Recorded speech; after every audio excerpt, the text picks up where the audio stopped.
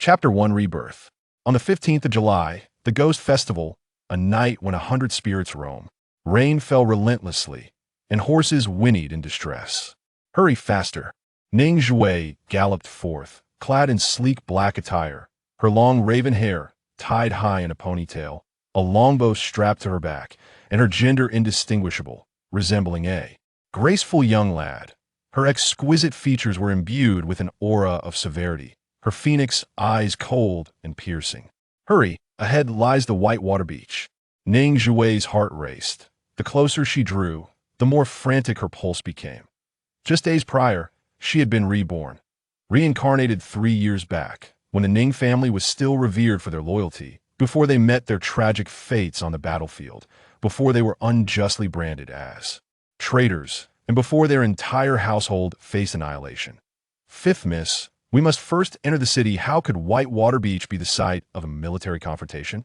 The guards, weary from their relentless journey, had lost their patience. They had originally accompanied the fifth miss back to the capital to celebrate the matriarch's birthday, but were compelled to turn back upon hearing the absurd dream of the Ning army in peril. That it was merely a dream.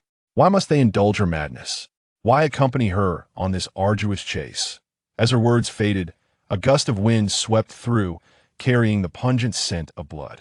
Straining to listen, the sounds of clashing swords, anguished screams, and a frenzied cacophony of slaughter filled the air, reverberating like thunder. A cacophony of death erupted. The faces of all present paled. This was dire. Calamity had indeed struck.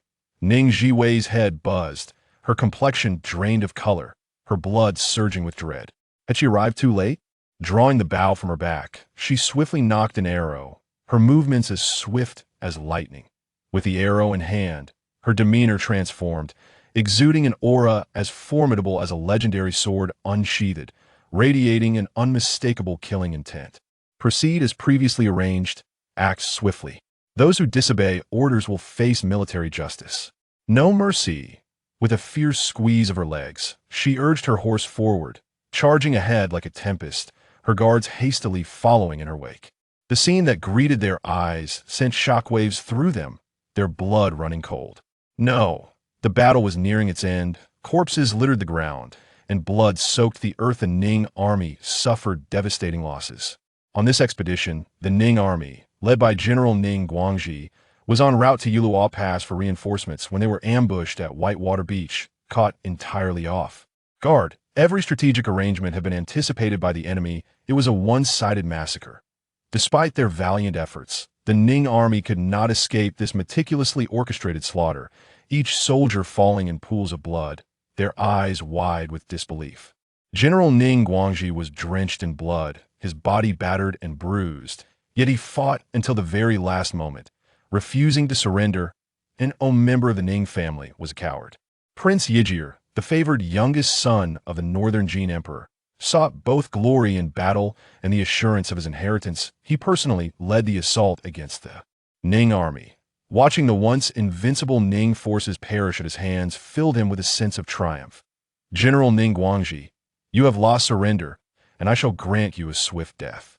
The venerable old commander, nearing 80, had long ceased to lead troops personally, serving instead as a stabilizing force within the military camp. Now, the transfer of power between generations had long been completed, and the de facto commander of the Ning army was the old commander's eldest son, Ning Guangji. As he witnessed the familiar faces fall in blood-soaked agony, his eyes turned crimson, and his heart ached to the point of numbness. The Ning family would rather stand and die than kneel and live. None among them possesses a spine of weakness. For generations, the Nings have steadfastly defended the Northwest, safeguarding their homeland with countless descendants sacrificing their lives on the battlefield, unwavering and unrepentant in their duty. With valorous hearts and righteous spirits, they remain loyal to their sovereign and devoted to their people, deserving of both song and lament. Clutching his chest, crimson blood flowed between his fingers, yet he stood resolute, embodying unyielding integrity that commanded respect even from the Northern Jin soldiers. Some adversaries, despite their enmity, are worthy of reverence. Prince Yijir harbored a flicker of brutality in his heart. He relished the act of shattering others' pride and obliterating their resolve. reducing them to mere pawns beneath his feet. Do you know who betrayed your military secrets? Who sold you out? His malicious grin revealed the icy words. It is a prince from your own Qi dynasty, the very royal family you swear your undying loyalty to. Is this not laughable? Ha! Ning Guangji felt as if struck by lightning, his heart torn asunder. From the moment of the ambush, he sensed treachery within, yet he could never have fathomed it was a prince. The royal family, revered by the populace and protected by countless soldiers, what motive could they possibly have to betray their own? Why, indeed, a torrent of sorrow and rage surged within him. Silence. Prince Yijir, intent on dismantling his opponent's spirit, barked aggressively. Have you no thought for your family's womenfolk? With a mere flick of my finger, your Ning family will be branded as traitors, facing extermination and eternal infamy. Ning Guangzi's thoughts turned to his family, often separated from him, and he felt an overwhelming sense of guilt, yet found himself powerless to act. His eyes burned with fury. Despicable and shameless. If you wish to kill, then do so. Seeing his resolve, Prince Yijir, now devoid of patience, coldly commanded, kill him. The value of a living man is indeed high, capable of swaying the morale of the Qi's forces, yet the dead hold value too. Without the Ning army's defense in the northwest, they could advance unimpeded. The Ning family was hardly invincible. What of their so-called indomitable war gods? Ha! No sooner had the words escaped his lips than a piercing arrow whistled through the air, striking Prince Yijir squarely in the chest, blood oozing from the wound. In disbelief, he gazed at his own blood-soaked torso, his spirit crushed. Moments ago, he had wielded power over others' fates, yet now he lay stricken. Life's unpredictability is truly unparalleled. He turned to the source of the arrow and beheld a stunning maiden in simple attire, dark hair cascading around her. With a firm grip on her bow, she released 3 arrows in swift succession, streaking through the night like meteors, each followed by a chilling wail as surrounding generals collapsed into pools of blood, soldiers seeking cover in desperation. "Who are you?" questioned the astonished prince. Under the luminous moonlight, the girl exuded an aura of coldness, as if the harbinger of death had arrived. Ning Zhiwei. Chapter 2. The reinforcements arrive, surprisingly from the Ning family. Prince Igil collapsed to the ground, his eyes wide open, filled with an expression of unwillingness. He met his demise at the hands of the Ning family. The soldiers, taken aback by the sudden turn of events, found themselves in a state of confusion. Ning Zhiwei stepped back slightly, and the guards accompanying her swiftly advanced to unleash a hail of arrows, instantly felling a multitude of soldiers. As one group discharged their arrows, another stepped forward in a display of strict discipline. The two teams alternated their onslaught, arrows raining down, throwing the soldiers into disarray, lacking a command, leading to utter chaos. Prince Igil is dead. Prince Igil is dead. A voice cried out, and with the death of their leader, the morale of the troops shattered, causing them to retreat in disarray. Ning Zhiwei walked step by step towards the man lying in a pool of blood, collapsing to her knees with a thud, tears streaming uncontrollably down her face. "Uncle, I have come too late." He was the one who cherished and loved her, the one who held her in his arms as a child and taught her archery hand in hand. Though he was her uncle, he had also been a mentor and father figure, and she had long regarded him as her own father. Ning Guangji stared blankly at the sudden arrival of the group, as if in a dream.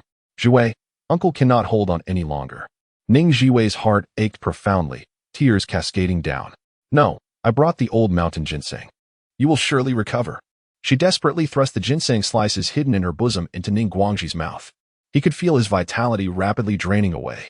"Zhiwei, let me finish my words." He struggled to extract a token from his clothing, a military insignia of the Ning family. "You must give this to Xiao Rue. If he is no longer here, then pass it on to." His voice choked, a foreboding feeling settling in his heart. If the male members were all gone, then it would have to be surrendered to the court. A surge of intense unwillingness welled up within Ning Zhiwei. The Ning family had been loyal to the emperor and devoted to the nation for generations, guarding the borders of the great Qi dynasty for 2 centuries, protecting the northwestern frontier without losing an inch of land, safeguarding hundreds of thousands of border residents. Yet, what fate had befallen them? Hatred, such deep-seated hatred. Ning Guangji felt darkness encroaching, his body turning cold. Aware that his end was near, he laboriously unfastened a necklace concealed within his garments. adorned with a beautifully hued jade ring. This is the token of the Ning family head. Will you accept it? It not only represented the authority of the family head, but also signified the burden of leading a vast lineage. In these tumultuous times, the Ning family's very existence hung by a thread on the brink of collapse. Who could rise to save the Ning family? The male members of the Ning family faced dire prospects, and among the women, only Ning Zhiwei, who had grown up on the frontier, possessed both gentleness and inner strength, coupled with exceptional intellect. Who else could she entrust this responsibility to? Taking a deep breath, Ning Zhiwei resolutely accepted the family head's token, thereby shouldering this immense weight. Uncle, rest assured, as long as I draw breath, I shall protect the Ning family for as long as I live. Having received the Ning family's protection throughout her life, she was determined to safeguard them with all her might. Good. Ning Guangji's face bore a look of concern as he closed his eyes, unable to release his worries for his family and the uncertain fate of their lineage. For decades, the valiant general of the Great Qi, the true master of the Ning family, took his final breath. A flash of lightning rent the night as torrential rain poured down. As if mourning for someone, Ning Zhiwei abruptly rose, drawing her long sword and advancing to the lifeless body of Prince Yizhi, delivering a swift strike which rolled away. I shall offer Yizhi's head as a tribute to my fallen comrades. I vow to the heavens that I, Ning Zhiwei, shall not rest until the great Jin is vanquished. The living around her were fervent, raising their fists in unison, vowing eternal resistance. Amidst Ning Zhiwei desperately searched through the heaps of corpses, gathering her family's remains and gazing upon familiar faces, her heart aching to the point of breathlessness. Suddenly, Ning Xiaohu called out loudly, "Miss, we have not found the 4th and 7th young masters. They may still be alive." Ning Zhiwei stood abruptly, her expression, "Have we searched everywhere?" In her previous life, all male members of the Ning family perished on the battlefield, their bones scattered. Did this life grant her a sliver of hope? Yes, they might have fallen into the Whitewater River. Suppressing her surging emotions, she inhaled deeply. "Ning, take the troops along the banks of the Whitewater River and search at all costs. We must." Tears welled in her eyes. She needed to see the living and the dead alike. On the Ghost Festival, the 5th head of the Ning family, Ning Guangji, along with the 5th-generation descendant Ning Guangbo, and the 6th-generation Ning Shouyue and Ning Shirue, all fell at Whitewater Beach. Ning Shirue and Ning Xiuzhe went missing on the battlefield. On the same day, the 4th-generation patriarch, the war god of the Great Qi, General Ning, passed away at Yumen Pass at the age of 78. On July 17th, 6 cities along the border fell on the same day. Rivers of blood flowed, and severed heads piled high into a tower known as the Bone Pagoda. The world was astonished, and Emperor Tianqi was filled with wrath. In his fury, corpses littered the land, and an edict was issued to confiscate the Ning family, imprisoning the womenfolk in dungeons for questioning. Ning Zhiwei understood the urgency of the situation and, after careful consideration, made a resolute decision. Ning Ran, her ever-loyal, skilled in martial arts, was always at her side. She produced a silver mask, caressing it with unspoken affection. "From this day forth, you shall be known as the Silver Mask General." Ning Ran looked up in shock. "This is not meant for me, my lady." With great reluctance, Ning Zhiwei handed over the mask and the military token. "You shall gather the remnants, traversing the secret path through Qiyun Snow Mountain, infiltrating behind enemy lines and seizing several cities from the Great Jin while they are unprepared." Ning Ran grew anxious. "My duty is to protect you." Ning Zhiwei's expression turned solemn. "Only by capturing the cities of the Great Jin can our Ning family have a glimmer of hope, and the common folk at the border a chance of survival. This is a military order." "Understood." Tears glimmered in Ning Ran's eyes as he knelt on one knee, solemnly accepting the token and the silver mask, swearing to the heavens never to betray her. Ning Zhiwei watched him depart towards the distant battlefield, knowing she had more pressing matters at hand. Returning to the capital, to the very epicenter of the vortex of power, she resolved to carve out a bloody path for the Ning family. In haste, she penned a letter addressed to Xiaoyao, instructing her to swiftly deliver it to Lord Xiao Linfeng, the commander of the Jinyue, via carrier pigeon. She hoped for a brief respite. Xiaoyao was taken aback. "What? The commander of the Jinyue? Do you have an acquaintance with him?" "He is a formidable figure, feared by all, capable of silencing a child's cry." Ning Zhiwei appeared lost in thought. They had crossed paths in a previous life, yet in this one, they had yet to meet. Though unfamiliar with him, she trusted that he would honor her request. In the capital, the commander of the Jinyue, Xiao Linfeng, a man who stood above all others, received the letter with a look of bewilderment. Ning Zhiwei? Who is she? A stranger to him. Yet, upon opening the letter, the contents stirred emotions within the typically cold-hearted man, bringing tears to his eyes. Chapter 3. Commander Xiao Linfeng of the Jinyui in the capital. Before the gates of the Grand General's residence, carriages lined up in an unbroken stream, guests arriving in droves amidst a cacophony of excitement. A grand red lantern hung high at the entrance, and the four gilded characters of the Grand General's residence sparkled brilliantly in the sunlight, inscribed by the current sovereign. A testament to the unparalleled favor of this prosperous era. Each guest gazed upon the scene with admiration, their envy palpable. The Ning family, renowned for being among the first to support the founding emperor, had earned distinguished military accolades, holding the title of Duke of Wei for 3 generations. Although their noble title had been lost in this generation due to unforeseen circumstances, they were bestowed the honor of the Grand General's residence, ranking foremost among martial families. The Ning family had long defended the Northwest, safeguarding the nation, with countless descendants meeting their fate on the battlefield, their names forever celebrated as heroes. The current sovereign held the Ning family in high esteem, showering the female relatives remaining in the capital with generous gifts. The matriarch of the Ning family was granted a royal birthday gift in advance of her 70th birthday, eliciting considerable envy from other families. Adorned with a crown of golden threads and a vibrant red robe, she wore a skirt embellished with countless auspicious characters, crafted by her own kin as a gesture of goodwill for their ancestor. She exuded grace and nobility, her benevolent demeanor and warm smile drawing her descendants to her side. Surrounded by a circle of noble women, the matriarch basked in flattery, praising the filial piety and capabilities of her family, which only served to brighten her spirits and create a joyous atmosphere. With a life replete with blessings, a loving spouse, and a thriving lineage, the matriarch was the envy of many. Let us behold the congratulatory gifts from the borders. I hear this year's Eastern pearls are particularly exquisite, one noblewoman suggested, save for her closest kin who understood the underlying tension. In a discreet corner, Miss Ning Lu whispered with a few sisters, expressing her concern. Why have the congratulatory gifts from the borders not yet arrived? Could something have gone awry? The previous correspondents assured us they would arrive before the birthday, and many matters were discussed. Miss Ningxi glanced around, lowering her voice. It must be that the escort is unreliable. How could they entrust that person to return? Father should have known better, especially since grandmother does not favor that individual. The name of that person was a family taboo, seldom spoken of, known to exist yet never seen. Miss Ning Lu chuckled softly. I am of age for marriage. It is unlikely to find a suitable match in the borders.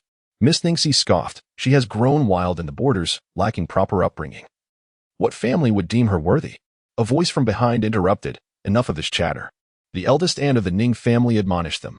Miss Ning Lu, being the youngest and most cherished, was often indulged, but the aunt insisted, regardless, Ning Zhiwei bears the Ning surname. We share in each other's fortunes and misfortunes. Ning Xiaolu was unperturbed by the imposing figure of the elder sister.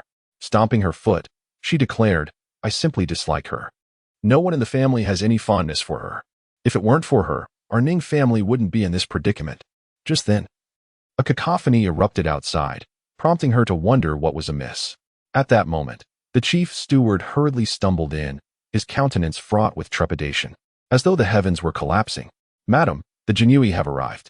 In an instant, the lively atmosphere froze, and the guests exchanged anxious glances, trembling. The presence of the Jinyui typically heralded ill tidings. The hearts of the Ning family members sank, their minds blank, calamity was upon them. When the venerable matriarch of the Ning family beheld the young man clad in brocade, her heart plummeted, dizziness overtook her, and she swayed, supported by her concerned descendants. It was none other than the Jinyui commander, Xiao Linfeng, leading the charge. Wherever he tread, disaster followed. Tall and imposing, with eyes radiating an icy chill. His aura was formidable, rendering all who gazed upon him incapable of meeting his stare. The populace of the capital wished for nothing more than to vanish at his sight. Wherever he went, bloodshed ensued, families annihilated, countless heads severed. Even the most esteemed officials held him in profound dread. He was a blade wielded by the current sovereign, striking wherever he pointed. Meeting the terrified gazes of the Ning women, he spoke with an indifferent tone. The Ning family has colluded with the northern Jin, resulting in the loss of the border defenses, the fall of 6 cities, and the slaughter of their inhabitants. The Jinyui, under imperial command, have come to confiscate your estate. The word struck like a thunderclap. leaving the Ning family in disbelief. It was unfathomable. Recalling a certain letter, Xiao Linfeng coolly instructed, "Be courteous to the women." Understood. The guests were gripped by unbridled fear, trembling uncontrollably. He surveyed the surrounding guests and pointed in a direction, commanding, "Those not involved should depart at once." At his words, the guests fled in haste, none daring to linger, fearful of being ensnared in the turmoil. Once a vibrant tapestry of colors, this scene had now descended into desolation. Beautiful moments, akin to a fleeting dream, were eclipsed by despair. The grand birthday celebration, once filled with splendor, concluded in turmoil. As a family that had flourished for a century found itself on the brink of ruin. The Ning family faced confiscation. The women and children were cast into the dungeons, their relatives paralyzed by fear, hastily disavowing any connection to one another to ensure their own safety. The court erupted into chaos over the fate of the Ning family. With scholars and warriors divided into factions, the civil officials unanimously demanded the charge of treason, advocating for the complete annihilation of the Ning family, sparing neither young nor old, to instill terror across the realm. Conversely, the military generals implored that, in light of the Ning family's past contributions, the lives of the women and young children be spared, exiling them to the southwest, leaving their survival to fate. After days of heated debate, tempers flared, and an actual scuffle broke out, while the emperor, perched upon the dragon throne, stifled a yawn out of sheer boredom. Suddenly, a drumbeat reverberated, echoing through the 10-mile radius of the capital, stirring a tempest of unrest. The emperor's brow furrowed. "What is that sound?" The chief eunuch, trembling in fear, stammered, "It is the alarm drum." The emperor sprang to his feet, and the countenance of all present shifted in alarm. Who has dared to sound the alarm drum? Who seeks their own demise? The Dengwen drum, symbolizing the intention to announce grievances to the throne, was specially hung at the entrance of the imperial palace by the founding emperor of this dynasty, allowing the subjects of the realm to beat the drum and voice their complaints. The emperor issued a clear decree: when the drum resounds, the ministry of the Supreme Court and the 3 halls of the censorate shall convene an open session to ensure justice is served, thereby offering the subjects a proper resolution. Over the course of 2 centuries since the establishment of the dynasty, the Dengwen drum has only sounded thrice, each time marking a momentous case, with rivers of blood flowing and the stench of death lingering in the air for months, leaving a profound mark in the annals of history. During the 15 years of Emperor Yuanqi's reign, the drum has remained silent. However, he had witnessed its echo during the reign of his grandfather, when countless officials and nobles met their gruesome fate, their heads rolling.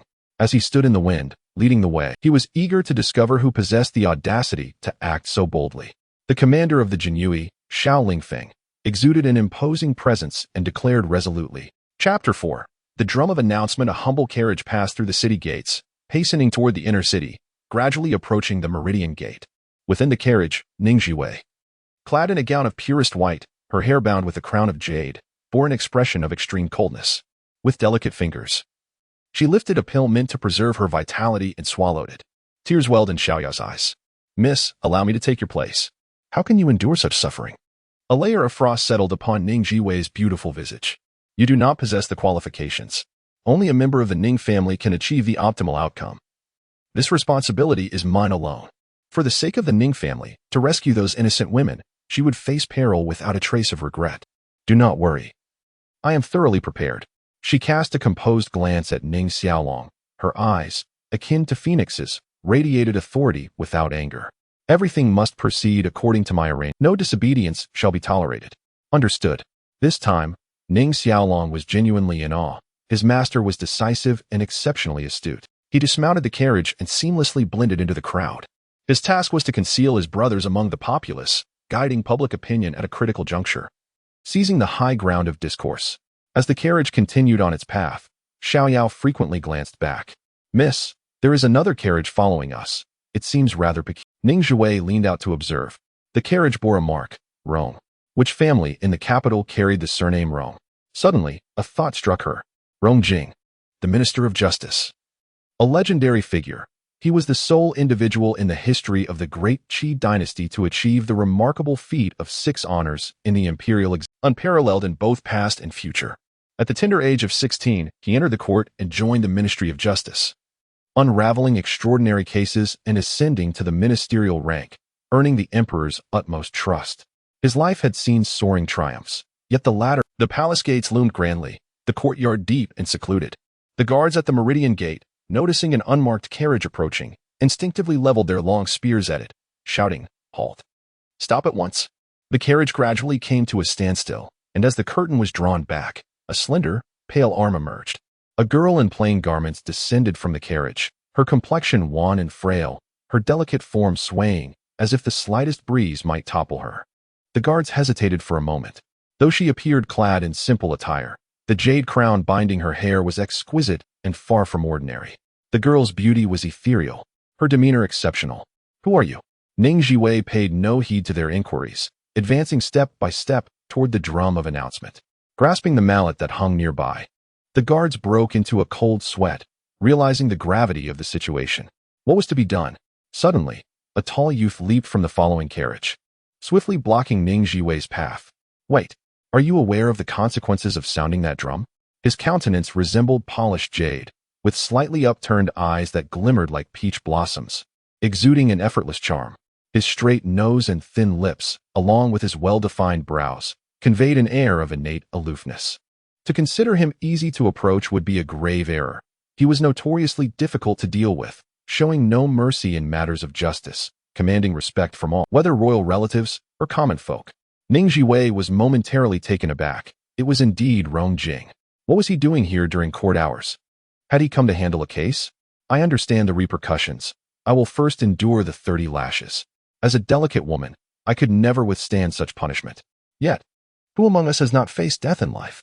For loyalty and righteousness, for the realm and its people, for the monarch to die, to perish in a worthy cause." Her words were imbued with profound righteousness, deeply stirring Rong Jing. "My lady, please do not be hasty. Allow me to speak."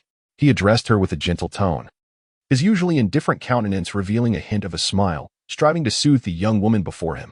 She was, after all, being led towards a path of no return.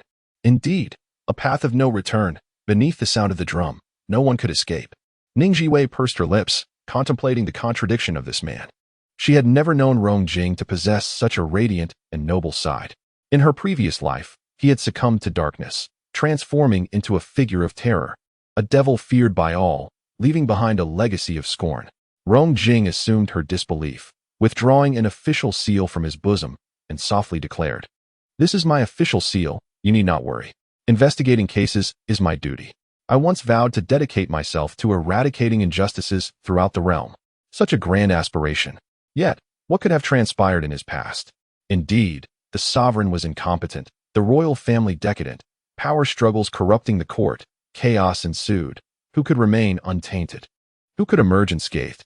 Ning Zhiwei clasped her hands, her expression intricate.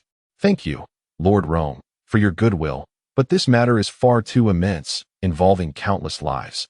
You cannot shoulder it alone." She appreciated his kindness, yet knew only by escalating the situation, making it resoundingly known, could the Ning family grasp a sliver of hope. She raised the drumstick, her delicate hands striking it down with force.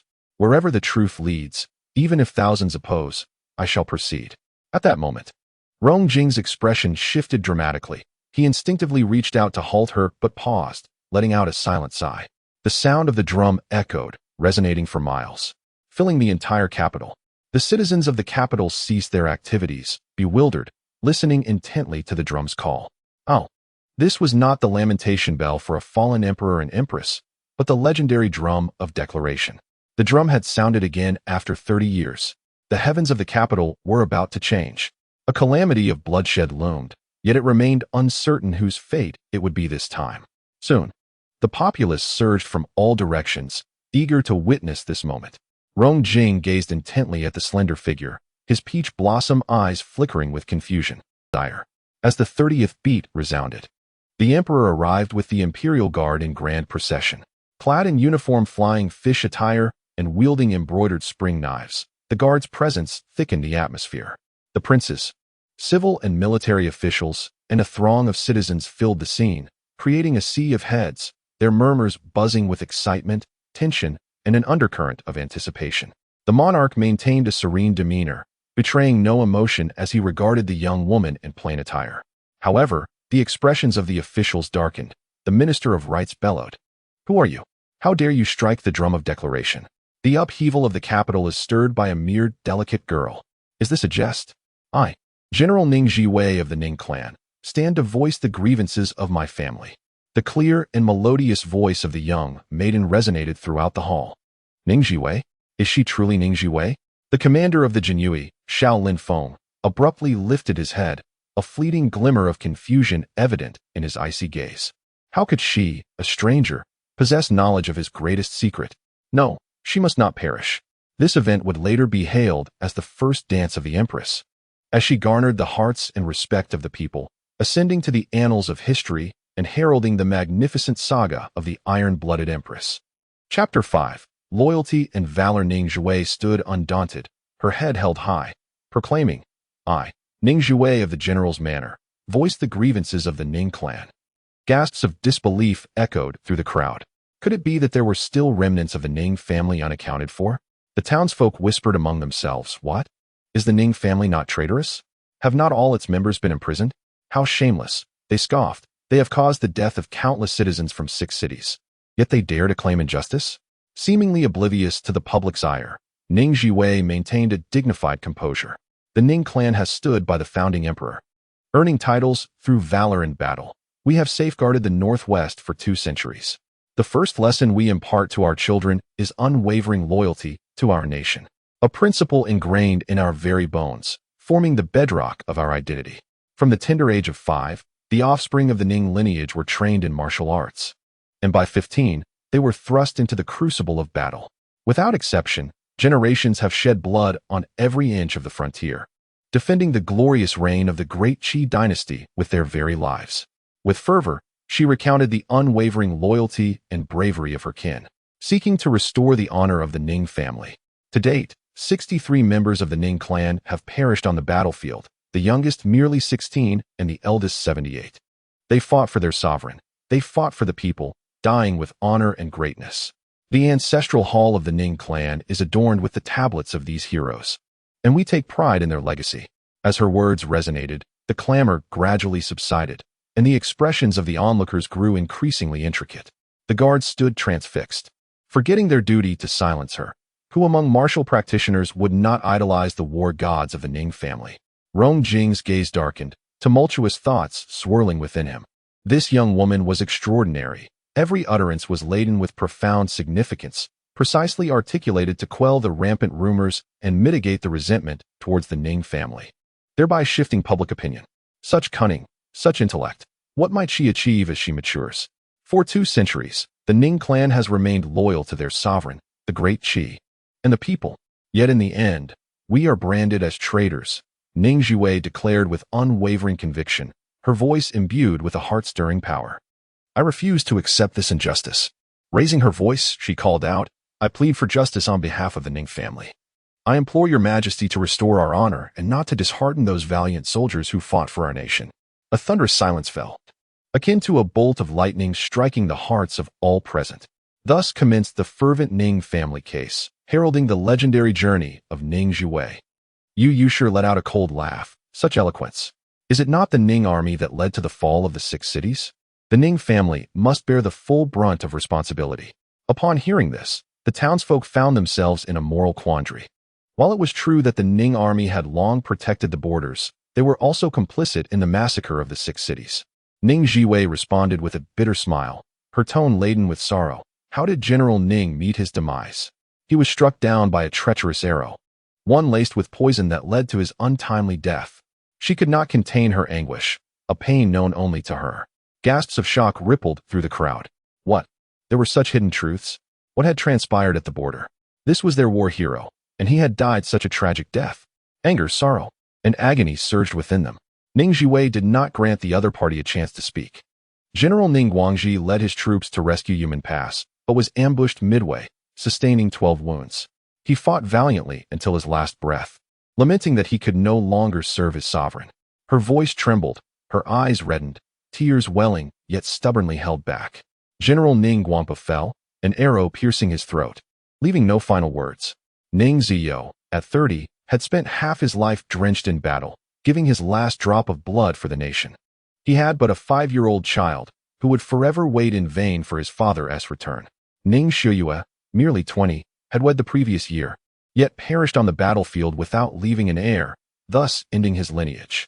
Ning Zhiwei and Ning Zhiwei were missing in action, their fates unknown.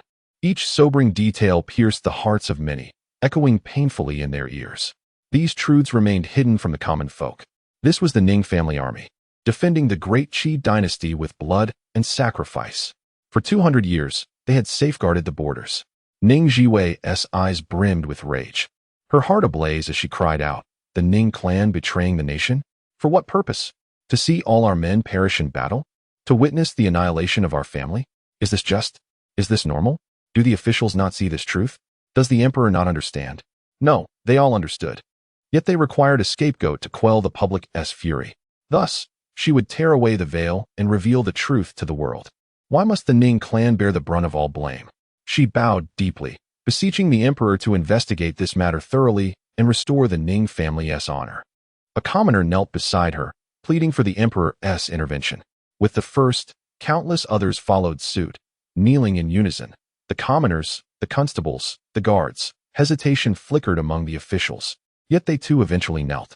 The emperor gazed upon the sea of kneeling figures, a manifestation of the people's will. He cast a penetrating glance at Ning Zhiwei. Was this mere coincidence or a deliberate act?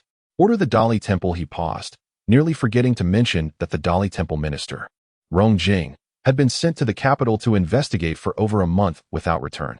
Minister Rong emerged from the crowd, hastening forward. "Your servant is here." The emperor nodded slightly, continuing to issue commands. The censorate, the 3 courts of the Ministry of Justice, and the Jinui must assist, ensuring the matter is made clear and transparent. The collaboration of these 3 esteemed bodies, alongside the enigmatic Jinui, constituted the highest level of diligence in the Great Qi dynasty. Yes, everything unfolded as Ning Zhiwei anticipated, and she expressed her gratitude to His Majesty for his profound grace. The Minister of Rights, standing at the forefront, narrowed his eyes and suddenly interjected, "Your Majesty, rights must not be disregarded, and rules must not be broken." He pointed to the delicate figure of Ning Zhiwei, asserting that the drum must be struck and 30 lashes must precede any further action, as per established protocol. As soon as he finished speaking, a voice rose among the crowd in vehement opposition, pleading for the emperor's mercy.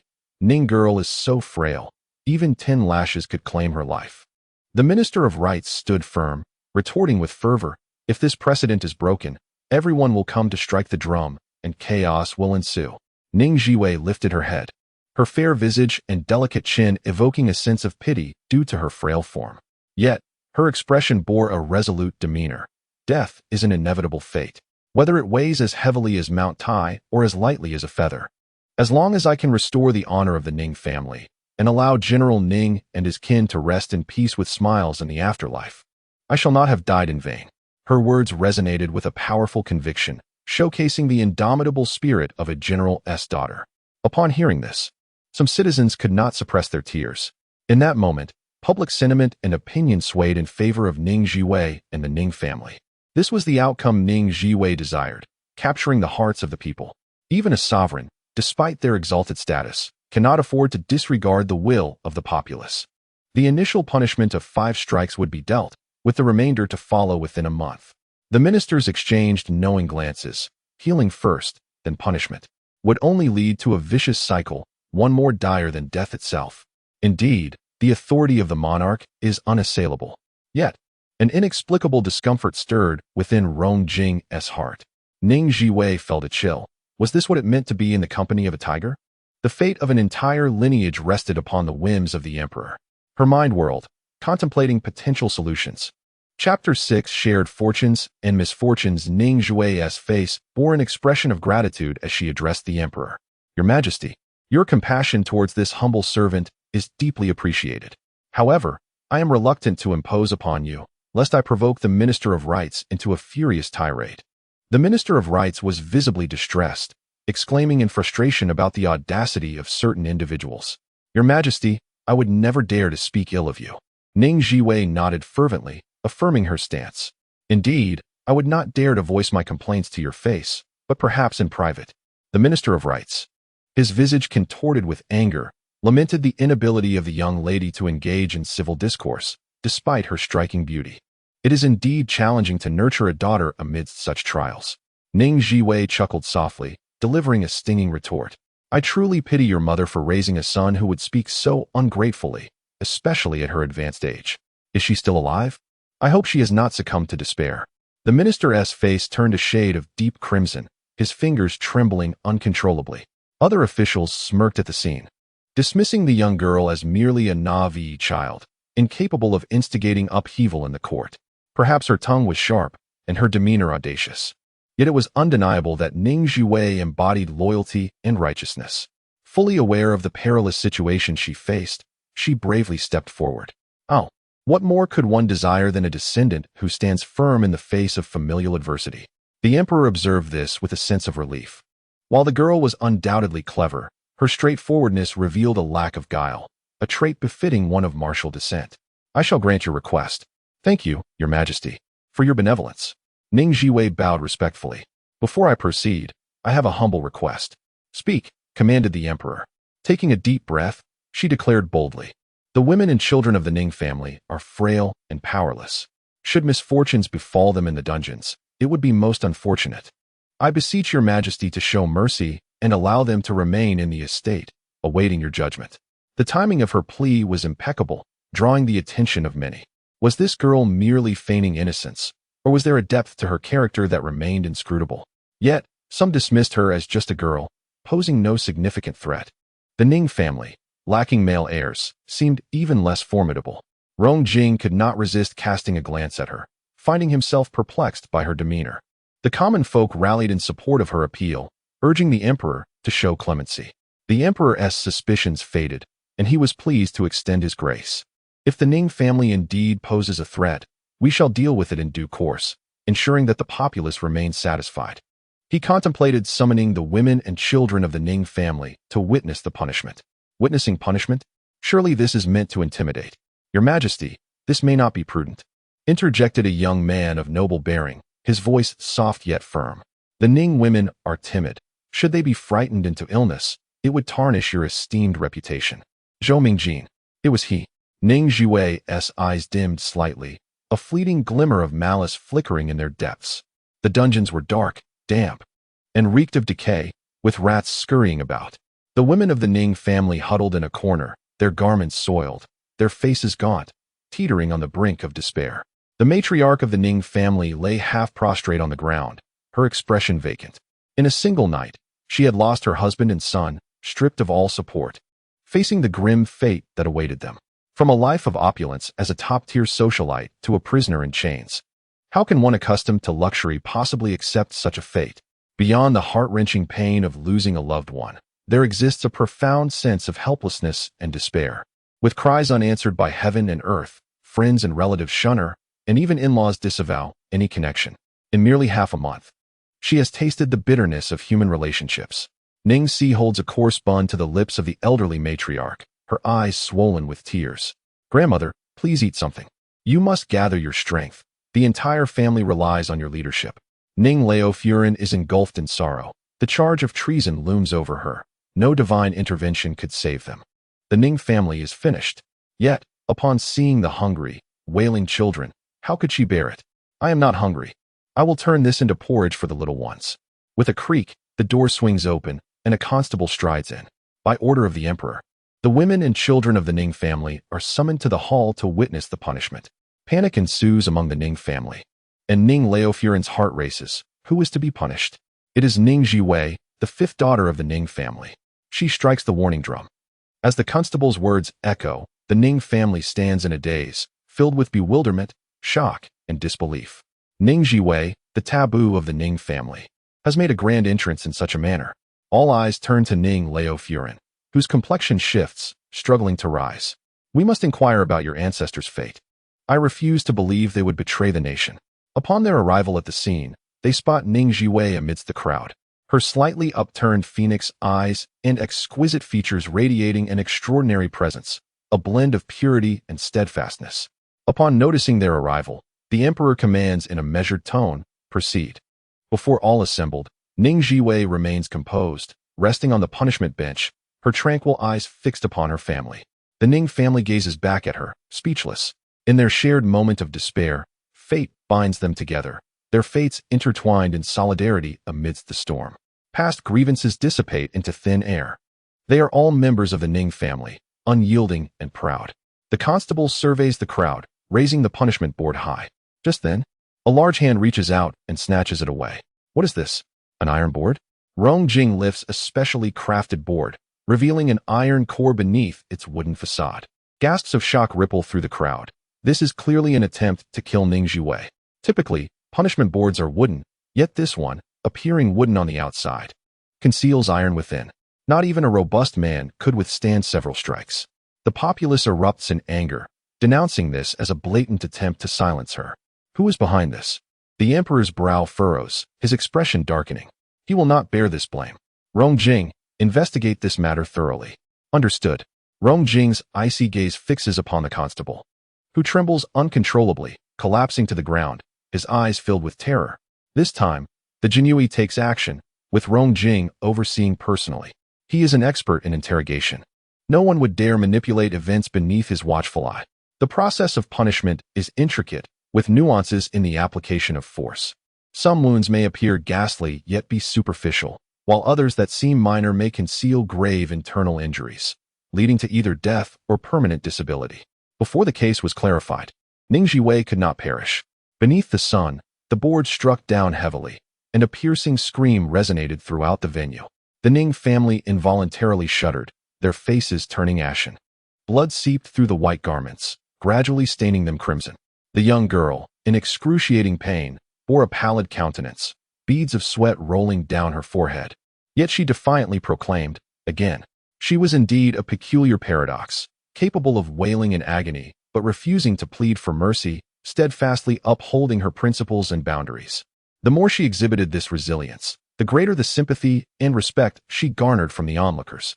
The eyes of the Jin Yi flickered momentarily, and his strength involuntarily diminished. With another strike of the board, the sound of flesh being struck echoed, and gradually, blood transformed her white attire into a macabre hue. With each harrowing scream, the scent of blood intensified, causing the hearts of the populace to tighten in distress, unable to bear the sight.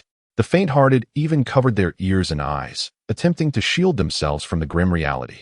The officials, both civil and military, were engulfed in complex emotions, pondering what conviction a frail woman must possess to reach such a juncture. This utterly redefined their perception of women's inherent fragility. It was said that the men of the Ning family were resilient, yet it appeared the women were equally unyielding. Amidst the crowd, the elegant Duke of Dingyuan's gaze flickered. Was she the infant from years past? Chapter 7. The Ning family's spirit. The members of the Ning family stood in a daze, their expressions shifting from initial shock and fear to heartache, their eyes gradually reddening. They felt an empathic pain. For the first time, they realized that this unfamiliar girl was their dearest kin, bound by blood, sharing both honor and disgrace. Who else would risk their life to rescue them from peril, if not a beloved family member? Ning Lu could no longer contain herself. She cried out and rushed forward. Stop hitting her. She is my fifth sister, a delicate girl. You will kill her. In her desperate plea, she completely forgot her previous aversion to Ning Zhiwei. The commander of the Jinhui, Xiaolingfeng, coldly ordered the assailants to disperse. After an unknown number of strikes, the cries gradually diminished, and the girl's head drooped, motionless, her back drenched in blood. Your Majesty, she has fainted. The uproar ensued, with the citizens expressing their anxious concern and pleading fervently. The Ning family, tears streaming down their faces, struggled to protect the unconscious Ning Zhiwei. Ning Si knelt in sorrow, imploring, Your Majesty, please spare her. I beg you. The emperor's expression remained as indifferent as snow. Ning Yuanhou furrowed his brow. Ning Zhiwei's beating had garnered public sympathy and support, yet it also stirred dissatisfaction within the emperor's heart. Was it worth it? Xiaolingfeng, standing high beside the emperor, gazed down at the girl lying in a pool of blood, a flicker of indecipherable emotion crossing his eyes. Bring cold water, wake her up. The Ning family glared at him with eyes full of resentment, recognizing his cold-hearted cruelty. A basin of cold water splashed down, reviving Ning Zhiwei, who lifted her pale face, barely clinging to life. Do not cry. Remember, even if I die, you must live well, for those heroes who sacrificed themselves for the country, for the glorious legacy of the Ning family. Though her breath was faint and her strength waning, her words rang with fervor. My family has guarded the Northwest for generations, defending our territory with our lives, staining the borders with our blood, and we have no regrets even in death. Look, even on the brink of death, we remain loyal and righteous, advocating for the Ning family. She bore the pain, inhaling deeply, if I die, cremate my body and scatter my ashes at the border. Ning Zhiwei wished to protect the people even after death. May the reign of the great Qi endure, and may the citizens be spared from the ravages of war. Her voice gradually faded, her chest no longer rising and falling, her eyes closing weakly, her delicate arms falling limp. This scene deeply pierced the hearts of the Ning family, igniting a fierce and unyielding spirit within them, their chests ablaze with emotion. The Ning family, the soul of the Ning family. Ah, fifth sister, please don't die. Ning Lu completely lost control, screaming. She realized her previous mistake. This was her beloved sister. A good sister who was risking her own life to secure a chance for survival for the women of the Ning family. This moment also profoundly struck the hearts of the citizens of the capital, leaving them in tears. Until now, they only knew of the Ning family's prowess in battle. But the royal family had deliberately suppressed relevant information, leaving the citizens with little understanding of the Ning family's loyalty. Yet at this moment, the concepts of loyalty and righteousness became tangible and vivid, laid bare before the eyes of the populace. Originally, this is the essence of the Ning. Even a frail woman can possess such profound righteousness, sacrificing herself for justice, exhibiting an unparalleled spirit. Ning Zhiwei, this name is indelibly etched in their hearts, becoming the embodiment of the most exquisite beauty in the world. She must not perish. A cry erupted, tears flowing uncontrollably, kneeling upon the ground. Such a loyal and virtuous girl must not die. The Ning family has been wronged by treacherous individuals. Your Majesty, you must uphold justice for the Ning family. Is there truly no fairness in this world? Heaven, open your eyes and behold. In that moment, cries filled the air, as the people knelt, weeping for Ning Zhiwei, pleading for the Ning family. The emperor gazed deeply at the seemingly lifeless Ning Zhiwei, his expression shifting between uncertainty and resolve. Summoned the imperial. The ministers exchanged solemn glances, their expressions grave. This girl, appearing delicate and fragile, had orchestrated a scheme and risked her life, crafting a golden shield for the Ning family and herself, ensuring her immortality.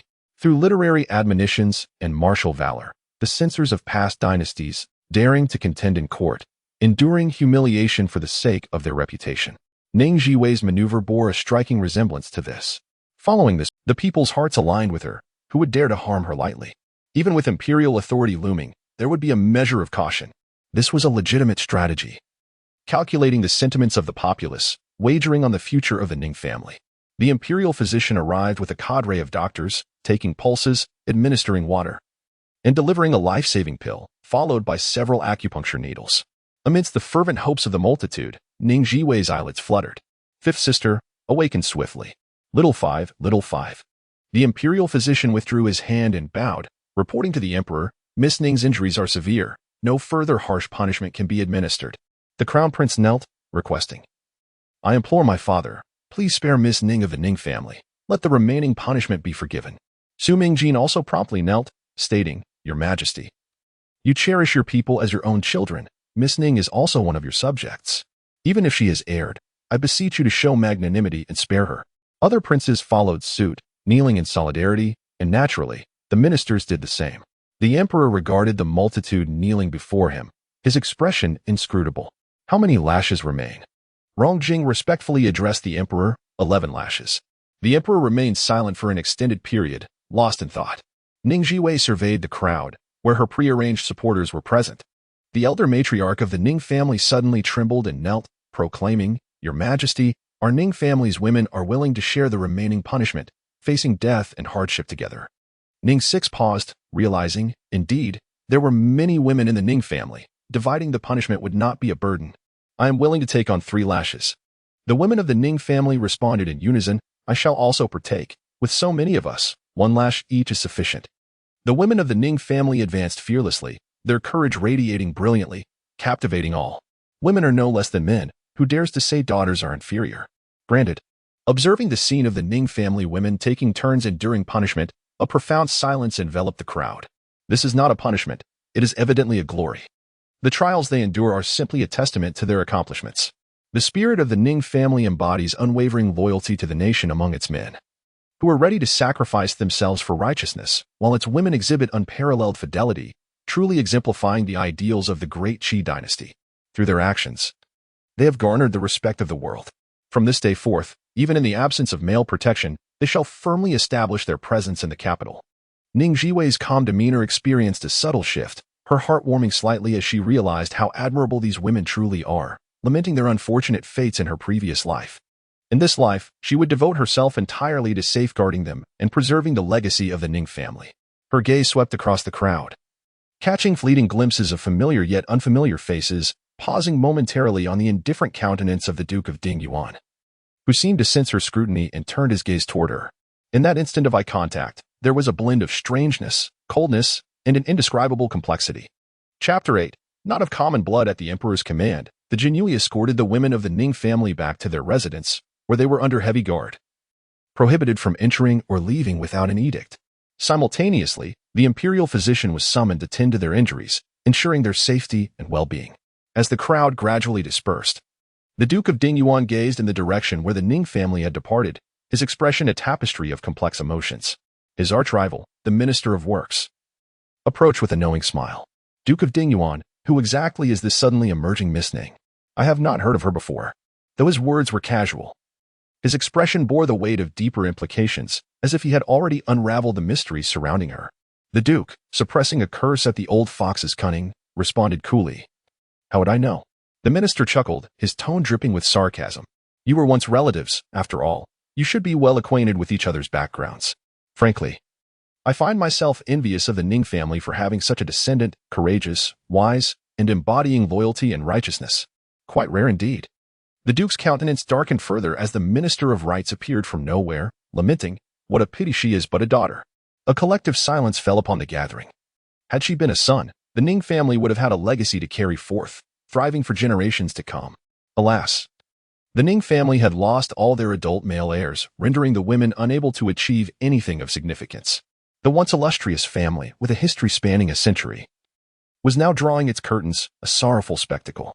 The general's residence was grand, a sprawling courtyard adorned with pavilions, terraces, and intricately carved eaves, exuding an air of opulence. Following the confiscation, valuables had been seized, and remnants of destruction lay scattered about. Xixin Hall, the abode of the matriarch of the Ning family, bore the scars of turmoil. The doors had been shattered, and its contents emptied, while the floor was trampled and left in disarray. The east wing stood empty, save for a large bed upon which a pale young girl lay. Though her back bore the marks of injury, they had been tended to. Yet faint traces of blood still seeped through. Helplessly, she lay there, her complexion wan and spirit feeble. The physician delicately held her slender arm to take her pulse. His brow furrowed in concern. Miss Ning possesses a frail constitution. She must recuperate well and avoid agitation, lest it jeopardize her lifespan. His words were veiled, yet understood by those present. The Ning family members appeared devastated, their expressions grave, some with tears brimming in their eyes. In contrast, Ning Zhiwei maintained a serene demeanor, accepting the whims of fate and the decrees of fortune. The physician sighed quietly, reflecting on the girl's acceptance of her plight. After prescribing medicine and offering careful instructions, he was finally escorted out by Lady Ning. Once he departed, Ning Zhiwei could no longer withstand the fatigue, yawning softly before drifting into slumber. Ning old madam observed for a while, then instructed the maidservant to keep a vigilant watch over her, signaling to Ning Xiaolong stationed at the door. He quietly slipped outside. Ning Xiaolong, without reservation, recounted the harrowing events of recent days, his heart heavy with remorse for his inability to save several generals. The last flicker of hope extinguished, the group succumbed to tears. Ning old madam, consumed by grief at the loss of her only son, struck down by an arrow to the throat, could not help but feel an unbearable sorrow. You must not blame yourself. Even the divine would find it difficult to intervene in such dire circumstances. In a moment of indecision amidst a chorus of weeping, Ning Xiaolong hesitated, realizing that the family heirloom had been passed to the 5th Mississippi. However, the matter concerning the military token was of grave significance, and it remained concealed, for now. Ning Zhiwei was the one to whom their unwavering loyalty was pledged. A heavy silence enveloped the crowd. Although it seemed illogical, the Ning family had no more suitable candidate. After a long pause, the old matriarch inquired, what manner of person is she? Ning Xiaolong opened his mouth, countless thoughts swirling within. Yet only one phrase emerged, she is no ordinary individual. The women and children of the Ning family had always lived in comfort, but having endured the anguish of bereavement, starvation in the dungeon, and relentless torment, they were now physically and emotionally shattered. Upon returning home, many fell ill, with several children suffering from persistent high fevers. In a state of alarm, the chief steward hurriedly knocked on the doors at night, instructing the guards from the imperial guard stationed outside to relay the news to the palace. Upon hearing the distressing news, the emperor dispatched 2 imperial physicians to reside at the Ning household until the family members recovered. Ning Zhiwei bore the most severe injuries. Under the constant watch of the physicians, while Xiaoao personally prepared the medicine, vigilantly attending to her, unwilling to delegate such a crucial task. Within the estate, tranquility reigned as they recuperated. Outside, however, tumultuous waves were rising. The sky was a brilliant blue, adorned with drifting white clouds, and the sun shone brightly. Outside the window, the crabapple blossoms bloomed resplendently, their petals glistening as if drenched in dew, filling the air with a delicate fragrance reminiscent of ethereal clouds. Draped in flowing white garments, Ning Zhiwei reclined languidly on a beauty couch by the window, idly perusing a military treatise. As Ning Xiaolong cleared his throat outside, Ning Zhiwei lifted her gaze, beckoning him to enter. He handed her several thick volumes, saying, "Miss, these are the documents sent by the old matriarch, detailing the affairs of the palace and the status of the officials and nobility in the capital." The intricate web of relationships within the harem in the previous dynasty was fraught with complexity. A single misstep could lead to utter ruin. The convoluted connections among the officials and nobility in the capital were so entangled that a moment's carelessness could result in devastation. These were essential studies. Only by thoroughly understanding them could one navigate the treacherous waters and seize the initiative. Ning Zhiwei first picked up the palace document and began to peruse it. The current emperor had 5 sons and 3 daughters, the eldest being the son of a palace maid, which garnered considerable attention both within and outside the court. The crown prince, being the second in line, was the legitimate offspring of the late empress, holding an unparalleled status and receiving the utmost regard since birth. The third prince had passed away, while the fourth prince and the eldest princess were born to the favored consort, Li Fei, renowned for her beauty and favored by the emperor. The fifth prince was the son of the virtuous consort, who was the niece of the empress dowager, indicating that the empress dowager and the emperor were not biologically related. The sixth prince and the third princess were born to the successor consort, their nobility slightly inferior only to that of the crown prince. As for the second princess, she was the child of the favored consort, Yiguei Fei, who shared a childhood bond with the emperor, their affection transcending the ordinary. Notably, Yiguei Fei was the younger sister of the Duke of Dingyuan. Ning Zhiwei circled the names of Yiguei Fei and the Duke of Dingyuan, her finger tapping the table lightly as she pondered. Now that the princes had matured, the competition for the throne had intensified, with various factions vying for prominence. She let out a scornful smile, observing that while the emperor was still in his prime, these individuals were already hastily aligning themselves with the princes, dazzled by the allure of wealth and power. A family's fortune can hinge upon a single gamble that, if successful, elevates them to new heights of wealth and glory, potentially ensuring their legacy for generations. However, should they fail, the entire lineage may face ruin. It is utterly inconceivable to sacrifice the lives of the esteemed Ning family troops and the countless innocents residing at the borders as mere pawns. What wrong have they committed? The Ning family has dutifully guarded the frontier for a century, refraining from meddling in imperial succession matters, solely devoted to their loyalty to the emperor and the protection of the border populace. Yet, the emperor may not necessarily place his trust in the fervent loyalty of the Ning troops. Suddenly, the chief steward burst into the room, drenched in sweat. "Miss, the Duke of Dingyuan and the Minister of Justice wish to see you. They claim to be here on imperial orders to investigate a matter." "The Duke of Dingyuan? Speak of the devil, and he shall appear." Ning Zhiwei's eyes narrowed dangerously. "How will you present yourself in this life?" Chapter 9. Let us inflict harm upon each other. Ning Zhiwei sat up, casually tossing the documents into a drawer. "Bring them in," she instructed. Rong Jing, the Minister of Justice, entered alongside the Duke of Dingyuan. Rong Jing was tall and graceful, exuding an air of nobility and elegance. His captivating peach blossom eyes were slightly raised, conveying a sense of aloofness that kept others at bay. The Duke of Dingyuan possessed a handsome visage, complemented by his noble lineage, which imbued him with an imposing presence. Upon entering, both men turned their gaze towards the girl by the window. She appeared frail, her delicate waist seeming scarcely able to be grasped, with long, raven-black hair braided and draping to one side, unadorned by cosmetics. She radiated a purity akin to a lotus bud poised to bloom. She did not rise to pay her respects but instead inclined her head slightly, stating, "I am still recovering from my injuries and am unable to greet you both properly. I hope for your understanding." Her composure was dignified and courteous, embodying the grace of a refined lady. Rong Jing waved his hand, plunging directly into the matter at hand, succinctly stating his purpose, to inquire about the case. The Duke of Dingyuan silently observed Ning Zhiwei, his gaze filled with complex emotions, as though he were peering through her to some other person. Embodying a mix of nostalgia and disdain, Ning Zhiwei couldn't help but smirk inwardly, recalling the common belief that the emperor was a petty creature. Here was the evidence of that. Rong Jing's visit to investigate was entirely reasonable, yet what business did the Duke of Dingyuan, the deputy commander of the left-wing army responsible for safeguarding the capital, have in this inquiry? It seemed merely an attempt to vex her. Ning Zhiwei recounted everything she knew, detailing her journey, the tragedy at Baishuanan, and vividly recreating the scene, her eyes glistening with emotion as she spoke.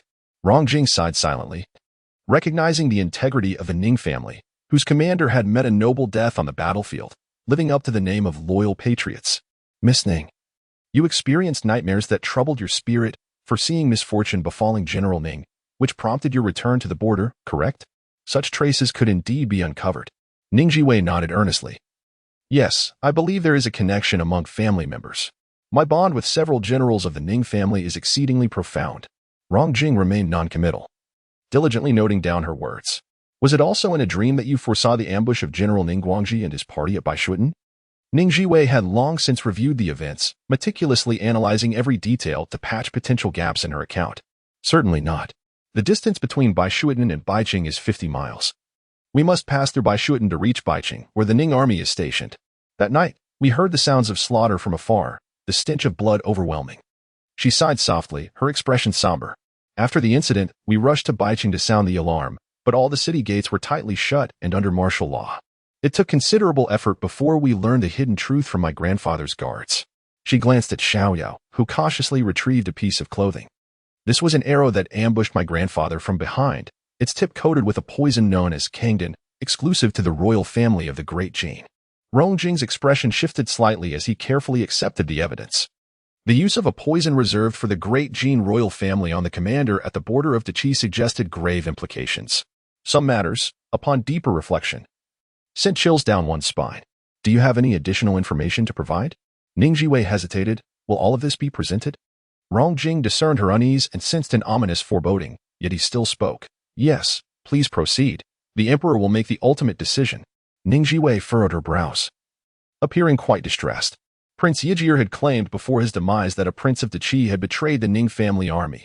Let us engage in mutual harm, where no one shall emerge unscathed. Before she could finish her thought, the atmosphere in the room froze instantaneously. Hoding Yuan's heart lurched, his face contorted in sheer terror, as though the heavens were about to collapse. What nonsense are you spouting? Accusing a prince invites the extermination of 9 clans. Why must he hear such things? Why has he come here? Ning Zhiwei wore a perplexed expression. I am merely relaying Prince Yijir's words. As for their veracity, it is for the sagacious emperor and the officials to ascertain. Why was Ho Dingyuan so agitated? Could it be that your family is involved too? In her past life, Ho Dingyuan had covertly undermined her, while publicly exploiting her vulnerability to drain her of every last ounce of value. Paving a path of glory for his beloved daughter, Ho Dingyuan's singular thought was to silence her, to prevent her from uttering slander against the Dingyuan household, the consequences of which he would not bear. The girl blinked her long lashes, her alabaster face exuding innocence. Isn't it a fundamental principle of investigation to boldly hypothesize and cautiously verify? Master Rong, I have not misspoken, have I? Ning Zhiwei, you wretched creature, Ho Dingyuan seethed. His teeth clenched, his complexion flushed, glaring fiercely at the girl before him. She must be doing this on purpose. She knew who he was and was intentionally digging a pit for him. A cool, detached voice interjected, My lord, you are merely an accomplice. Like a bucket of cold water doused over him, Ho Dingyuan regained some clarity, grinding his teeth to suppress the urge to curse. This insufferable girl resembled that tactless woman, seemingly born to aggravate him. Rong Jing inquired extensively, and despite his relentless questioning, Ning Zhiwei answered patiently, unfazed, her thoughts well-ordered and her demeanor composed. Suddenly, Rong Jing unexpectedly asked, By the way, have you seen the military token? He fixated intently on Ning Zhiwei's expression. She paused, bewildered. What military token? The Ning family army's token? It should be with my maternal grandfather. It may have fallen into the hands of a traitor now. She sighed, looking wistful, her expression genuine and devoid of any hint of deceit. Rong Jing gazed deeply at her, his eyes fluctuating between clarity and obscurity. Then there is nothing further to discuss. I shall take my leave. Wait, Ning Zhiwei called after them. Master Rong, I have prepared a gift for the emperor. Please present it on my behalf. Stating that it is a tribute from the Ning family in celebration of the emperor's birthday, wishing him boundless longevity in advance. She raised her hand, and Xiaoyao, cradling a gift box. Throughout this exchange, she remained remarkably composed, never once casting a glance at Ho Dingyuan. An inexplicable surge of ire welled up within him. He scoffed. I have always held disdain for sycophants. Ning Zhiwei's gaze sharpened slightly, a sardonic smile gracing her lips. How amusing. Who truly embodies the most shameless of creatures? The deeds he has committed in the shadows surpass the limits of human decency. How precisely did her mother meet her end? Under what circumstances did she adopt the surname Ning? Does he truly believe she is oblivious? After many years, the old woman still lives. She glanced over, her smile gentle. Dingyuan Marquis, may I trouble you to first check for any contraband? Anything presented before the emperor must undergo meticulous scrutiny. A duty that naturally falls within the responsibilities of the Dingyuan Marquis. Without hesitation, he accepted the gift box, casually lifting the lid. The scene that unfolded before him sent a jolt of terror through his being, nearly causing him to faint. The box fell to the ground, revealing a grotesque severed head that rolled to his feet, instilling a profound fear that made him recoil in horror, exclaiming in a fit of rage, "Wretched girl." Chapter 10. The disappearance of the command token in the imperial study. The prime minister, the deputy prime minister, and the 6 ministers were all present, creating an atmosphere of unease. On the desk lay a human head, preserved in lime, its lifelike appearance both macabre and chilling. The emperor gazed at it for a long while, his expression a complex tapestry of emotions. Was this the head of Prince Yajir? Indeed. Rong Jing offered a slight bow, refraining from uttering a single word. The emperor waved his hand, and the chief eunuch took the head away, prompting a collective sigh of relief among the others, who furtively cast glances at the Duke of Dingyuan in the corner. The Duke's heart was anything but tranquil, though he maintained a facade of composure. The emperor picked up the case records, flipping through the pages until his pupils dilated sharply upon reading a particular line. After a prolonged silence, he presented the records to the assembled ministers. One by one, they perused the document, their hearts sinking in trepidation. The involvement of the prince in the matter only escalated the chaos surrounding the Ning family. The situation had spiraled beyond control, leaving them at a loss for resolution. The emperor scrutinized their expressions, but alas, they were all seasoned old foxes, betraying no signs of guilt or fear. She claimed she did not possess the command token. The command token, also known as the Tiger Tally, was integral for mobilizing troops. Soldiers recognized only the token, not the person issuing orders. Thus, should it be lost or stolen, it would spell grave trouble. Unfortunately, the token associated with the Ning family vanished alongside their downfall, casting a pall of unrest over the court.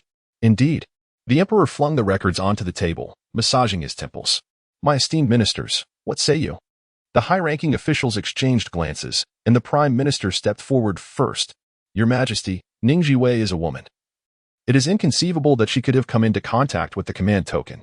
Moreover, even if she did acquire it, who would heed the orders of a woman? There is no need for concern, for while the command token is of great significance, its importance is not absolute, remarked the Minister of War. Though internally he too was anxious, having already dispatched agents for a thorough and covert search. The token was used for troop mobilization. But ordinary individuals could not command the Ning family's army, only those of the Ning bloodline held such authority. Recognition of the token over the individual was contingent upon circumstances. For 2 centuries, the Ning army had only been subject to the Ning family's command, and only they possessed such charismatic influence. The dilemma lay in the fact that all able-bodied males of the Ning family had perished on the battlefield, leaving only 2 underage boys, the eldest merely 5 years old. It would take over a decade for him to mature, and whether he would survive to adulthood was uncertain. Even if he did, such a lengthy span could bring about profound changes. As for the adult males reported missing in action, their chances of survival were virtually non-existent. Thus, a vacuum of power emerged. The 100,000 soldiers of the Ning army, stationed in the northwest, represented a coveted prize for any would-be usurper. The deputy prime minister inclined slightly and spoke up. Your Majesty, the Ning army currently lacks leadership. It is imperative to appoint a commander swiftly, to restore morale and reclaim lost territories. The emperor took a sip of fragrant tea, his visage obscured by swirling vapors. Esteemed ministers, do you have any candidates to recommend? The ministers immediately began to offer their suggestions with fervor. I propose General Ma Ming, who has served under the late General Ning for many years. He is a formidable warrior, a rare gem in battle. This was the faction of the royalists. I recommend General Han Chu, who possesses a strategic brilliance reminiscent of the young General Ning. This was the faction of the Crown Prince. I recommend General Jiang, who treats his soldiers with paternal affection and commands great respect among them. This is the prince's decree. Everyone, vying for territory in the formidable Ning family army, exerted tremendous effort, their voices rising in a cacophony, completely forsaking the decorum befitting high officials. The emperor observed this scene with keen interest, his mind racing. After an indeterminate period, he glanced at the darkening sky and calmly declared, "Let us disperse, retain the Duke of Dingyuan." As the esteemed ministers withdrew, they cast meaningful glances at the Duke, who felt a surge of anxiety within. While lost in thought, a detached voice resonated above him. "Did she not recognize you?" The Duke recalled the seemingly composed yet inherently vile young lady, and a wave of fury surged within him. She treated him as a stranger. While he could dismiss her as a daughter, she must not forsake her filial duty, nor could she remain unacknowledged. How could she dare to intimidate him? She was unworthy of being a daughter. The emperor glanced at him coolly, observing that Ning Zhiwei bore a striking resemblance to the late Duchess of Dingyuan, both possessing a fierce and unyielding spirit, preferring to shatter like jade rather than remain whole like pottery. After all, they were blood relatives, with some coaxing. Surely there could be no lingering animosity between father and daughter. The Duke's thoughts stirred. "Indeed, you speak true." The emperor lightly tapped the table, the sound causing the Duke's heart to race. "I entrust you with a task. Within a month, locate that military token." The Duke suddenly comprehended. The emperor still harbored suspicions regarding the token's possession by Ning Zhiwei. A myriad of emotions surged within him, rendering him speechless. "Your Majesty, I fear it may be difficult." He would rather preserve his own integrity than become embroiled in this murky affair. The emperor raised a hand, interrupting his words. "Let Jingshu enter the palace to accompany the imperial consort. She has been longing for her." Lin Jingshu, the Duke's most cherished daughter, was renowned for her exquisite beauty, regarded as the fairest in the capital, endowed with exceptional talent, with suitors nearly trampling each other at her doorstep. The Duke's household placed immense hopes on her, aspiring for her to ascend to a position of power that would elevate their family.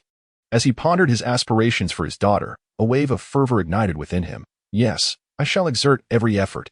He wished to maintain his dignity, thus he could dispatch his most valued daughter. He believed that Jingshu, eager to alleviate her father's burdens, possessed the capability to do so. With her cleverness, she could easily outmaneuver that insipid girl. A child raised on the frontier, limited in experience, was no match for a noble lady meticulously cultivated by a prestigious family. Moreover, one who valued emotions could be swayed by them. Under the blazing sun, the cicadas incessantly chirped, stirring a sense of restlessness. Outside the Grand General's estate, the Imperial Guard, clad in brocade, flushed under the scorching sun, occasionally raising their hands to wipe the beads of sweat from their foreheads. This dreadful heat seemed interminable. A carriage approached slowly. Crafted from the most precious golden silk Nanmu wood, adorned with magnificent gemstones, its curtains woven from tribute-grade snow satin, with exquisite gold. The most conspicuous feature was the Duke of Dingyuan's insignia, gleaming brilliantly in the sunlight. The Imperial Guard halted the carriage, stating the Emperor's edict. No one may enter or exit without a decree. As the curtain was drawn aside, an enchanting beauty emerged before the crowd. Adorned in an intricately designed palace gown, she exuded an air of nobility and grace. Her inky black hair was embellished with a ruby-studded phoenix crown, and her skin was as smooth as jade, even fairer than freshly fallen snow. Her crimson lips were more alluring than ripe cherries, and her captivating eyes sparkled with an irresistible allure. The esteemed guards gasped in astonishment, their gazes fixed upon her in disbelief. A maid, beaming with joy, announced that this was the young lady of the Dingyuan Marquise, come to pay a visit to the Ning family, and she kindly requested that everyone part to make way. Trembling, one of the guards inquired, "Is she the illustrious Miss Lin Jingshu, who penned the couplet, 'The plum blossoms yield to the snow in purity, yet the snow pales beside the fragrance of the plum'?" Chapter 11. The scorching sun cannot compare to your gentle smile. It is said that Lin Jingshu, the eldest daughter of the Duke of Dingyuan, possesses extraordinary intelligence and talent, having displayed remarkable abilities from a young age.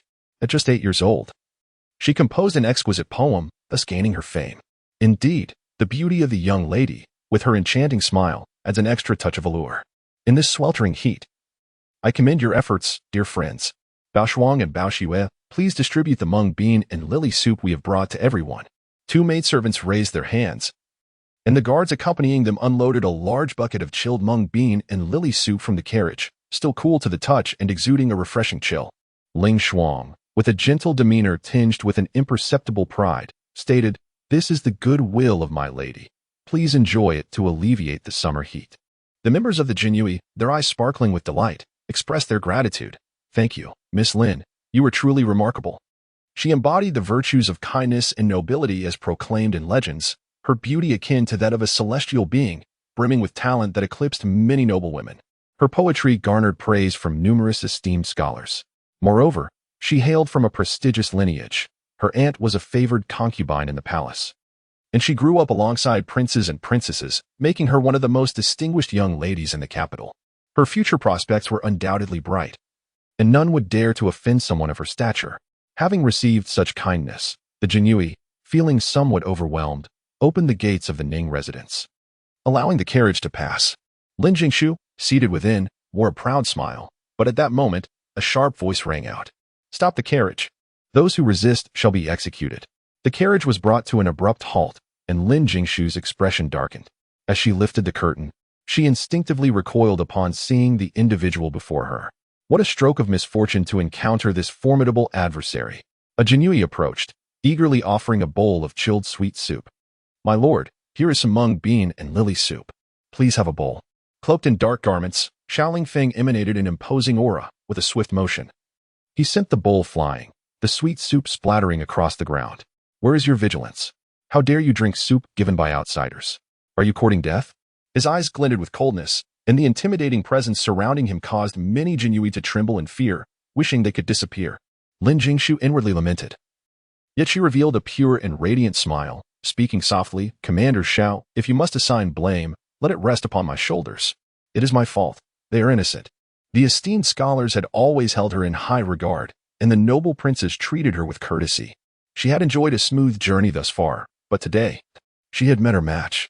Xiaoling Feng was not swayed by her charms. In this sweltering heat, was the Duke of Dingyuan's residence attempting to curry favor with the Jinyui? The weight of that accusation shattered Lin Jingshu's gentle facade. The Jinyui were the emperor's personal guards, wielding immense power. Even the crown prince would not dare to interfere with them.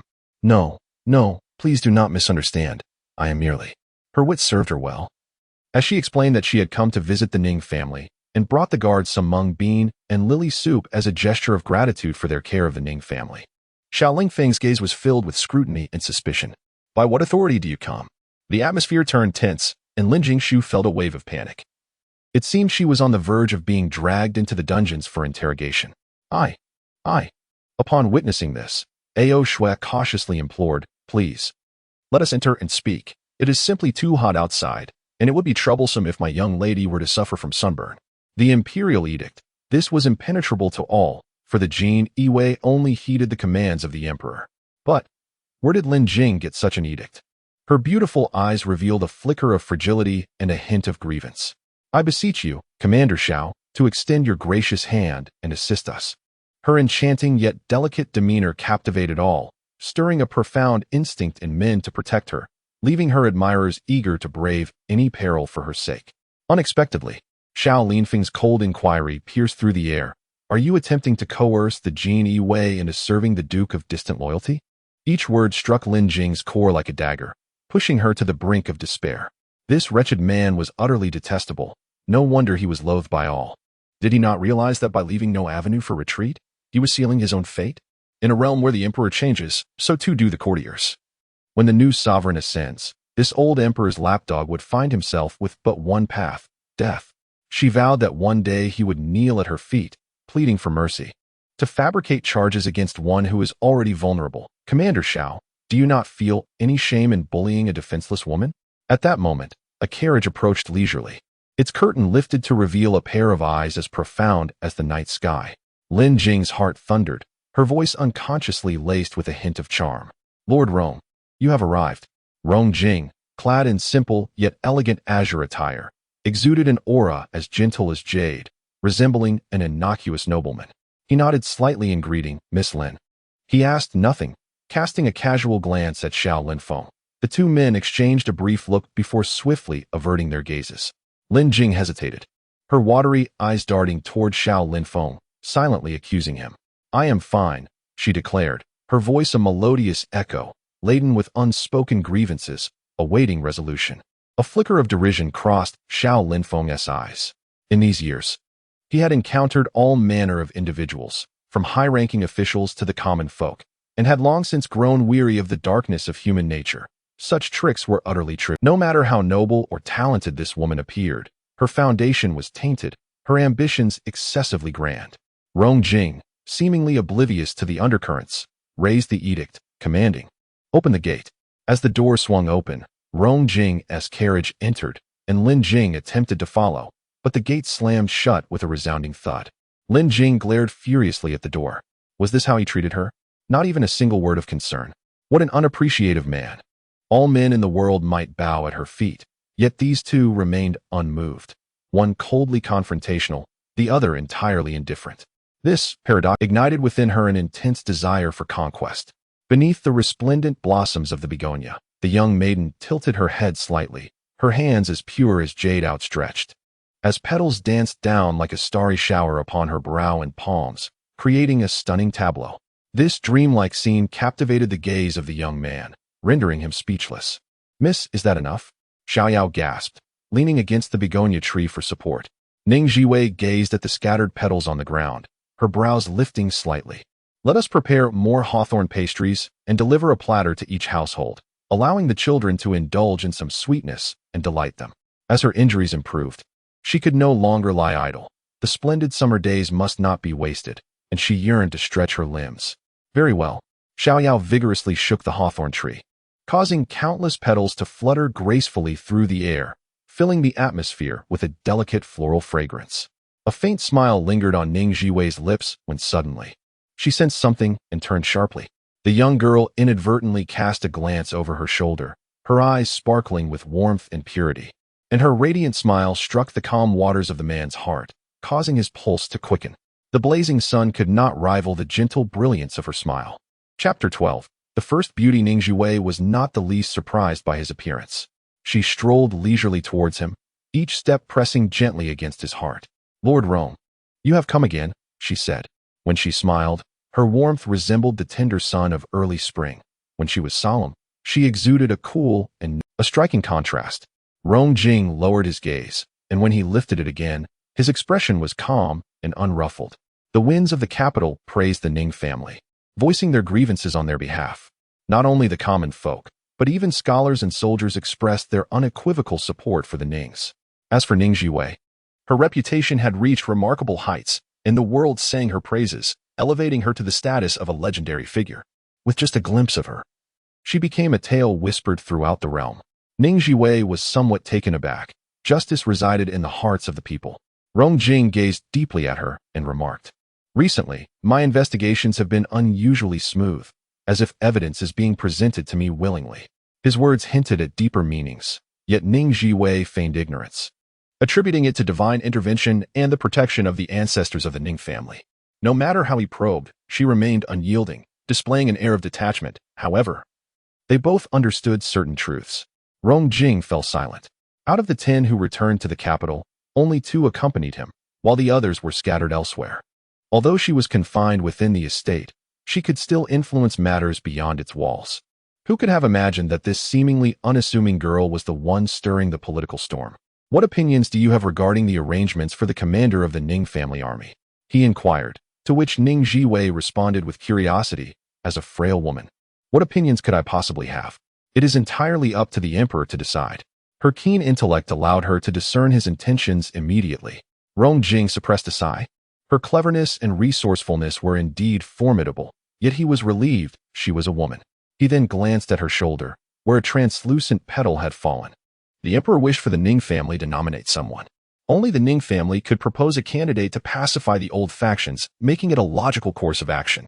Whether one could maintain that position depended on their own abilities. However, for members of the Ning family, this meant relinquishing their legacy, severing their roots, which would surely infuriate their ancestors and provoke curses from future generations. The one who proposed such a suggestion would be considered a historical sinner of the Ning family. Of course, the emperor would not be swayed by such sentiments. Nothing was more important than fortifying his own power. In the realm of imperial authority, one must comply with the decrees, even unto death. Ning Zhiwei followed his gaze to her shoulder, picked up the petal, and delicately inhaled its fragrance. Whom does the emperor favor? She mused. The image of the flower-sniffing maiden was enchanting, her beauty eclipsing that of the blossoms, creating a scene that was utterly intoxicating. Rongjing stared at her, an inexplicable dryness settling in his throat. The vice commander, Ma Ming, was sufficiently qualified and a loyal veteran of the Ning family. A cool voice interrupted his thoughts. His favored concubine is from the family of Li Fei.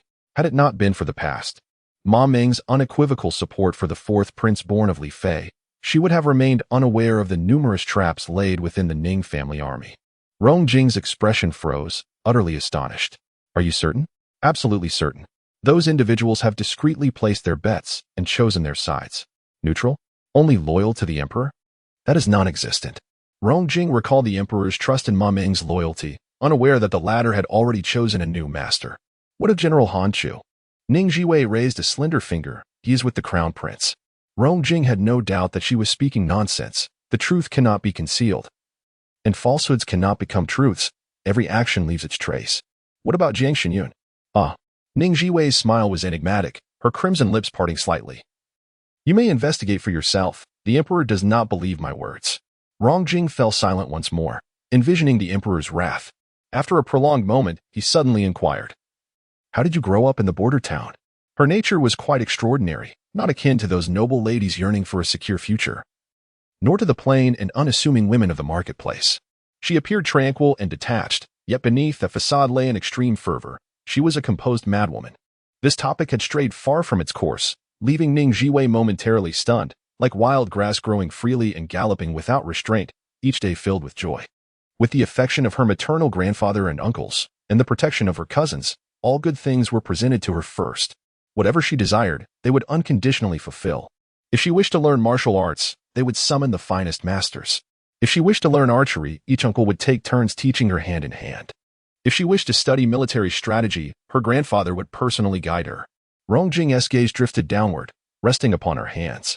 Your hands are calloused. Ning Zhiwei opened her palms, revealing hands that had not been coddled, with calluses on her index and middle fingers. I find them quite beautiful. Rongjing sensed her misunderstanding. He parted his lips, about to speak when a sudden commotion erupted. A group of individuals surrounded a beautiful woman adorned in palace attire as she approached. The moment Ning Zhiwei laid eyes on her, a rush of memories flooded back, accompanied by a shiver of hatred along her spine. Lin Jingshu. She has returned. Rongjing glanced at her, then at Lin Jingshu and her entourage, deep in thought. Miss Lin, where did you acquire your command? Lin Jingshu was a noble lady meticulously cultivated by a prominent family, exuding elegance and grace, her movements light and her smile radiant. It was sent by my aunt.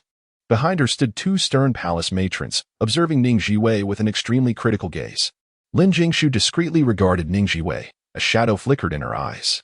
Clad in simple attire, unadorned, yet strikingly ethereal, she made Lin Jingshu appear overly extravagant, as if she had exerted herself unduly, feeling overshadowed, concealing her discomfort. Lin Jingshu gracefully curtsied, her posture delicate and light. This must be my sister Ning Zhiwei. Sister, I am Lin Jingshu, delighted to meet you. You are truly beautiful, possessing a remarkable grace, dignified and noble, even more exquisite than I had imagined. Her words flowed forth in a torrent of praise, sweet as honey, extolling her appearance, character, and demeanor. Who could withstand such a barrage of flattery? Who could resist the compliments of a celestial beauty? Yet, as Ning Zhiwei drew her last breath in her previous life, the final image she beheld was that of Lin Jingshu standing proudly beside Su Mingjin, grinning at her with the arrogance of a victor.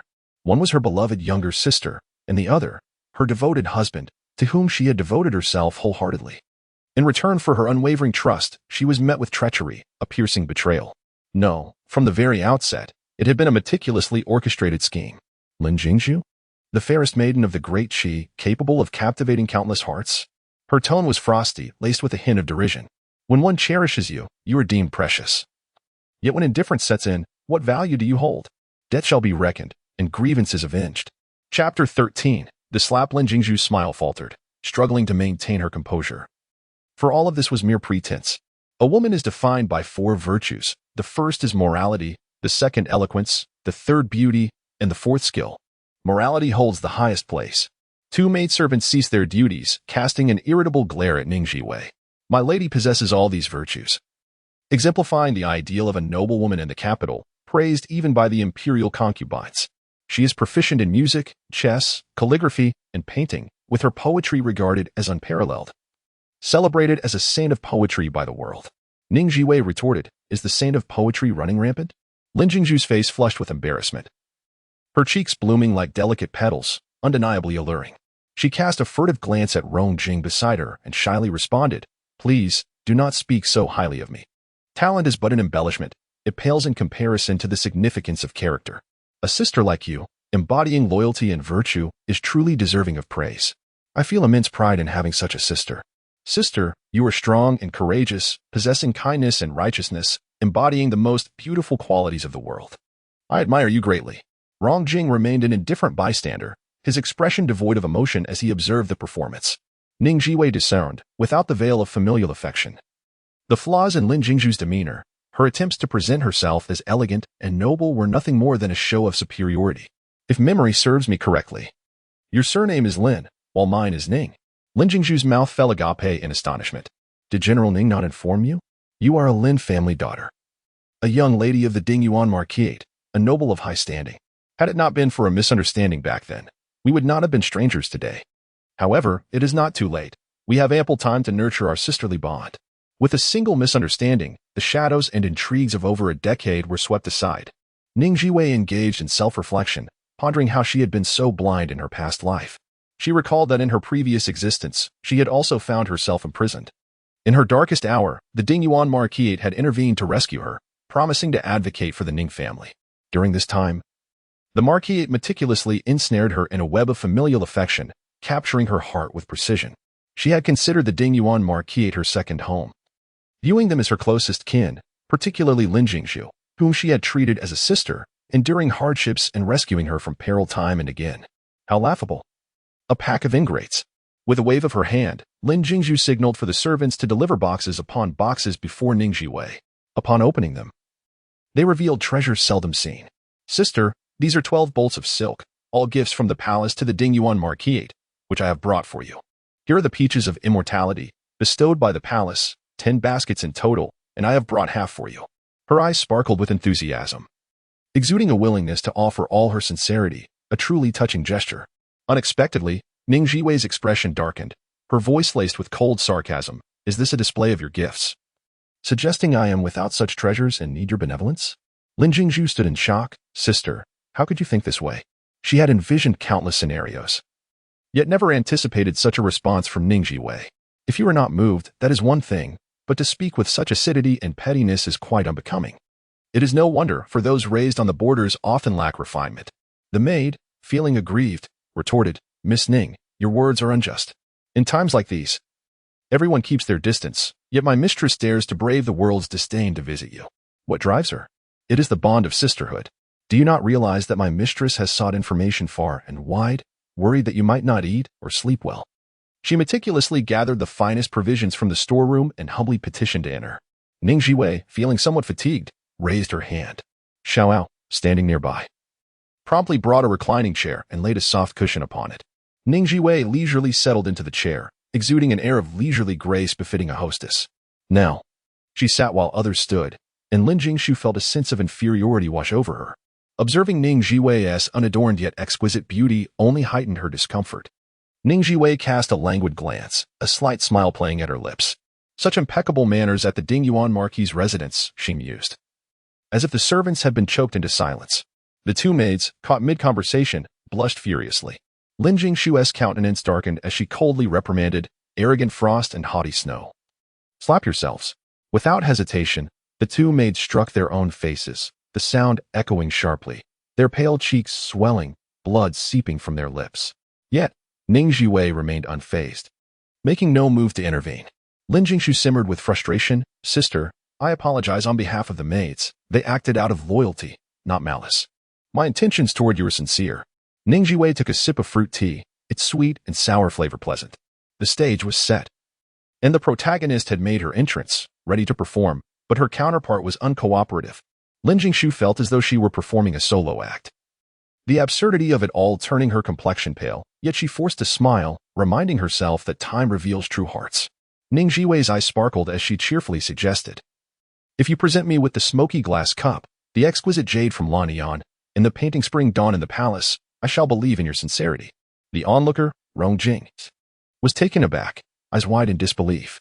The smoky glass cup, under the moonlight, would radiate a spectrum of colors, a dazzling display. To sip amber wine from it would embody the epitome of elegance, a dream long cherished by countless literati.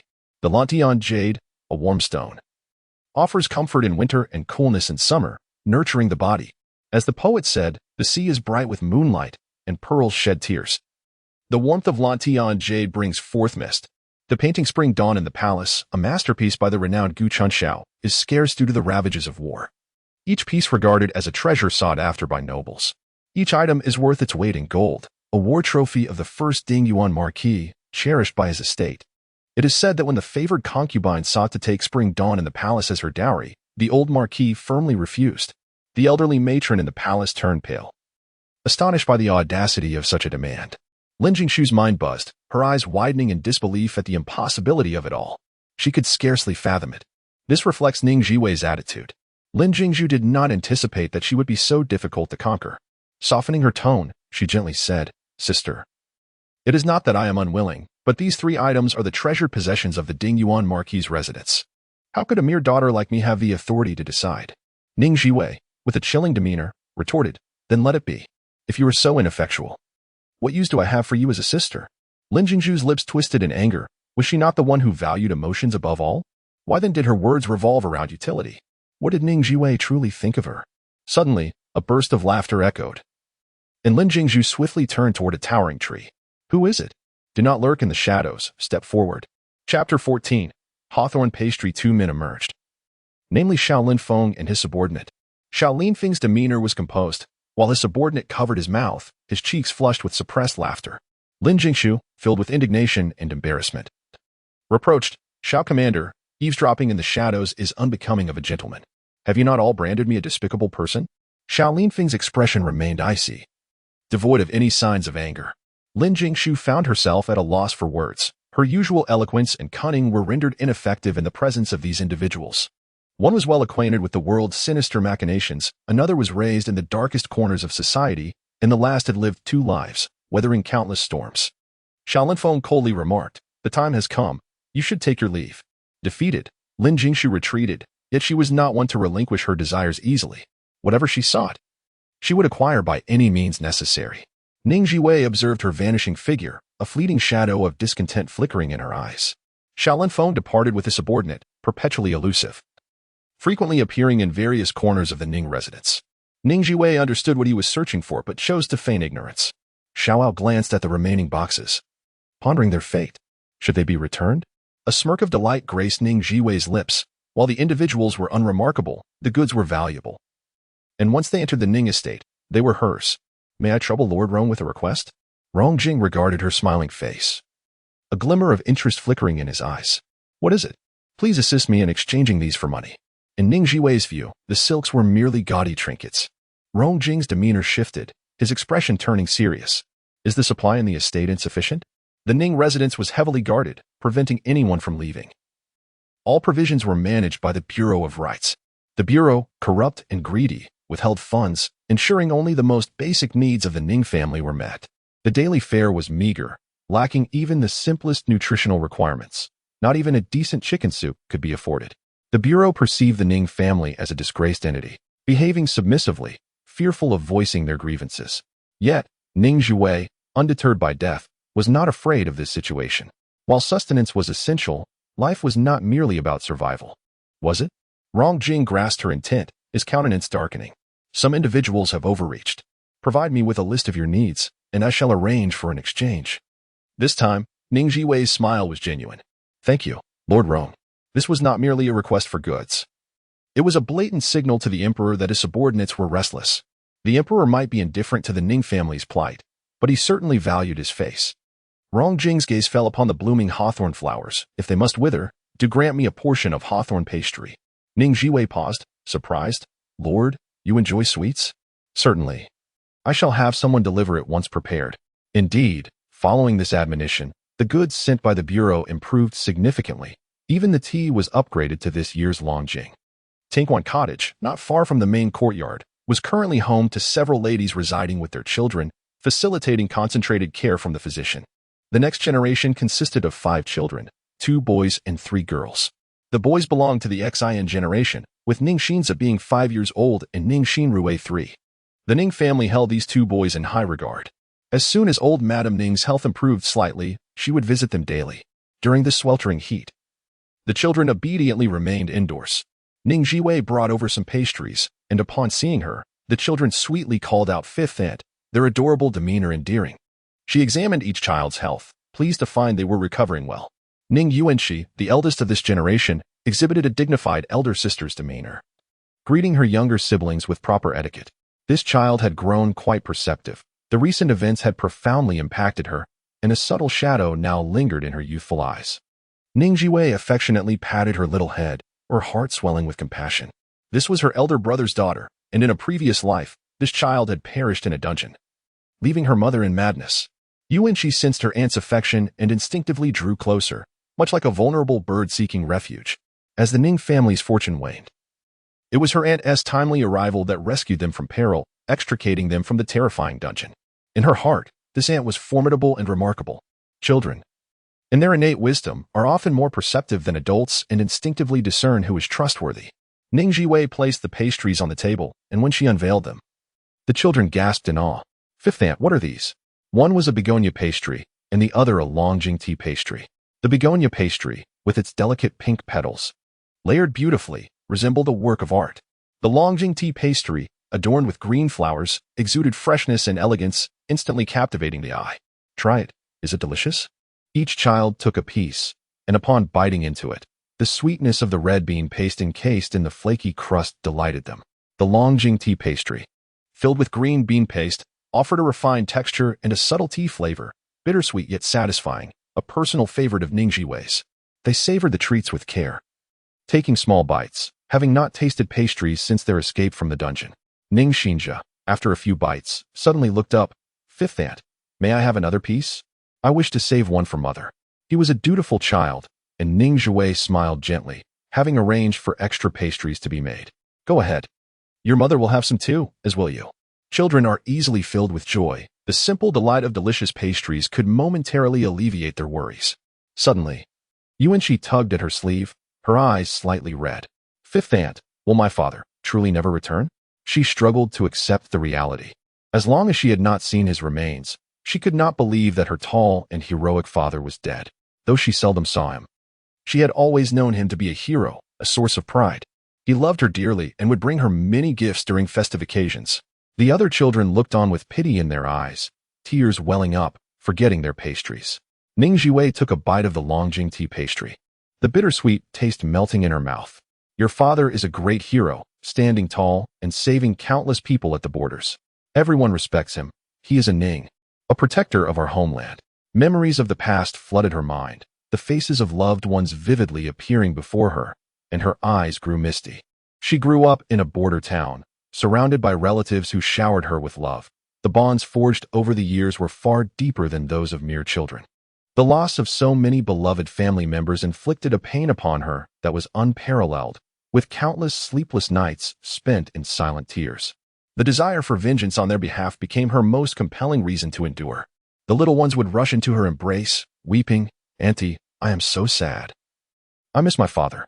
Only Ning Zhiwei clenched his tiny fist, tears welling in his eyes, yet he stubbornly withheld. Ning Zhiwei tenderly patted the heads of each child, whispering, Cry, dear ones.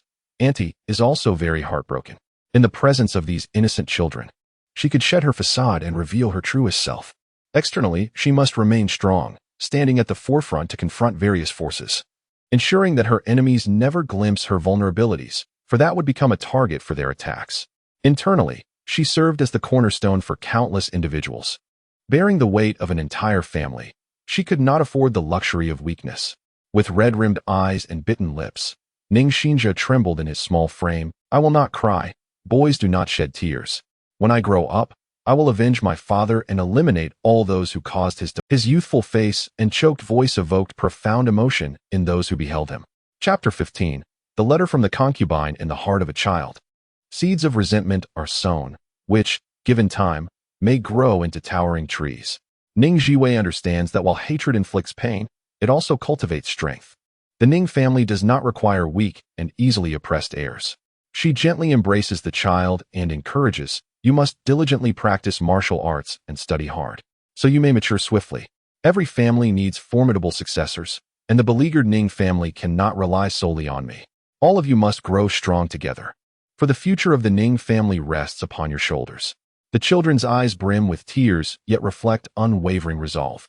Fifth aunt, wait for us, we will grow up. Outside, several ladies of the Ning family have reddened eyes, tears cascading uncontrollably down their cheeks. With utmost respect, Ning Zhiwei presents two delicacies before the elderly matriarch, who appears strikingly emaciated, her eyes sunken, aging her by a decade, revealing the torment she has endured in recent days. Is your wound healed? This is Ning Zhiwei's great-grandmother, and due to her great-grandmother's disfavor, she was sent to the border since childhood. However, she comprehends the seriousness of this stern figure. It has scabbed over, but at times it itches fiercely. Both parties seek reconciliation, cautiously exploring ways to coexist. The closeness of a grandparent and grandchild is improbable, given their lack of shared upbringing and the many barriers that exist. Yet, they share kinship, adversaries, and common goals, which is sufficient for them to communicate calmly and rationally. Only through unity can they withstand the tempests and emerge from their current predicaments. The elderly matriarch coughs twice, her face flushed. Ning Zhiwei promptly offers tea, and after a sip, the matriarch feels somewhat better. Avoid getting the wound wet, and do not pick at it. Yes, thank you for your concern, matriarch. Though they are not intimately acquainted, they strive to engage in conversation, and eventually, the elderly matriarch broaches the subject. I have heard you met the Duke of Dingyuan. This is the Ning residence, and as its matriarch, such news cannot escape her notice. Ning Zhiwei replies calmly, indeed, I also met Lin Jingshu. The matriarch's expression becomes extraordinarily complex. What was your impression? Ning Zhiwei, being exceptionally perceptive, instantly discerns her meaning. Grandmother, my surname is Ning. I will forever remain a member of the Ning family. From the moment she took on this surname, her fate became irrevocably intertwined with that of the Ning family. And nothing could alter this reality. The elderly matriarch exhales a long-held breath. At this juncture, the Ning family requires Ning Zhiwei, and the children depend on her as well. Very well, your maternal grandfather did not misplace his affection for you. Bringing you back was the wisest decision of his life. It is no small feat for her to articulate this, as for over a decade, she has been at odds with the old general of Ning over this matter. Unable to find closure, Ning Zhiwei gently clasps her hand, speaking softly. Please share with me the events of that time. My grandfather and uncles were illustrious and noble, never speaking ill of others behind their backs. She also fears that the child, being so young, might have her character tainted by hatred. She was nurtured in love, raised to be upright and kind, unaware of the treachery that lurks in the hearts of men. Consequently, in her previous life, she was deceived by those so-called relatives. In response to her gestures of goodwill, old lady Ning accepted, finally laying her heart to rest and voluntarily recounting the long-buried past. As an eyewitness, old lady Ning possessed a clear understanding of the entire sequence of events. Ning Zhiwei listened in astonishment, realizing after living two lives that there were so many hidden truths. Back then, General Ning had sought the emperor's assistance using his ancestral military merits and titles, obtaining a divorce decree for Ning Zhiwei's mother, along with a severance letter that irrevocably cut ties with the Duke of Dingyuan's household, thereby changing Ning Zhiwei's surname to enter the Ning family genealogy, which could protect descendants for generations, was thus relinquished. No wonder the old lady remained haunted by it. Tears streamed down her face as guilt overwhelmed her. Her grandfather should have told her. They feared her feelings of guilt and unrest, truly well-intentioned. Old lady Ning sighed deeply, lamenting that good people do not live long. Ning Zhiwei pressed her hand to her chest, her resentment swelling within her. In her lifetime, she would seek blood for blood, demanding justice for her grandfather. If there were no judges in this world, she would transform into one herself. If this world were unjust, then let it be shattered. The chief steward hurriedly approached, announcing that Commander Shao had arrived. Old lady Ning felt a pang of anxiety, her complexion paling. Observing this, Ning Zhiwei gently reassured her, urging her to rest easy while she handled these mundane matters. Given her advanced age and frail health, old lady Ning could not withstand further, so she willingly entrusted everything to the reliable Ning Zhiwei. Under the begonia tree, a young man stood tall, his profile exhibiting resolute lines. His dark eyes akin to a hawk, intimidating enough to deter direct gazes. Ning Zhiwei, however, was unafraid of him. "Commander Xiao, to what do I owe the honor?" Xiao Linfeng produced a letter, exuding an alluring fragrance, the gold-embossed black lettering on the envelope strikingly prominent. It was a missive from a favored consort in the palace, who also happened to be your aunt. Ning Zhiwei found it curious that a high-ranking commander of the Jinyi would engage in delivering messages. Was this yet another test from the emperor? A suspicious monarch inevitably brings misfortune to his subjects. She refrained from accepting it and firmly stated, "The emperor has decreed that no edict must be entered or exited without permission, nor can communications be made inside or out. How can the consort disregard such regulations? Please return it for me." Xiao Linfeng gazed deeply at her, his expression inscrutable. The consort is held in high favor and speaks with authority before the emperor. Was this an insinuation to seek favor? Ning Zhiwei felt disdain. She was all too aware of the true nature of that consort. Moreover, was the consort truly favored? She believed the emperor would not allow loyal and valiant souls to suffer and weep, nor would he let the subjects of the realm feel disheartened. In the imperial study, the emperor opened the letter with keen interest, quickly scanning its contents, which were filled with tender care and concern. It concluded with a remark about filial piety being paramount, emphasizing that there should be no overnight grievances between parent and child, and that blood ties run deep. The emperor smirked, finding amusement in the Lin family, who seemed to weave schemes into their very bones. Did that girl truly say such things? Indeed, Xiao Linfeng replied, bowing respectfully. The emperor raised an eyebrow, remarking that the young lady was quite astute. She was instructed to present the letter to the imperial concubine, and her words were to be conveyed exactly as they were, without a single alteration. Xiao Linfeng did not depart immediately. Indeed, the emperor languidly toyed with a scholar's inkstone.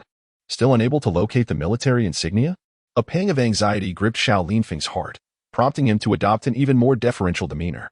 Indeed, Miss Ning had visited every inn along her journey and meticulously searched every nook and cranny of the Ning residence, particularly her own quarters, which had been scoured multiple times. Yet to no avail.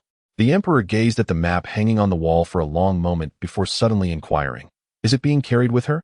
Chapter 16. The silver-faced young general. The luggage had been thoroughly searched. Summer garments were too thin to conceal a military token, though winter attire might offer some possibility. Xiao Linfeng, the commander of the Jinyi, was tasked primarily with reconnaissance, apprehension, interrogation, intelligence gathering, oversight, and investigation of officials, including undisclosed interrogations of imperial relatives, wielding immense power and reporting directly to the emperor. It had been ascertained that General Ning's trusted aide-de-camp possessed no such token. The circumstances surrounding General Ning's demise were clear, and the case files had long been presented to the emperor. Presently, His Majesty sought urgently to locate the military token. If it fell into the hands of an ordinary person, it would be manageable. However, if it were to be grasped by those with ambitious designs, the consequences would be dire. The Ning family's influence had long since waned. General Ning no longer commanded troops, and the military token could only be found with Ning Guangji. Ning Zhiwei was the last individual to have seen Ning Guangji. Xiao Linfeng listened attentively, as the emperor required no response from him. How could it not be in her possession? The emperor murmured, furrowing his brow, his feelings towards Ning Zhiwei intricate. Were I Ning Guangji, I would assuredly entrust the token to her. She possesses the capability to safeguard it. Yet why does she refuse to surrender it? Is there some insidious plot at play? The Grand Eunuch approached, bearing a tray with an assortment of exquisite pastries. Your Majesty, please take heart and indulge in some refreshments. The emperor, under the Grand Eunuch's attentive care, washed his hands and selected a piece of delicate pastry, continuing to observe vigilantly, determined not to overlook any subtle shifts. After a prolonged silence, Xiao Linfeng, perceiving the emperor's lack of further discourse, bowed and withdrew. The emperor rubbed his temples, pondering, "You say, the Ning family. A military lineage for a century. Would they not have prepared a few hidden maneuvers?" The Grand Eunuch, loyal since childhood, shared a bond with the emperor that permitted greater candor. Without hesitation, he shook his head, declaring, "That is impossible." The emperor suddenly realized this was indeed his concern. It was true. A prominent family, having flourished for 2 centuries, could not simply falter. During the Grand Court Assembly, the emperor sat upon the dragon throne, listening to the ministers debate state affairs, occasionally erupting into heated exchanges. The Minister of Rights unexpectedly stepped forward, stating, "Your Majesty, The populace is rife with speculation regarding the Ning family case, and public opinion is in turmoil. We implore you to provide a resolution promptly. Upon mention of the Ning family affair, the court officials stirred restlessly. Numerous officials had been implicated, and each day brought trepidation, fearful of being the next to fall. I second that, another minister added. If this continues, public sentiment will become uncontainable. The deputy minister of justice glanced at the emperor, smirking. These are but foolish commoners daring to question the governance. I beseech you to dispatch the Jinhui to apprehend a number of them, and public discourse will surely quiet. The chief of palace attendants, with a stern countenance, stepped forth, asserting, in my opinion, the Ning family should be dealt with expeditiously, regardless of circumstances. The Ning army failed to secure the borders, and their defeat has put the lives of the citizens in the 6 border cities at risk. They must face severe legal repercussions. Other officials echoed his sentiments, rising in unison to demand punishment for the Ning family.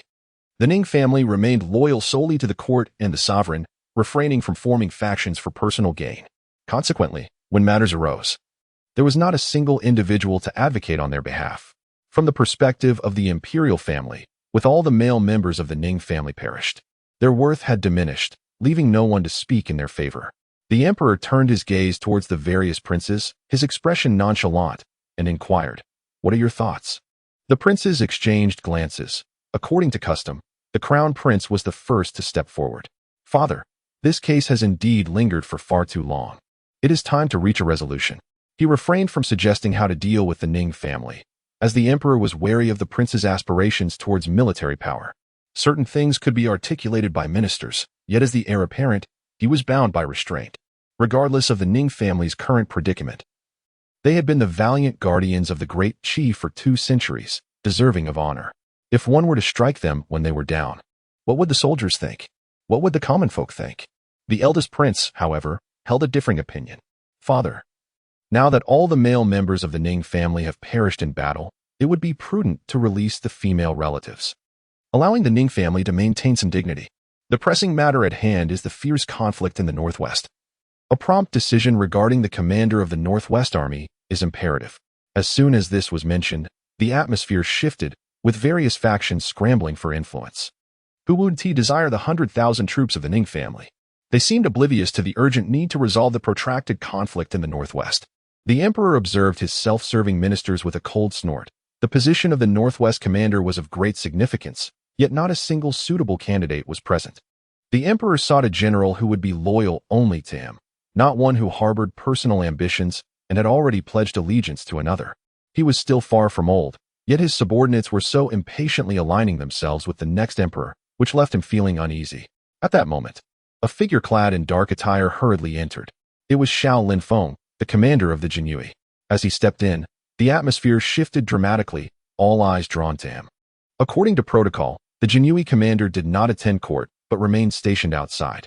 The emperor's heart quickened as he observed Xiao Linfeng bow respectfully and declare, "Your Majesty, urgent news from the Northwest has arrived." A profound silence enveloped the room, the air thick with tension. Xiao Linfeng continued, "Reports from the Northwest indicate that a contingent of Ning troops has appeared behind the Jin forces, seizing 6 cities. The loss of 6 cities for both the Great Qi and the Jin was a blatant act of retaliation." The unexpected revelation left the assembly in stunned silence. The officials rendered speechless. Wasn't the Northwest already under siege by the Jin?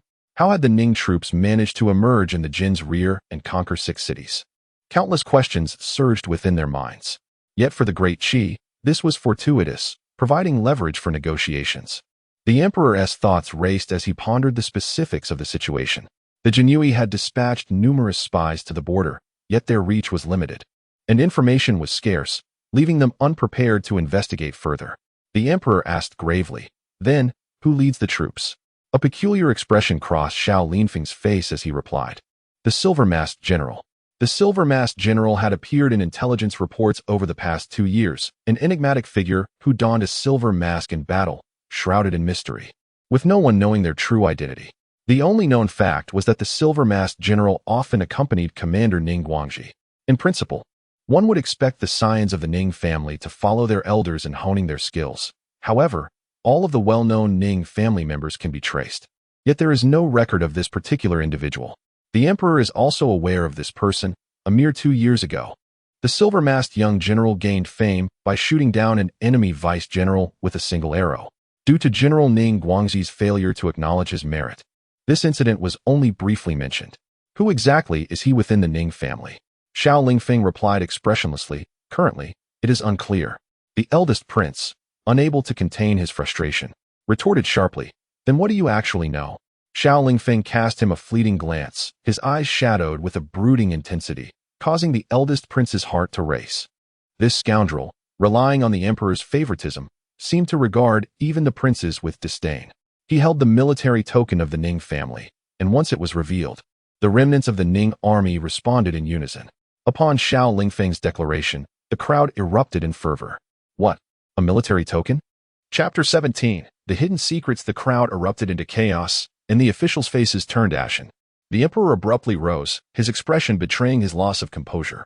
Had he truly miscalculated? The command token was not in the hands of Ning Zhiwei, but rather in the possession of an unidentified individual. This individual, however, was a former member of the Ning army, possessing considerable esteem within the ranks, complicating matters beyond his expectations. Should the 100,000 troops of the Ning family fall into the hands of another, the northwest would descend into turmoil, the borders would become unstable. And how could the capital then enjoy tranquility? The emperor's countenance darkened ominously as he ordered an immediate investigation. The Ning family had cultivated their power in the northwest for far too long, engaging in numerous skirmishes. The northwest army had effectively become the Ning army. The common folk at the borders recognized only the commander of the Ning forces, oblivious to the sovereign. What ruler could abide such a situation? Although the Ning family had long been loyal to the throne and demonstrated a love for their country, their allegiance had endured the trials of time and warfare to a degree that rendered it almost commonplace. The loss seemed inconsequential, as there were always others to step forward. Yet, it was evident that the situation in the northwest had exceeded his calculations. The intricacies of the matter left the high-ranking officials restless, engaging in fervent discussion. The Minister of Rights, with a flicker of cunning in his eyes, proposed, Your Majesty, why not allow the Imperial Guard to thoroughly interrogate Miss Ning Wuji? An audacious suggestion.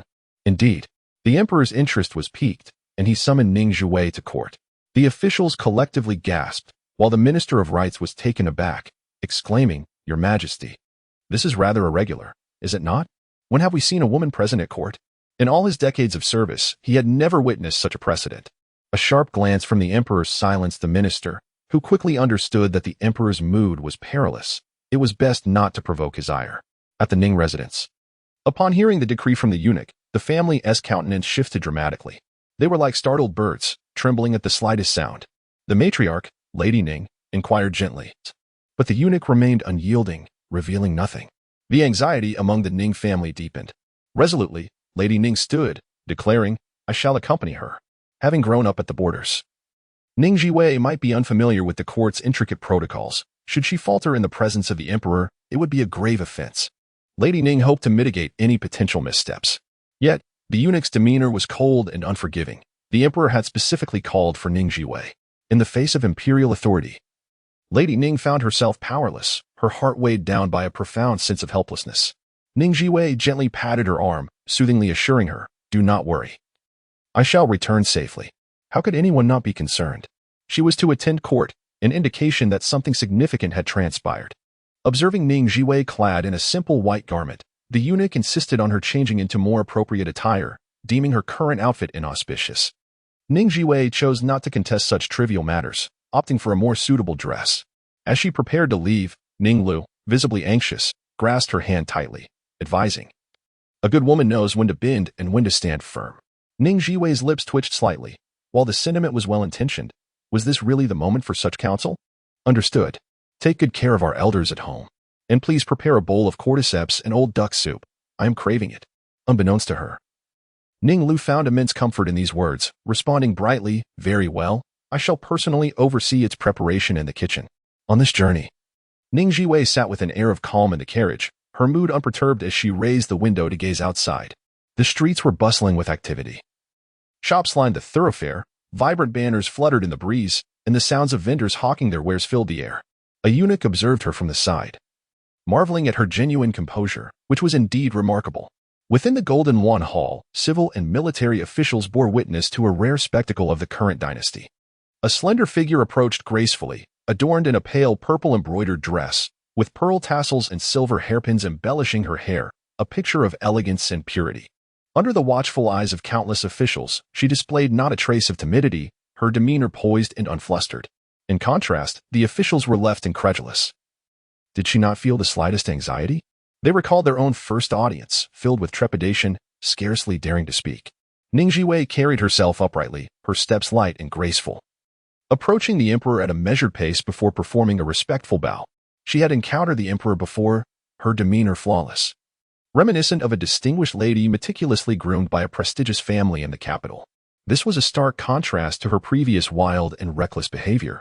The emperor gazed deeply at her, initially expecting her to falter in such a sacred setting, to reveal a crack in her facade. Instead, she exuded a calmness surpassing all others. What merits did the Ning family possess to produce such an individual? Rise, Ning Zhiwei. Do you understand the reason for your summons to court? I do not, she replied, her expression honest and untroubled, embodying a demeanor that suggested a clear conscience. Unafraid of any repercussions. The emperor's suspicion, while a flaw, also served him well. He would not act hastily until he had complete control of the situation. He turned to the eunuch conveying the edict, who nodded slightly, revealing nothing. A silver-masked general from the northwest has conquered 6 cities of the Jin dynasty. At this revelation, Ning Zhiwei's face showed surprise, quickly followed by a hint of a gentle smile. Well done, splendid. Her light praise resonated among the attendees, each reacting differently. Some sensing a note of pride in her tone. Was she acquainted with this general? The emperor suddenly inquired, do you know who the silver-masked general is? Of course. Ning Zhiwei smiled, her expression filled with pride. He is my personal guard. Like a thunderclap, her declaration reverberated through the assembly, leaving them in stunned disbelief. Unable to trust their own ears.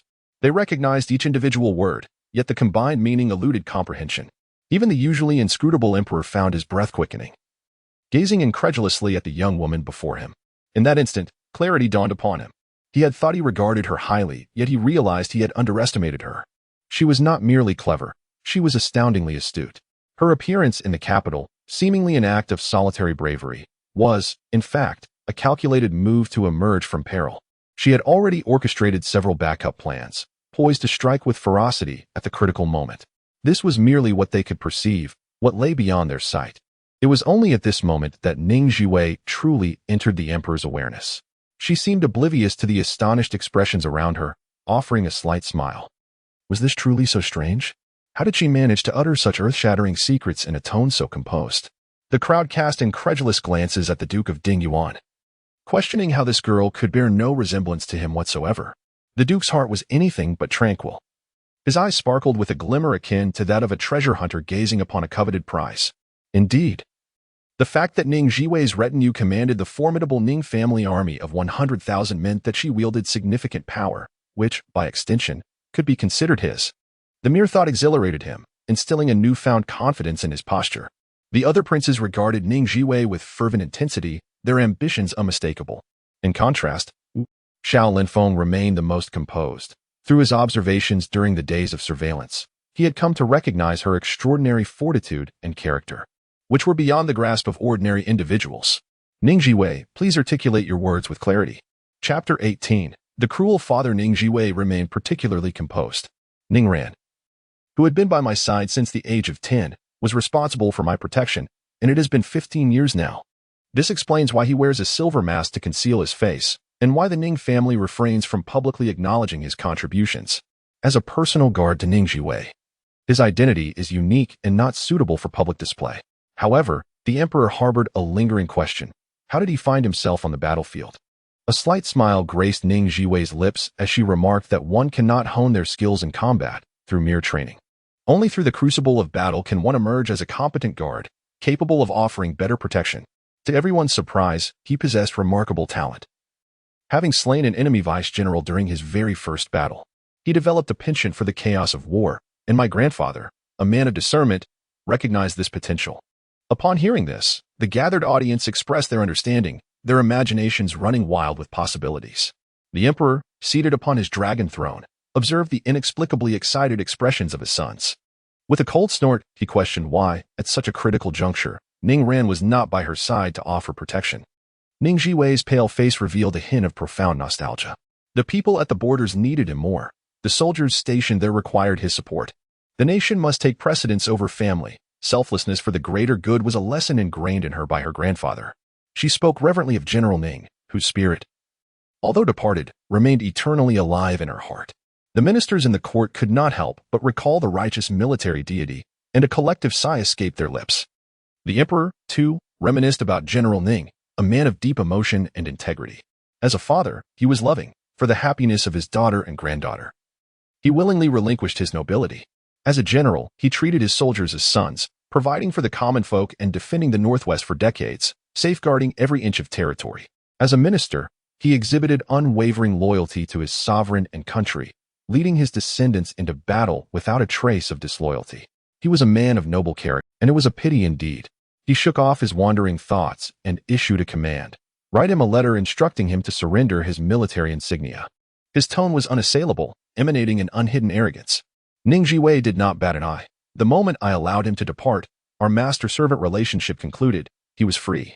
In essence, he could do as he pleased, and she had no say in the matter. Her words were delivered with unwavering candor, yet none present believed her, not a single word. The emperor's expression darkened, an aura of menace enveloping him. Ning Zhiwei, do you dare defy my decree? He thundered. In the face of imperial wrath, devastation would follow. The officials nearby trembled in fear, their hearts racing. Ning Zhiwei, taken aback, pointed to herself in disbelief. Your Majesty, I am but a mere subject awaiting judgment. My life and death lie at your behest. How could I presume to act against you? Though she spoke thus, there was no trace of fear upon her countenance. The emperor's expression grew even more forbidding. She drew her confidence from the formidable Ning family army, a truth known to all present. Yet she continued to speak with grave seriousness, uttering nonsensical claims. How could a general of unmatched loyalty, like General Ning, raise a granddaughter so filled with defiance? Some loyalty, perhaps, but hardly enough. Was the moral education at the border truly insufficient? Still, the matters concerning the Ning family left her disheartened, stirring rebellious thoughts within her. A voice of fury erupted. Kneel and plead for the emperor's mercy, you scoundrel. It was the Duke of Dingyuan who stepped forward. Ning Zhiwei regarded him with a chill in her gaze. Despite his seemingly refined appearance, he was devoid of both literary and martial prowess. Having secured his position in the court solely through ancestral privilege and nepotism. However, he was adept at forming cliques, usurping power for personal gain, and flattering those above him while oppressing those below, an opportunist par excellence. Who do you think you are? The Duke of Dingyuan nearly choked with indignation. I am your father. Hasten and confess your sins. Throughout her life, he had shown no concern for Ning Zhiwei, as if she were a mere phantom. Yet now, he emerged, feigning paternal authority, coercing her into submission, eager to curry favor with the emperor and assert his own significance, even attempting to use her as a stepping stone. Alas, he truly knew nothing of Ning Zhiwei. My surname is Ning, while yours is Lin. Are you? Ning Zhiwei surveyed him with a distinctly disdainful expression. Are you a son-in-law? The Duke of Dingyuan felt an unprecedented humiliation wash over him, his face flushing with rage. You ungrateful wretch! Do you not fear the heavens' wrath for denying your true father? Unexpectedly, Ning Zhiwei extended her delicate fingers skyward, her demeanor fierce. Come, strike me down. After a brief pause, no thunder descended. Ladies and gentlemen, did you witness that? Heaven does not smite me, which indicates it possesses discernment. The crowd remained silent. You see, the old-timers only invoke the heavens, yet they ought to fear that their misdeeds may one day invite retribution. As she grew ferocious, daring to speak her mind and chastise her own father, the onlookers found their envy dissipating. The Duke of Dingyuan felt his dignity shredded by Ning Zhiwei's words, trampled underfoot, leading him to a state of rage. You've been corrupted by that old man, Ning. He deserves to perish. This struck a nerve with Ning Zhiwei. While he could insult her, disparaging her most revered grandfather was absolutely intolerable. A fierce glint flickered in her eyes. You claim I am a daughter of the Lin family, then present the family genealogy for me to see. Why you? The Duke of Dingyuan faltered, knowing full well that the genealogy would not bear Ning Zhiwei's name, having long been erased. Ning Zhiwei recalled how, in a past life, the Duke had masqueraded under the pretense of rescuing the women of the Ning family, only to betray her trust and sell them out, leading to a tragic fate for those innocent souls. The thought of it filled her with seething rage. She wished to rend his heart asunder. You cannot bear to witness the excellence of others and shamelessly reach out to seize it. What? Have your own heirs perished? Her words were laced with venom. provoking the Duke into a fit of rage, his vision blurring, blood spilling from his lips. Ning Zhiwei quickly recoiled, her face contorting in disgust. What a ghastly spectacle! What? Ghastly spectacle? The Duke, publicly humiliated, faced the gazes of his peers, some pitying, others mocking, and was overwhelmed, collapsing into unconsciousness. Ning Zhiwei was taken aback, exclaiming in exaggerated surprise. Good heavens, how can a grown man's physique be so feeble? Surely he cannot be feigning. She leapt with her feet together, landing heavily upon the palm of the Duke of Dingyuan, who, in a state of unconsciousness, was jolted awake by the excruciating pain, emitting a piercing scream that echoed, "Ah! It hurts, it truly hurts." In unison, the onlookers instinctively recoiled several paces, distancing themselves from Ning Zhiwei. How terrifying! Why does she lack martial ethics? A sense of vindication surged within Ning Zhiwei as she chuckled, realizing that he had merely been feigning unconsciousness, a cunning ploy from the crafty old man. The Duke of Dingyuan, having suffered a significant blow both physically and mentally, succumbed to the agony once more, losing consciousness again. Chapter 19. I have a plan in this contest. The Duke of Dingyuan suffered a complete and utter defeat, and it was a most humiliating loss. Not only did he sustain severe physical injuries, but his spirit was also significantly crushed, leaving him utterly disgraced. Onlookers expressed their astonishment, and some even felt a twinge of sympathy for him. However, those who were aware of the events from years past deemed his plight to be self-inflicted, a consequence of karma.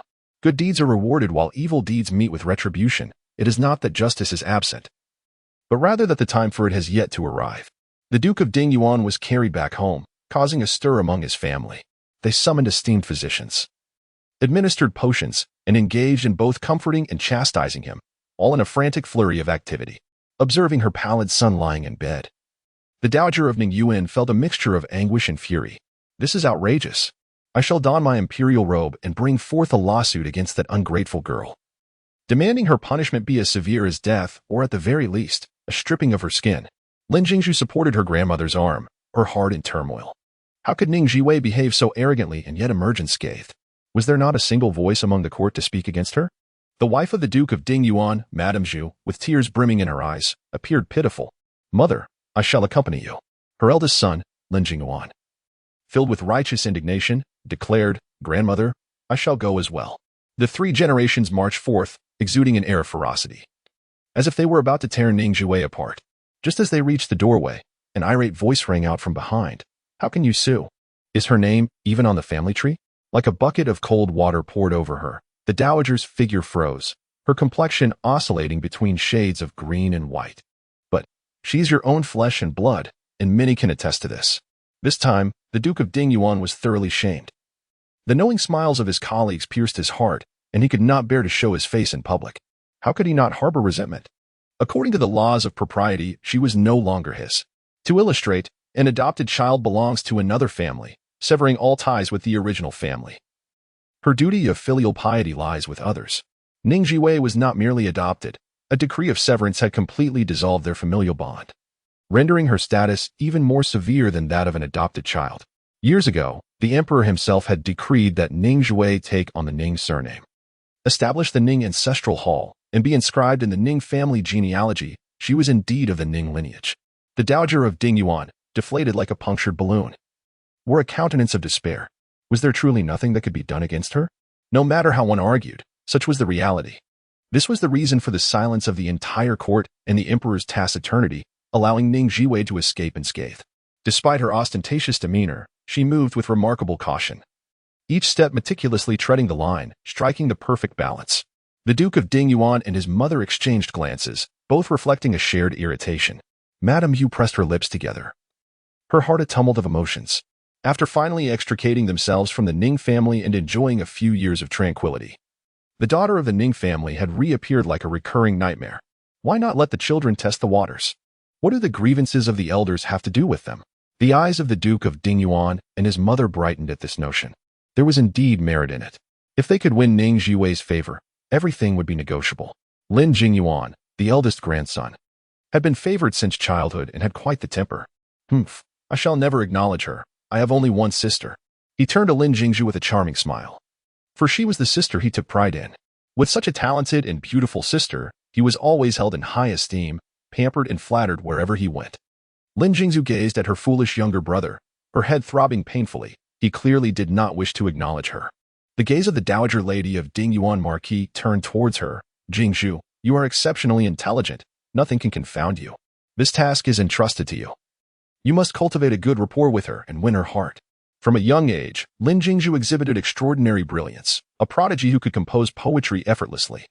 Her family devoted immense resources and effort towards her education, hiring the finest tutors to cultivate a young lady proficient in music, chess, calligraphy, painting, poetry, and song. The entire marquisate cherished her, cradling her as one would a fragile treasure. Although Lin Jingzhu had only met Ning Zhiwei once, she already understood that this was not someone she could easily handle.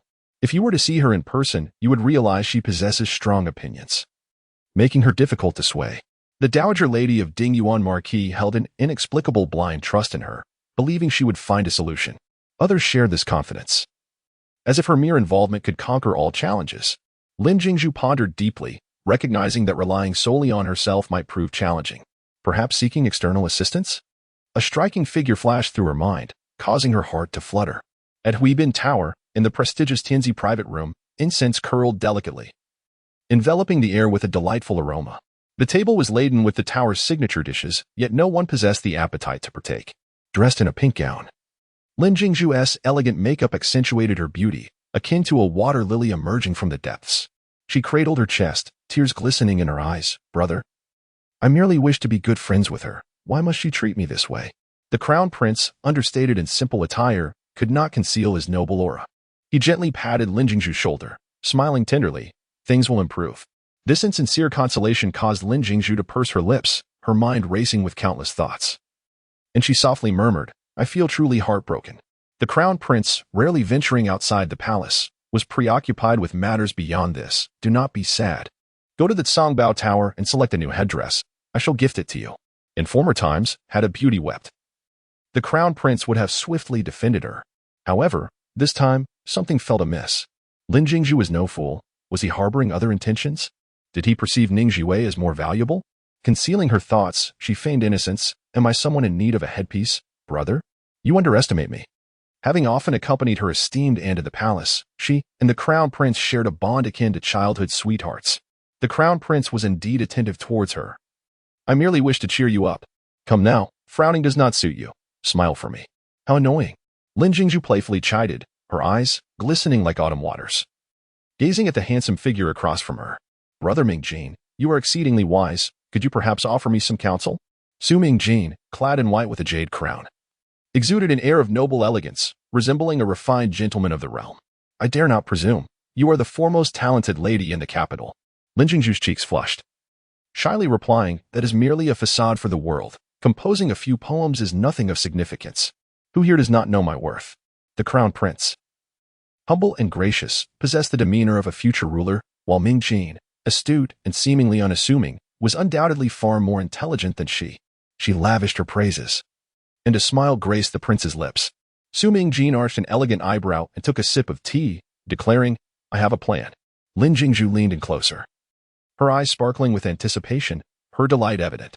If it succeeds, I shall certainly come to express my gratitude. She quickly rose to take her leave, eager to return and discuss with her family.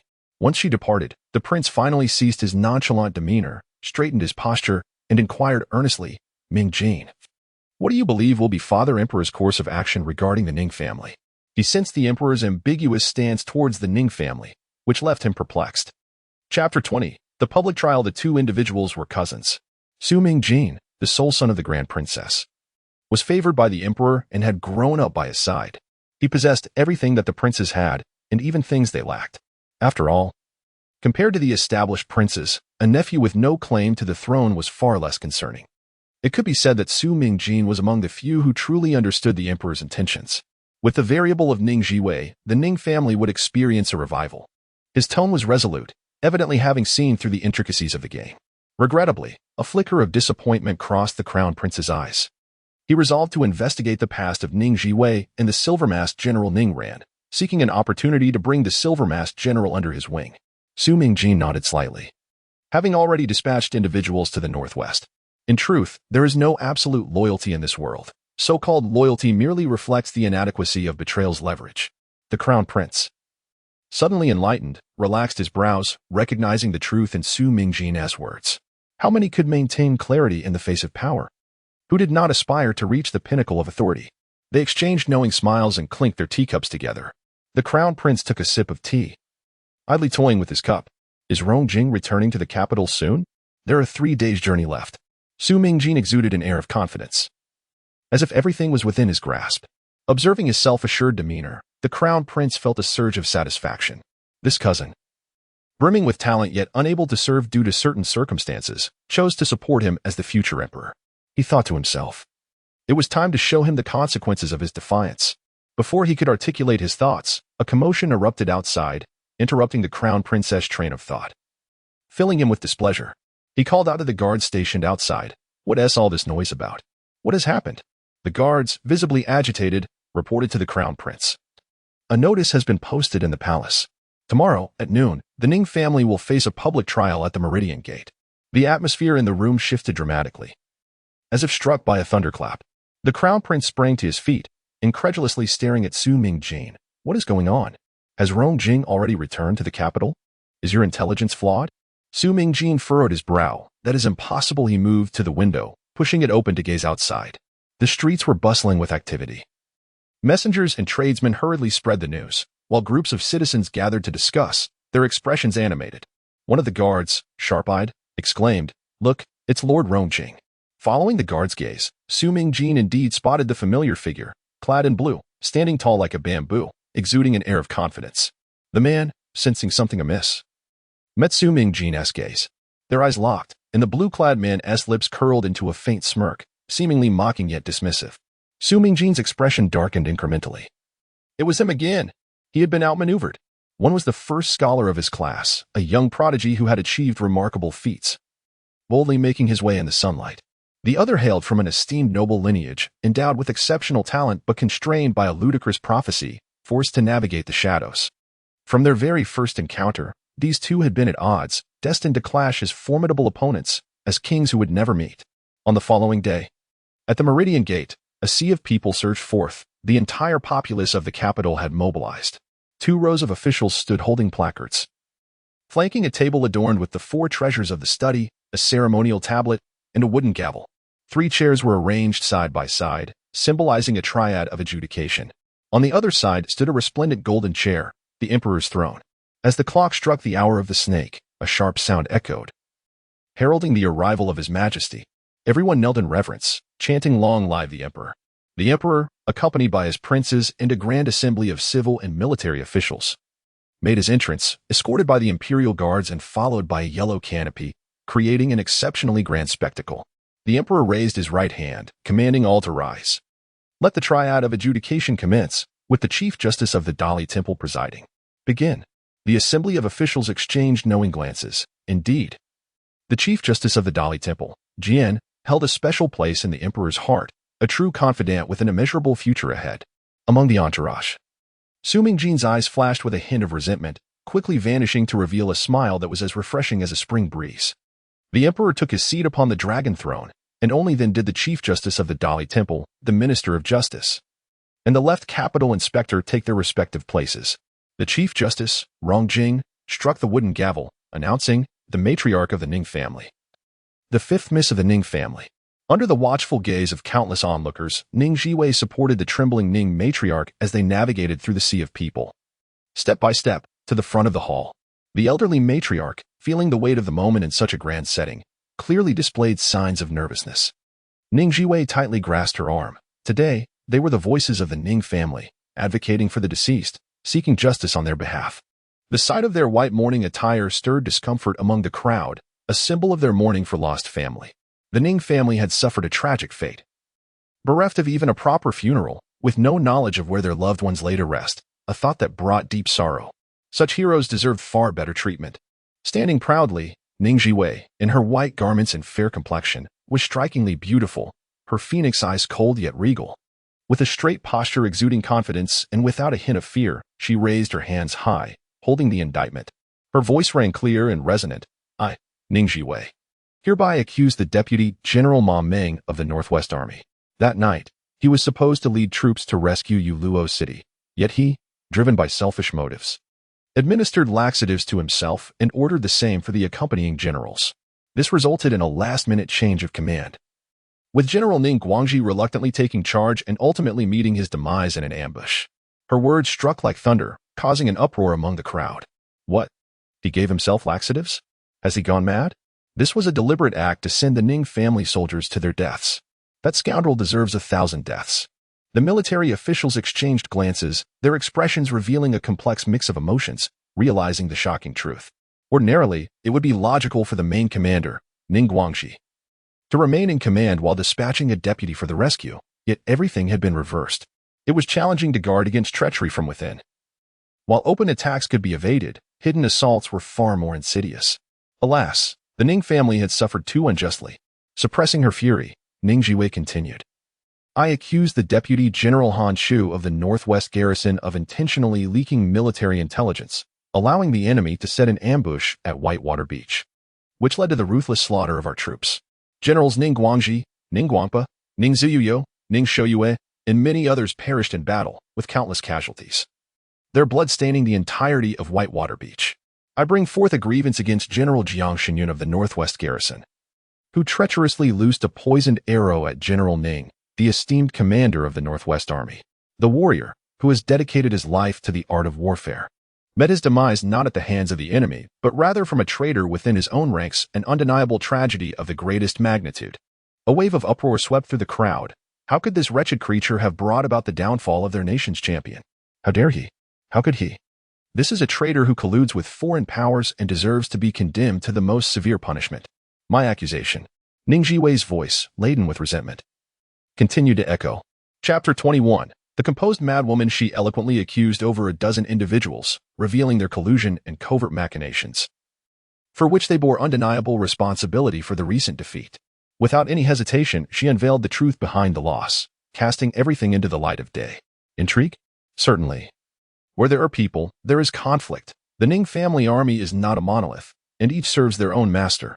However, treachery against one's own is an unthinkable transgression. To conspire with the enemy, causing the demise of countless innocent soldiers, climbing to power over their fallen bodies, this she would never permit. The populace listened in astonishment, filled with righteous indignation. How could one stab their own in the back? What was the motive? What did they seek? The expressions of the civil and military officials were a complex tapestry of emotions, with some casting furtive glances, revealing their unease, guilt, and tension. The princes bore expressions that were hardly any better. Rong Jing signaled for the officers to take the accusation document for thorough examination. Was there evidence? Indeed. Ning Zhiwei presented a substantial tome of evidence, and the three presiding judges took turns scrutinizing it.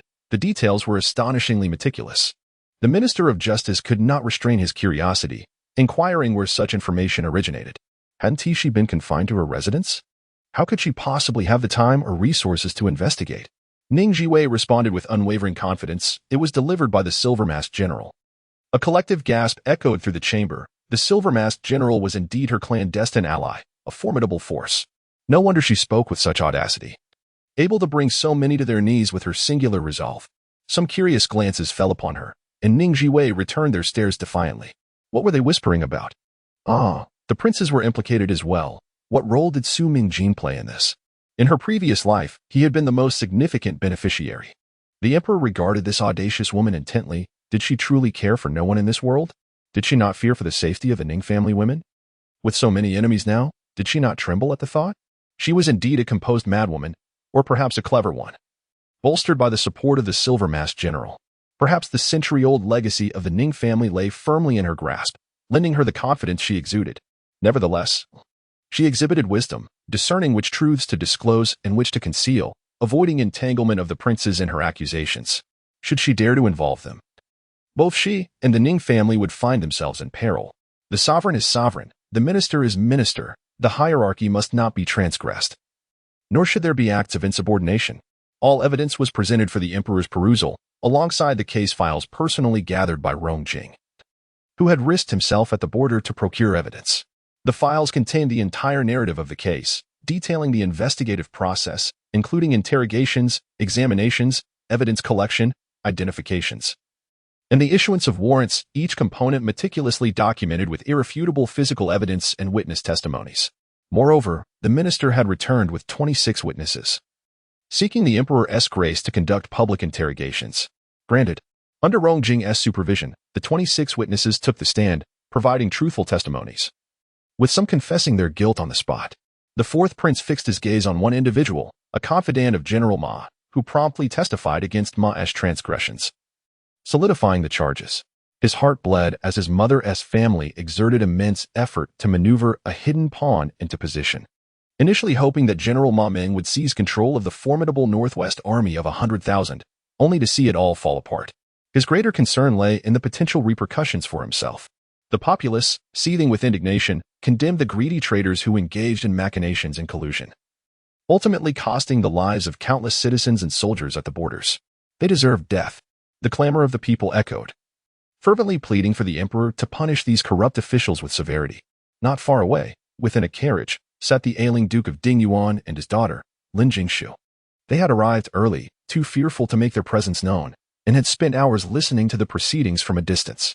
Her heart raced, fluctuating wildly, a tumult of emotions overwhelming her. Upon hearing the uproar, Lin Jingshu instinctively lifted the curtain to gaze outside, spotting Ning Zhiwei amidst the crowd, her plain garb making her the most conspicuous figure, radiating an almost ethereal glow. Lin Jingshu curled her lip. The intricate web of relationships behind these individuals intertwined with the capital's elite. Ning Zhiwei had offended a multitude. Her fate was sealed. What a fool, she thought. Possessing nothing but a pretty face and a modicum of cleverness, lacking true wisdom, seeking momentary gratification while inviting insurmountable trouble. Indeed, having grown up at the borders, she had received little education or nurturing. What could she possibly understand? It was laughable that she considered such a person a rival. A wave of concern washed over her as she thought of her father and sister, so naive in their judgments. How could they speak so carelessly? The Duke of Dingyuan exhaled deeply. This was a path of self-destruction she had chosen, and perhaps it was for the best, sparing them the trouble of investing in her. While he still coveted the might of the Ning army, without the ability to control Ning Zhiwei, he resolved to destroy her instead. You are a good child, but far too compassionate. Such a person is unworthy of your sympathy. Do not speak thus. She is, after all, my blood sister, Lin Jingshu replied, though the mirth in her eyes betrayed her true feelings. The emperor surveyed the kneeling masses, then regarded the varied expressions of his ministers and generals. Commander of the Jinhui, he called. Present. Xiaoling Feng stepped forward, exuding an aura of chilling menace. The emperor, with a stern visage, issued a decree to dispatch forces to the borders to apprehend those involved, commanding that any who dared resist be executed on the spot. Understood. Only the Jinhui possessed such authority. The fourth prince was engulfed by anxiety. Should General Ma Ming fall into the hands of the Jinhui, his loose tongue could implicate their maternal family. Father, protocol dictates that those involved should be afforded the opportunity to defend themselves. As Scholar's inkstone struck the fourth prince's forehead, and the emperor cast a cold, indifferent gaze upon his favorite son. What did you say? The fourth prince knelt, desperation in his voice. Father, I merely wish to avoid disheartening those valiant soldiers who have shed blood for our great Qi. Surely, they deserve a chance to plead their case. Those who serve you, and you cannot even speak a word in their defense? Who will be willing to serve you in the future? He needed to make a statement. He relied on the notion that family scandals must remain concealed, and that the royal family would never expose their own disgrace. Firmly believing that even if the emperor were aware of any misdeeds, he would refrain from disclosing them. Ning Zhiwei observed this with cold amusement. To them, the lives of tens of thousands of the Ning army and the countless citizens at the borders were mere trifles, akin to dust that might tarnish their shoes. The arrogance and disdain of those within the royal court were truly exasperating. In her quest for justice, she was resolute, acknowledging the futility of her endeavor. She nonetheless pressed on, undeterred by the multitude that stood against her. Your Majesty, I must bring charges against those who stand behind them. She cast a glance at several princes, and those who met her gaze were filled with trepidation. Heaven help us, when she went mad? She was a force to be reckoned with. Was she intent on bringing down everything in flames? Who would silence her? Rong Jing pressed his lips together, a flicker of concern barely perceptible in his eyes. Chapter 22. Vindication. Before she could finish her words, the emperor's expression changed abruptly as he commanded with urgency. The evidence is irrefutable. They shall not escape culpability. Proclaim my decree. Seize the properties of all involved, and imprison their families in the dungeons, awaiting their fate. The wheel of fortune has turned, and this time it is the wrongdoers who will face justice. None shall evade their reckoning. The princes cried out in unison, Father, The emperor, however, was met with the jubilant cheers of the common folk, who rejoiced, proclaiming, "The heavens have opened their eyes. The emperor is wise." As the emperor surveyed his surroundings, the stark contrast between the officials and the populace was evident. Meanwhile, Ning Zhiwei maintained a solemn demeanor, awaiting the developments in silence. The loyal generals of the Ning family had perished valiantly on the battlefield, having served their emperor with unwavering fidelity, remaining untainted and blameless. General Ning, having dedicated his life to the nation and safeguarded its borders for decades, was posthumously granted the title of Duke of Wei. The ancestors of the Ning family had fought alongside the founding emperor in numerous campaigns, initially bestowed the title of Duke of Wei, which was later downgraded after 3 generations. Yet, due to his military achievements, General Ning was once again elevated to nobility. Years ago, for the well-being of Ning Zhiwei and her mother, General Ning had exchanged his nobility for the emperor's favor, retaining only the nominal title of Grand General. Now, reinstated as Duke of Wei, his honor was unparalleled. General Ning Guangji was honored for his contributions to the defense of the realm, receiving the title of Great General of Divine Might. While Ning Guangpa was posthumously named Great General of Valor, and Ning Xiuyo was awarded the 3rd-rank title of General of the Chariots, with Ning Xiuyue receiving the 3rd-rank title of Guard General.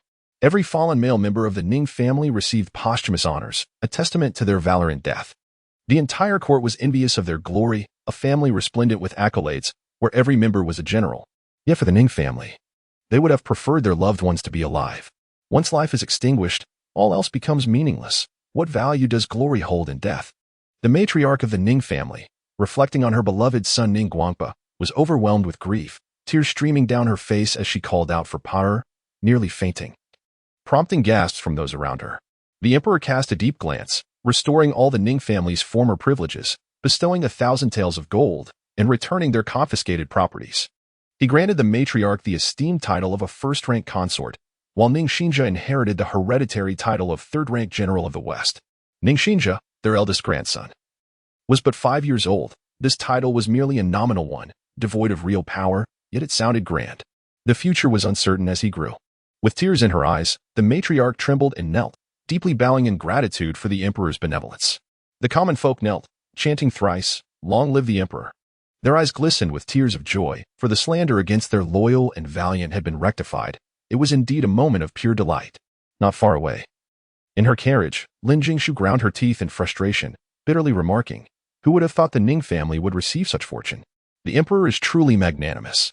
She observed only the family's glory, oblivious to the sacrifices and tragedies hidden beneath the surface. Her thoughts shifted as she mused, "But what of my sister, who rashly sounded the drum of alarm, making the entire realm aware? Will the emperor not hold her accountable?" Certainly. The Duke of Dingyuan had stated with conviction that the emperor's heart was not large enough to endure such a scandal. The uproar had forced him to provide an explanation to his subjects. Could he harbor any comfort in his heart? Those who compel a sovereign will not meet a favorable end.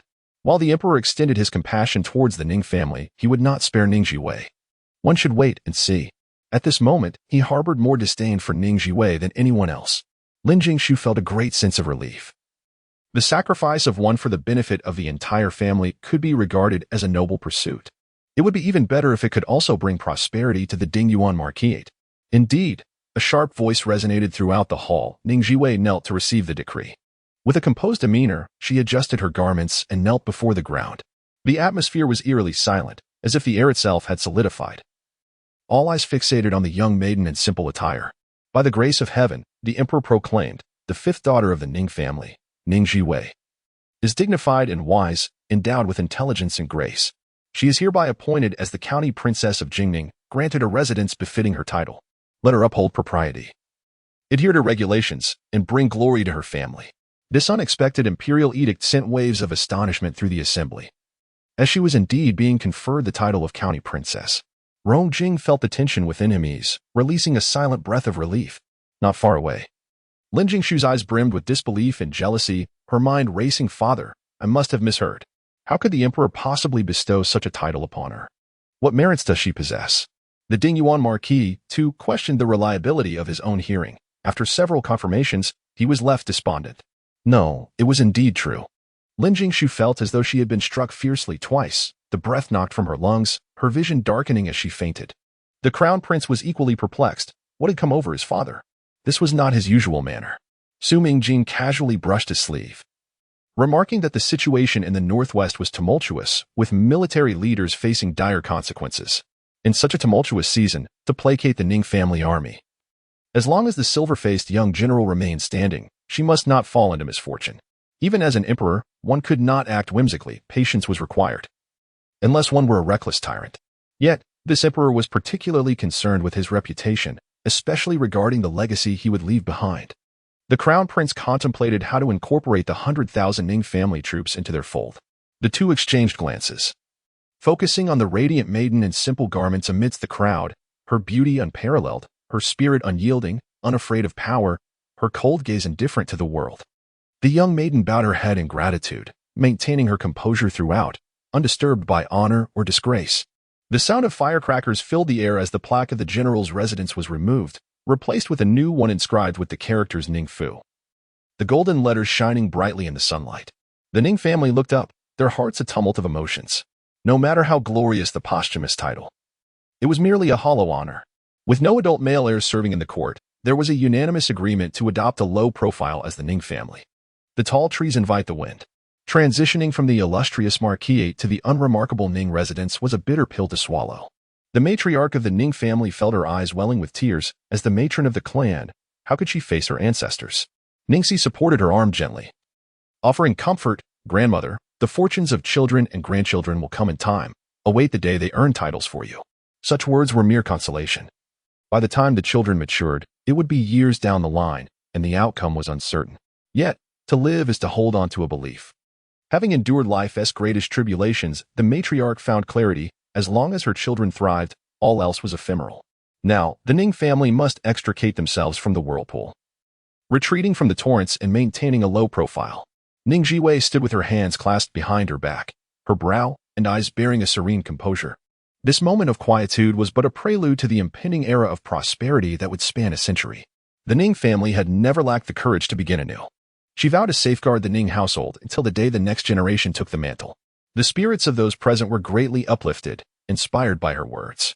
Ning Zhiwei's future residence, the county lord's manor, was swiftly determined, situated directly opposite the Dingyuan Marquis' estate, with their doors facing each other. Whom did this arrangement truly offend? Unperturbed, she examined the architectural plans for some time, realizing it was the former Viscount's estate, vacated due to a scandal. It was a 5-courtyard compound, neither too large nor too small, complete with an exquisite garden. She proposed several modifications to the chief of the Ministry of Works, insisting that the renovations be executed to her satisfaction before she would take up residence. As the Ning household reopened, it chose not to send out widespread invitations, instead gathering with close family for a simple meal. Nevertheless, the families of the capital stirred into action. Due to the recent bereavement, the master was unable to attend in person, yet they dispatched their stewards and matrons, bearing substantial gifts. The entrance was bustling with carriages, lively and vibrant, as if the past glory had returned. The women of the Ning family convened in the main hall, with several children playfully vying for attention, restoring a semblance of vitality and dispelling the previous gloom. One by one, congratulatory gift lists were presented, and the steward was led away for a cup of plain wine. Lady Ning perused the list of gifts, her expression growing increasingly uneasy. Noticing this, the elder matriarch inquired softly, "What troubles you? Is there a problem?"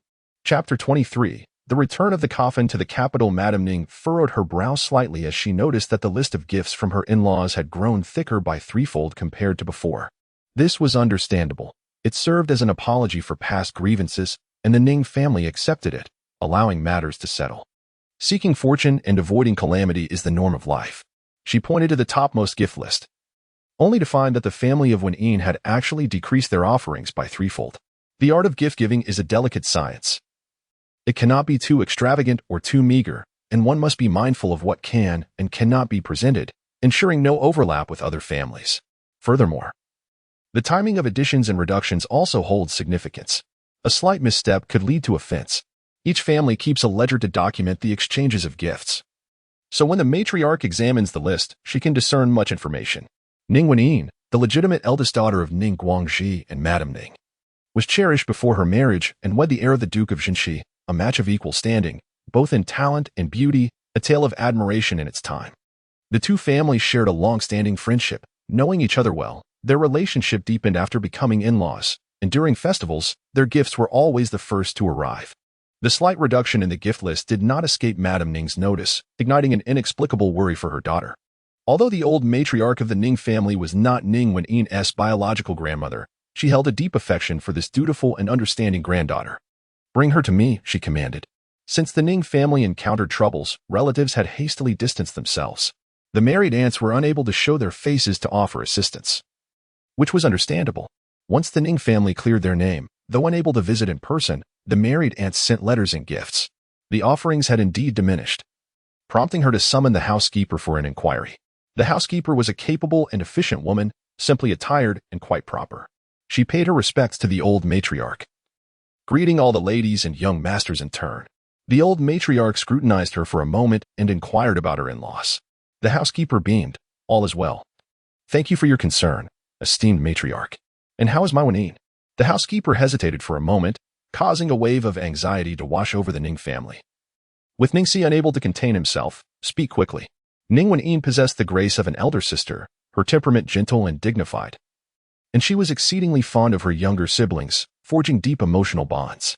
The housekeeper bowed respectfully, responding with utmost deference, "Madam, the eldest young mistress is unwell and unable to rise. She has sent me to convey her apologies." Ning Lu, anxious, began to pace. "What illness? Is it serious?" The housekeeper, with a friendly smile, reassured them. "The eldest young mistress has been troubled by matters concerning her family and has caught a slight chill. She has already consulted a physician and it is not severe." The Ning family breathed a collective sigh of relief. All was well. Madame Ning, being the biological mother, was most concerned about Ning Wen'en. "That is good to hear. Please return and inform her that all is well at home, and she should focus on her recovery. Nothing is more important than one's health." Indeed, the Ning family had only 2 unmarried daughters, Ning Peilon, ranked 4th, and Ning Wuhua, ranked 6th. Almost forgotten was Ning Zhiwei, ranked 5th. As the head matriarch, Madame Ning took the 2 unmarried daughters under her wing, guiding them with patience. "Observe closely and learn diligently. It will greatly benefit your futures. In the future, one must inevitably marry, and given the esteemed lineage of the Ning family, the daughters of the Ning household are destined to assume the role of primary wives." Ning Wuhua approached her studies with utmost seriousness when suddenly she gasped in surprise. Something was amiss. Someone was missing. "Where is 5th sister? Why have I not seen her this morning?" 5th sister also needed to learn these things. Lady Ning reclined languidly on the soft couch, indulging in her grandchildren, and looked up to reply, "She has gone out of the city." Ning Wuhua felt a twinge of curiosity. What could she be doing? Lady Ning's expression darkened.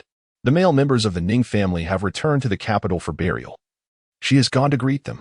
The atmosphere, once lively, evaporated into silence, each person's face reflecting sorrow. Ning Peilon's eyes brimmed with tears, her heart tightening in pain. Have they truly returned? How could there have been no whispers of their arrival? Before leaving, Ning Zhiwei had only briefed Lady Ning, who felt the weight of grief pressing down upon her. The bodies had been prepared for burial by 5th sister herself and had previously been kept at the Famen temple. Now, they were finally vindicated and deserved to return to their roots, to rest eternally in the ancestral grave. Ning Wuhua counted the travel time on her fingers. Famen temple? It was not far from the capital. A round trip would take about 3 days. Why didn't 5th sister inform me? I wish to go and greet them as well. Lady Ning felt reassured about Ning Zhiwei's departure. She was a formidable character capable of standing her ground against her own father in court and emerging unscathed, possessing both cunning and intelligence. The others in the household were like greenhouse flowers, sheltered and lacking in experience, incapable of matching Ning Zhiwei's resilience. It was a relief if they did not hinder her efforts. "You all have tasks to attend to. Send out mourning notices to each family. In 3 days, we shall hold the funeral for the brave members of the Ning family who fell in battle." Everyone sprang to their feet in a flurry of anxiety. 3 days? That is not enough time. There was a multitude of arrangements to be made, setting up the mourning hall, notifying relatives and friends, and preparing the necessary items for the funeral. Lady Ning waved her hand wearily. They have been resting at Famen Temple for 2 months. The monks there have been chanting sutras for the departed souls. We are merely awaiting the procession. One must admit, Ning Zhiwei was meticulous. With every detail arranged in an orderly fashion, the Ning family found themselves at the eye of the storm. Under the scrutiny of many, simplicity was paramount. The others murmured their agreement, the atmosphere thick with an indescribable heaviness. 3 days later, the sky was overcast. The Ning residence hung white banners and white lanterns adorned the entrance.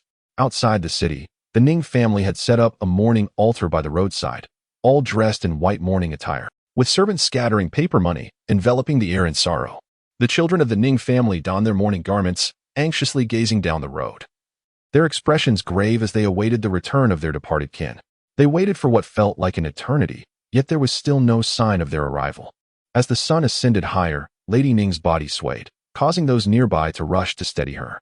Ning Zhiwei's eyes were swollen, her complexion haggard from sleepless nights. "Old madam, why not rest at the morning altar for a while?" Lady Ning leaned against her granddaughter, closing her eyes to recuperate. Upon hearing the suggestion, she waved her hand dismissively. "Our family has been scattered, seldom together in life. Now, I must stand to welcome them home. Regrettably, they cannot receive a grand burial, allowing them to depart this world with dignity. I hope they do not hold any resentment towards me in the afterlife." Ningxi turned away, tears streaming down his face, overwhelmed by sorrow. A commotion arose, and a group of individuals clad in plain garments emerged from the city gates, approaching them with solemn expressions. As they drew near, they collectively bowed in reverence. The citizens of the East City came forth to welcome the generals of the Ning family home. The citizens of the West City came forth to welcome the generals of the Ning family home. The citizens of the South City came forth to welcome the generals of the Ning family home. The citizens of the North City came forth to welcome the generals of the Ning family home. Chapter 24. Welcoming the heroes home. The populace, united in purpose, flocked from all directions, donning simple garments to honor the return of the heroes. Witnessing this poignant scene, the Ning family was deeply moved, their eyes brimming with tears. They finally comprehended the family creed of the Nings, to uphold righteousness and protect the nation and its people. For 2 centuries, the sacrifices and contributions of the Ning family have been etched in the hearts of the people. The Nings have not failed the populace, and likewise, the populace has not failed the Nings. A mutual bond exists between them. With tears of gratitude, the elderly matriarch gazed skyward, murmuring, "My beloved, do you see this? The people's heartfelt appreciation and affection for you. Your steadfastness and sacrifices were not in vain. Your bloodshed has not been for naught. Justice resides in the hearts of the people." As time passed, the crowd swelled, spontaneously gathering along the road, creating a magnificent spectacle. In the palace, atop the Star Tower, the emperor surveyed the scene before him, a sea of white stretching as far as the eye could see. "Is today the Ning family's funeral?" he pondered. Flanked by several princes, each bearing a distinct expression, the 4th prince was the first to speak. "Father, the Ning family holds immense esteem in the hearts of the people, which may not bode well." This remark struck a chord with the emperor's suspicions. The 1st prince retorted with a hint of disdain. "What good is high esteem if there are no heirs to carry on the legacy?" The lack of adult male heirs in the Ning family meant a loss of hope for the clan. Without the support of fathers and brothers, those 2 young boys would amount to little. The 4th prince scoffed. "Ning Zhiwei is a perilous individual, too audacious in her actions, lacking reverence for imperial authority. She must be watched closely. Father, I suggest." A flicker of resentment crossed his eyes. The recent losses were severe, with several of his generals perishing, and his uncle's illegitimate son also lost, all while his mother admonished him. He had never endured such indignities. His lips curled in a cold smirk. "We must eliminate the root of the problem." The 1st prince found him tiresome. His cousin's reckless behavior in prison had cost him a valuable piece on the board. He deliberately taunted, "Are you afraid of the princess of Jingming?" The 4th prince, proud and haughty, bristled at the insinuation. "Of course not. What is a mere woman to fear?" "Your words are contradictory, suggesting a personal vendetta," the 1st prince retorted, relishing the opportunity to retaliate. The 4th prince's eyes widened in indignation. "Brother, why do you protect her? You are not harboring feelings for her, are you?" The atmosphere shifted palpably, and even the emperor regarded the 1st prince with newfound scrutiny. Silently cursing, the 1st prince denied, "I do not protect her.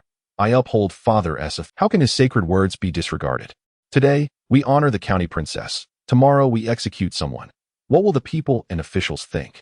The emperor, weary of their squabble, turned to the crown prince. "What is your perspective?" The crown prince, recalling the scheme he had orchestrated with Su Mingjin, replied softly, in response to Father, "Ning Zhiwei's actions are solely to preserve the Ning family. The Nings possess many members. Any one of them could easily bind her hands and feet, rendering her At present, the paramount task is to garner the hearts of the people, both the populace and the 100,000 soldiers of the Ning family."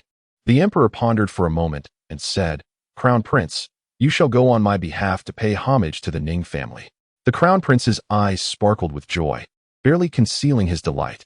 Your humble son will comply and ensure that everything is executed to perfection.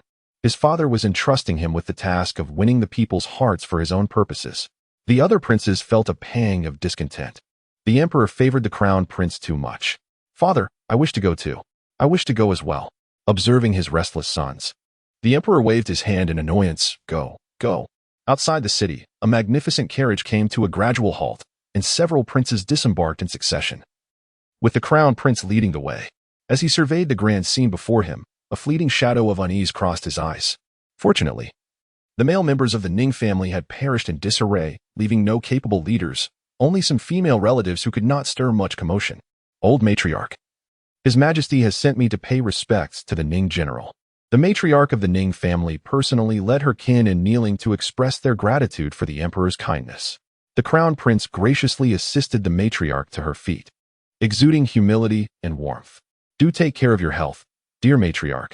Those who have passed cannot return. Should you need anything in the future, do not hesitate to approach me. If I cannot assist, there is still His Majesty. The matriarch expressed her heartfelt thanks, not only bowing repeatedly with her family, but also instructing her two great-grandsons to solemnly kneel before the crown, instilling in them the importance of remembering the crown prince and the emperor's benevolence. The exclusive homage to the crown prince pleased him. The Ning family was indeed perceptive, acknowledging him as the heir apparent. The fourth prince grew impatient watching him win the people's favor and scanned the surroundings.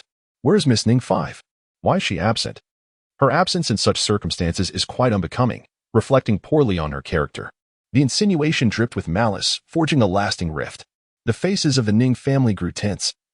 Ning 6 furrowed his brow, about to speak, only to be silenced by a pinch from the matriarch, suppressing his ire.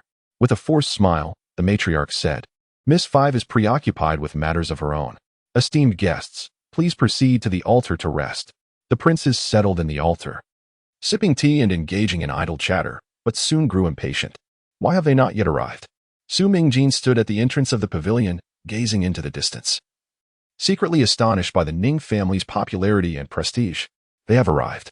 A procession bearing the coffin approached, with Ning Zhiwei, clad in simple white garb, leading the way, personally assisting in carrying the coffin of the late general. Upon seeing the throng of people, she froze, momentarily unable to comprehend the scene before her. One by one, the townsfolk knelt, bowing their heads in heartfelt sorrow, weeping for the valiant Ning general as they offered their final farewell. The wails resonated through the mountains. O lofty mountains, unyielding spirit, may your loyalty endure. Tall monuments rise, may the brave souls be eternal. Weep for our heroes, let our tears fall at their memorials. Honor our martyrs. Let the waters weep. In that moment, Ning Zhiwei's eyes brimmed with tears. Grandfather, can you see this? This is the people's longing. The very populace you dedicated your life to protect. Your life was a resounding symphony, sheltering the masses, earning their admiration, and etching your name in history. A flash of lightning illuminated the sky as torrential rain began to pour, shrouding the world in a veil of mist. The pillar of the nation had fallen, and heaven and earth mourned. The sun and moon wept, and the mountains and rivers. The funeral procession of the Ning family entered from the west and exited through the east, as every household in the city hung white banners in mourning. The townsfolk spontaneously knelt at their doorsteps to pay their respects, and the 10-mile-long street became a solemn avenue for bidding farewell to the generals of the Ning. White tents were erected in succession, a continuous line of altars set up by various families in the capital for the memorial rites. As soon as the imperial family made a move, the nobility promptly followed suit, with officials from all ranks in attendance to honor the occasion. Whether stemming from genuine sentiment or mere conformity, the grand funeral was afforded the utmost dignity. Such a magnificent burial. This scene would be remembered for decades, lingering in the collective memory. Meanwhile, the entire household of the Duke of Dingyuan was in disarray, having shattered countless items. Lin Jingshu collapsed to the ground, desperately clutching the feet of the elderly matriarch of the Duke's household, pleading with tearful eyes, Grandmother, please help me. Just this once, I beg you. Beneath the elderly matriarch's gaze remained inscrutable. Chapter 25. Succession before the spirits. In the southeastern outskirts of the capital, 100 miles away, lies the verdant Qingluo Mountain, where the ancestral tomb of the Ning family is nestled. The scenery is exquisite, enveloped in tranquility. The entire Qingluo Mountain, along with the surrounding thousands of acres of ancestral fields, belongs to the Ning family. At the foot of the mountain stands the Qingluo Villa, which serves as a temporary residence for the Ning family during their annual rituals of mourning. This estate was bestowed by the founding emperor, and according to the laws of the current dynasty, even in the event of confiscation, these sacred grounds and fields remain untouched, ensuring the family's survival. The Ning family's procession, grand and solemn, approached Qingluo Mountain, where a gathering awaited them, standing amidst the chilling winds and rain. This was the former retinue of the Ning family. Men, women, and children donned white mourning garments, their expressions steeped in sorrow, kneeling to receive the coffins, welcoming the generals back home. The crowd, undeterred by the rain, delivering each coffin to the mountain, their weeping echoing along the path, yet their hands moved with unwavering steadiness, devoid of any tremor. The ancestral tombs of the Ning family stood in silent repose, narrating the grandeur and tragedy of the Ning lineage. Ning Zhiwei gazed in a daze, her heart. After a simple ceremony, as the coffins were interred, the collective grief erupted, and all present were unable to suppress their wails. The members of the Ning family wept to the point of collapse, relying on their attendants for support. The elderly matriarch, having fainted several times from grief, reclined against her attendants, refusing to descend the mountain first. Old Ding, the steward of Qingluo Villa, tearfully urged, "Matriarch, please take care of yourself. The late master would not wish for you to grieve excessively. This entire family still relies on your guidance. Indeed, matriarch, you must take care of yourself." The loss of all adult male heirs in the family struck a devastating blow to those who depended on the Nings. Amidst profound sorrow, they were engulfed in confusion and fear. With the family weakened and without a reliable leader, what path lay ahead in these stormy times? The matriarch swallowed a ginseng pill. Steeling herself, "Zhiwei, come here." All eyes turned toward the young girl, who had stood resolutely at the altar, single-handedly performing the rites. The matriarch solemnly introduced her. "This is Ning Zhiwei, the beloved granddaughter of the late general and the chosen successor of General Ning Guangji. From this moment forth, she shall be the sixth head of the Ning family, entrusted with all family matters." Gasps of astonishment filled the air. How could the new head of the Ning family be a young girl, still so tender in age? Was she not yet of marriageable age? Could she truly fulfill this role? The fifth lady, was she not born of an external marriage, thus not in accordance with the family's traditions? Ning Zhiwei remained as tranquil as still water, raising her right hand high, revealing the green ring that captured everyone's gaze. This was the token of the family head. She cast a calm glance over the assembly, and those who met her gaze felt an undeniable pressure, instinctively lowering their heads. If there were any dissenters, now was the time to step forward. Those who dared to cause chaos would not escape her wrath. Silence enveloped the crowd. The matriarch's voice rang out with authority. "Then let us pay our respects to the family head before the spirits of our ancestors. May they bless the descendants with prosperity and peace." Ning Lu reacted swiftly. Being the first to kneel, paying homage to the family head, Ning Si felt a profound sense of regret for having been a moment too late. Several children knelt down, as did the military officials and subordinates who had met the family head. The servants and maids also lowered themselves, having acknowledged the family head. Thus, before the ancestral tomb of the Ning clan, Ning Zhiwei ascended to the position of the new head of the Ning family, regardless of the thoughts swirling in others' minds. This had become an unassailable truth, effectively assuaging the majority of the unease among the people, allowing their hearts to settle. They would wait and observe for now. On yet another rainy day, Ning Zhiwei was perusing the personnel situation of the estate when Xiaoyao approached her, whispering a few words in her ear. A flicker of astonishment crossed Ning Zhiwei's face as she rose and stepped outside. The misty rain fell, droplets cascading from the eaves of the pavilion, creating a gentle patter as they struck the steps, sending ripples across the surface. With her eyes closed, Ning Zhiwei listened to the sound of the rain, as if time had come to a standstill. Fifth Miss, a man clad in elegant azure garments approached, holding an inkwash-painted umbrella. He walked gracefully through the rain, his demeanor poised and unhurried. It was as if he had traversed time to stand before Ning Zhiwei. She gazed at him, momentarily lost in thought, never expecting such an ethereal gentleman to meet a fate so tumultuous. Noticing her unusual expression, Rongjing inquired with a hint of concern in his cool voice. "What is it? Are you unwell?" Ning Zhiwei snapped back to reality, stepping back a few paces to afford him space. "Lord Rome, I am grateful for all you have done for our Ning family." Rongjing, closing his umbrella as he entered the pavilion, maintained a distance neither too far nor too close, his expression neutral. "It is my duty, No thanks are necessary. His tone was somewhat detached. Yet Ning Zhiwei appreciated his sentiment. Regardless, you have traveled great distances to investigate matters at the frontier, repeatedly placing yourself in peril to clear our family's name. Please allow me to pay my respects. She performed a deep bow, her expression solemn and reverent. Rongjing instinctively reached out to assist her, but his hand hovered momentarily in the air before he spoke. If you truly wish to express gratitude, then send me some hawthorn pastry. Though Ning Zhiwei promised to send the pastry, Rongjing had already left for the northwest on his investigation and had yet to taste it.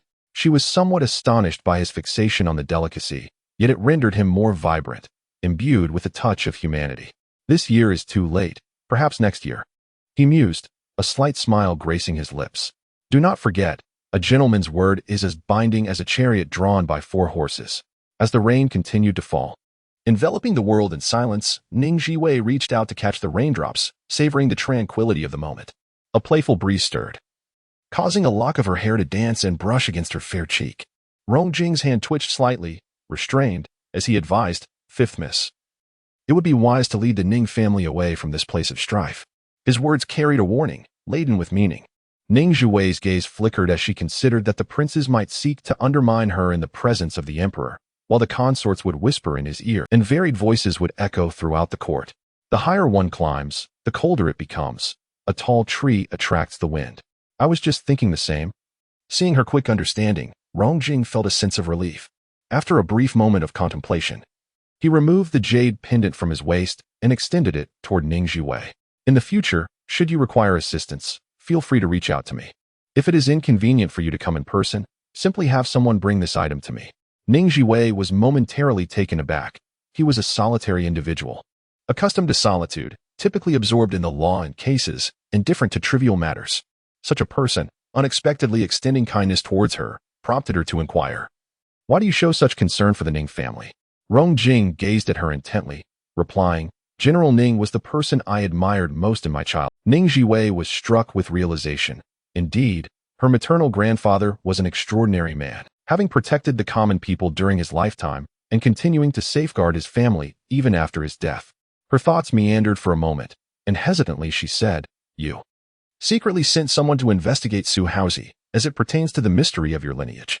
Initially, her intention was solely to protect her family, wishing to remain uninvolved in the lives of others and unwilling to bear the consequences of another's actions. Yet, more than anything, she wished to avoid being in. Rongjing's expression shifted dramatically, his emotions surging as he grasped her shoulders and exclaimed, "What did you say? Repeat that." Chapter 26. Rongjing. The world perceives him merely as a man raised by a widowed mother, estranged from his clan, and indifferent to kinship. Yet, unbeknownst to them, his lineage is profoundly intricate. Ning Zhiwei furrowed her brow, her gaze fixed upon his hand. It was only then that Rongjing became aware of his lapse in composure. He withdrew his hand, stepped back 2 paces, and bowed in apology. His self-restraint was formidable. Despite the turmoil within, his exterior had swiftly reverted to normalcy. Ning Zhiwei offered a cautionary reminder, urging vigilance, for this man was unfathomably enigmatic and exceedingly formidable. With that, she waved her hand, unfurling an oiled umbrella as she exited the pavilion, shadows darting from the darkness, trailing in her wake. The rain continued to fall, yet Rongjing's heart was a tempest. Ruminating over the name Su Haozi. Su Haozi, the husband of the princess, renowned for his artistic talent, often secluded in the study of painting, rarely gracing the public eye. His artwork was highly esteemed, each new piece fervently sought after, yet the total count of his creations could be enumerated on one's fingers. He was the father of the illustrious Su Mingjin, a prodigy in music, chess, calligraphy, and painting, celebrated among scholars and literati. Once a prominent figure, the princess now languished in illness, seldom appearing in society. The couple was famed for their profound affection, a bond of unwavering devotion. What could instill such trepidation in Ning Zhiwei, if not extraordinary? Rongjing harbored a foreboding sense of unease. Thus, the Ning family withdrew from society, observing a 3-year period of mourning at the Qigluo mountain manor, distancing themselves from the capital. The once glorious Ning family faded from public view, retreating into silence. Life for the Nings began to regain its rhythm, yet the matriarch fell ill again, stubbornly refusing medication. The physician declared her devoid of the will. Upon hearing this, Ning Zhiwei fell into a contemplative silence, resolved to have a serious conversation with the old lady. "Matriarch, you must take care of yourself. Live a long life, and witness the children grow and establish their families and careers. The old lady appeared drained, her spirit seemingly sapped, no matter what Ning Zhiwei said. Her eyes remained half-closed, as if she were neither fully listening nor comprehending. With a silent sigh, Ning Zhiwei suddenly announced, "Matriarch, I intend to train soldiers at the manor." This declaration struck like thunder, causing the old lady to shudder. "What did you say? Is there another upheaval?" Ning Zhiwei's expression was earnest. "The court is unstable. The struggle for succession among the princes has reached a boiling point, and no one can remain unscathed." I had hoped to refrain from elaborating. Yet the old lady's condition cannot persist as it is, having presided over household matters for many years. The old lady was well acquainted with the affairs of the capital's families but was utterly oblivious to matters of the court. "We, the Ning family, have already withdrawn." Residing at the Qingluo Mountain Manor, Ning Zhiwei remained diligent, perusing the news daily and analyzing the evolving situation. The world referred to the Northwestern Army as the Ning family's military. How could they remain uninvolved? Various forces would compel them to choose a side. Abstaining would be equally erroneous. The old lady was in a state of turmoil. What then? Shall we select one? Why must it be so arduous to live in peace? Ning Zhiwei had once contemplated supporting a prince, but ultimately abandoned the idea after much deliberation. The eldest prince is simultaneously insecure and the crown prince possesses a narrow-mindedness that cannot tolerate others. The third prince has passed away prematurely. The fourth prince is rather mediocre. The fifth prince is easily swayed. And the sixth prince is a fool. Who shall be chosen? Amidst this, there lurks the hidden mastermind behind the misfortunes of the Ning family. How could she possibly become a pawn for such individuals? She will not let the true culprit, responsible for her family's demise, escape unscathed. Currently, her silence is merely a testament to her insufficient power and her forbearance. Lady Ning, the matriarch, did not anticipate her granddaughter's low opinion of the princes. Yet she trusts Ning Zhiwei's judgment. Is there truly not a single suitable candidate? Indeed. Ning Zhiwei sighed gently, unspoken words lingering in the air. Greater calamities and human tragedies loom ahead. Chaos is on the horizon. We must possess hidden cards, projecting an aura that instills fear while safeguarding our lives in secret. Upon hearing this, Lady Ning felt a renewed spirit, no longer contemplating death, and became willing to cooperate with her medication regimen. Within the confines of veterans, combined with the Ning family's existing guards, totaling 800 individuals. During peaceful times, they will safeguard the estate, and in times of war, they will form part of the battalion, directly engaging in combat under the command of Ning Xiaolong. This private guard, once trained, could be a lifeline in critical moments. 20 young girls, aged 10 to 15, will learn basic medical knowledge and the handling of medicinal herbs, overseen by Xiaoyao. Another group, comprising 100 boys of the same age range, is appointed to a youth camp, which Ning Zhiwei personally leads for training in the mountains. No one has witnessed her methods of military training. They only know that those boys are provided with the finest rations, resulting in significant consumption. Ning Zhiwei descended from the mountains, weary and dragging her tired body toward the main courtyard, first seeking to greet the matriarch. Upon entering the court, she overheard an unfamiliar female voice. "Matriarch, our recent expenses have skyrocketed by several dozen times. Do we truly require so many guards? What purpose do those young girls serve in learning medicine? They are meant to marry. Their husbands would never allow them to be so exposed. It was acceptable for those 100 boys to accompany the fifth young lady on her outings, but why must they be provided with the finest rations? This cannot be justified. Whose wealth comes so easily?"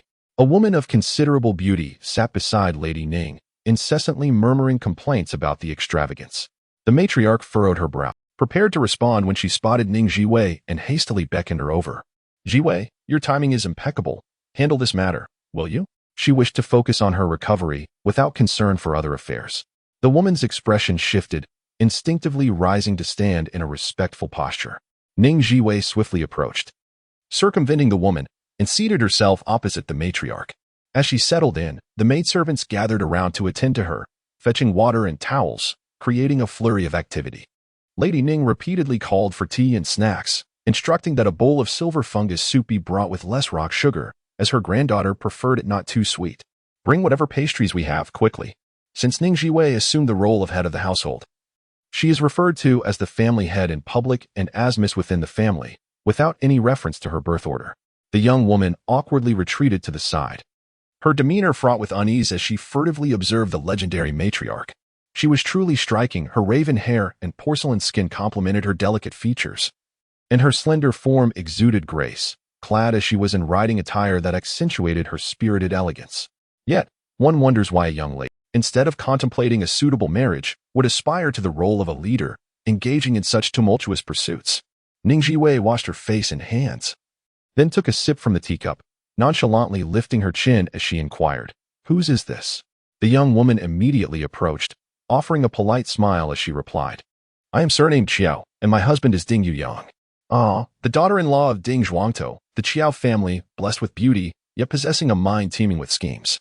Ning Zhiwei delicately picked up a piece of date cake, savoring it slowly. Now, summon Ding Zhuangtou and his son. With her commanding tone, she exuded the undeniable authority of one in a position of power. Chapter 27. A heart-grown bold. The Qigluo manor has taken in numerous remnants of the Ning family, flourishing over generations to form a village of over 1,000 souls. They guard the graves of the Ning family while depending on them, subsisting on the ritual fields cultivated for the family. With such a population, disputes are inevitable, leading to the formation of various factions. The head of the manor, surnamed Ding, is a descendant of the first trusted confidant of the Ning family patriarch. After sustaining injuries, he retreated to Qigluo Manor, where he oversees all affairs. The position of manor head has always been held by the Ding family, and over time, certain underhanded dealings have emerged. Soon, the Ding patriarch and his son arrived, cautiously bowing to Ning Zhiwei and the elder matriarch of the Ning family. Ning Zhiwei, with an indifferent demeanor, sipped her tea, leaving the room enveloped in silence, where even the sound of a needle dropping could be heard amidst the faint breaths of the attendees. Before long, the Ding father and son began to perspire, their hearts racing. Their encounters with this new patriarch had been few, but one who ascended to such a position at a young age, surpassing countless others, was certainly no ordinary person. Qiao, glancing anxiously around, felt a pang of injustice for her husband and father-in-law. "Miss Fifth, do you have something to say?" she suddenly interjected, shattering the silence and drawing everyone's attention. The Ding patriarch shot her a fierce glare, questioning the audacity of her interruption. It was all her son's fault for indulging her recklessly. Ning Zhiwei coolly regarded them and inquired, "I have heard that Qingluo Manor has changed its surname to Ding?" At this statement, the Ding father and son broke into a cold sweat, dropping to their knees in desperation, fervently bowing their heads. "Patriarch, please do not heed those gossips sowing discord. Our Ding family has long been under the great favor of the main family, serving as loyal retainers to the Ning family for generations, with unwavering loyalty." Ning Zhiwei, focused on military training, had entrusted household matters to Madame Ning. Thus, having only met the Ding patriarch once, her impression was that he was a cunning individual. "Oh, your daughter-in-law insinuates that I have squandered the Ning family's wealth, which is, in fact, her family's money. How distressing it must be for her." The Ding patriarch suddenly realized that Qiao was the source of the trouble and was filled with rage. "Qiao, what nonsense are you spouting?" "I did not. It is Miss Fifth who is deliberately framing me," Qiao protested, her voice filled with indignation, only to be abruptly silenced by a resounding slap. Stunned, Qiao held her burning cheek in disbelief, staring wide-eyed at her father-in-law. Ding Yuyang stepped protectively in front of his wife, glaring at his father. "Why resort to violence when we can converse civilly?" Ning Zhiwei casually pointed to a maid and instructed, "You, recount how Qiao spoke before the matriarch." The maid gracefully curtsied and eloquently repeated Qiao's words. With each phrase, the Ding patriarch's expression darkened further. Not only did she incite discord between the matriarch and the patriarch, but she also lamented the spending of the patriarch's funds, subtly implying a sense of entitlement, as if the wealth belonged to her. What audacity! Each of these offenses was a grave transgression. It was as if she had lost her senses. As his thoughts raced, he resolved instantly, "Master, Qiao is ignorant and ill-intentioned. I shall divorce her at once."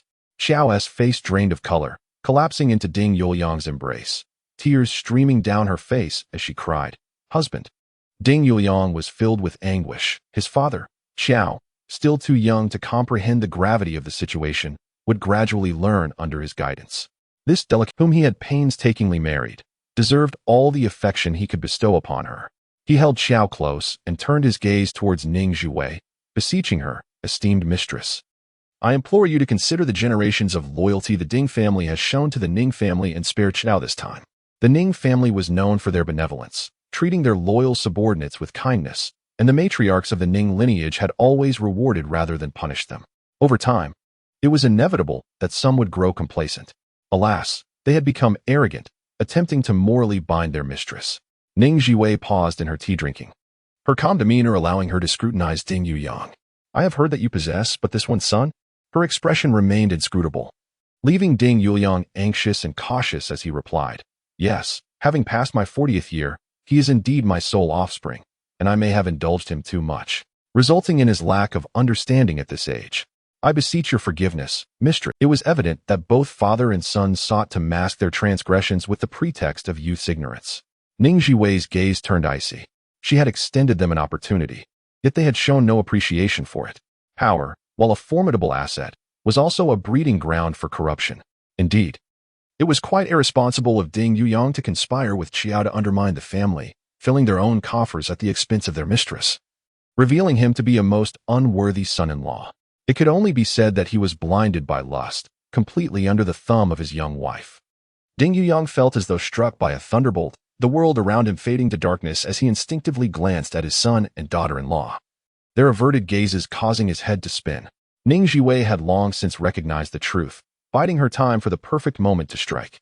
Old madam, according to the laws of our dynasty, what punishment is warranted for a servant who has embezzled 5,000 taels from their master? Old Madam Ning closed her eyes, letting out a soft sigh. Death.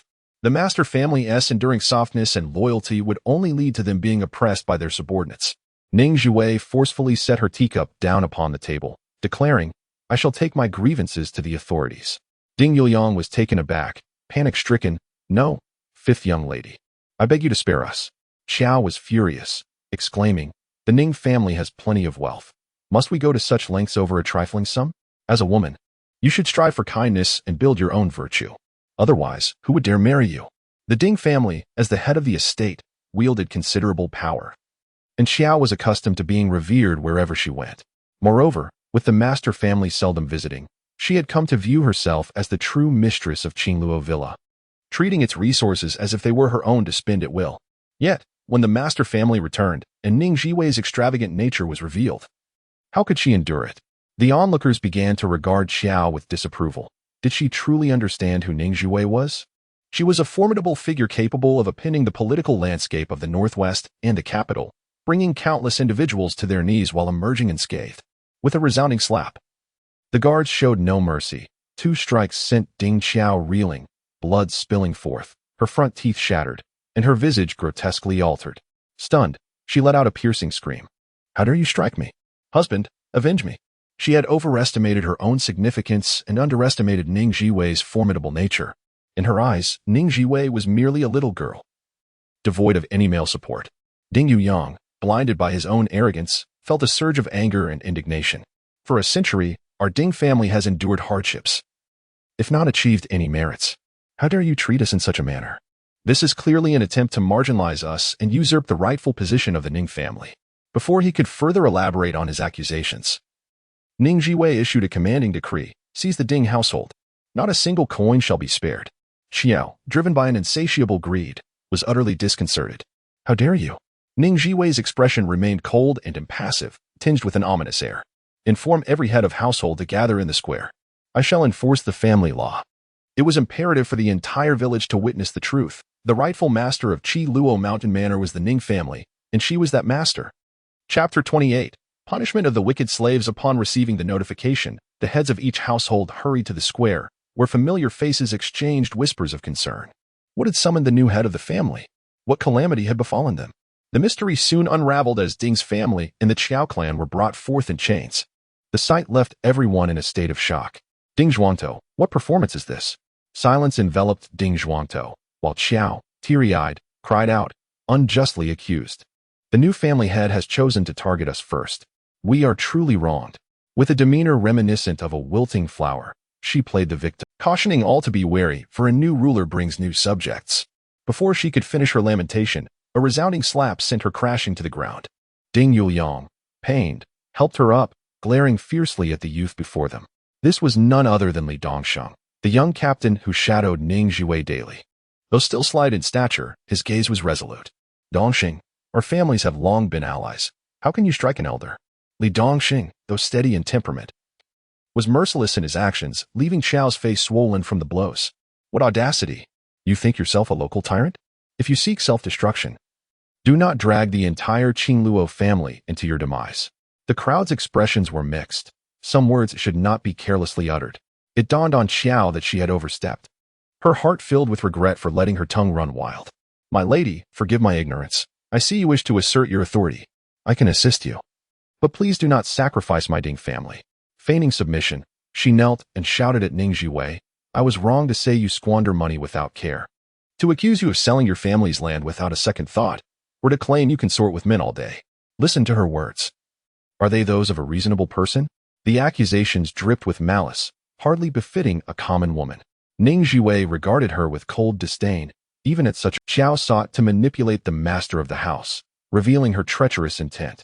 With no hesitation, Li Dongsheng delivered 2 sharp slaps. Xiao's body swayed, her head struck, blood flowing from her wound. Ding Yuliang held her tightly, wailing, just kill us all. If we must die, let us perish together. Ding Zhuangtou, tears streamed, fervently bowed his head, bleeding from his forehead, yet he remained silent. This scene profoundly affected those present. Someone could no longer restrain themselves, saying, Ding Zhuangtou is an elder who has served diligently for years. He deserves a measure of respect.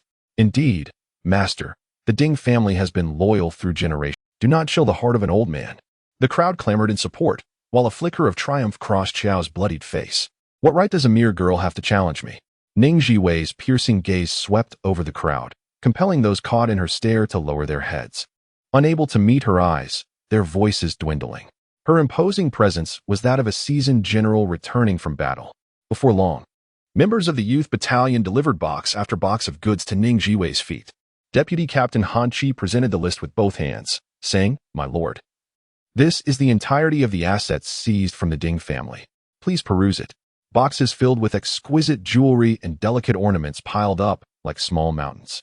The farmers stared in disbelief at such a wealth, questioning how the Qiao family could possess so much affluence, which had been hidden from view. Ning Zhiwei casually sifted through the contents of the boxes, while the Qiao family grew increasingly anxious. These are all my dowry, she thought.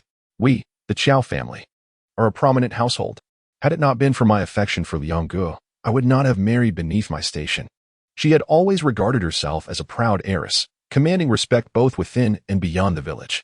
A slight smile played at the corners of Ning Zhiwei's lips as she recalled the Qiao family's humble beginnings as butchers, who had lived by slaughtering and selling pigs for generations.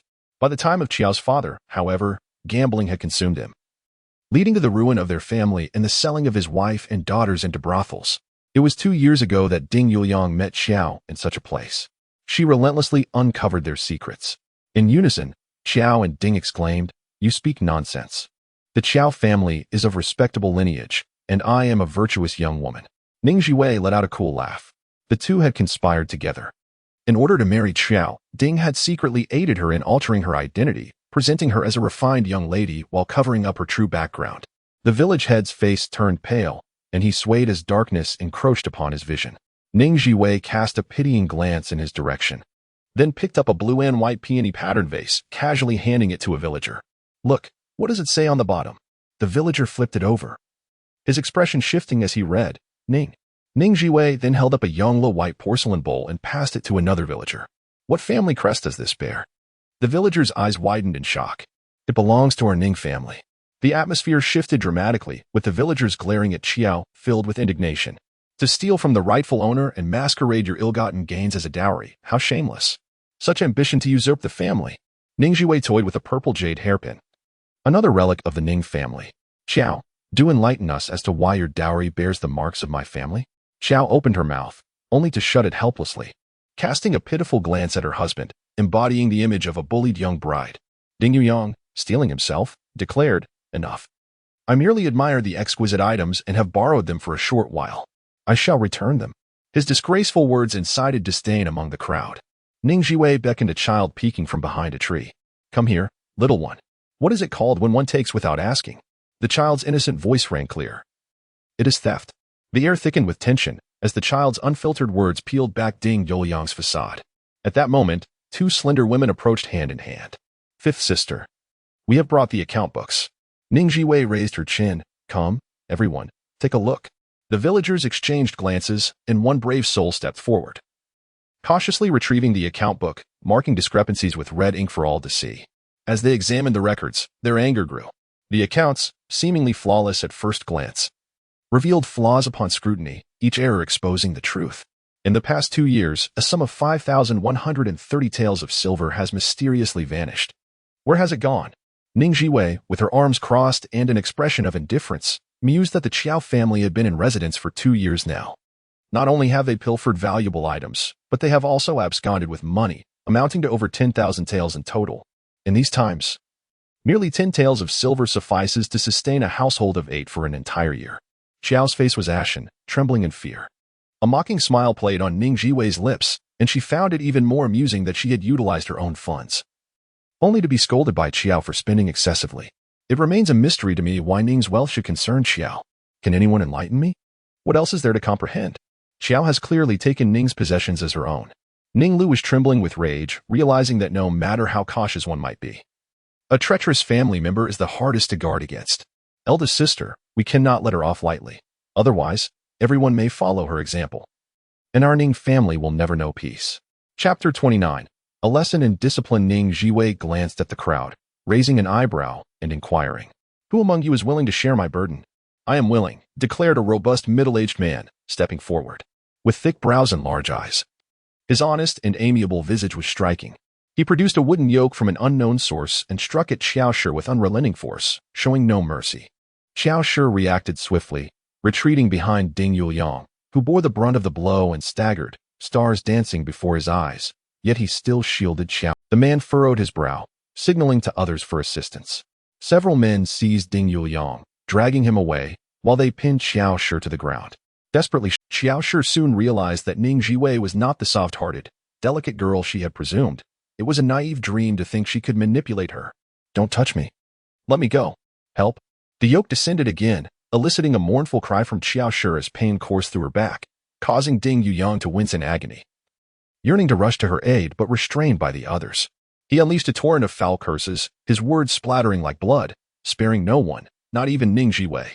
In his fury, he turned his ire towards Ding Zhuangtou. "Father, stop dawdling. Hurry and help." Ding Zhuangtou appeared as though he had been struck by a great shock. His eyes glazed over, heedless of his son's pleas. With no recourse, Ding Yuliang could only temporarily stifle his rage, beseeching the head of the clan to show mercy and spare Xiao Shi. "I am willing to serve you, to toil like a beast." His tone was tinged with misplaced affection for Xiao Shi, yet she was a traitor, devoid of loyalty or filial piety. This pitiful tone amused. "The entire Beeswang is at my command. Would I miss one of you?" She envisioned transforming Beeswang into a stronghold, a bastion from which to launch attacks or retreat, resolutely refusing to let a single rat spoil the pot. Turning to Ning Si, she addressed Ning Peilon, "Are you willing to share my burden?" Called by her full name, Ning Peilon felt a surge of anxiety. "Of course, I am willing." Ning Zhiwei nodded slightly, pleased. "Very well. From this day forth, you shall be the head of Qi Luo Beeswang, responsible for all affairs of the estate." The sudden appointment astonished everyone, including Ning Peilon, who could scarcely believe her ears. "Oh, I fear I may not do well." As a sheltered lady, her knowledge was limited to embroidery and household management. She had little understanding of agricultural matters. "Do not fear. I shall be here to guide you," Ning Zhiwei assured her, resolute in her decision to maintain control. In an era of collective punishment, blood ties among kin were the wisest choice. A brother may aid in slaying a tiger, a father and son may fight side by side. The sound of blows continued, and Xiao Shi lost consciousness after only a few strikes, her earlier arrogance extinguished. "Enough," Ning Zhiwei commanded, and the crowd ceased their assault. She turned to the first man who had stepped forward, inquiring, "What is your name?" "I am Qin Duo, a servant of the Ning family for generations," he replied, adept at reading the room and presenting himself favorably. Ning Zhiwei recalled his background. Qin Duo had been a classmate of Ding Yuliang since childhood. Known for his loyalty and capability, though his rising reputation had irked the Ding family, leading to their suppression of him. No wonder he had emerged to strike at a fallen foe. She was unafraid of a clever subordinate. Her concern lay with those who acted impulsively. As long as he executed her commands flawlessly, the rest was of little consequence. "From this day forward, you shall assume the role of the deputy head of Qingluo Manor, reporting directly to the head. First, gather the personnel. If it proves unfeasible, we shall consider replacements. Qingluo Farm may lack in various aspects, yet it abounds in talent, capable of nurturing a cadre of loyal subordinates. The envy in the eyes of the onlookers turned crimson, while Ding, the head, felt a chill of despair. Qian Duo was overjoyed, collapsing to the ground in a flourish, bowing deeply in gratitude. Thank you, my lord. I shall remain steadfastly loyal to you, ever your humble servant.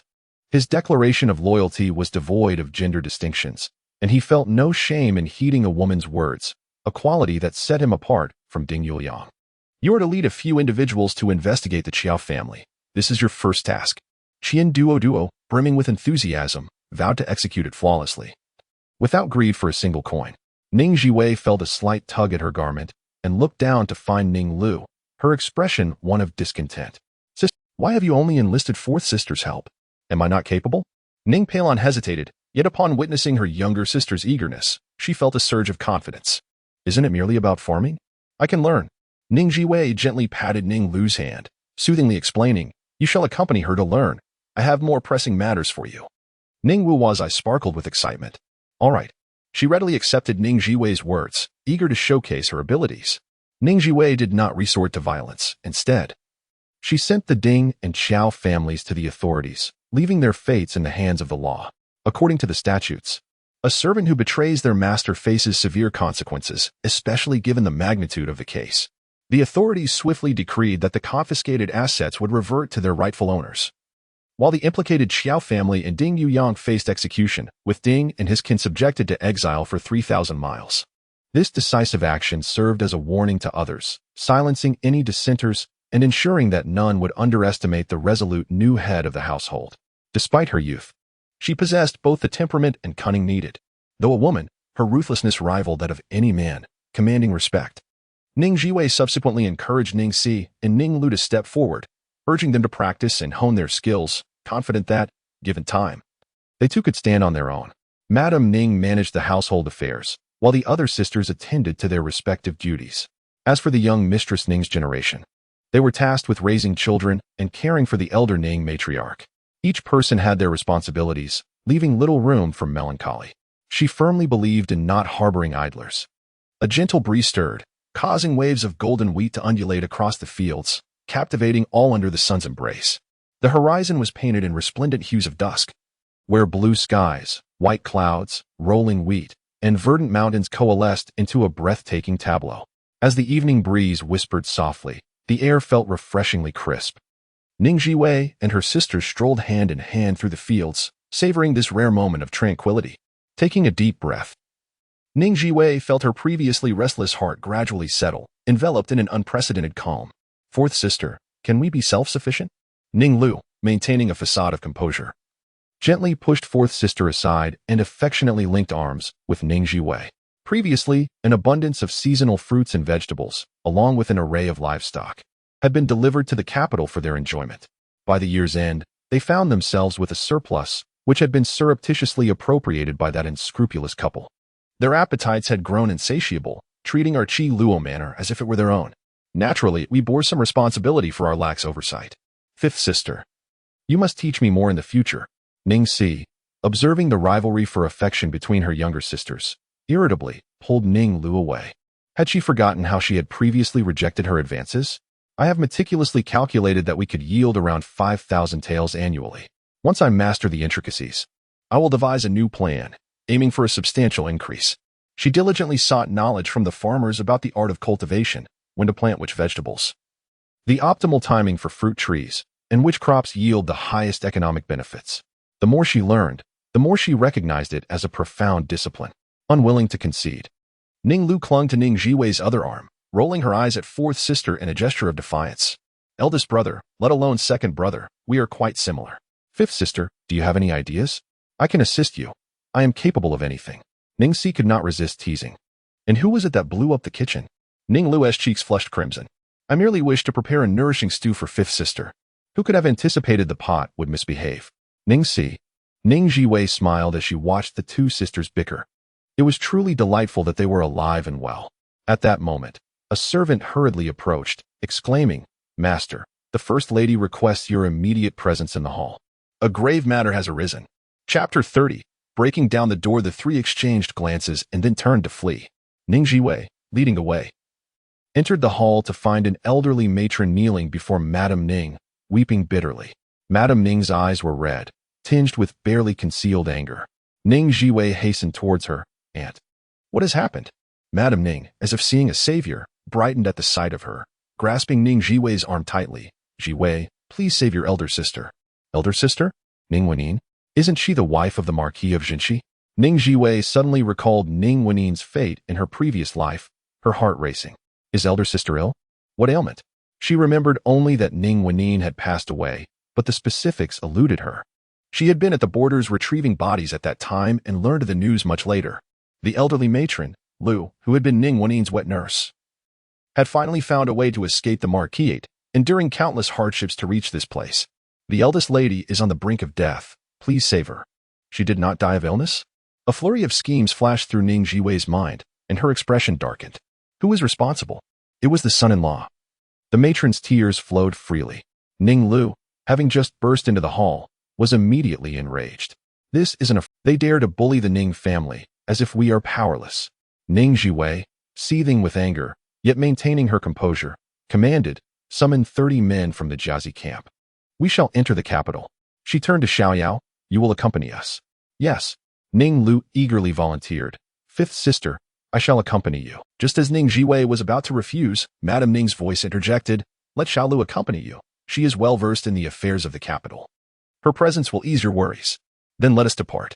In the capital, at the east gate, a steady stream of pedestrians flowed in and out. The city guards meticulously scrutinized each entrant, leaving no room for negligence.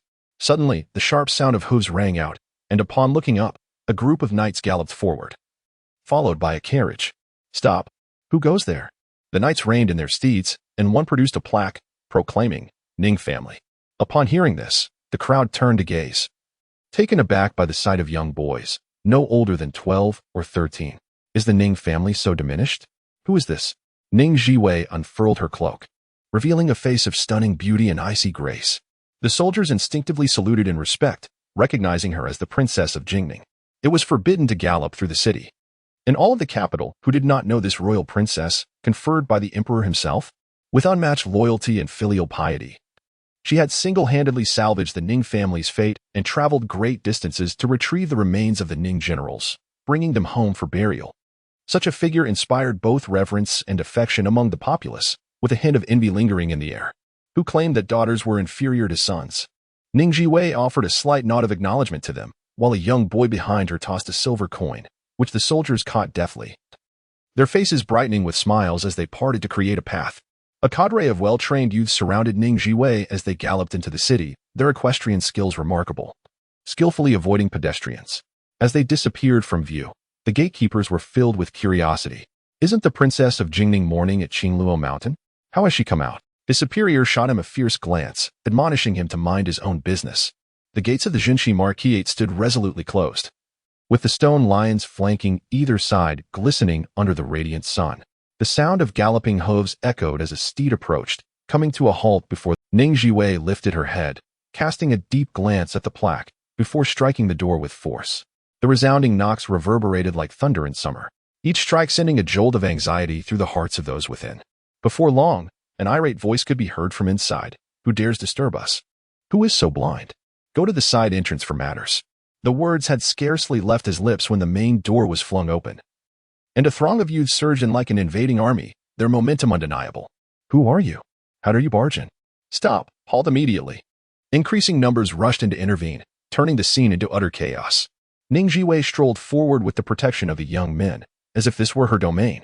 Ning Lu had not anticipated such a grand entrance, and though his heart raced with apprehension, he felt a flicker of courage at the sight of Ning Zhiwei's composed demeanor. The chief steward, upon hearing the commotion, rushed over and was infuriated by the pandemonium. How dare you trespass in the Jinshi Marquis? Have you lost your lives? Someone. Throw them out. If they die, it's on my head. Ning Zhiwei turned to the eager youths, eager to witness their prowess. She intended to assess the results of their recent training. With a command, the young men sprang into action, forming ranks to shield her and Ning Lu, advancing in an orderly fashion. As they moved, cries of agony echoed around them, and countless adversaries fell to the ground. They swept through effortlessly, leaving chaos in their wake. The chief steward, terrified, fled in disarray. The Jinshi Marquis sprawled across a vast expanse, adorned with intricately carved beams and vibrant flowers, an opulent sight of grandeur. Xiao Lu, take your men and bring Qi Yanjun here. Qi Yanjun, the heir of the Jinshi Marquise, was both scholarly and martial, a lieutenant in the Imperial Guard, who had once sought to marry the esteemed Ning Zhiwei, a tale of perfect harmony. All noble scions eventually joined the Imperial Guard, serving as close attendants to the Emperor. Understood, Ning Lu replied briskly. I assure you I will accomplish this task. Lu Mama hesitated for a moment. Fifth Miss, is this not excessive? After all, he is family. Your elder sister will need to live her life. As Ning Wennin's wet nurse, she naturally sought to protect her interests. Ning Wennin's fate was intertwined with Qi Yanjun's. Offending him would yield no benefit. Ning Zhiwei couldn't help but chuckle in exasperation, noting the absurdity of contemplating such matters when lives were at stake. Yet, she could not entirely fault the narrow-minded old woman. Her limited perspective confined her reasoning. The paramount concern was to safeguard her elder sister's life, preventing her from succumbing to illness. Succumbing to illness? Lu Mama gasped, a chill of dread coursing through her. Let us proceed to the Linglong Pavilion. Under Lu Mama's guidance, Ning Zhiwei navigated the winding paths until they reached the Linglong Pavilion. Nestled in the southeastern corner of the Jinshi Marquise, its location was quite favorable, given it was the residence of the heir's wife. The path was unobstructed until they entered the Linglong Pavilion, where a flamboyantly dressed woman, accompanied by others, blocked their way. Lu Mama, what madness has overcome you? How dare you bring a man into the rear courtyard? What of our lady's reputation? Her sharp tongue dripped with disdain, revealing that the quality of the master is reflected in the servant. She was exceedingly beautiful, with a graceful figure, yet her scornful expression was deeply. With a glare directed at Ning Zhiwei and her companions, she declared, This is the residence of the Marquis of Jinshi. Intruders face death. Depart at once, and I may spare your lives. Her tone was excessively arrogant, as if she were the mistress of the Marquis's estate, though her attire and demeanor suggested otherwise. Who was this person? Chapter 31. A rampage. Lu Momo's face flushed with anger, yet she forced herself to maintain composure. This was the consort of the heir, Lianer, who was highly regarded by both the lady of the house and the heir. It became evident to Ning Zhiwei that the unruliness of the Jinshi Marquise was quite pronounced. With a mere glance, she signaled, and the young men promptly seized the women, dragging them aside. A flicker of panic crossed Lianer's eyes. You are not permitted to enter. Do you hear? Ning Zhiwei continued her stride into the room, instructing them to separate and interrogate the captives. You have the time of an incense stick to divulge all the details. Upon entering the inner chamber, Ning Zhiwei beheld a woman lying unconscious on the bed, pale, haggard, and emaciated. This was none other than Ning Wennin, the wife of the Jinshi Marquis's heir. Lu Momo dashed forward, gently prodding, Miss, please. The fifth miss has arrived. Despite her calls, there was no response. Had it not been for the slight rise and fall of her chest, one might have thought her lifeless. Tears streamed down Momo's face as she anxiously turned to Ning Zhiwei. Ning Zhiwei leaned in for a closer examination, her expression. Xiaoyao, come and take a look. Xiaoyao approached the bedside, grasping the woman's arm to take her pulse. After a moment, her countenance shifted dramatically. The eldest miss has been poisoned. A glimmer of cold resolve flickered in Ning Zhiwei's eyes. What poison? Xiaoyao switched to her left hand to feel the pulse again. It appears to be 7 days of drunkenness, though I cannot be certain. 7 days of drunkenness was a peculiar poison, rendering its victim unconscious, gradually deteriorating their health, and resulting in a seemingly natural death after a week. Ning Zhiwei's intent grew more lethal, her voice chillingly calm. Fetch Physician Li with my message. Just then, an indignant voice rang out. Isn't this the sixth miss of the Ning family? How dare you trespass with such a crowd? Do you have no respect for the law? It was the lady of the Jinshi Marquise, accompanied by several female relatives, each wearing a grim expression. Ning Zhiwei cast a cold glance. Seize them all. The young men obeyed her command as if it were a royal decree, swiftly binding the women and throwing them together like bundles of straw. These pampered women had never endured such humiliation, and they erupted in furious curses, shedding any semblance of noble decorum. What are you doing? Let me go, you bandits. I will have your bodies torn to shreds. Ning Zhiwei, I will lodge a complaint with the emperor. You are doomed this time, no matter their furious tirades. Ning Zhiwei did not spare them a glance, let alone engage in conversation. They were unworthy of her time. A young man excitedly entered, waving a confession document. Head of the family, they have confessed. Excellent. Ning Zhiwei perused the confessions meticulously, each word scrutinized. Observing her indifferent demeanor, the lady of the Jinshi Marquise felt an inexplicable chill within her. Ning Zhiwei, you can still cease your actions. Otherwise, Be prepared to face the consequences. A cold glance from Ning Zhiwei, imbued with a nonchalant detachment and the aura of a seasoned warrior, sent a shiver down the lady's spine. This girl was exceeding. At that moment, a cacophony erupted outside as a group of youths dragged in a young man clad in ornate robes. Report to the family head. Qi Yanjun has been captured. Ning Zhiwei cast a glance at the young man, whose rebellious gaze seemed poised to pounce and kill her. Is it him, sixth brother? Yes. The expression on Ning Lu's face was a complex tapestry of emotions. After confirming his identity, Ning Zhiwei inclined her head slightly, commanding, strike him hard. Just leave him a breath. Everyone was taken aback. She had truly lost her mind, daring to strike even a noble, her own brother-in-law. Qi Yanjun, seething with rage, proclaimed, I am the heir of the Marquis of Jinshi, a member of the Jinwu Guard. To lay a hand on me is to offend His Majesty. Ning Zhiwei approached with an impassive expression. Qi Yanjun misinterpreted her demeanor as fear and taunted. Kneel and bow to me, perhaps in consideration of our family's ties. I might let you off lightly. Boom. Ning Zhiwei raised her delicate fist and swung, landing a punch squarely on Qi Yanjun's nose. He felt a piercing pain, tears streaming down his face. Gasps filled the room. Ah, blood. He.s. bleeding. Ning Lu rushed forward, pulling Ning Zhiwei behind him, his face etched with concern as he addressed the onlookers. It was he who came looking for trouble. This has nothing to do with my fifth sister. Fuming, Qi Yanjun spat. Ning Zhiwei, you wretched woman. To his surprise, Ning Zhiwei retorted, Qi Yanjun, you beast, how dare you lay hands on the princess of Jingning, bestowed by His Majesty? Is this your discontent with the emperor? Always, one must act with justification and seize the moral high ground. Qi Yanjun was rendered speechless. The ladies of the Jinshi Marquis' household were aghast. The entire hall fell silent, astonished by Ning Zhiwei's audacious maneuver. She continued to berate Qi Yanjun, a worthless creature who cannot even best a woman. I wonder what the emperor thinks of your insatiable desires, accepting any filth that comes your way. Qi Yanjun's face turned a sickly green. What nonsense. You are uneducated, misusing words. What foolishness was she spouting? Could anyone make sense of this? If word got out, their family would be ridiculed. Drag this inhumane beast out and punish him severely. At the command, Qi Yanjun, initially defiant, faltered after enduring several strikes, his cries of agony filling the air as he begged for mercy. Ning Zhiwei, however, feigned indifference, her interest piqued by the scene unfolding before her. To dare poison Ning Wenyan was to presume that the Ning family lacked adult male heirs to support them. Alas, she was fiercely protective. Anyone who dared harm the Ning family would pay 100-fold for their transgressions. The Countess of Jinshi was distraught, desperately trying to intervene. But the situation was already under Ning Zhiwei's control. These delicate ladies were no match for the youth in the camp. Ning Zhiwei, cease at once. If anything happens to my son, I shall take your life. Ning Zhiwei emotionlessly approached Qi Yanjun, delivering a heavy kick to his injured back. He let out a piercing scream, realizing too late the ferocity of Ning Zhiwei. Ning Zhiwei, do you not fear causing your sister heartache?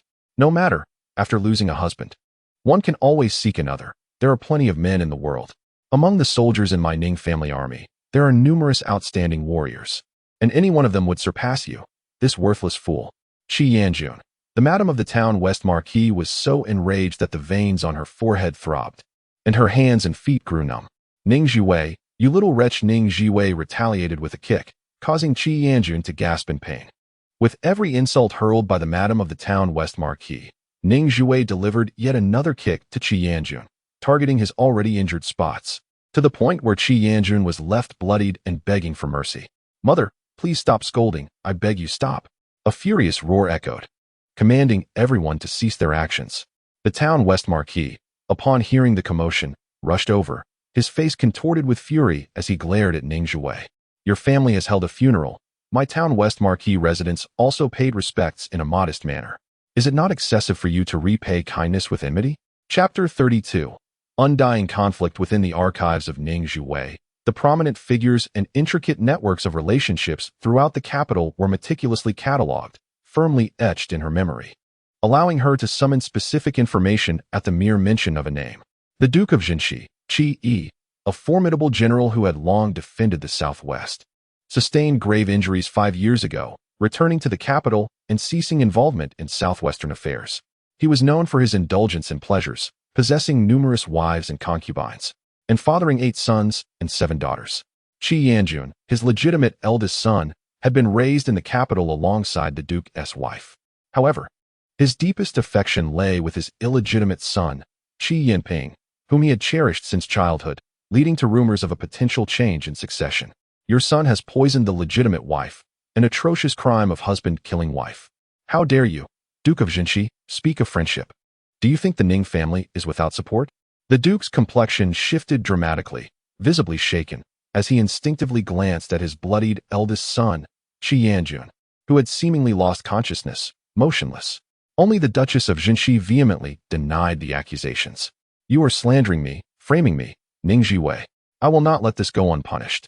Unfazed, Ning Zhiwei raised a substantial stack of papers. This is the evidence. Both witnesses and material proofs are present. No one shall evade justice today. The Duchess gasped in disbelief, bewildered by how swiftly this had unfolded. Husband, these documents are fabricated. They are coerced confessions and hold no validity. You must seize these papers immediately. We must destroy the evidence. Well acquainted with his wife's character, the Duke of Jinshi understood all too well. He inwardly lamented, aware of Ning Zhiwei's relentless spirit. He had witnessed her resounding triumphs, single-handedly rescuing the women of the Ning family and clearing their name, while sending their adversaries to their demise. Though she appeared reckless and impulsive, every action was meticulously calculated. She was decisive, courageous, and possessed an astute mind, always anticipating 3 steps ahead. Remarkably, she consistently danced upon the precipice of the Emperor's tolerance. Exceeding the bounds would lead to her downfall, while retreating would thwart her objectives. Such a talent was extraordinary, one that others could not emulate. He observed the youths surrounding Ning Zhiwei, their formation evidently intended for her protection. Despite their youth, each wielded a long sword, radiating a fierce energy, reminiscent of seasoned warriors. The numerous injured guards from the Duke's estate along their path attested to the youth's prowess in combat. This must be a misunderstanding. Let us discuss this amicably. He admired the Ning family's capable descendants, though regrettably, they were not his own. Misunderstanding? Ning Zhiwei scoffed coldly. At that moment, a youth rushed in, carrying the physician. Head of the family, Dr. Li has arrived. Ning Zhiwei's spirit surged as she bowed deeply. Dr. Li, my elder sister has been poisoned. Please, you must save her. She is a daughter of the Ning family, and should anything happen to her, I shall ensure the entire Duke of Jinshi's household pays the price. Undying conflict shall ensue. Her commanding words astonished all present. Dr. Li's expression was one of bitter resignation. After decades of witnessing the sordid affairs of noble households, he had always maintained discretion. Now, caught in the crossfire of Ning Zhiwei's revelations and the Duke's household, could he navigate this perilous situation unscathed? I will do my utmost. He dared not offend Ning Zhiwei, a formidable figure who would challenge imperial authority. He clasped his hands together and followed Xiaoyao into the inner chamber. The lady of the Jinshi Marquisate wore a pallid expression, seething with a desire to eliminate Ning Zhiwei at once. Ning Zhiwei, who do you think you are intimidating? Let me be clear. The Jinshi Marquisate does not succumb to such tactics. Ning Zhiwei raised her gaze, her eyes, like clear water, devoid of any emotion, chillingly cold. This is not intimidation. It is a forewarning. Should anything happen to my elder sister, I shall, even at the cost of my own destruction, ensure that the Jinshi Marquisate faces utter ruin. Do you doubt my resolve? Just wait and see. Her words, laden with lethal intent, sent shivers through the women of the Jinshi Marquisate. She was a madwoman, terrifying when driven to madness. The Marquis of Jinshi felt a sense of impending insanity himself. Ning Zhiwei was no ordinary lady. She commanded an army of 100,000 from the Ning family. If anything were to befall her, stability in the northwest would be jeopardized, and the emperor could hardly forgive the instigator. Moreover, she possessed the hearts of the people and considerable prestige, which were her most fearsome weapons. He couldn't help but cast a fierce glare at his eldest son. Ning Wenin, as both wife and daughter-in-law, was entirely competent, hailing from a prestigious family, poised, virtuous, and filial. What grievances could he possibly have? Why disrupt a peaceful life? Someone summoned the entire Imperial Medical Institute. The servants hesitated for a moment, all of them. The Marquis of Jinshi harbored no doubt about Ning Zhiwei's decision. She was capable of executing her plans. Indeed, whether by abducting or by spending lavishly, we must bring them here by any means necessary. Hurry. The air in the room seemed to thicken, and everyone wore a grave expression.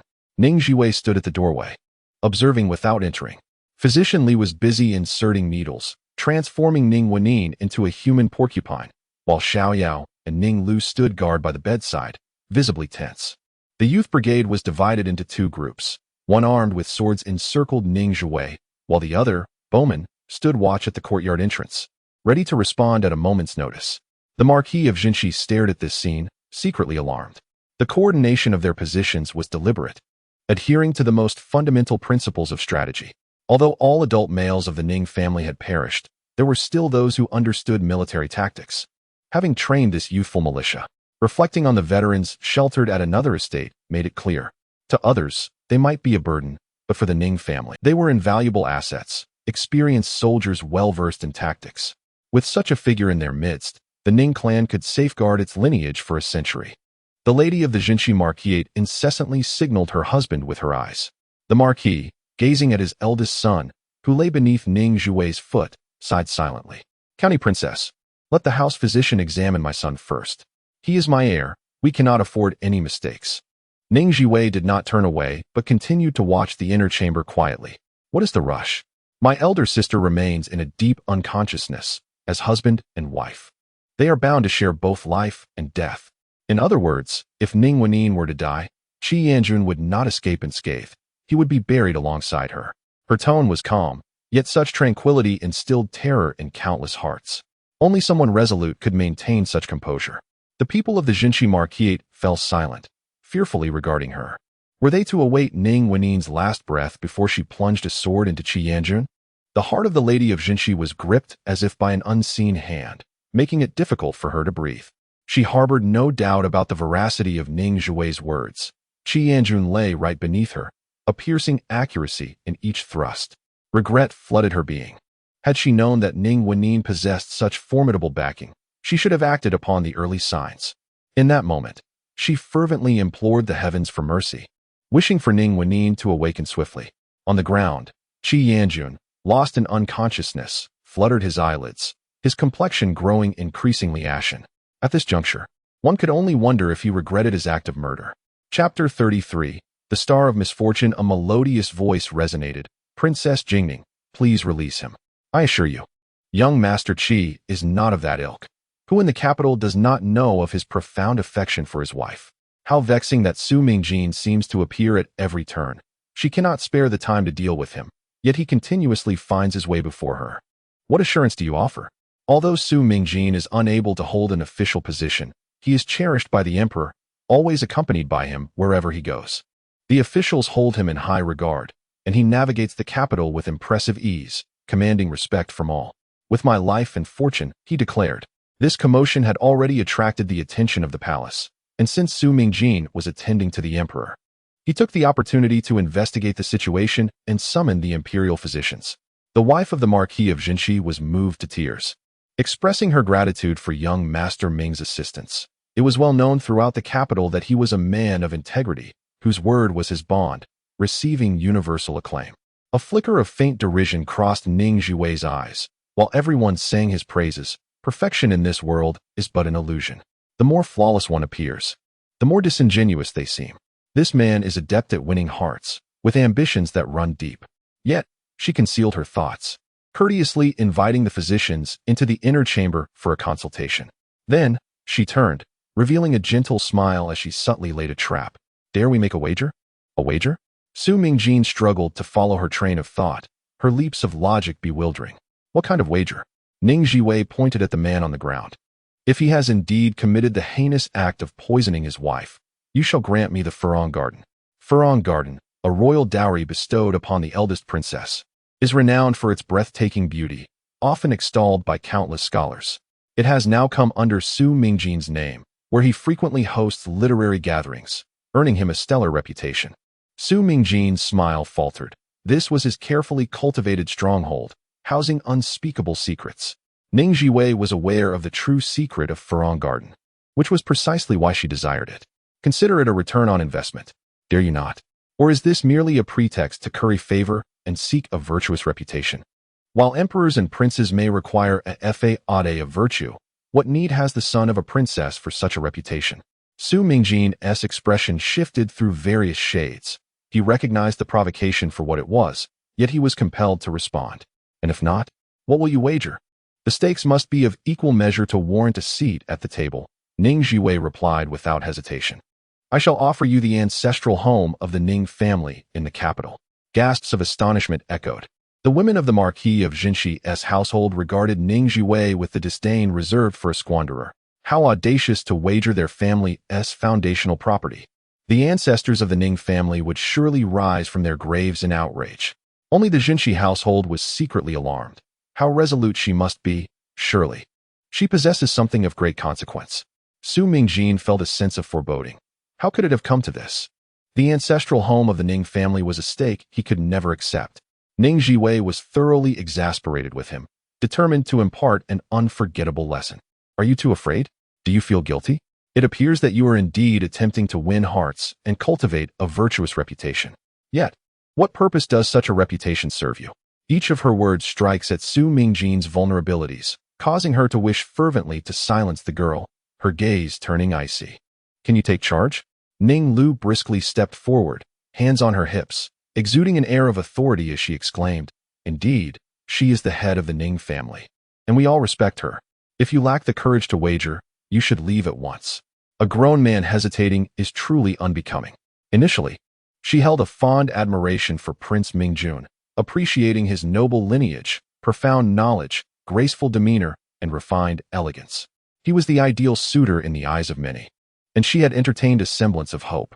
However, he now stood in opposition to Ning Zhiwei. Upon closer inspection, he seemed to have lost his charm, becoming greasy and affected, lacking in all appeal. Surely, her previous judgment had been clouded. Su Mingjin's expression nearly faltered. The sixth young lady of the Ning family had once looked at him with tenderness and adoration, yet now, what had transpired? Very well, as you wish. Who shall we invite for negotiations? Without hesitation, Ning Zhiwei named two illustrious figures, Lord Rongjing, the Chief Justice, and the esteemed Grand Minister Duan. Both were prominent individuals of considerable stature, yet neither compared to the last name she mentioned. Pausing momentarily, a peculiar smile graced her lips as she added, Her Highness, Princess Chongping.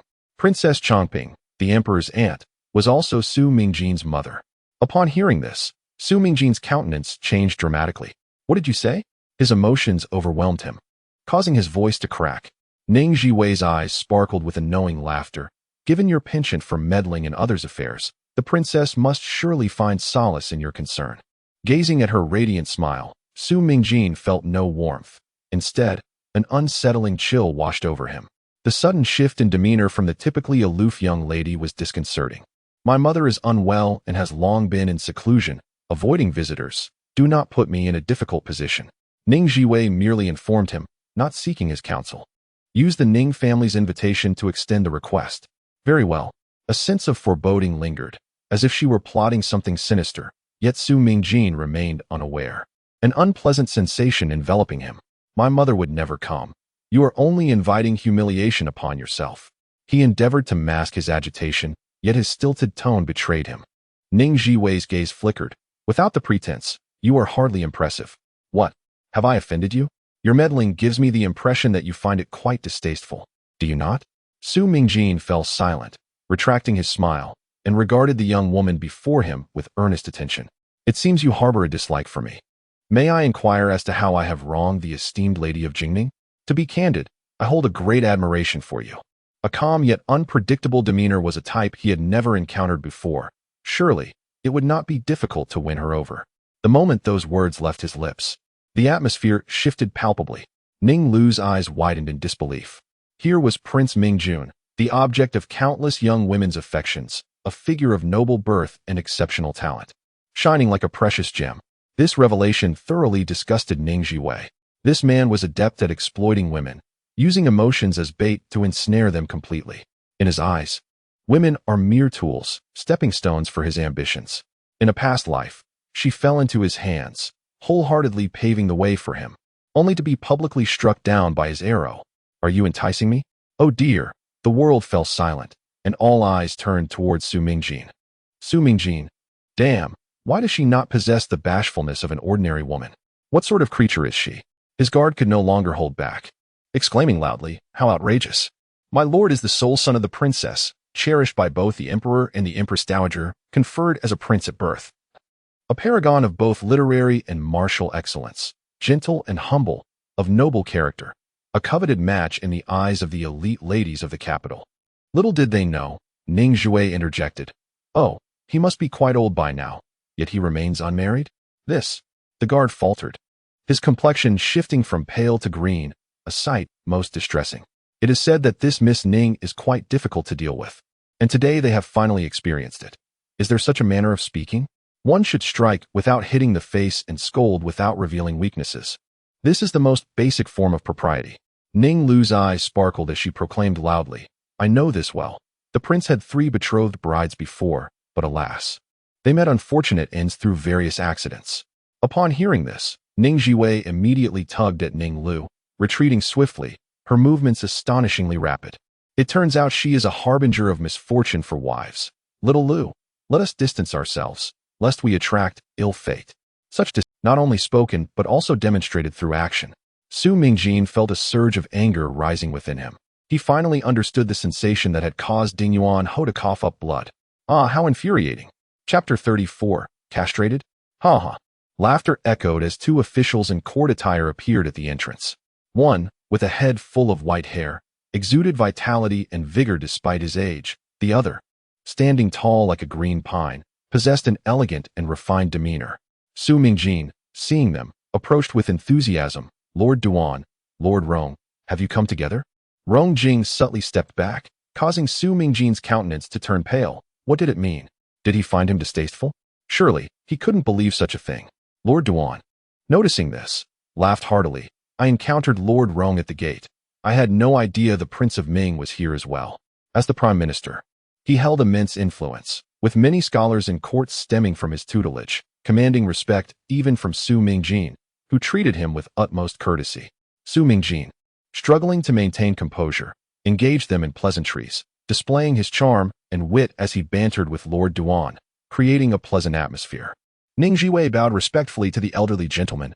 Thank you, Lord Duan, for coming. Observing her poised demeanor, Lord Duan couldn't help but internally critique. Her appearance is deceptively innocent. She is, in fact, a fearless lunatic, putting on quite the act. Aware of the significance of the matter at hand, which concerned moral rectitude, he felt obliged to attend. With an air of authority, he maintained a lofty stance, while Ning Zhiwei, unperturbed, welcomed his presence. Your esteemed virtue will surely quell the malevolent spirits. Rong Jing approached Ning Zhiwei, his expression unchanging as he assessed her. Are you well? Ning Zhiwei nodded slightly, calm and composed. I'm fine. Thank you for taking the trouble.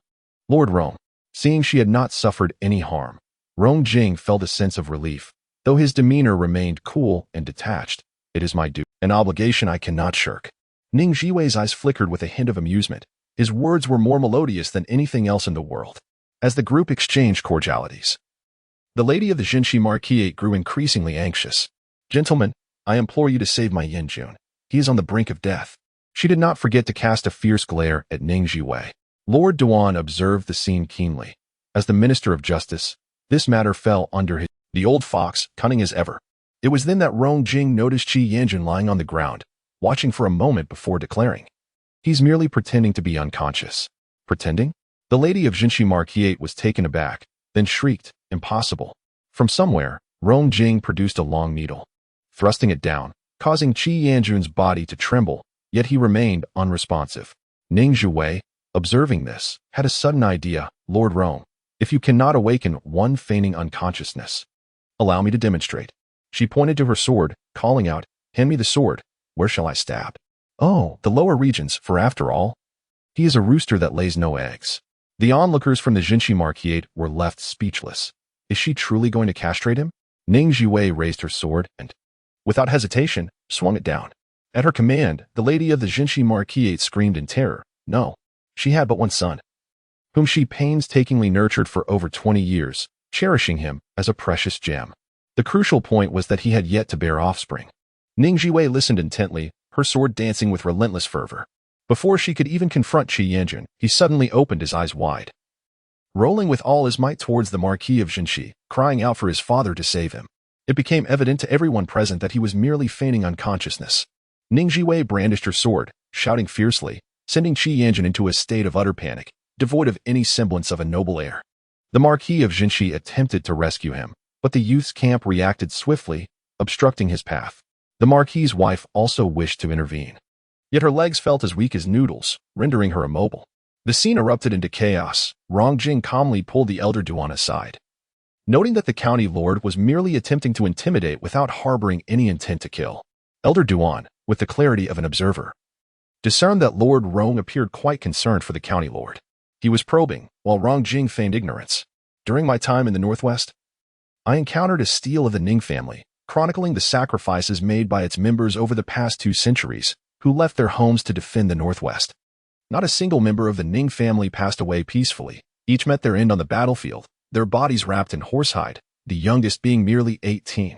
They faced their fated destinies with fortitude, unwavering and unrepentant, never once turning coward. The spirit of the Ning family is worthy of emulation by every citizen of Qi. How could Elder Duan respond to such politically astute remarks? You speak the truth. A foul odor wafted through the air, and the crowd turned to see Qi Yanjun had indeed soiled his trousers.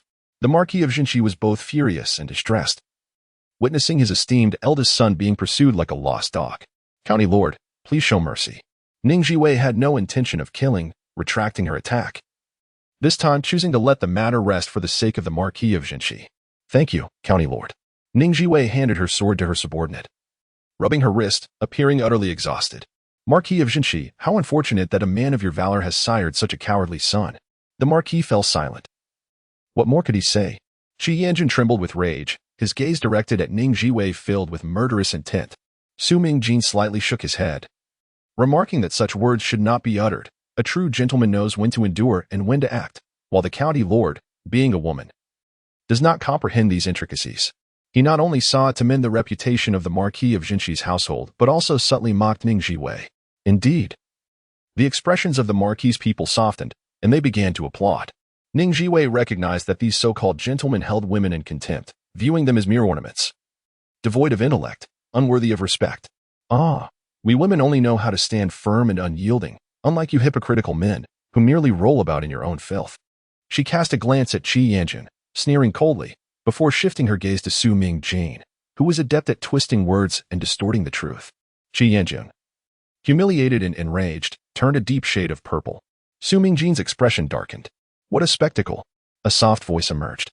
The crowd collectively turned to see a group of maidens surrounding a beautiful woman in a wheelchair, adorned in regal attire, her beauty striking yet marred by an ill appearance. A flicker of panic crossed Su Mingjin's eyes, but he quickly regained his composure and approached with a smile. Mother, what brings you here? It is truly a transgression to disturb you. Princess Chomping's expression was gentle as she replied, I came to join the festivities out of sheer idleness. Jeaner, please rise. The presence of someone long accustomed to authority cast an air of tension over the gathering. Ning Lu secretly worried for his sister, although this princess seldom appeared in public. She enjoyed the emperor's favor and once wielded significant power, earning a stellar reputation both in court and among the populace. Ning Zhiwei calmly stepped forward and respectfully performed a deep bow. Your Highness, Princess Chongping, I have heard my maternal grandfather speak of you, praising your remarkable talents and asserting that you are a woman of exceptional merit, unmatched by any man. I confess, I was skeptical, but now that I see you. Princess Chongping raised an eyebrow, inquiring, oh, what do you think? Chapter 35. A late encounter. Regrettably, our meeting was too late. Ning Zhiwei, with a smile as radiant as a flower, possessed an unparalleled beauty. Her reputation was eclipsed by the reality of our encounter. In a previous life, the emperor fled south with his consorts and ministers, while the princess urged him to remain, asserting that a ruler must die for the state and guard the nation's gates. Alas, her counsel fell on deaf ears, leaving the princess to heroically defend the capital, ultimately sacrificing herself in a grand display of loyalty. Though a woman, she exhibited a fortitude and valor surpassing that of many men. As the daughter of a military family, Ning Zhiwei held profound admiration for such a figure. The onlookers were astonished. She appeared so gentle and gracious, her words flowing melodiously, a stark contrast to her earlier assertiveness. Indeed, it seemed she was capable of kind words, contingent upon her willingness. They were simply unworthy. The princess was also taken aback. She discerned that Ning Zhiwei's praise was sincere rather than sycophantic. With a slight smile gracing her lips, she mused, Why do I deserve such flattery? Ning Zhiwei, with poise, raised a finger and articulated her thoughts. Firstly, despite being ravaged by illness, you exude an undeniable elegance. Sickness may mar your beauty, yet it cannot strip away your innate grace and indomitable spirit. Secondly, even while beset by affliction, you maintain a compassionate heart, willing to advocate for a vulnerable woman. This solidarity among women profoundly moves me. As she spoke, a flicker of a smile broke through the princess's serious demeanor. Being genuinely admired is always a delightful experience, especially when such commendation comes from Ning Zhiwei, who is known for her forthrightness towards the emperor and her unrestrained criticism of the court. The attendants around her wore expressions of delight, although she had challenged their master. The young lady exhibited discernment. Ning Zhiwei's eyes widened in surprise. Your Highness, your smile is truly enchanting. You ought to smile more often. The princess paused momentarily, then reciprocated. You are quite charming yourself. Their shared smile radiated warmth.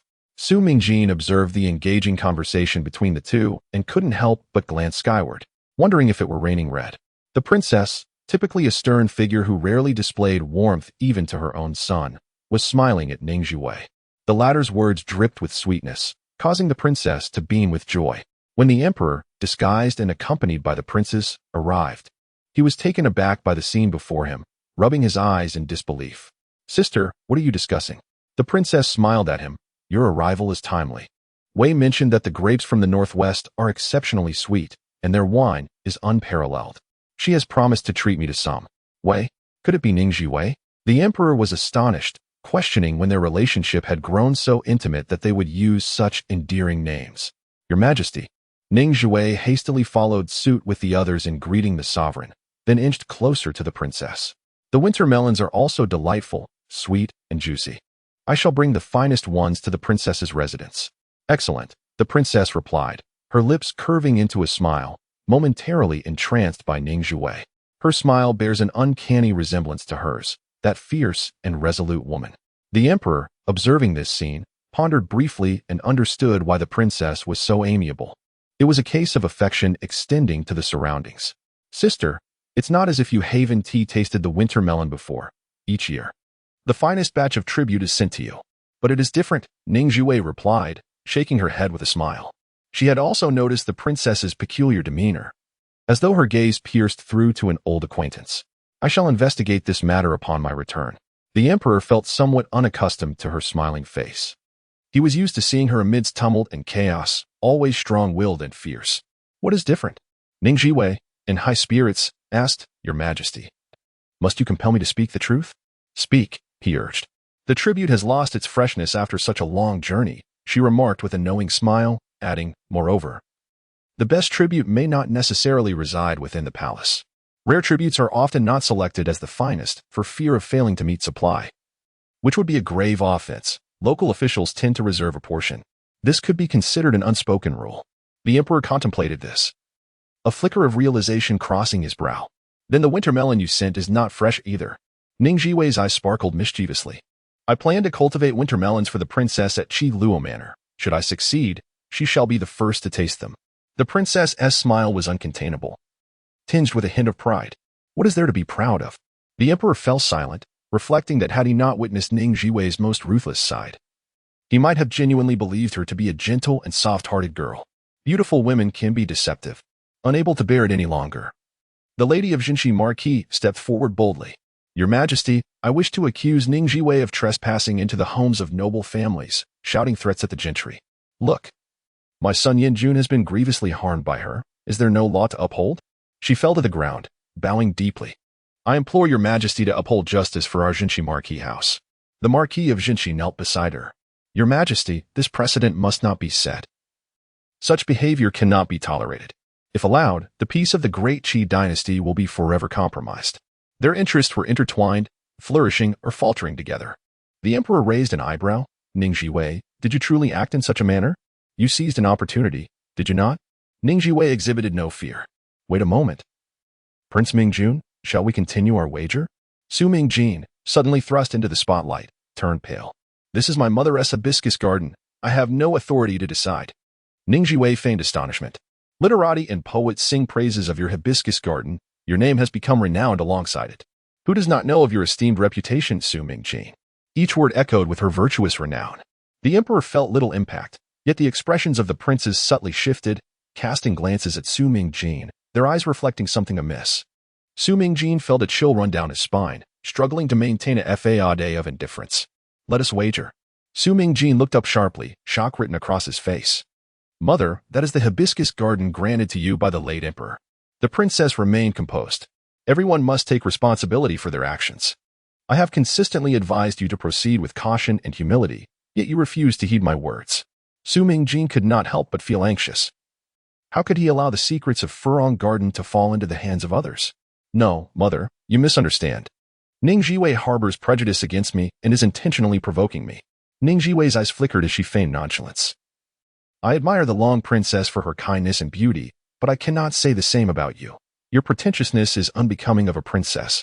She glanced at the Long Princess and then back at Su Mingjin, as if suddenly realizing something peculiar, exclaiming, you do not resemble the Long Princess at all. Su Mingjin felt as though his head had been struck by a hammer. In a moment of heated impulse, he blurted out, I wager, I challenge you.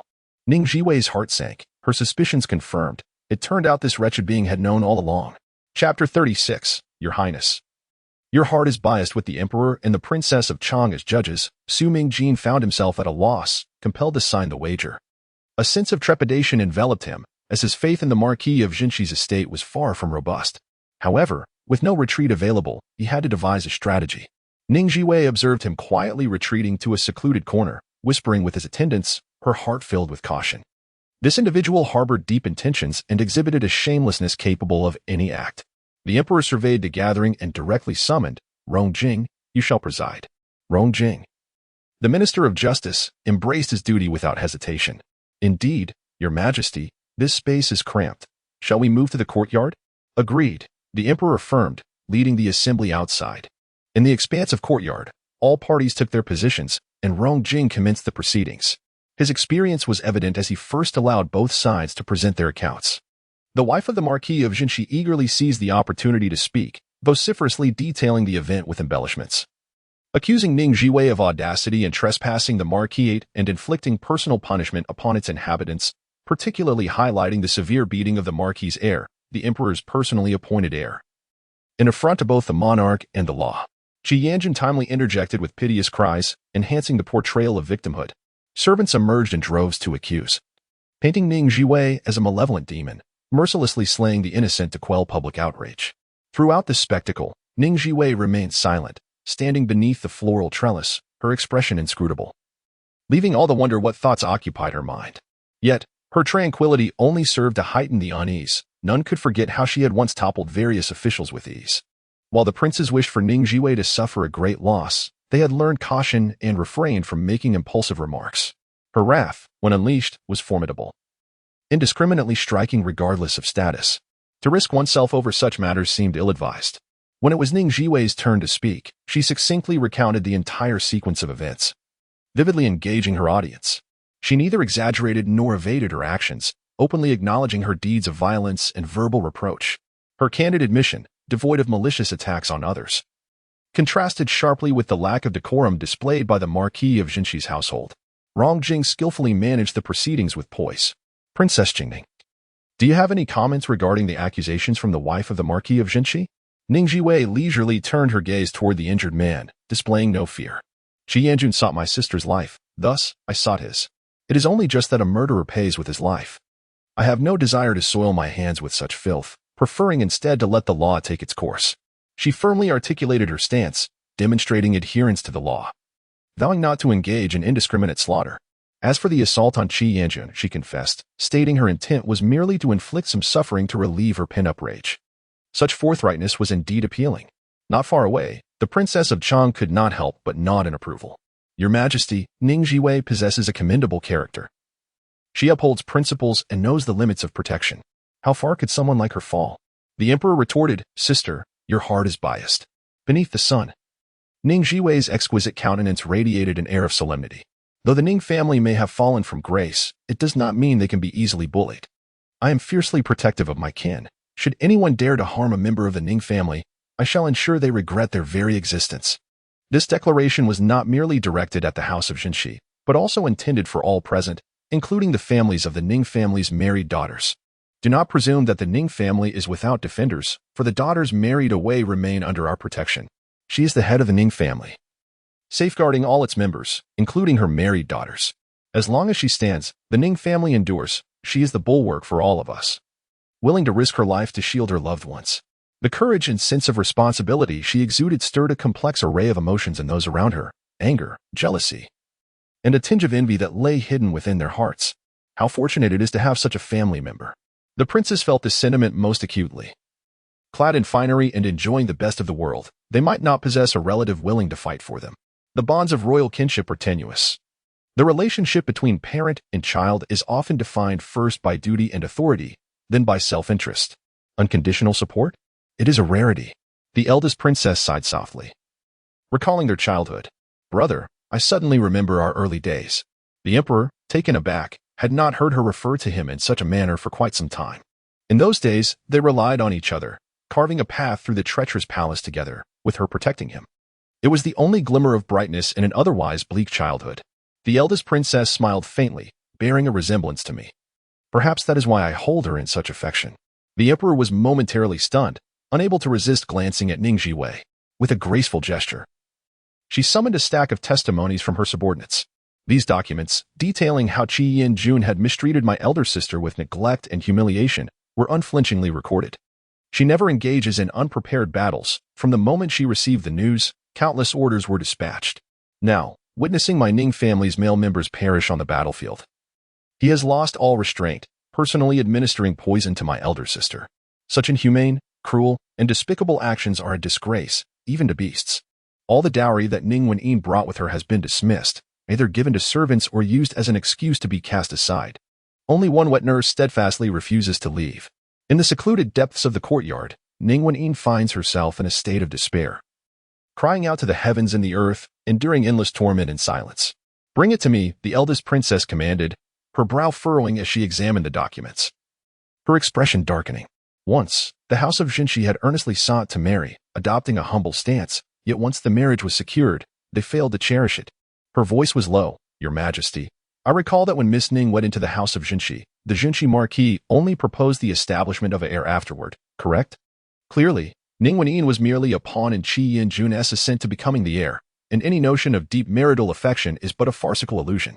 The emperor had previously held Qi Yanjun in high regard, admiring his good looks, flattery, and ambition, viewing him as a paragon among nobility, untainted by the vices that often accompany privilege.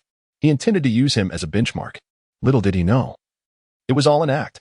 If one must pretend, let it be for a lifetime.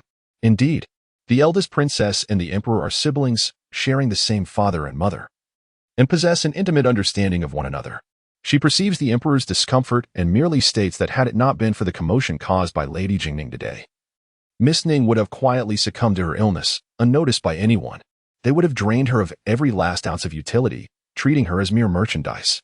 In this moment, the eldest princess feels an overwhelming sorrow as a woman. Even a daughter of nobility cannot escape the tragic fate of marrying the wrong man. Seated at a distance, surrounded by guards who isolate them from others, their hushed conversation remains unheard by those around them. Meanwhile, the wife of the Marquis of Jinshi glares furiously, vociferously proclaiming that this is a coerced confession. The moment Ning Zhiwei entered, she subdued the servants, forcing them to sign false testimonies, and even struck Yanjun to compel him to admit to baseless charges. This is an utter disregard for the law. She lays all the blame upon Ning Zhiwei, declaring it all her fault, while her son remains innocent. The servants, too, begin to recant their testimonies, collectively accusing Ning Zhiwei. With public sentiment turning against her, the situation becomes increasingly dire, and some express quiet concern for her plight. Ning Zhiwei silently observes their theatrics, and suddenly interjects. I possess the evidence of Qi Yanjun's collusion in the murder of his wife. A remarkable turn of events has unfolded. Chapter 37. Who is the conspirator? The crowd asked in unison, who is the conspirator? Qi Yanjun, overwhelmed with emotion, retorted vehemently, his eyes reddened and his expression one of profound injustice. I have cherished Wenyin, enduring countless hardships to marry her. We are bound as husband and wife, sharing a deep affection. Even though she has not borne me a child in these 3 years, I have never uttered a word of complaint nor considered taking a concubine. I only wish to spend my life with Wenyin. How could I possibly harm her?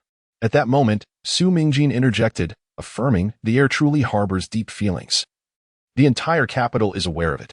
Unbeknownst to him, the gaze of the Grand Princess directed at him was tinged with displeasure.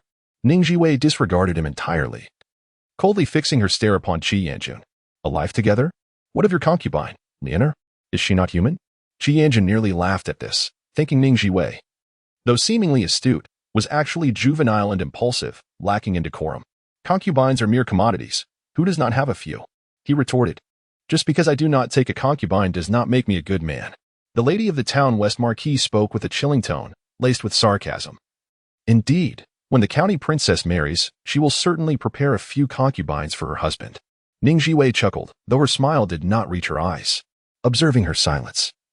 The household of the town West Marquis felt elated, believing they had the upper hand. What conspirator? Surely, this is a ruse to deceive us. Rong Jing cast a glance at the composed Ning Zhiwei, a flicker of intrigue passing through his eyes. Summon Doctors Li and Wang. The physicians were still in the inner chamber consulting, yet had not arrived at a definitive diagnosis, holding differing opinions on the ailment. Doctors. Why is the heir's wife in a state of unconsciousness? The two physicians exchanged glances, their faces revealing their trepidation. The lady of the town West Marquis, anxious, interjected. Ever since the Ning family's misfortune, Wen Yin has been unable to withstand the blow and fell ill. She has languished in sickness for some time. The previous physicians diagnosed her condition as excessive grief, affecting her vital organs. This is all documented in the medical records. This served as both a reminder and a warning that several esteemed physicians had been consulted previously, all echoing the same conclusion, recorded in the medical files. Should they now refute their prior assessments?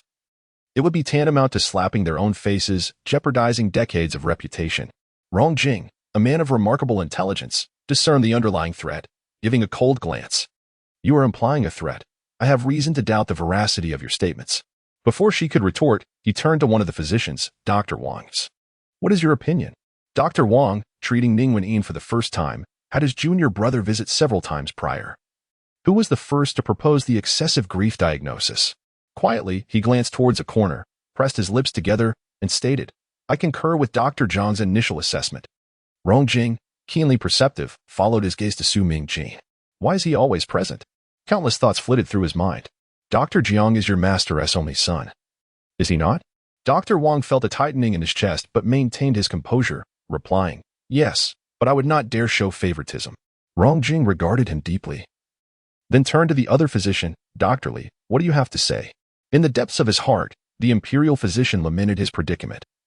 Wary of offending so many colleagues. My medical skills are insufficient. I cannot discern the cause of the illness. No sooner had he spoken than the wife of the Marquis of Jinshi erupted in joyous exclamations. Ning Zhiwei, did you hear that? The physician has stated unequivocally that it is an illness, not poisoning. May the heavens grant them safe passage through this tribulation. Qi Yanjun was consumed by resentment. He had lost all face today, and he blamed her. Ning Zhiwei, you shall bear the consequences of your actions. Your Majesty, please take a stand for the Marquis of Jinshi's household. A torrent of malice surged towards Ning Zhiwei, yet she remained steadfast, a nonchalant smile gracing her lips. The emperor paused, then inquired, Ning Zhiwei, do you acknowledge your wrongdoing? I do not, she replied, her demeanor calm and unruffled, leaving the audience in astonishment. From whence did she derive such audacity? With a delicate gesture, she proclaimed, Your Majesty, might I present a performance? Bring forth Qi Yanjun's accomplice in his wife's murder. All eyes turned towards the courtyard entrance, where a pure and innocent beauty was led in, clad in a flowing purple gown, adorned with a pearl headdress. Her eyes sparkling with emotion, evoking a sense of pity. Is it she? Such a seemingly frail woman, could it be? The girl, appearing flustered, caught sight of Qi Yanjun and immediately rushed towards him, exclaiming, My lord.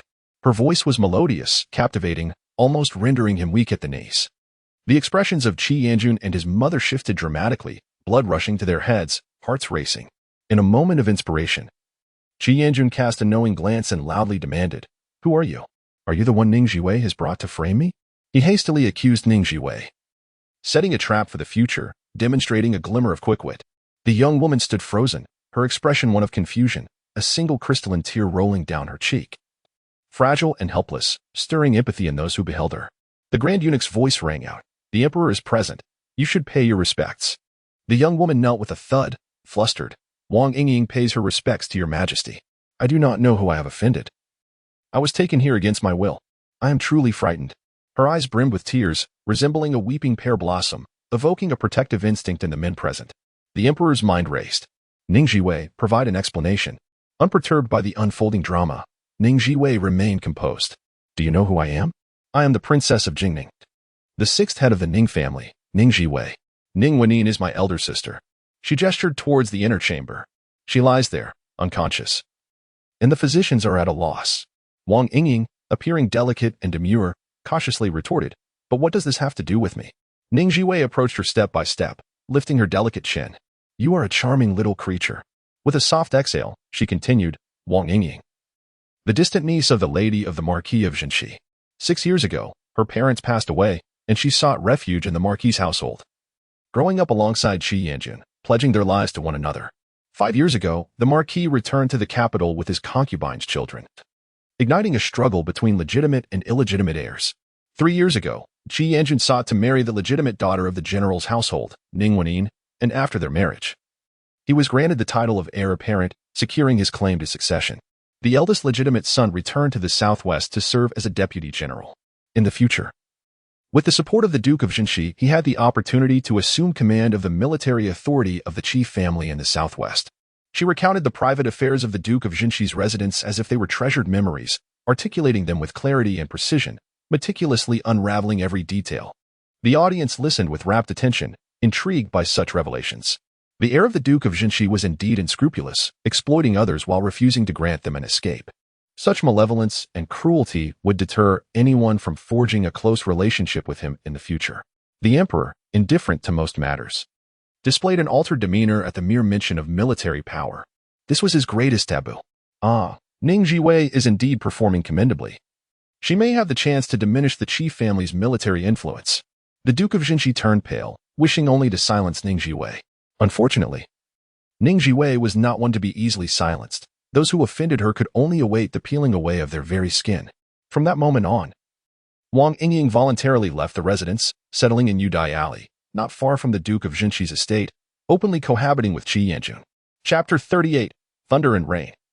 All our graces of the monarch, a chorus of voices erupted in unison. You are spouting nonsense. The chief family was agitated.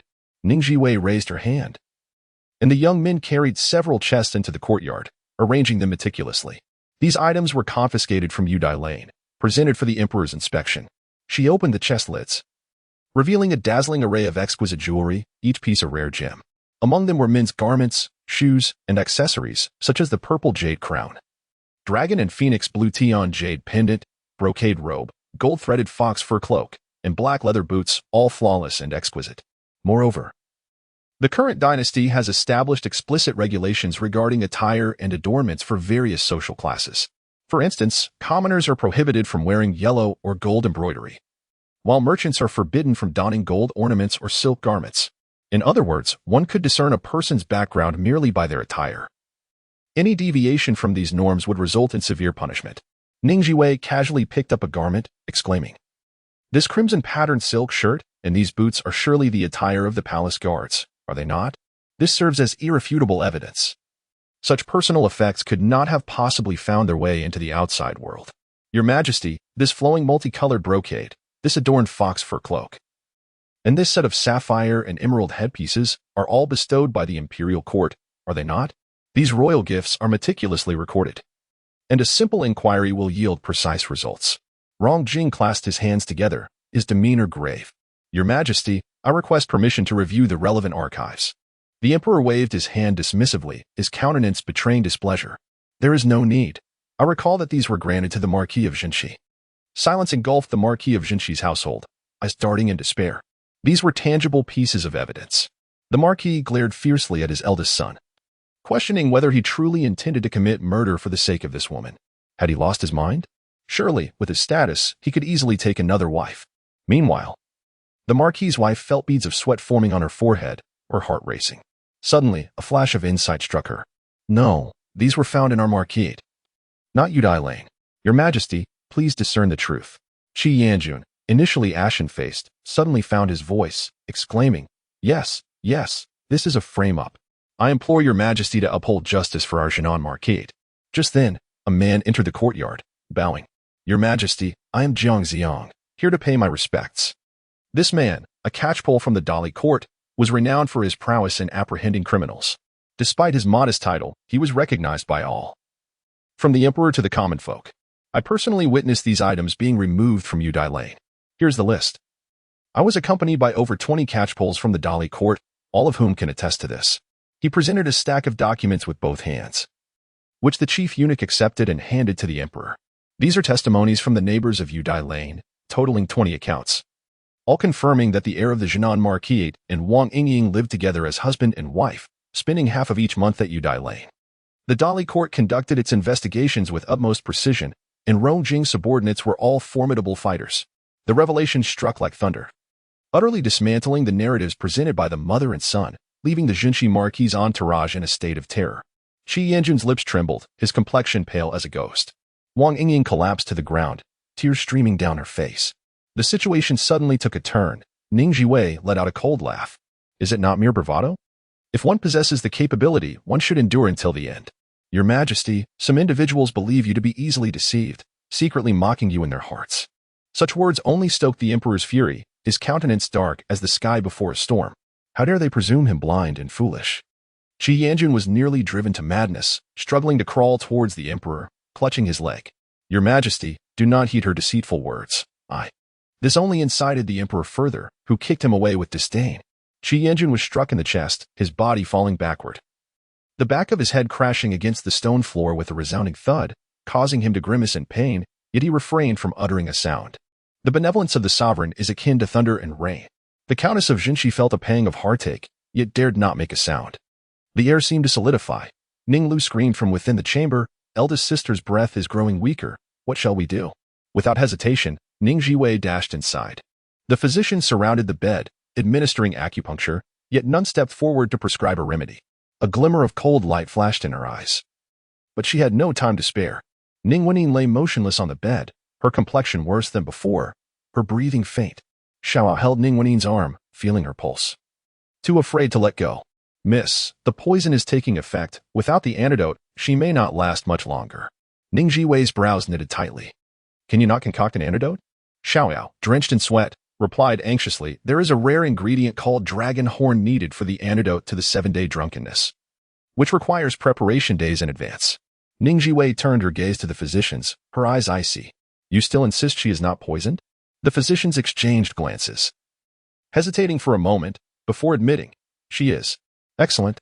Ning Zhiwei's gaze scrutinized their faces, each one carefully, as if committing them to memory. Lu Mei. Write down their names, do not make any mistakes. Understood. How could Ning Lu not harbor resentment? In a world so harsh, when the Ning family faced calamity, those who fawned upon power turned a blind eye, offering no assistance. In that moment, she profoundly realized the significance of power. The physicians involuntarily shivered, feeling as though they were prey under the gaze of a fierce beast. Ning Zhiwei bent down, gently grasping Ning Wenyin's hand, which was icy cold, devoid of warmth. At the prime of youthful vigor, yet lying here half alive. A pang of anguish struck her heart. Eldest sister, I will surely save you.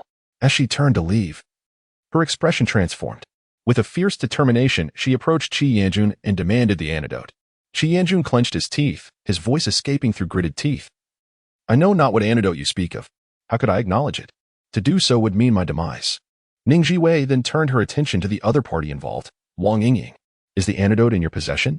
Wang Yingying's eyes brimmed with tears, glistening, her tone filled with grievance. I truly did nothing. I wouldn't even harm an ant passing by. Why can you not believe me? Ning Zhiwei, having lost all patience, understood that time waits for no one and decided to resort to extreme measures.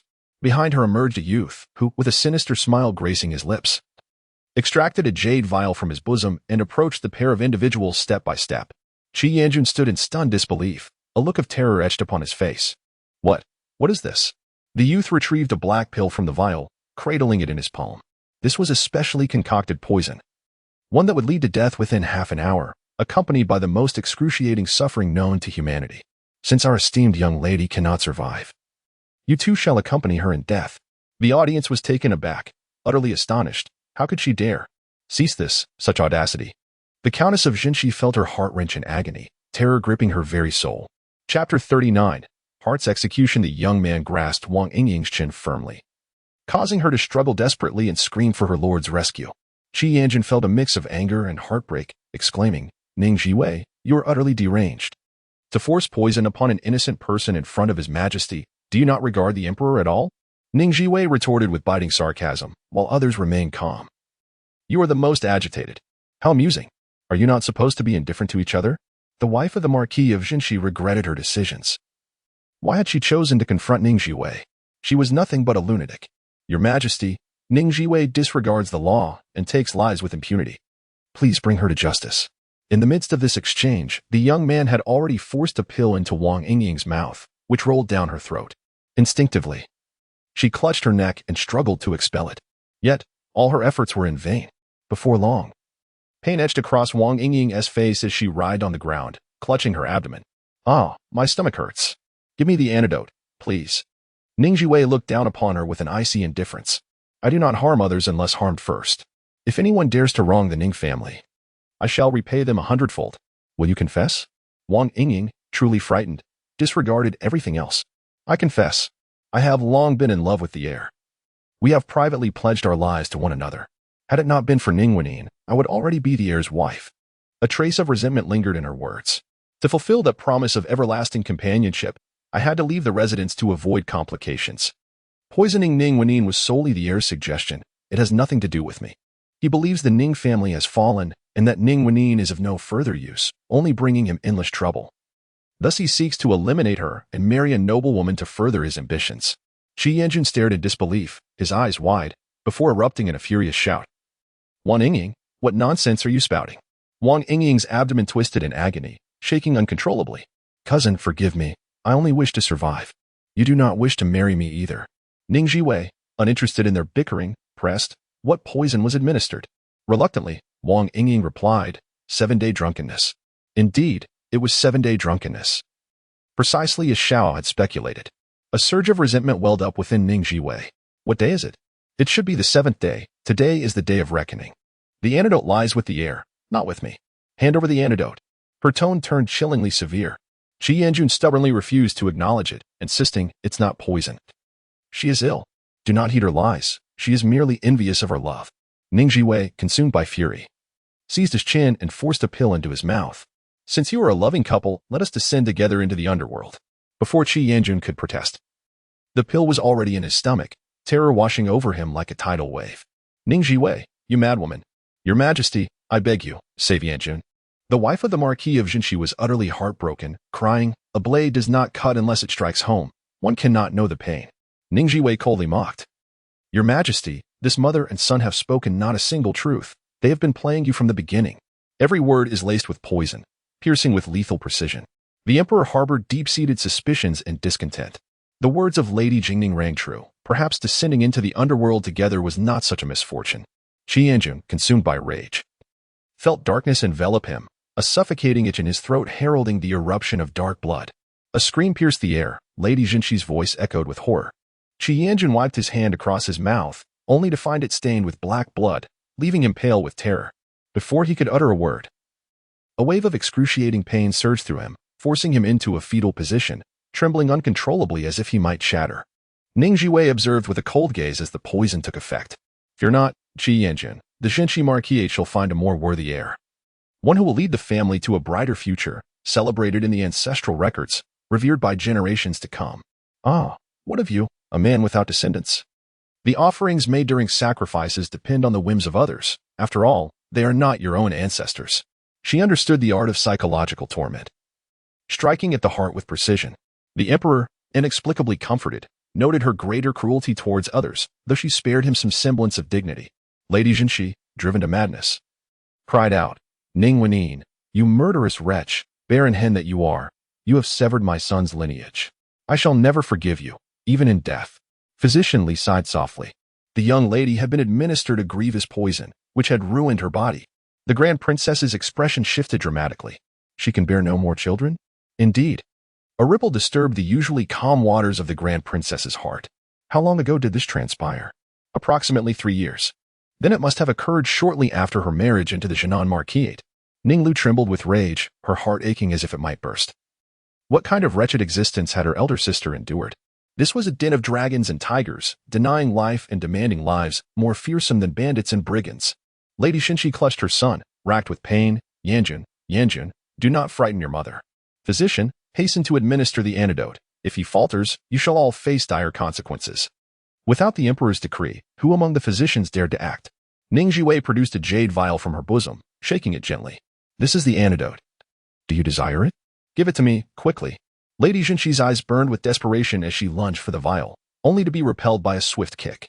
A trade, if you will. Ning Zhiwei demanded the antidote in return. Qi Yanjun writhed in agony, drenched in sweat as if pulled from the depths of water. Every strand of hair soaked. The pampered youth could no longer endure. The antidote lies hidden beneath my bed in the Linshui pavilion. A young man dashed out. Qi Yanjun's thoughts were consumed by the jade vial. First, grant me the antidote. Ning Zhiwei regarded him coldly. Wait. Within half an hour, you will not perish, but you shall wish for death. The two writhed in torment, pleading desperately. Their former grandeur utterly vanished. Many onlookers displayed expressions of pity. Su Mingjin sighed softly. Ah, to kill is but a swift act. Why inflict such torment upon the soul? As Ning Zhiwei cast her cold, piercing gaze, she addressed the Duke of Jin. Do you pity them? For some inexplicable reason, Su Mingjin felt a surge of anxiety. This woman was unpredictable. I merely find it unnecessary to take matters to such an extreme. After all, your elder sister still has to reside in the residence of the Marquis of Jinshi. Her words struck a chord with Ning Zhiwei, prompting her to pivot. She recalled that the marriage had been bestowed by the emperor, given the current disgraceful turmoil. It would be prudent to beseech the emperor for a decree to annul this union. In the past, the Marquis of Jinshi had petitioned for this marriage to uphold their dignity, and a royal union could neither be dissolved nor separated, only ended by death. This was one of the root causes of Ning Wenin's poisoning. Before the emperor could respond, the lady of Jinshi erupted in fury. Impossible. Ning Wenin was born of my house, and she shall die as a ghost of my house. Unable to confront Ning Zhiwei directly, she resorted to tormenting Ning Wenin, ensnaring her in a web of despair. Yet, unexpectedly, Ning Zhiwei executed a decisive move. Oh, so the emperor is but a puppet of the Marquis of Jinshi. When the Marquis speaks, the emperor dares not utter a word of dissent. You people of the capital truly know how to play your games. A wave of shock swept through the assembly, and all present felt an overwhelming urge to flee, too terrified to meet the king's suddenly ashen visage. Chapter 40. The cruelty of the despicable. A beautiful woman possessed a tongue that could be deadly. The Duke of Jinshi was utterly terrified, his soul seemingly fleeing his body as he fell to his knees, desperately knocking his head against the ground until it bled, yet remaining silent. At this moment, any words would be a mistake. He had erred. From the very beginning, you should have pleaded for mercy from Ning Zhiwei and surrendered the heir. Sacrificing one heir was far preferable to dragging the entire household to ruin. The emperor's expression was dark and foreboding, filled with gloom as he fixed his gaze upon the Duke of Jinshi and his wife for a long while, ultimately resting his eyes on the heir. Qi Yanjun, the heir of the Duke of Jinshi, had committed the grave crime of murdering his wife, with evidence and witnesses aplenty. His title was stripped away, and he was cast into prison to await his fate. The Duchess, having sheltered and condoned her son's heinous act, was stripped of her noble rank and also imprisoned to await her judgment. The Duke, having failed to discipline his wife and raise his son properly, lost his title, was demoted to commoner status, barred from participating in the imperial examinations for 3 generations, and forced to relinquish his military authority. In mere sentences, the Duke of Jinshi's household was uprooted, never to rise again. Though the Duke had retreated, he had placed one of his trusted confidants in a position of power to control the military. However, from this day forward, the alliance of interests disintegrated in an instant. What right did a commoner have to wield military power? Who would obey? Thus, the rightful command of the southwestern military returned to the emperor. Like a thunderclap in the summer, fear pervaded the Duke of Jinshi's household, a tide of despair washing over their hearts. A century-old noble house had collapsed so unexpectedly. The root of all this turmoil lay in Qi Yanjun's act of murder. The Duke squeezed his eyes shut in agony, memories flashing through his mind. His lifetime of honor lay in ruins due to his unworthy descendants. He had failed his ancestors. Suddenly, he erupted in fury, launching a furious assault on Qi Yanjun, striking him mercilessly until the latter let out a chilling scream. Yet, this time, the Duchess lacked the strength to intervene. A single thought consumed her mind. It was over. Everything was over. Su Mingjin observed the chaotic scene, a hint of barely perceptible regret flickering in her eyes. They were so close, just a fraction. Ning Zhiwei had been keenly watching his movements, and, upon witnessing this, A cold smile graced her lips. In her past life, the Duke of Jinqi's estate had fallen into Su Mingjin's hands, and the military branch of the chief family had become his most formidable armed force, battling under his command and achieving remarkable feats. Yet now, she had severed his left and right arms in advance. Without this army, and without the 100,000 Ning family troops, what would sustain his ambition? She was eager to see how far he could go. Rongjing glanced over, frowning slightly, his eyes flickering with concern. A voice of surprise rang out. "Master, we've found the antidote." A youth rushed in from outside, holding a vial aloft. Ning Zhiwei's eyes brightened as she took the vial, inhaling its scent. "Wonderful. Xiao Lu, take it in and give it to my elders." Ning Lu had already heard the commotion and dashed out, taking a glance at the vial. "Shouldn't we have the imperial physician verify it? What if this rogue is playing tricks?" Ning Zhiwei replied coolly, "Do you believe the physician's words can be trusted?" Ning Lu fell silent. She dared not trust anyone now, only her fifth sister. Having come this far, they might as well gamble. Even a dying horse could be treated as a living, and anything was better than their current state of near death. Ning Zhiwei gently patted her shoulder, urging Xiaoyao to take a look. In her childhood, she had been taken to the frontier, where her grandfather had specifically arranged for a female doctor to care for her. Xiaoyao was the daughter of that physician, exceptionally gifted in the healing arts. Her grandfather had sought out renowned doctors to instruct her, which explained Xiaoyao's remarkable medical prowess despite her tender years. Ning Lu's eyes lit up with approval. Observing Xiaoyao's swift departure, Ning Zhiwei harbored a singular wish, for the elder sister to safely navigate this ordeal. A hoarse voice pierced the air, pleading for the antidote. It was Qi Yanjun, bloodied and struggling to crawl on the ground. "Princess, I beg for your mercy." Wang Yingying lay prostrate, her once ethereal beauty now reduced to a disheveled state. Ning Zhiwei regarded the pair with a mix of disdain and admiration. Their tenacity in the face of death was indeed remarkable. After all, it is better to cling to life than to embrace death.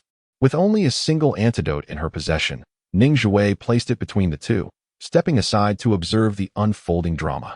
Wang Yingying reacted swiftly, lunging to claim the antidote, but just as her fingers grasped it, a forceful strike to her hand caused her to drop it once more. Qi Yanjun seized the opportunity to snatch it away, only to have Wang Yingying tug at his hair, eliciting a sharp intake of breath from him. In retaliation, he struck her with a resounding slap that echoed throughout the scene. The two engaged in a fierce struggle, neither willing to yield, their earlier affection now replaced by violence. Their faces marred by blood. Despite Wang Yingying's delicate demeanor, she exhibited formidable strength under the threat of death, holding her ground in their brutal exchange. Witnessing their mutual destruction, Ning Zhiwei reflected on the nature of love. What was once described as deep as the ocean seemed but a fleeting illusion. A detached voice sounded from behind her. "What they share is treachery. Do not insult the nature of love." Unbeknownst to her, Rongjing had silently approached. Ning Zhiwei pondered this insight, acknowledging its validity. Ultimately, Qi Yanjun managed to secure the antidote, hastily consuming it, only to have a portion of his ear bitten off by Wang Yingying, blood gushing forth. Wang Yingying, witnessing the antidote swallowed, was overcome with terror, desperately prostrating herself before Ning Zhiwei. "Please, grant me the antidote. I will serve you faithfully." After a moment of contemplation, Ning Zhiwei retrieved another antidote and handed it over. This entire scene unfolded before the eyes of onlookers, each displaying a myriad of expressions. The emperor seemed somewhat relieved yet disdainful, reflecting on Ning Zhiwei's feminine nature and her inherent softness in such dire circumstances. At times like this, one must eradicate threats entirely. The long princess's brows softened slightly, her understanding fostering compassion, rendering it all the more precious. Su Mingjin, lips pressed tight, suspected her display of compassion was merely a ruse to lower others' defenses.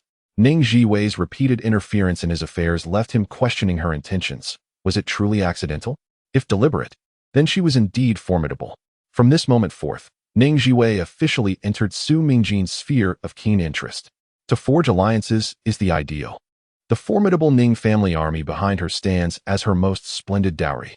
However, should that prove the lady of the town West Marquis gazed upon her son, who had ingested the antidote, lying peacefully on the ground, free from mortal peril. Only then did she kneel, exclaiming, "Your Majesty, Ning Zhiwei has also erred. To impose no punishment would fail to quell public sentiment." In her final moments, she sought a scapegoat. The emperor's lips curled in a subtle smile, observing that sparing the serpent would only lead to being bitten, a fitting consequence of leniency. "Ning Zhiwei, You have trespassed upon another's abode and resorted to private retribution. The princes reveled in delight, proclaiming, Ning Zhiwei, today is your reckoning. Your arrogance, your capriciousness, your ferocity, such traits merit this fate. Yet Ning Zhiwei remained unperturbed, her expression unchanged, already possessing a method to counteract her plight. However, before she could unveil her strategy, the Princess Royal cleared her throat, interrupting the Emperor, Your Majesty, I wish to adopt Ning Zhiwei as my goddaughter. At this proclamation, the assembly was taken aback. Elder sister, mother, and Chapter 41. My heart delights in Ning Zhiwei, could it be? Ning Zhiwei possesses an irritable temperament and a brash demeanor. What could have caught the discerning eye of the princess? A flicker of surprise crossed Ning Zhiwei's face. The princess smiled gently, serene and composed. I have but one son, and my household feels rather desolate. The days spent nursing him are often quiet and solitary. And I cannot help but envy those families where mothers and daughters share such tender bonds. The emperor frowned, his gaze directed at Su Mingjin, laden with reproach. Su Mingjin turned pale, pulling at the princess's hand with an air of grievance. Mother, am I truly so unfilial? The princess regarded her only son, who had been remarkably intelligent since childhood, with an exceptional memory and the ability to learn swiftly, excelling in both literature and martial arts, every mother's ideal son. Yet, he was too rigid, too rule-bound. You are indeed filial, attending to me with unwavering dedication, braving storms, rain, and illness to bring the finest of treasures to our household, always putting us first. She gently patted Su Mingjin's arm, offering words of comfort. You are wonderful. I harbor no other intentions, but I simply have an affection for young ladies, those delicate, soft, and endearing beings. Everyone turned their attention to Ning Zhiwei, whose fair, tender visage and pair of phoenix eyes exuded an air of cool elegance, yet she did not appear particularly delicate. The emperor, reluctant to contradict his elder sister, found himself at an impasse, not wishing for Ning Zhiwei to be associated with her. Sister, should you desire a daughter, I shall adopt the second princess in your name. Without hesitation, the princess declined. No, no, a royal princess is of the highest nobility. How could she be adopted out? The emperor realized his words were ill-conceived. Transforming from the most esteemed princess to the daughter of the princess would diminish her status, a notion that could hardly be palatable. Should there be grievances harbored? Any future discord would yield only regret.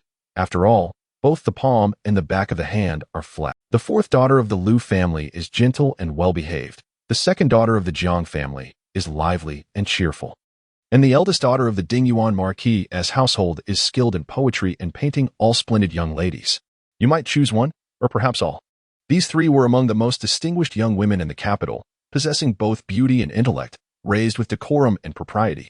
The princess, often ailing, had little acquaintance with these young ladies and no desire to learn more. Ning Zhiwei captivates my interest. We share an engaging rapport. There was something uniquely appealing about her, neither subservient nor arrogant, graceful and poised, exuding clarity. Particularly striking was her courage to sacrifice everything for the sake of her family, a quality that stirred one's heart. Such virtues are indeed rare. She shields others. But who shall protect her? The emperor could not help but sigh, while the princes dared not voice their thoughts, for this matter pertained to their aunt, and it was not their place to comment. Su Mingjin hesitated. Mother, please do not trouble the emperor. The princess's expression dimmed, and she sighed with regret. Very well. Consider it a moment of folly on my part. Seeing his sister's despondent demeanor, the emperor felt a pang of sympathy. Throughout their lives, she had always shielded him, sacrificing everything without ever making demands. Was it so wrong to wish for an adopted daughter? What harm could it bring, even if she were a headstrong one, as long as she posed no threat to him? If his sister had finally found something dear to her heart, then so be it. Once the words escaped his lips, a flicker of regret washed over him. Yet, upon meeting the princess's radiant gaze, that fleeting remorse dissipated like mist. The princess beckoned Ning Zhiwei closer and gently inquired, Ning Zhiwei, would you consider becoming my adopted daughter? This caught Ning Zhiwei off guard, causing her expression to twist in hesitation. She held a deep affection for the princess. But the seemingly tranquil life of the princess was already ensnared in a whirlwind, threatening to drag everyone around her into turmoil. However, the vast Ning family depended on her. She had poured her heart and soul into ensuring their survival amidst chaos. The emperor's fury erupted suddenly. Ning Zhiwei, are you still hesitant? The princess has taken a liking to you. Consider it a blessing. A blessing it may be, yet Ning Zhiwei found herself at a loss for words. The princess, who had always appreciated her candor, sensed her struggle and urged, "Speak freely." With her bright, clear eyes fixed on Su Mingjin, she expressed her concerns. "I fear two things. First, that the Duke of Ming may not accept me. If my presence were to harm the bond between him and his mother, I would feel remorse." The implication of her words hung heavily in the air.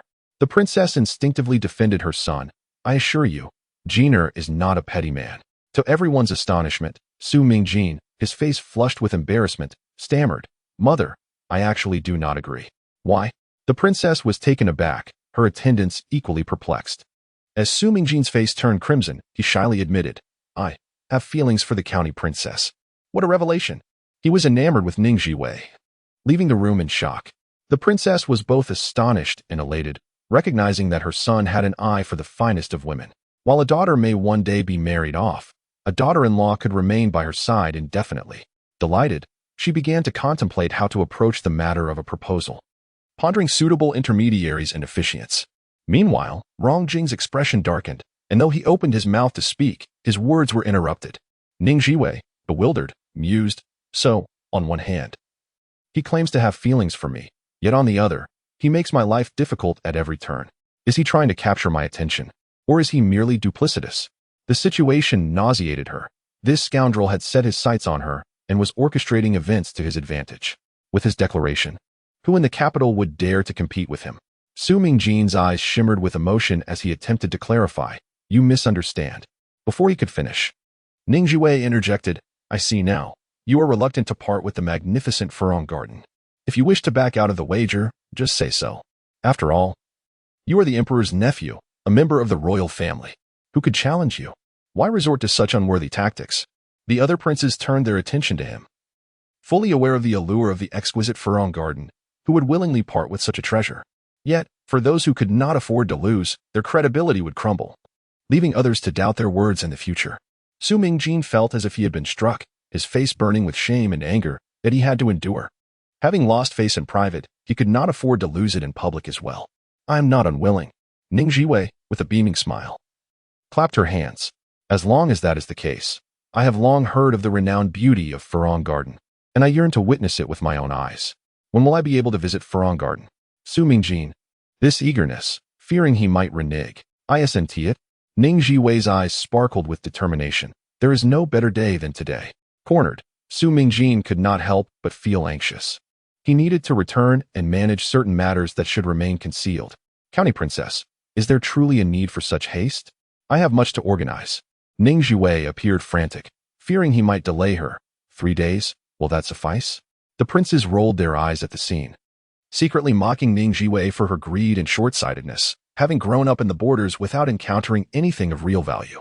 The grand princess felt a strange unease.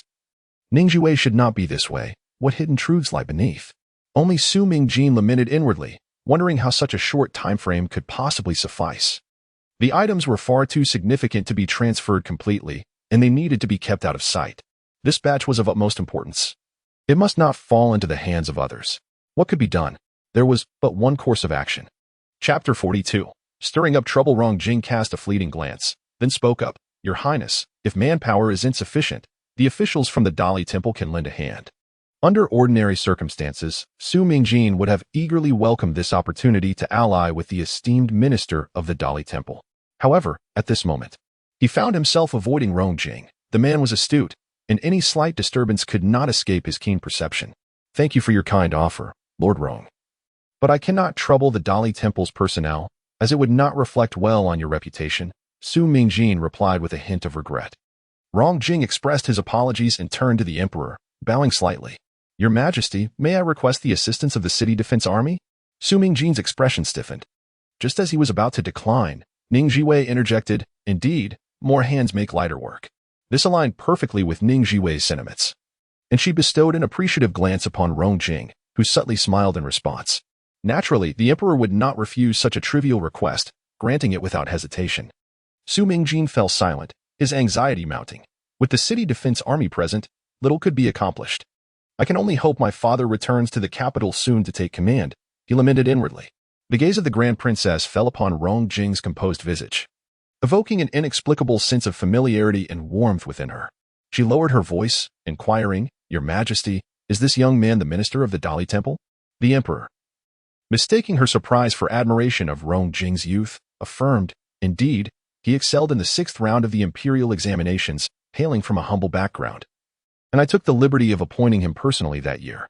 His outstanding performance in the exams indicated exceptional intelligence and remarkable talent. His modest origins meant fewer connections, making him easier to manage, devoid of competing factions, relying solely on the emperor's support. Most importantly, he was a favored disciple of the emperor, with a close relationship built on trust. The convergence of favorable circumstances had enabled Rongjing to attain high office at such a tender age. The Grand Princess pondered quietly, realizing she had no acquaintances with the surname Rong. Perhaps it was a case of like attracting like. Having not ventured outside for some time, she observed that today's youth. The princess decisively proclaimed, "Let it be so. Invite the county princess to receive the hibiscus garden in 3 days." "Excellent." Ning Zhiwei responded with a lively tone, subtly infused with joy. "Thank you, Grand Princess. Your generosity is greatly appreciated. Your decisive actions and magnanimous demeanor serve as an exemplary model for our generation." Her praises flowed forth, effusive and sincere, eliciting a radiant smile from the Grand Princess, who felt her spirits lifted. The princes exchanged bewildered glances, questioning the ease with which their aunt could be pleased. Suddenly, the emperor grasped his sister's choice. Having such a delightful adopted daughter was indeed a boon.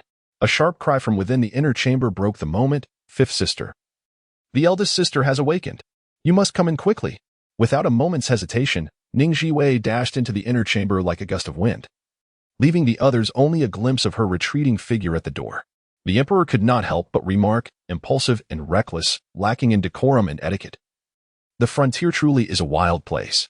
A faint smile flickered in the eyes of the princess, and I found her candid charm delightful, vibrant and radiant. In her view, Ning Zhiwei was nothing short of perfect. What could the emperor possibly say? "Just take care of her," he commanded. After the lively gathering concluded, he rose and instructed, "Rongjing, you are responsible for the aftermath. Let us return to the palace." "Yes," Rongjing replied, bowing respectfully as he escorted the emperor and his entourage away. The princess lingered at the rear, casting a lingering glance at Rongjing, her expression pensive, lost in thought. Su Mingjin stepped forward to assist with the wheelchair. "Mother, you must be weary after being out for so long. Let us return and ensure you rest well." The princess suppressed her innermost thoughts, recognizing that some matters cannot be forced. Su Mingjin subtly shifted the conversation. "By the way, did you receive a letter from father today? When will he return? I miss him quite a bit." Speaking of her husband brought a sweet warmth to the princess's heart. No matter where he roamed, he never forgot to write to her, sending a letter each day without fail, rain or shine. The letters were filled with tender sentiments that made her blush and quicken her heartbeat. As he traveled the world, sketching wherever he went, he returned whenever he pleased, and she was content with that. "You are no longer a child. Why do you still behave so immaturely?" she chided gently. Her husband was devoted to mastering his craft, aspiring to become a revered artist whose legacy would endure through the ages, and she wholeheartedly supported him. Su Mingjin's thoughts raced. It seemed her mother remained unaware of her father's whereabouts, thus she would have to rely on secret channels of communication. How fortunate, she thought, to have a father who married such a virtuous and considerate mother, offering unwavering trust and support. The unspoken implications in her words did not escape the princess, who acknowledged, "Very well, but you two are not well suited for each other." Their personalities clashed evidently, making it difficult for them to connect. As the Furuan was poised to fall into Ning Zhiwei's hands, Su Mingjin was determined not to let her slip away, sweetly declaring, "I want to give it a try. I fear I will regret it for a lifetime. Mother, please help me." The princess sighed quietly, pondering why her child was so stubborn. One cannot impose their will on a girl. It was clear that she genuinely liked Ning Zhiwei.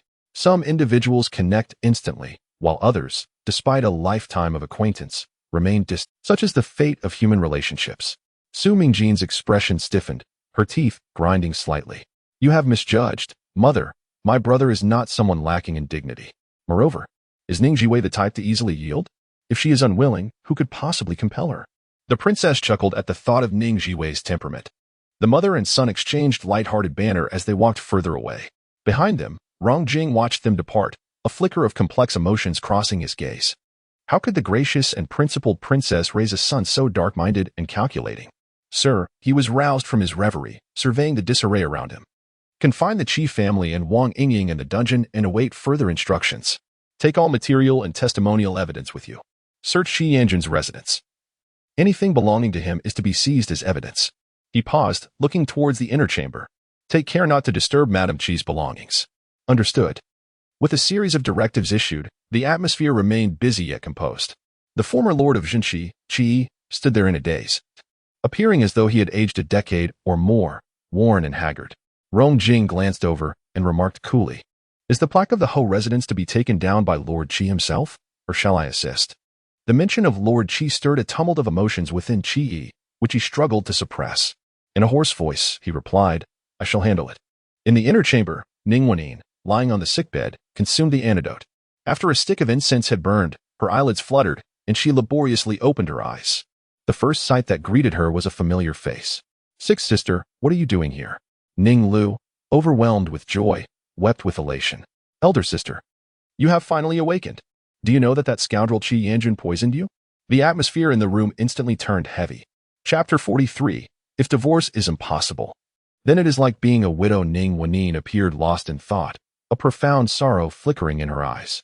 Ning Lu was startled, wondering if the shock had been too great. "Xiaoyao, hurry, come check her pulse."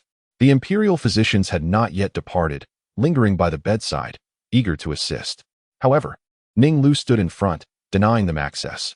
Xiaoyao struggled to squeeze through, taking hold of Ning Zhiwei's arm and placing her hand upon it. "The poison is mostly neutralized. With a few more days of medicine, the residual toxins can be eliminated. The eldest miss has suffered significant damage to her vitality and will need to recuperate slowly." Ning Zhiwei had just regained consciousness, her entire being frail and her spirit exceedingly poor, drifting in and out of awareness. "Sixth sister, you must leave this place quickly. It is dangerous." A clear voice echoed, "Eldest sister, you are weary. Rest for now, and we shall address matters later." Though Ning Zhiwei's mind was not entirely clear, her eyelids drooped heavily, struggling to remain awake. "Who are you?" "This is fifth sister, Ning Zhiwei. She is quite remarkable. With her here, we have nothing to fear." At that moment, Ning Zhiwei's vision blurred, shadows overlapping and wavering. "Oh, it is fifth sister, though we meet under such circumstances. I apologize for the inconvenience. I shall make it up to you later." She believed she spoke loudly, yet her voice was barely louder than a whisper. She truly was a dignified person, yet misfortune had befallen her. Ning Zhiwei felt a pang of bittersweet sorrow. These concerns were trivial compared to the need for Ning Zhiwei to care for her health, sparing loved ones the pain of grief. However, Ning Zhiwei felt a sense of unease, wanting to articulate something, but her voice trailed off into incoherence. Observing this, Ning Zhiwei gently patted her arm, reassuring her. "Do not worry, I will take care of everything. Just sleep." Ning Zhiwei could no longer hold on, closing her eyes and drifting into slumber. Xiao checked her pulse and remarked softly, "She is asleep. This is a good sign." Ning Lu's eyes were red-rimmed, tears glistening. "Woo-woo. Our eldest sister has been tormented to this extent. Those vile individuals deserve to be torn to shreds." Suddenly, a thought struck her.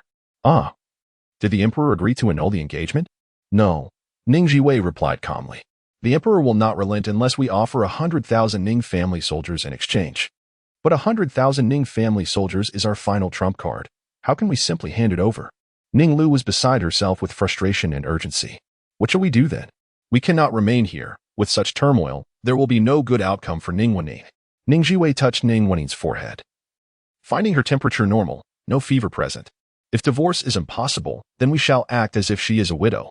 We will take the eldest sister back to our family home for her recovery, for decades if necessary." She spoke with such nonchalance, as if no challenge could daunt her. With her presence, none of this posed a problem. Ning Lu's eyes brightened. "This is feasible. It must be the formidable fifth sister to take charge. But what about the Duke of Jinshi's household coming to fetch her? Currently, where is the Duke of Jinshi's household?" Ning Zhiwei's tone was cool, laced with an inexplicable danger.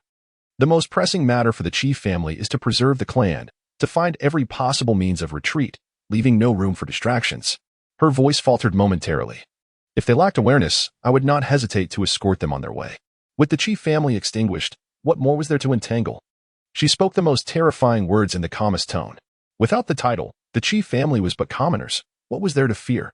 "Ah, no. Even commoners were better off. The Qi family had their enemies, who would surely rush to take advantage of their downfall. They would strike while he was ill, seeking his demise." Ning Lu clapped in approval, exclaiming, What a brilliant idea, fifth sister. You truly are remarkable. She raised her thumb in enthusiastic praise, her eyes sparkling with admiration, so imposing, so powerful. Outside, Qi, the former Duke of West Town, wore an ashen expression, one of utmost dismay. He had long known her to be ruthless, yet he had not anticipated such ferocity. It was clear he could not afford to provoke her. Opposing her would spell the end for the Duke of West Town's residence. Regret consumed him.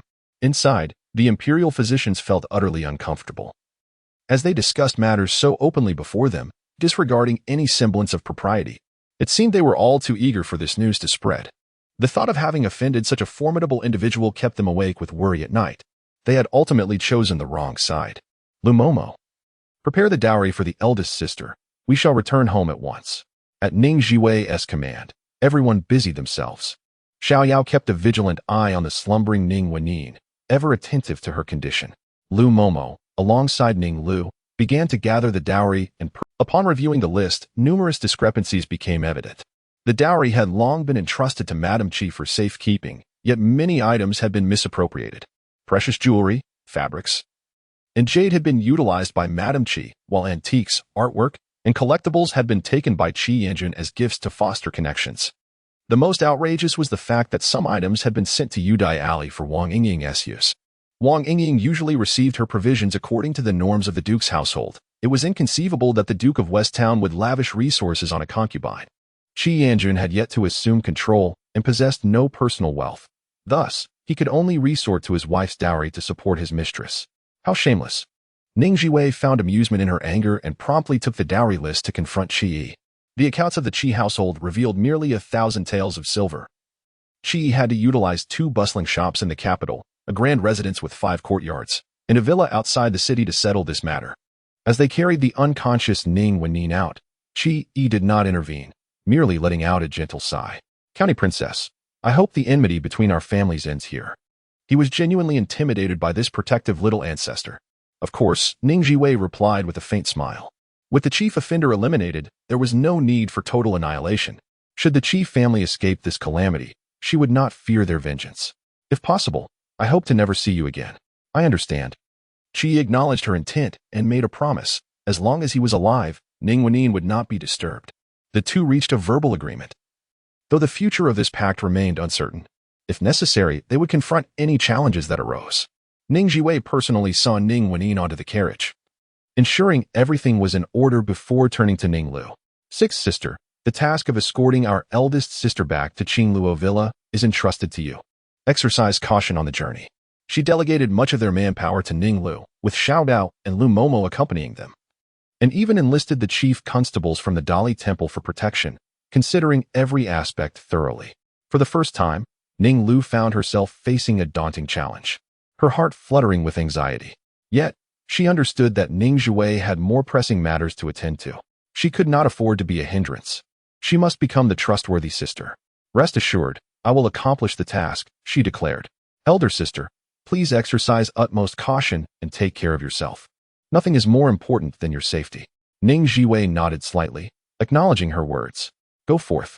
As she watched the group depart, Ning Lu exhaled deeply, her mind already formulating her next plan. The Phoenix Garden was her target, and she was resolute in her pursuit. How could she secure it? The more elusive it seemed, the greater the challenge, igniting her fighting spirit. Ah, an idea struck her. Let the endeavor commence. Chapter 44, The Astonishing Secret of the Phoenix Tower. The Phoenix Tower, located on the bustling East Gate Street, boasts an exterior of opulence and an interior of unparalleled elegance, revealing a hidden paradise.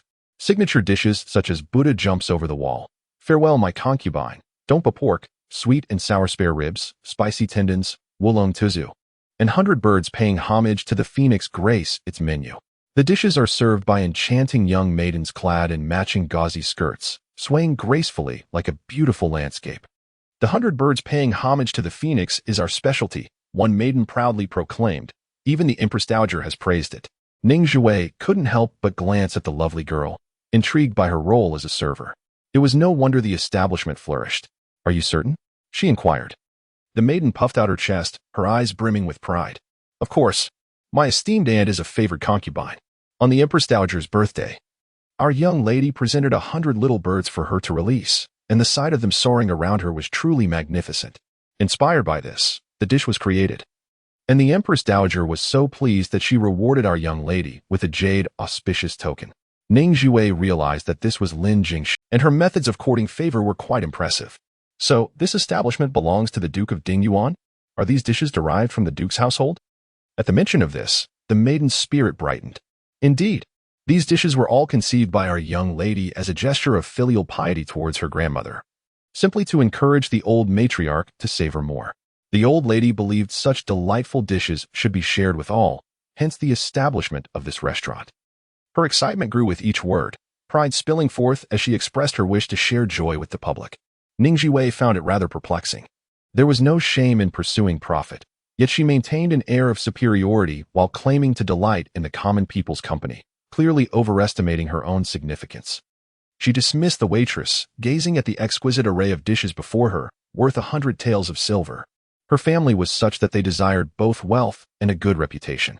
The presentation was meticulous, resembling 100 birds paying homage to a phoenix. Vibrant in color and striking to behold. "Eat up," Rongjing said, using public chopsticks to place a chicken wing on her plate. Ning Zhiwei expressed her gratitude and began to eat. The chicken was tender and flavorful, melting in her mouth. "Not bad," she remarked. Although she was in a period of mourning, the Ning family had never refrained from consuming meat. Their history was steeped in loss, far too numerous to count. Try the cured ham and pigeon eggs. They are delightful. Ning Zhiwei relished her meal, her cheeks puffed up adorably like a little squirrel. Rongjing couldn't help but be captivated. It was his first encounter with a girl who ate so naturally and generously, devoid of any affectation. She was unlike the other girls he had known, who would only take a few bites before claiming to be full.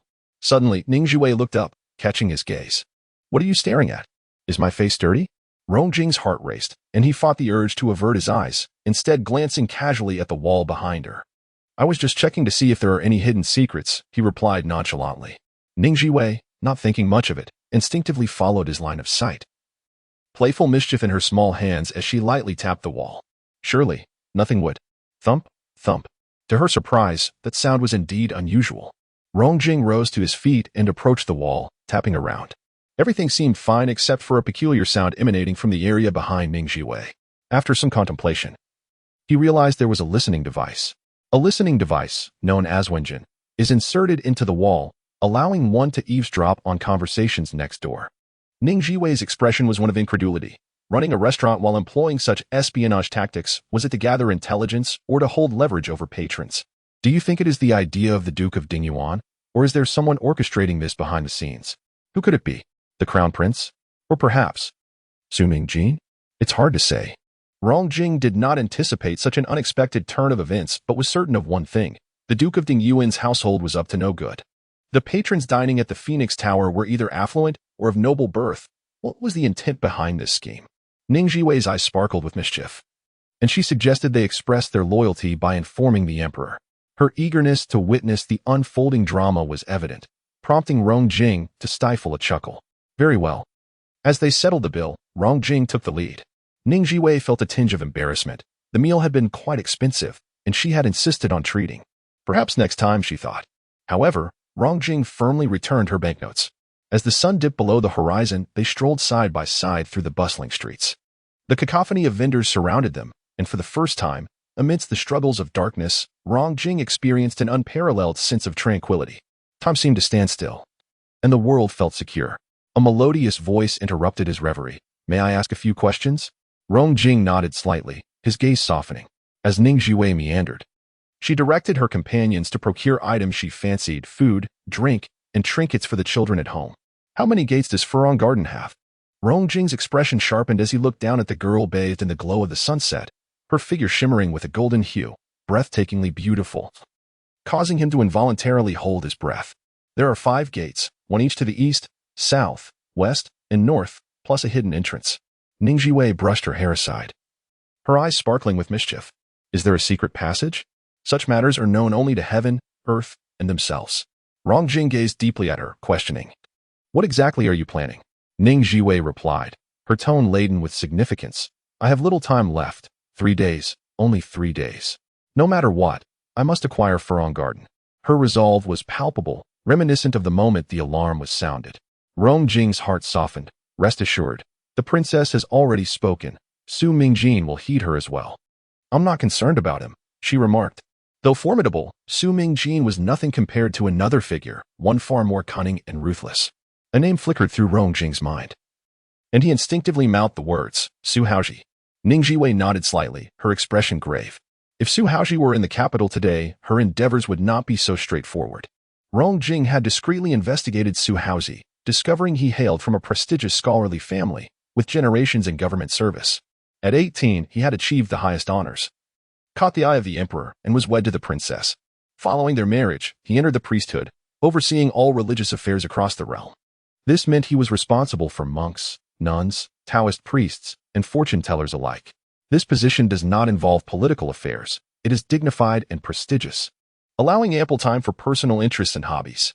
Over the years, Su Hao has devoted half of his time to accompanying his wife and the other half to exploring mountains and rivers, becoming enamored with the profound and ethereal landscape painting. Earning the title of a contemporary master of art, the world regards him as a person detached from fame and fortune, a free spirit akin to wandering clouds and wild cranes, transcending the mundane. While this perception may appear acceptable, who exactly is Ning Zhiwei? If he holds such apprehension towards her, why not set it aside for now? The Ning family currently requires discretion. Ning Zhiwei is also reluctant to confront the enigmatic Su Hao directly, yet her desire for the treasures within Furong Garden is overwhelming. Weighing the lesser of two evils and the greater of two benefits, she has chosen to take the risk. My actions are driven by my own motives. She remains tight-lipped, her resolve unyielding. Rong Jing rubs his temples, letting out a soft sigh, feeling utterly powerless against her. Ning Zhiwei, I hope no harm befalls you. A thread of affection lingers in his heart, concealed within the gentle evening breeze. The young woman suddenly lifts her gaze, locking eyes with the man. The radiant glow of the sunset illuminates their faces, and she perceives the tenderness hidden within his eyes. Could it be? Rong Jing, do you harbor feelings for her? Chapter 45. I, vengeful and unsettled, leave the emperor in trepidation. Ning Zhiwei felt a sudden flutter in her heart. Could it? Rong Jing's cool voice broke through the silence. I regard you as a sister. I do not wish for any harm to come to you. Sister? Ning Zhiwei fixed her gaze upon his handsome visage, her expression cold and indifferent, with shadows lurking in her eyes. He remained the same aloof and composed minister of justice. Rong Jing, who, after traversing countless trials, remained unmoved by worldly affairs. Perhaps she had overthought it. Who was Rong Jing, the esteemed minister of justice? Renowned for his disinterest in women, he was said to have turned down all suitors, claiming to be devoid of romantic entanglements, solely devoted to lofty ambitions. Many noble ladies whom he had rejected harbored feelings of both love and resentment towards him. It was all the fault of the stunning sunset that had led her to lose her senses. Feeling a tad embarrassed, she touched her nose and reassured him, rest assured. I am mindful of my conduct. If things go awry, I shall seek your assistance, and you will help me, won't you? Rong Jing gazed deeply into her eyes, his lips pressed together. I will. Thank you, Lord Rong. You truly are a wonderful person. Ning Zhiwei's eyes sparkled with joy, her smile radiant and enchanting, a beauty beyond compare. She leaned closer to Rong Jing, whispering for an extended moment.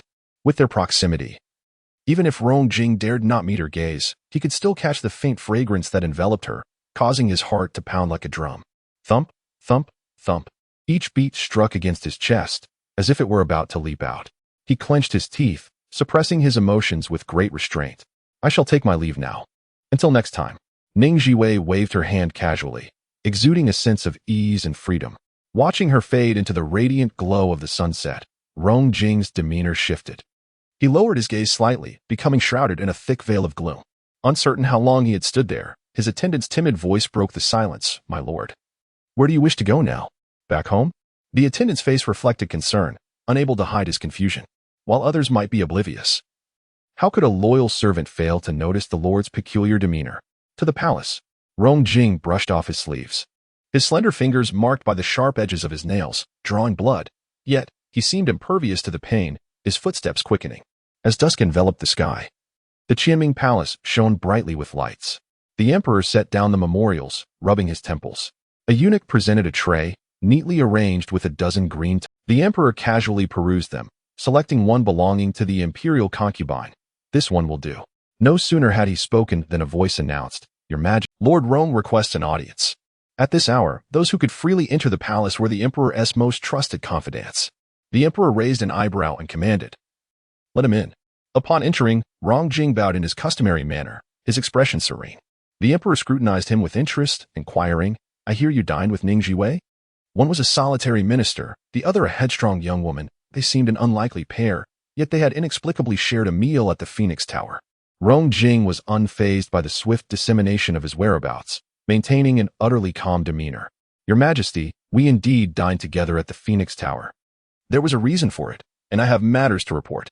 It was evident that his evening visit to the palace was of great significance. The Emperor, suppressing his curiosity for the moment, replied, "Proceed." As Rong Jing opened his mouth, he struck with a thunderous revelation. The first matter at hand was that every room in the Phoenix Tower had its own golden scent, and all the princes were frequent patrons. The female attendants at the Phoenix Tower changed rapidly, with the previous ones having entered the courtyards of various powerful families. The Emperor's expression shifted abruptly. "Are you certain?" The interconnection of these pieces of information left him astonished. Although the Phoenix Tower was owned by the Duke of Dingyuan, its ties to the palace ran deep, with even the Empress Dowager's family involved. It was no wonder Rong Jing had entered the palace under the cover of night. "I am absolutely certain," he replied, as if ignoring the gravity of the situation, and continued, "The second matter is that the Princess of Jingning has requested me to deliver a memorial." He retrieved a memorial from his bosom and presented it with both hands. The Emperor's gaze was scrutinizing, yet Rong Jing remained composed, his expression unwavering. "How did she manage to persuade you?" The response was delivered with a bow. She stated that it pertains to the health of the Emperor and the safety of the heir. "I choose to believe it exists rather than dismiss it. And I dare not be negligent." The Emperor's brow twitched. "Bring it forth." The memorial from Ning Zhiwei was exceedingly straightforward, targeting the Imperial Medical Bureau with pointed accusations. It questioned how they could treat the Ning family in such a manner today, only to potentially mistreat the fallen royal clan in the future. Some physicians had shown a lack of compassion, and their exceptional medical skills had become weapons of harm. Even if the Emperor remained indifferent to these matters, he ought to be wary of physicians being bribed to engage in unethical conduct within the palace, such as harming the unborn children of concubines, resulting in miscarriages. The corners of the Emperor's mouth twitched uncontrollably. Is this truly a matter of the Emperor's health? The safety of the heir? She certainly knew how to wield power with her words, yet it seemed she had a point. Her heart was indeed narrow. She bore grudges and retaliated against those who did not support her. Nevertheless, some of her words struck a chord, and the Emperor, a naturally suspicious individual, had already resolved to conduct a discreet purge. However, her deliberate praise of Physician Li and the head of the medical institute demonstrated a clear distinction between gratitude and resentment. Physician Li had once treated members of the Ning family, and the head of the institute was not on duty that day, thus absent from the scene. Rong Jing merely listened quietly, offering no opinions.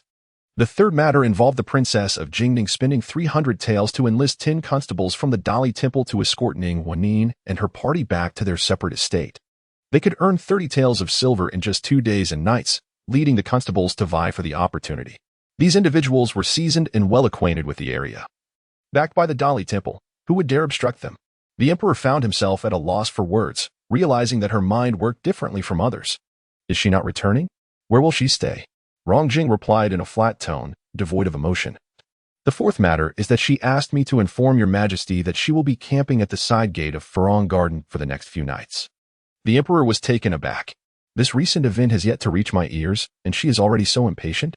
Her behavior is quite unbecoming, considering how highly the Empress appreciates her. What could Rong Jing say? He merely stated the facts. And upon hearing that the Princess of Jingning would be camping at Furong Garden, many commoners began to gather with blankets to join in the excitement. Bringing blankets? Are they also camping? What kind of decorum is this? Furong Garden is not a mere vegetable patch. The Emperor remained stunned, utterly incredulous. Have they truly nothing better to do? Every time Ning Zhiwei makes an appearance, chaos ensues, rendering the situation uncontrollable. As the gates of the city close at the hour of view, they find themselves unable to return. Rong Jing's voice remains notably calm and composed. The Emperor, fixated on his face, suddenly inquires, "What is your opinion of Ning Zhiwei?" Under the scrutinizing gaze of the sovereign, Rong Jing replies without hesitation, intelligent, protective of her own, and inherently rebellious. These 3 descriptors are remarkably apparent. The Emperor, well aware of this minister's character, cold and devoid of warmth, finds it peculiar that he does not shy away from dining with Ning Zhiwei. Even if there are valid reasons behind it, the emperor cannot help but ponder further and, with a complex expression, asks, "Do you hold affection for her?" At this moment, the atmosphere becomes palpably tense, and the breath of the chief eunuch falters. A pivotal question has been posed. Chapter 46. She is a time traveler. And she is the chosen one. Rong Jing appeared oblivious to the tension, his tone calm and unruffled. As for the county princess, she bears the surname Ning, being the head of the Ning family. Furthermore, she is the master of the silver masked general. These two facts alone compel me to regard her with a different perspective. Her gender is of little consequence. There exists no romantic entanglement, only the mundane complexities of worldly interests. He had distanced himself from any association, yet the emperor remained uneasy. Probing, "Should you desire to wed, I could bestow a marriage upon you." A peculiar expression flickered across Rong Jing's face as he firmly replied, "I have stated before that a high monk once foretold my fate. I am destined to be solitary, bringing misfortune to my family and loved ones. In this life, I seek only to fulfill my ambitions and leave a mark upon history, devoid of romantic entanglements." His refusal was resolute, leaving no room for reconsideration. After his departure, the emperor sipped his fragrant tea and inquired, "Lin Feng, what is your perspective?" Emerging from the shadows was the figure of the commander of the Jinhui, Xiao Lin Feng. "They are not a possibility," he stated succinctly, devoid of embellishment. The emperor pondered for a moment. Ning Zhiwei is the head of the Ning family, backed by an army of 100,000. Who could rest easy marrying her? Yet, her temperament leaves much to be desired. The crown prince and the first and third princes are all seeking consorts. Who do you deem suitable? Xiao Linfeng's expression shifted. His head bowed to conceal the turmoil in his eyes. "This is a matter of state. I implore your majesty's wise judgment." The emperor did not press him further. He recognized that both Rong Jing and Xiao Linfeng were his sharpest instruments, one of intellect and the other of might. Ning Zhiwei's disposition is too rebellious, too independent to be a primary consort. However, a secondary consort would also be untenable. Most women would struggle to assert authority over her. He muttered to himself before a thought struck him. What of her relationship with Lin Jingzhu? Xiao Linfeng felt a tightening in his chest but maintained a steady tone. "It is not particularly favorable." The emperor raised an eyebrow, chuckling. "Well then, by the way, how much do these two differ in age? Has Ning Zhiwei come of age?" The Ning family matter was under Xiao Linfeng's purview, and he was well versed in all related documentation. The county princess will reach maturity in a month, while Miss Lin still has 8 months to go. So they are separated by 7 months? The day of their divorce coincided with the day the new bride entered the household. How intriguing. The emperor's smile carried deeper implications. "Do remind me when the time comes. I shall present her with a gift." Xiao Linfeng's heart fluttered, though he revealed nothing outwardly. "Yes." The emperor mused for a moment. "Take men to patrol the Furong Garden. We cannot allow anything untoward to befall Ning Zhiwei." "Understood. Conduct a thorough investigation of the Phoenix Tower. Report any developments immediately." "Yes." At the entrance of the Furong Garden, a bonfire blazed brightly, illuminating the night sky. The townsfolk who had ventured beyond the city to camp sang and danced, their laughter creating a joyful sea of merriment. Not far away, Ning Zhiwei sat before her tent, sipping fragrant tea and savoring a box of 4-flavored pastries, while oranges roasted on the fire. Watching the revelers, a smile involuntarily graced her lips. Such tranquil and harmonious days were what she truly desired. A delicate voice broke the moment. "Sister." It was Lin Jingzhu, who, upon hearing of the occasion, had hastened over, already spouting a multitude of grandiloquent remarks. Why must one adhere to the rules of the capital, recognize the greater principles, show respect to the royal family, and exercise caution in speech and action to avoid calamity? She delivered such admonitions in front of all the common folk, stepping on Ning Zhiwei to showcase her cultivated demeanor and decorum as a noble lady. Little did she expect Ning Zhiwei to retort, "If you are so keen on propriety, why are you wandering about at this late hour?" Lin Jingzhu appeared as if bearing the weight of humiliation, declaring, "For the sake of my sister, I would willingly sacrifice my good reputation." Ning Zhiwei felt a wave of revulsion. Can't they simply coexist peacefully? She had long heard whispers of Lin Jingzhu's close association with the Ming Duke, which she had previously dismissed, but witnessing her hurried arrival, she believed it now. Her voice rose, capturing the attention of the surrounding populace, their eyes glimmering with intrigue. "I, too, believe it," they echoed. "All of this, merely for a man? How amusing. I truly thought she cared for the Princess of Jingning. What nonsense. After years of negligence, she suddenly reappears. What good could come of it? One could only suspect malicious intent." Lin Jingzhu, enraged, spoke without thinking. "You would rather trust her than me?" How could her decade-long hard-earned reputation not surpass the sudden emergence of Ning Zhiwei? The crowd rolled their eyes in disbelief. How could she even dare to compare herself with the princess of Jingning? In that moment, Lin Jingzhu realized the depth of Ning Zhiwei's popularity and the affection she garnered from the people. Jealousy reddened her eyes. She was the one who had traversed realms. The destined daughter, deserving of universal admiration. This recognition should have been hers. Ning Zhiwei had stolen her spotlight. How infuriating. Sister, if you treat the Ming Duke this way, both the Emperor and the Empress Dowager will be displeased. What concern is that of yours? A chilling voice interjected. What unrest? A man clad in a dark fur cloak regarded Lin Jingzhu with cold detachment. Upon seeing him, her complexion paled, and she quickly stepped aside. Nothing at all. Ning Zhiwei did not turn around, but raised her hand. Commander Xiao, please take a seat.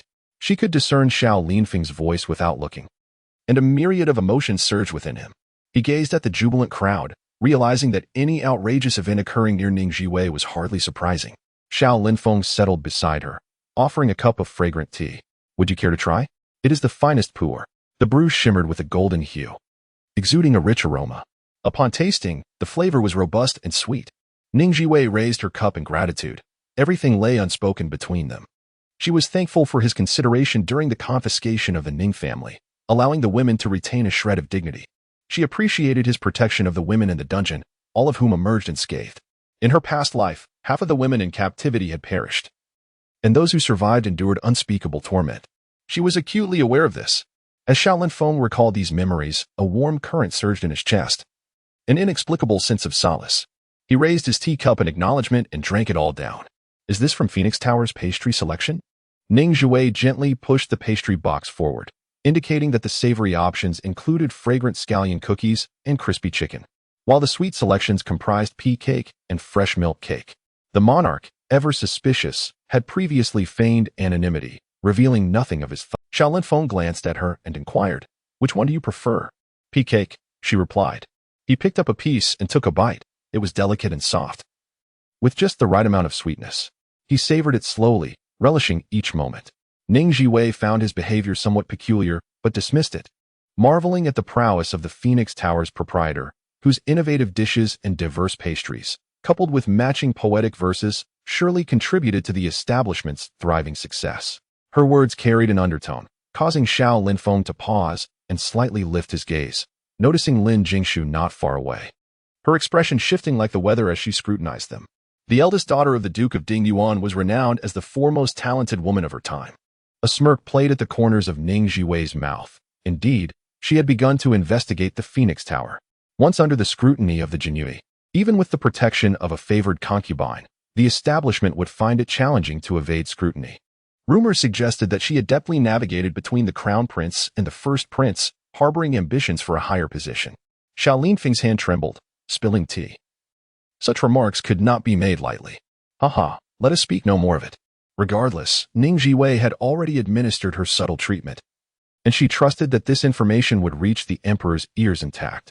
Observing her radiant smile, Xiao Linfeng hesitated and queried, "Did you know me?" She had called his name upon their first encounter. Ning Zhiwei opened her mouth, about to respond, when suddenly a commotion erupted. This is not good. A disturbance has begun. Their expressions altered in unison, and they instinctively rose to their feet. Chapter 47. A resounding slap amidst the revelry and joyous dancing, an unforeseen chaos erupted, resulting in a tumultuous scene filled with panic-stricken screams and frantic trampling. Ning Zhiwei, you are the architect of this calamity and must bear full responsibility. It was Lin Jingzhu, in a state of utter terror, who threw herself towards Xiao Linfeng, seeking refuge beside him, the safest haven in such tumult. Though she was accompanied by attendants and guards, her instinct drove her to cling to Xiao Linfeng as a lifeline. As she rushed forward, she collided with Ning Zhiwei, whether by anxiety or the force of the impact sent Ning Zhiwei into the fray of the chaotic crowd. Caught off guard, Ning Zhiwei's hands were too slow to rescue herself, and she was on the brink of being trampled when a figure swooped in to catch her. "Be careful," Xiao Linfeng exclaimed, his brow furrowed, a flicker of anger flashing in his eyes as he deftly kicked Lin Jingzhu aside. Lin Jingzhu fell, dazed and unable to move, sprawled on the ground. "My lady." The attendants and guards were in a state of distress, rushing towards her. Ning Zhiwei, disregarding everything else, shouted furiously, "Su Mingjin, you scoundrel." Yes. She was embroiled in a contest of wits with Su Mingjin. However, his blatant disregard for morality was evident as he ruthlessly employed innocent citizens as pawns. He had deliberately incited chaos, leading to widespread trampling and casualties, thus rendering Ning Zhiwei undeniably culpable in this affair. There was no time to ponder the fate of the Furong Garden. Li Dongsheng, come with me to rescue the people. She sprang to her feet, charging into the crowd. Xiao Lingfeng, quick-witted and agile, seized her, pushing her behind him. Do not go. It is dangerous. I must go. I cannot allow these citizens to be harmed. Ning Zhiwei was frantic, aware that she bore a heavy burden of guilt for this calamity. She had overestimated Su Mingjin's moral compass. With a wave of his hand, Xiao Lingfeng summoned a troop of Imperial Guards, fierce and determined, to charge forward. Imperial Guards are here. Everyone down. Anyone who runs will be shot on sight. The formidable presence of the guards compelled the masses to comply, with most citizens obeying and only a few errant individuals attempting to flee, swiftly apprehended by the guards. Under the overwhelming force, order was rapidly restored, and those who incited the riot were captured. Use my command to open the city gates and escort these citizens back. Ning Zhiwei instructed, her heart heavy with sorrow as she beheld the injured. Send the wounded to the medical hall. I will cover all medical expenses. Xiao Lingfeng regarded her with a profound gaze, recognizing the noble spirit that lay beneath her rebellious exterior, a testament to the values of the Ning family. Very well. Gather your things and accompany me into the city. Ning Zhiwei, now acutely aware of the gravity of the situation, replied, I appreciate your kindness, but I cannot leave. If she departed, her plans would collapse, leaving her frustrated by her own limitations. In a low voice, Xiao Lingfeng insisted, Ning Zhiwei, I care not for your schemes. Your safety is paramount. Ning Zhiwei was taken aback.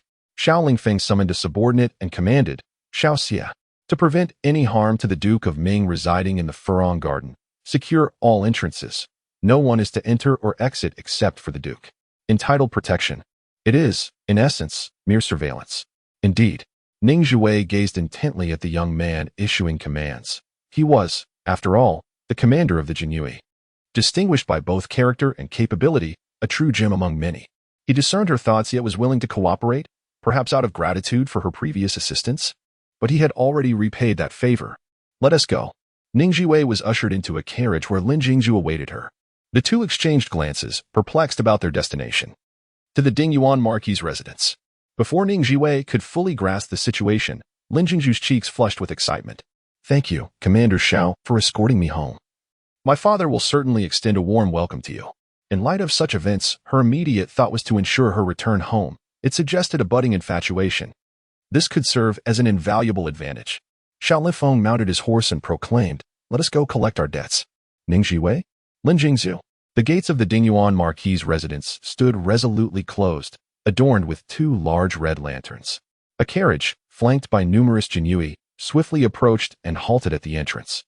Lin Jingzhu clutched the carriage wall tightly, her face paling. Sister, given your rapport with Commander Xiao, could you inquire what debt he intends to collect? Ning Zhiwei scoffed softly.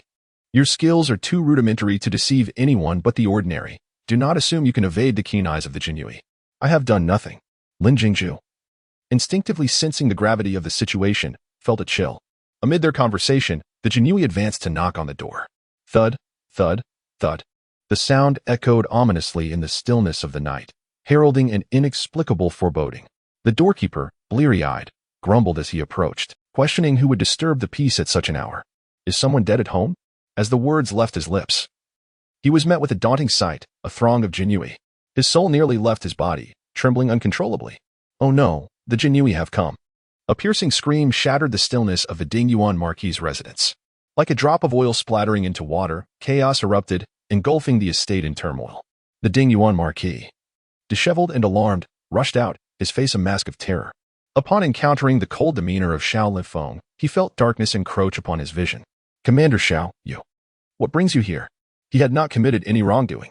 Xiao Lifeng waved his hand dismissively. Your daughter is implicated in instigating the turmoil at Furong Garden, resulting in a stampede among the populace. Lin Jingzhu, in a state of sheer panic, protested, It was Timi. You were framing me. If the charges were substantiated, her life as she knew it would be irrevocably destroyed. The atmosphere turned frigid. Xiao Linfeng's murderous intent was palpable. What did you say? Lin Jingzhu shuddered in fear. I have no connection to this. The chaos was clearly instigated by Ning Zhiwei. Had she not led the people to camp at Furong Garden, how could a stampede have occurred? She deserves to be punished. She was not foolish. She knew who the true architect behind the scenes was. Yet, for reasons of sentiment, logic, and personal interest, she could not speak of it.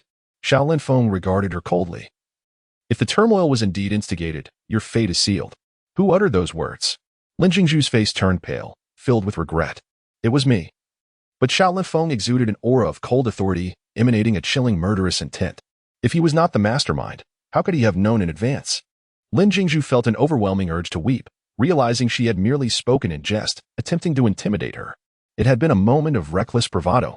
Who would believe such words? Suddenly, a resounding slap echoed through the air. Lin Jingzhu covered her burning right cheek, her eyes wide with disbelief.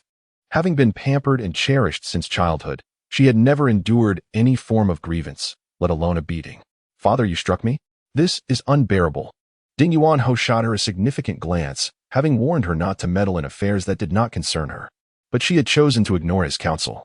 And now the flames of trouble were scorching her own family. He turned and clasped his hands respectfully, addressing Xiao Zhiwei. I would stake my life on the fact that my daughter, Jingzhu, is kind-hearted and gentle and would never commit such an act. Xiao Linfeng's expression was laden with meaning. Someone must bear the responsibility for this matter. Lin Jingzhu suddenly realized this meant she would be made the scapegoat. Why should she be the one? It had always been others who took the blame for her. Then, Ning Zhiwei struck out, a sharp slap resounding once more. The world fell into silence, followed by Lin Jingzhu's piercing scream. Chapter 48, The Living Hell King. Little ancestor Lin Jingzhu's left cheek was swiftly marked by 5 distinct fingerprints. A vivid and striking sight. Ning Zhiwei cast a glance at her, nodding in satisfaction. Perfectly symmetrical now. No need to thank me.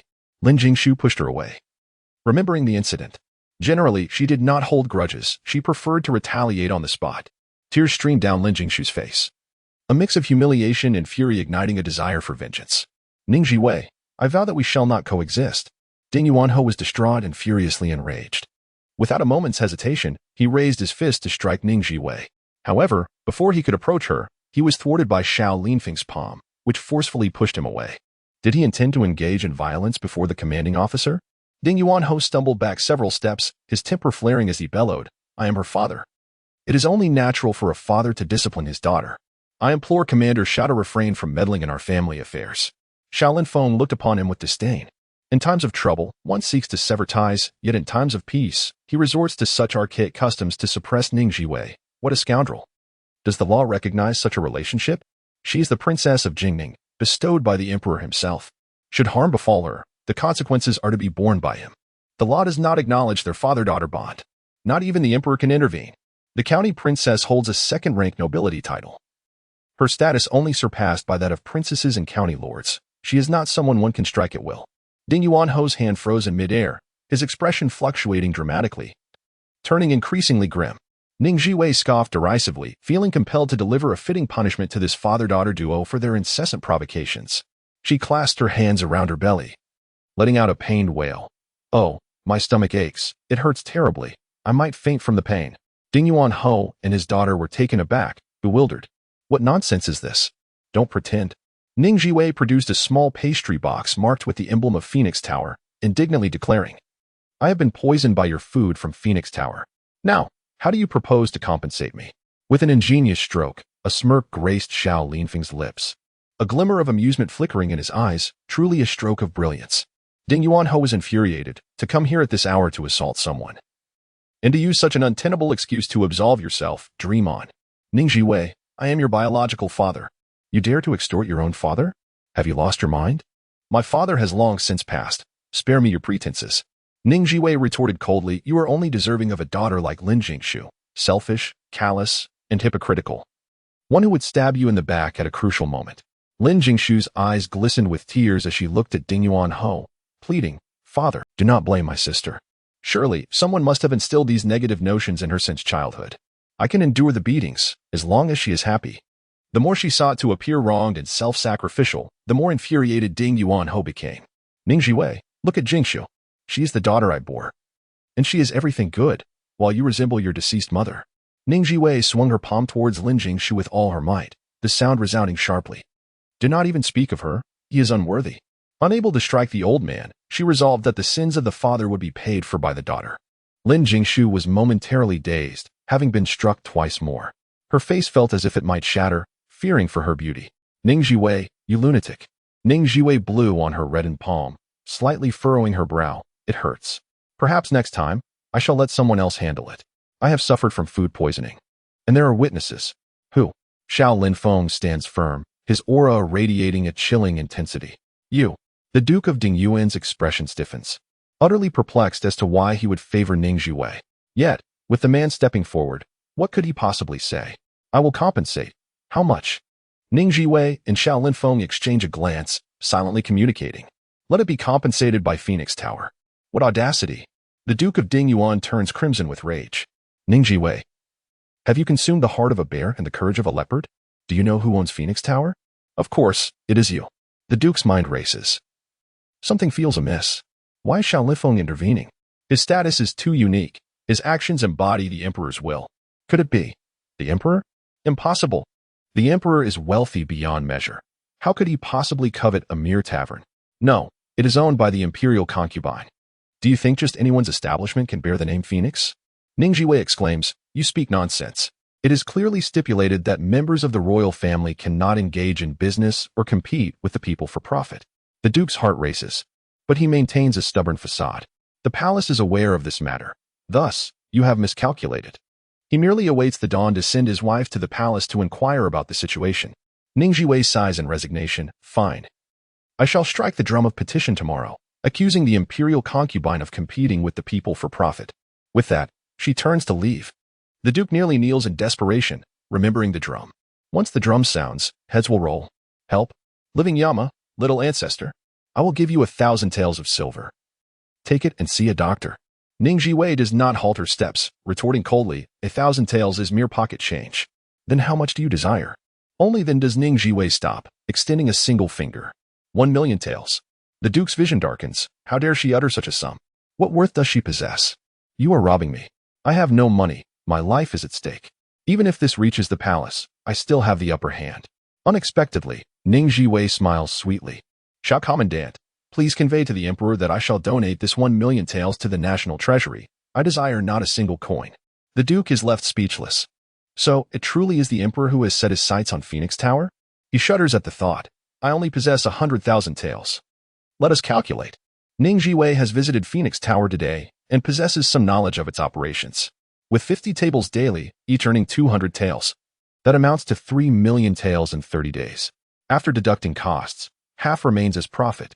Phoenix Tower has been in operation for 6 years, yielding no less than 9,000,000 taels. This is a substantial sum. The annual national tax barely reaches 5,000,000 taels. The Duke's face reddens with anger. Not only must renowned artists be hired, but also music, lighting, and stage design, along with the wages for waitstaff and other employees. The profit will not exceed 10%, and due to extravagant personal expenditures, hardly any savings have been accumulated.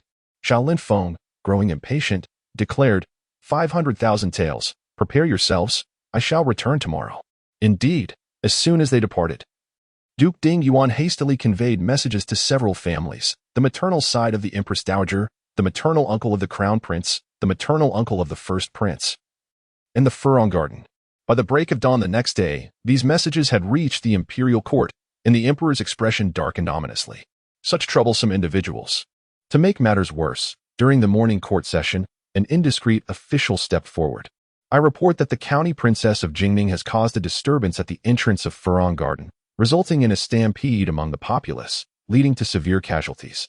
I request that she be dealt with according to the law of the land. Another official added, the county princess of Jingning is unaware of propriety, arrogant, and self-serving. I implore your majesty to strip her of her title and reduce her to commoner status. More voices joined in support.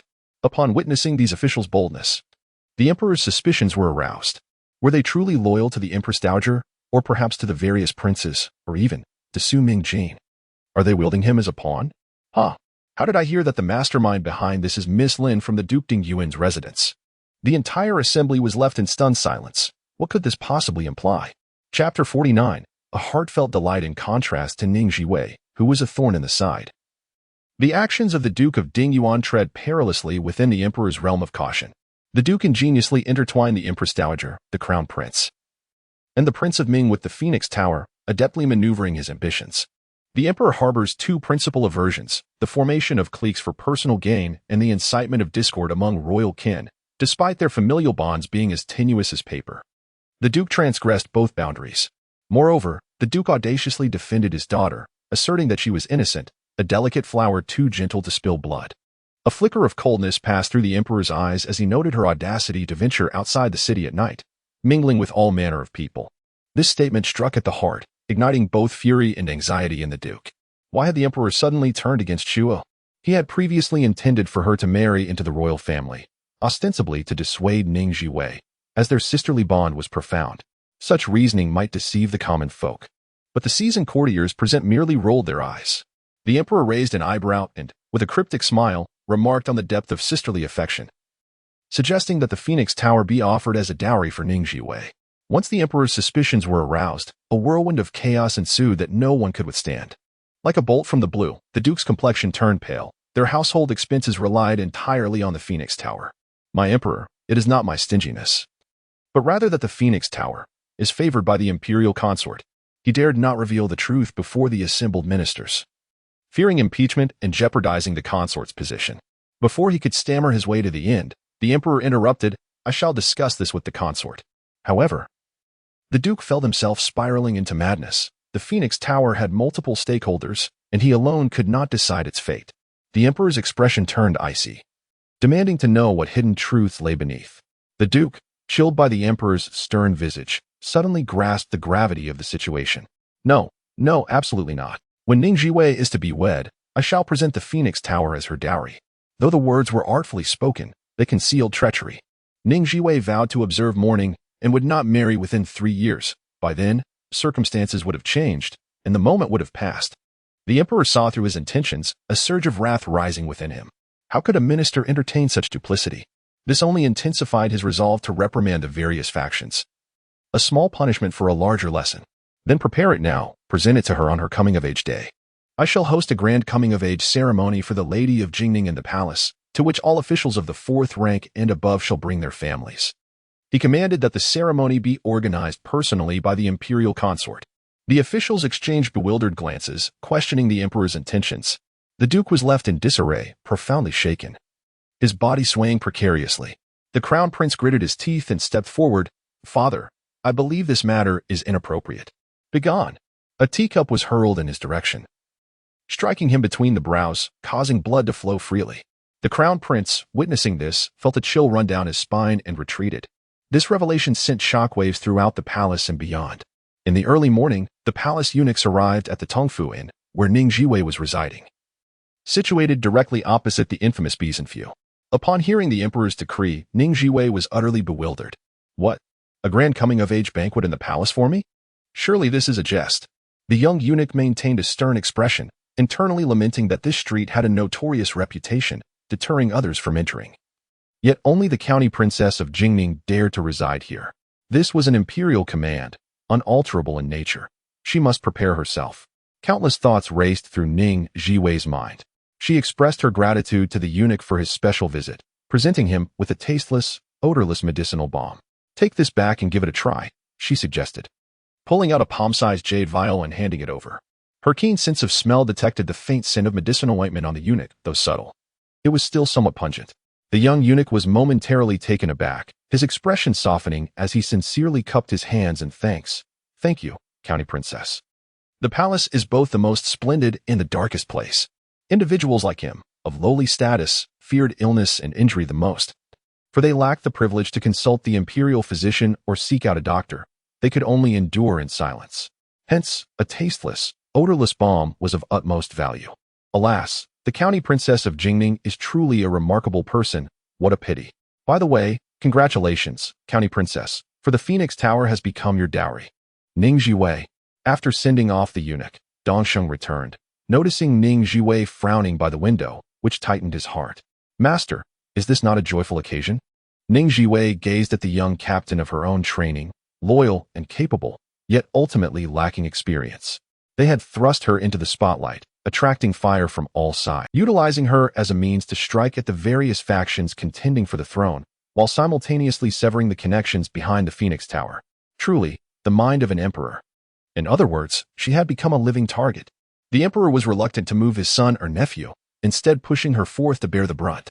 She meticulously unpacked and analyzed the situation for her subordinate, and Dongxing transitioned from confusion to clarity, realizing how multifaceted the emperor's intentions were, a single arrow hitting multiple targets.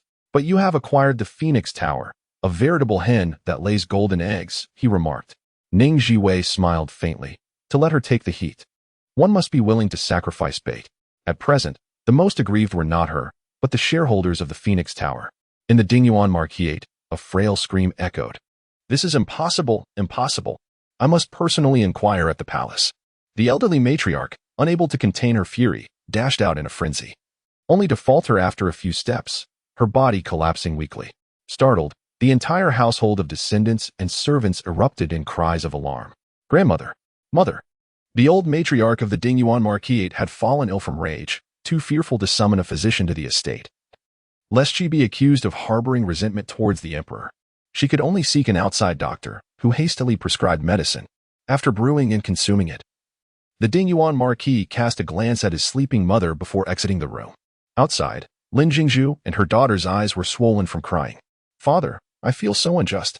You know that every blade of grass and tree of the Phoenix Tower is the fruit of my labor. From nothing to something, each detail was orchestrated by me. Design concepts, restaurant decor, talent performances, stage design, innovative dishes and snacks, all stemmed from my ideas. It can be said that she is the true architect of the Phoenix Tower. This is also one of the reasons why the Duke of Dingyuan holds her in such high regard. Who wouldn't cherish a benefactor that brings forth a continuous stream of wealth? Do not weep just yet. Upon careful contemplation, that individual may not harbor benevolent intentions. He fears even to mention the emperor, lest walls possess ears. The Duchess of Dingyuan is seething with indignation. However, the Phoenix Tower must ultimately fall into her hands. Why should Jing Shu toil for years to craft a wedding garment for her? Had it been anyone else, the fury would not have been so intense. But it is precisely the daughter of that woman. The Duke of Dingyuan is also perturbed. Why does she not perish? If only she were to die, it would all come to an end. Lin Jingshu and her mother exchanged glances, their eyes suddenly alight with realization. At that moment, the chief steward burst in, panting.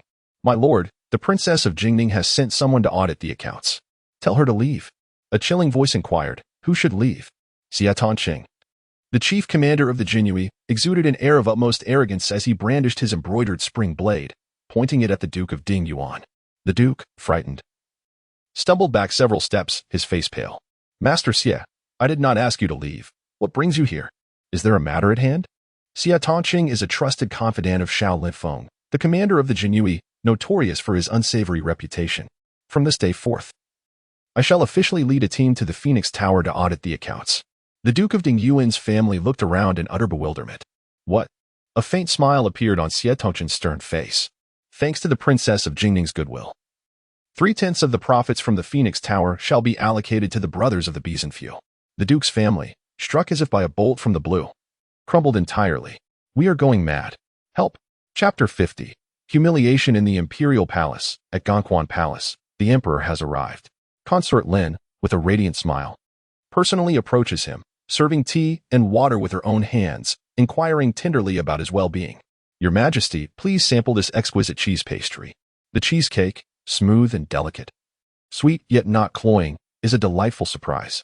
Having spent many years in the palace, she remains the most favored, for she possesses a deep understanding of others, humbling herself to provide emotional value.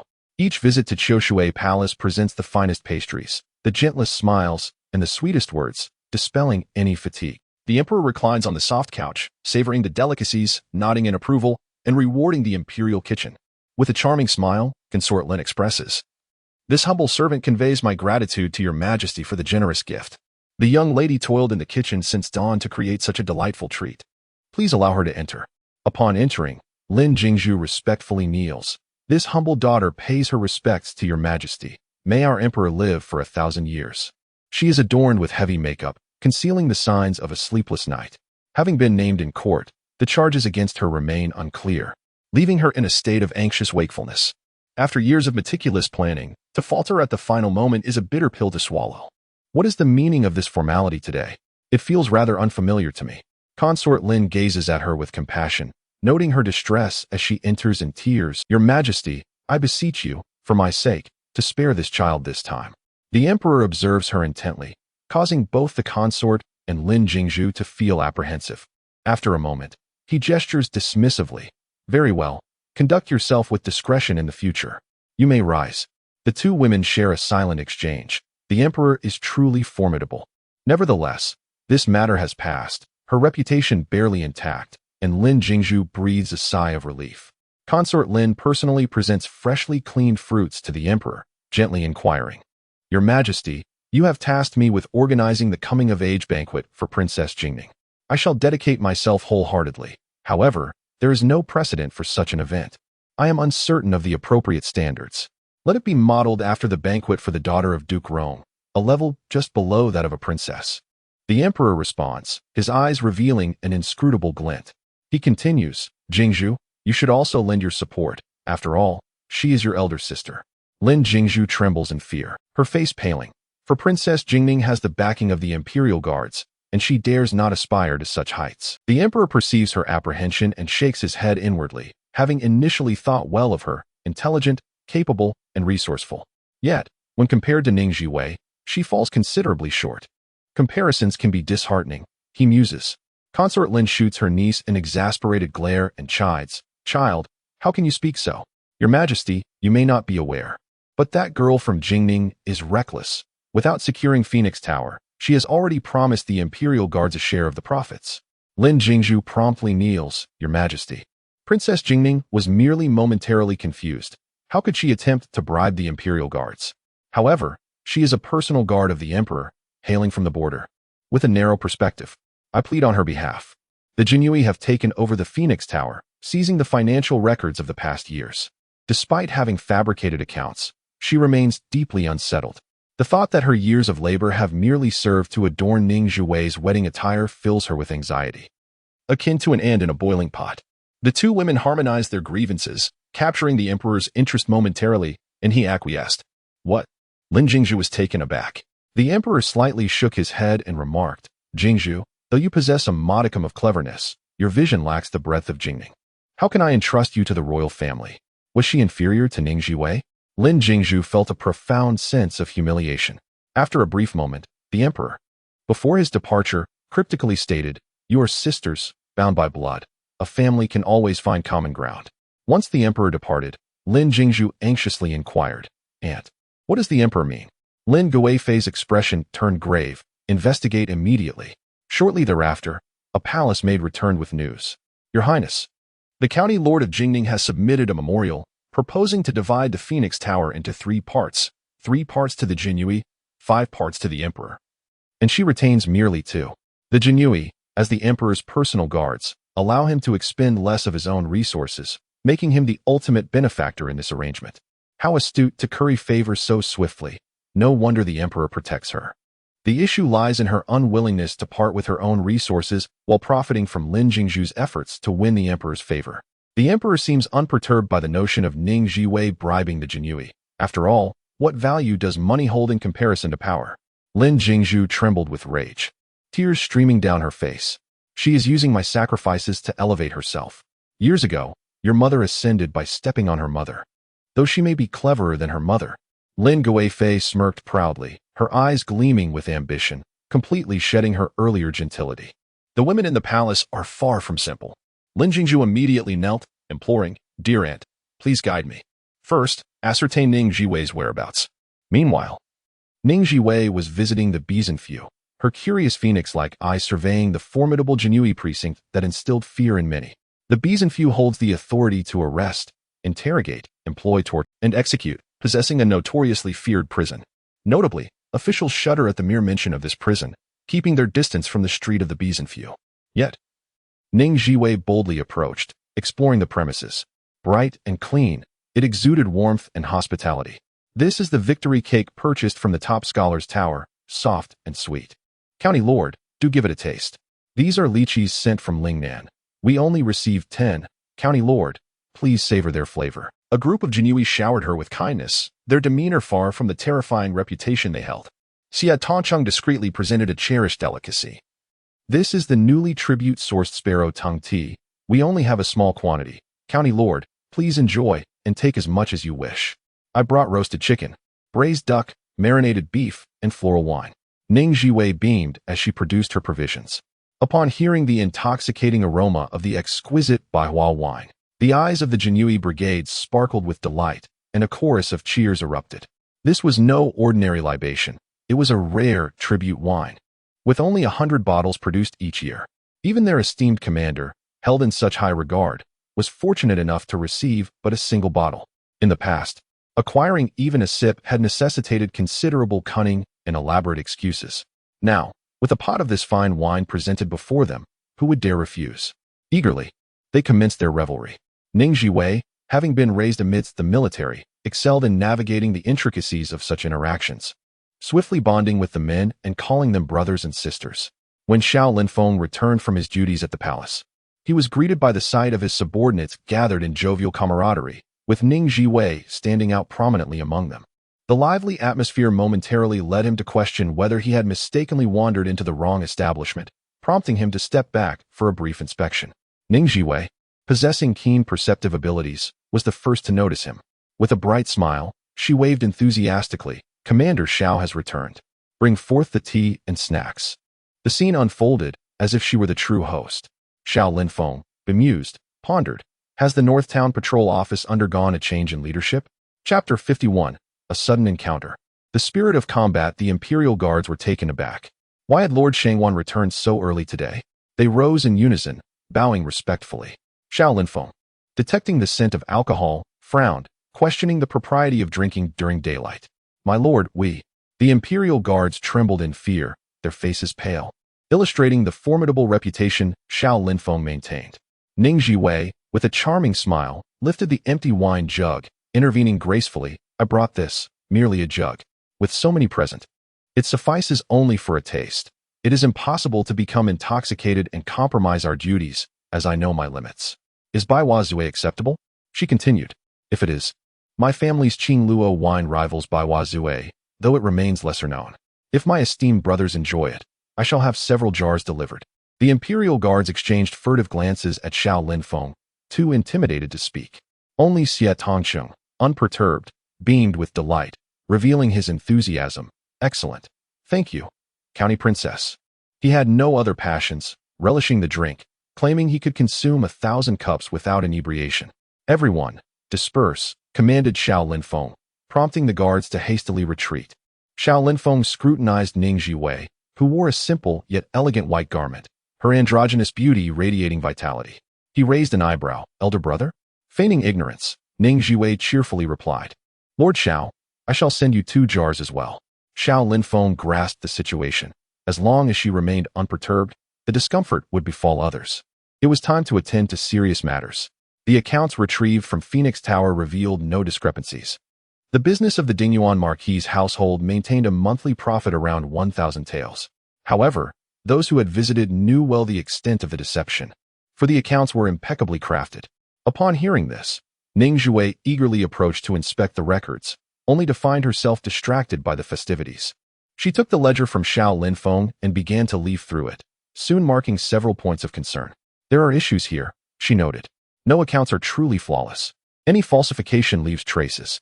The market price for an ordinary chicken is 501, yet labeled as Phoenix chicken. It commanded 10 taels each." Further investigation revealed purchases from the Empress Dowager's family farm.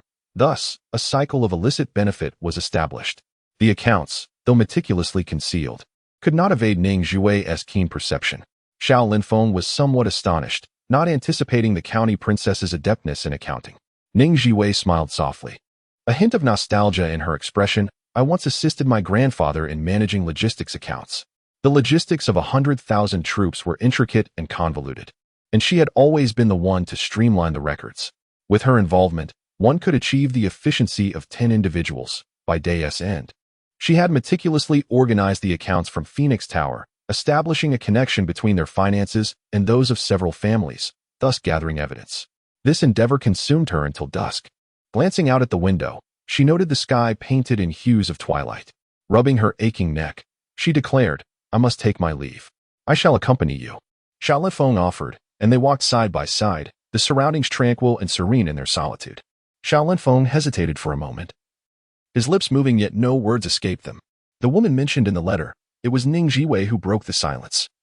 As they had never had the opportunity for a private conversation, Xiao Lifeng held his breath, unable to conceal his anxious expression. Where was she? Was she well? Just then, a commotion erupted ahead. The Jinyui had returned with a group of captured criminals. The prisoners, their hands bound and strung together, appeared ragged and disheveled, their faces reflecting sheer terror.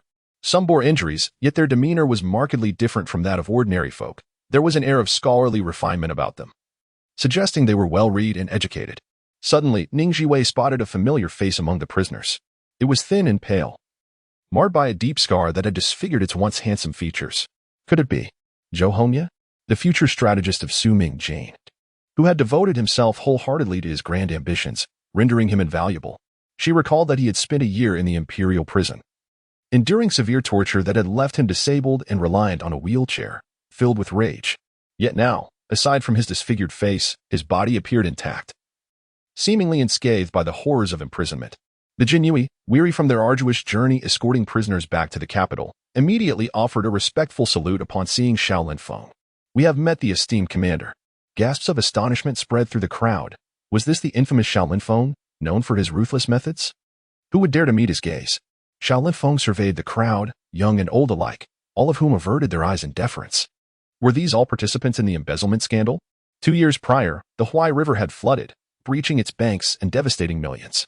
The court had ordered disaster relief. Yet officials colluded to embezzle vast sums of aid, resulting in countless deaths among the afflicted. It was only through the desperate pleas of a few survivors who traveled to the capital to seek justice that this shocking case was unveiled. All of them. This was a complete sweep. Ning Zhiwei couldn't help but lament the pervasive darkness within the officialdom. This embezzlement scandal had implicated officials from 2 provinces in Jiangnan. The Jinyui, curious at the sound of a woman's voice, looked up. When had a woman appeared in the Northern Supervisory Office? Was she a female prisoner? Oh. No, she stood casually beside the commander, exuding an air of ease. How had a woman come to be at the commander's side? It couldn't be. Had he truly returned from his assignment for only half a year? Or had it felt like an eternity? Xiao Linfeng raised his hand to shield Ning Zhiwei from the filthy, wretched prisoners, urging her to keep her distance lest she attract misfortune. Ning Zhiwei took a few steps forward, then halted, feigning nonchalance as she pointed toward the familiar face. What official holds such a young age? The Jinyui hesitated, uncertain of her identity, instinctively glancing toward their superior. Xiao Linfeng regarded Ning Zhiwei with a profound gaze, his expression inscrutable, before finally speaking. The Jinyui cautiously replied, "His name is Zhou Hongya, a secretary to the magistrate of Nanqi County." Ning Zhiwei's mind raced swiftly. Indeed, it was he, a man of immense talent, yet beset by misfortune. Born into a humble family, he endured countless hardships to attain an education. During the imperial examination, he fell victim to sabotage and false accusations of cheating, resulting in the irrevocable loss of his scholarly accolades and a lifelong ban from official employment. Consequently, he was relegated to serving as an assistant to others. An assistant, you say? What wealth has he amassed through such a position? In a previous life, it was undoubtedly Su Mingjin who rescued a person from prison a year hence. The expression of the Jinyui was somewhat intricate. Having succumbed to the temptation of 200 taels, he was indeed a pitiable soul burdened with a sick mother and a frail sister. All his earnings devoted to their treatment. Zhou Hongda's demeanor was wooden, his gaze vacant, completely devoid of reaction, having succumbed to utter despair. Ning Zhiwei's eyes sparkled with excitement. This presented a splendid opportunity to preemptively seize the advantage, and she could not allow this individual to fall into Su Mingjin's hands. She intended to appropriate Su Mingjin's future strategist for her own purposes. Those who possess extraordinary abilities often exhibit arrogance and disdain towards women. How could they possibly submit to the leadership of a woman? It is not difficult to command obedience. Yet it is a formidable challenge to inspire an individual to wholeheartedly consider your interests and devise strategies for your benefit. She must reflect deeply on how to win over this person and earn their genuine allegiance. In a moment, the spirit of determination blazed fervently. Chapter 52. My monetary capability. Ning Zhiwei's mind raced with remarkable agility. The human heart is the most challenging yet the easiest to manipulate, depending solely on the approach employed. Xiao Linfeng observed her intently, her expression shifting like a vibrant palette, a spectacle most intriguing. Neither he nor his subordinates dared to move, and the prisoners remained frozen in place. Thus, a profound stillness enveloped the scene. Time slipped by unnoticed until Ning Zhiwei's eyes gradually sparkled with clarity. I shall pay the ransom for him. In this dynasty, a system of monetary redemption exists, permitting offenders to absolve their sins through substantial financial penalties. Typically, such matters are settled at a tenfold cost. Zhou Hongye, having embezzled 200 taels, would need to compensate with 2,000 taels to secure his release. For Ning Zhiwei, matters solvable by currency were trivial. She possessed the ability to generate wealth. Upon her declaration, all the prisoners turned in unison, their expressions a blend of envy, jealousy, and disbelief. Is this truly happening? Why has such fortune not befallen me? Zhou Hongye's eyes widened in incredulity. What did you just say? Surely, he must have misheard. A stranger could not possibly assist him in securing a ransom. Ning Zhiwei retrieved a stack of banknotes from her bosom and presented it to Xiao Linfeng, stating, "Here are the 2,000 taels." Having previously collaborated with Zhou Hongye, she recognized his complex nature, stubborn and obstinate, yet fiercely loyal and grateful for kindness shown. She had saved him. Regardless of future circumstances, he would not turn against her. Xiao Linfeng's gaze deepened, akin to an unfathomable sea. Lady Ning, have you given this due consideration? Is it truly worth it? To sever the left and right arms of a rival at the cost of 2,000 taels is indeed a bargain. Wouldn't you agree? Ning Zhiwei had even conjured a suitable rationale. Those who are filial and responsible are not irredeemably flawed. They can still be salvaged. With a wave of his hand, Xiao Linfeng commanded his men to cut the ropes binding Zhou Hongye's hands. As if awakening from a dream, Zhou Hongye remained dazed, struggling to grasp the reality of his miraculous escape. He fell to his knees with a resounding thud, bowing deeply. Thank you, my lady, for your life-saving grace. May I inquire your esteemed name? Ning Zhiwei gestured dismissively, choosing not to reveal her identity. Take care of yourself henceforth. She uttered no further words and gracefully turned to depart, her silhouette as elegant as a gust of wind. To approach and solicit favor would be a sign of desperation. The most astute strategy is to conquer one's adversaries without engaging in battle, to achieve victory without bloodshed. If one were truly earnest, discovering her name would not be a formidable task. After a moment of silence, Xiao Linfeng followed her. Zhou Hongye stared blankly at the retreating figure, pondering her identity.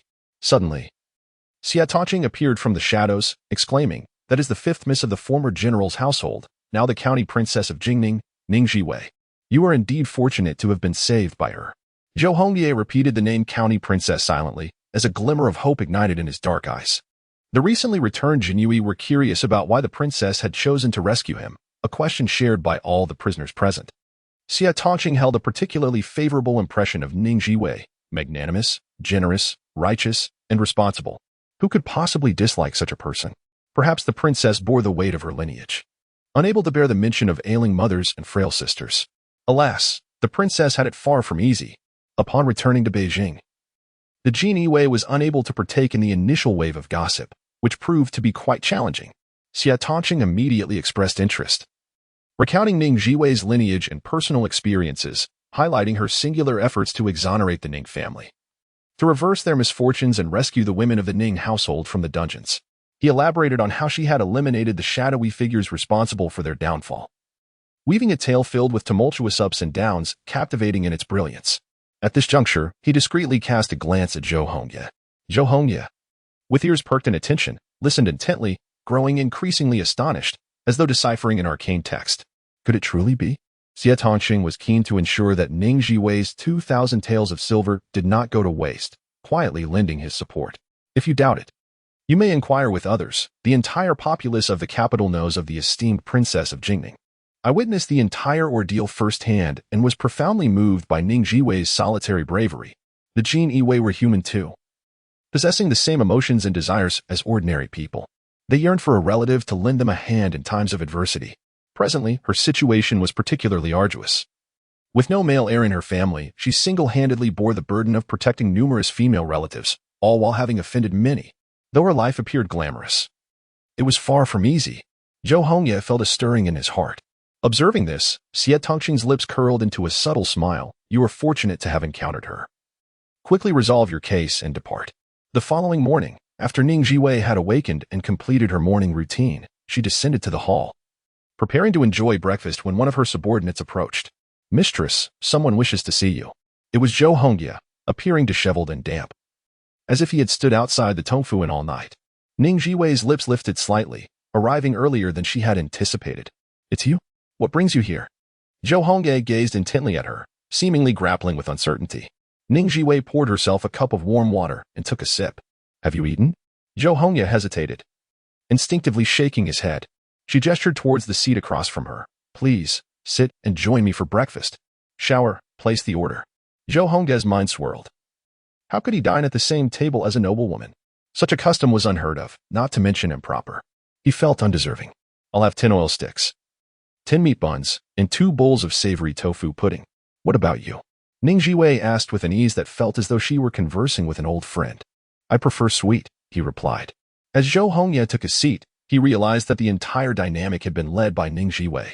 She possessed an uncanny ability to command the atmosphere. Watching her eat with grace and poise, her etiquette impeccable, he could not help but feel a wave of inferiority wash over him as he touched his injured face. Princess, I am but a commoner. Ning Zhiwei took a bite of the steaming meat bun, the thin skin yielding to a deliciously sweet filling, and couldn't help but exclaim, delicious. In my eyes, there are only 3 types of people: enemies, allies, and common folk. I am merciless as winter towards my enemies, yet as warm as spring towards my allies. In those brief statements, she conveyed her stance, stirring deep emotions within Zhou Hongye's heart. After a long pause, he inquired, and the common folk? He had witnessed the hardships faced by the common people throughout his humble beginnings.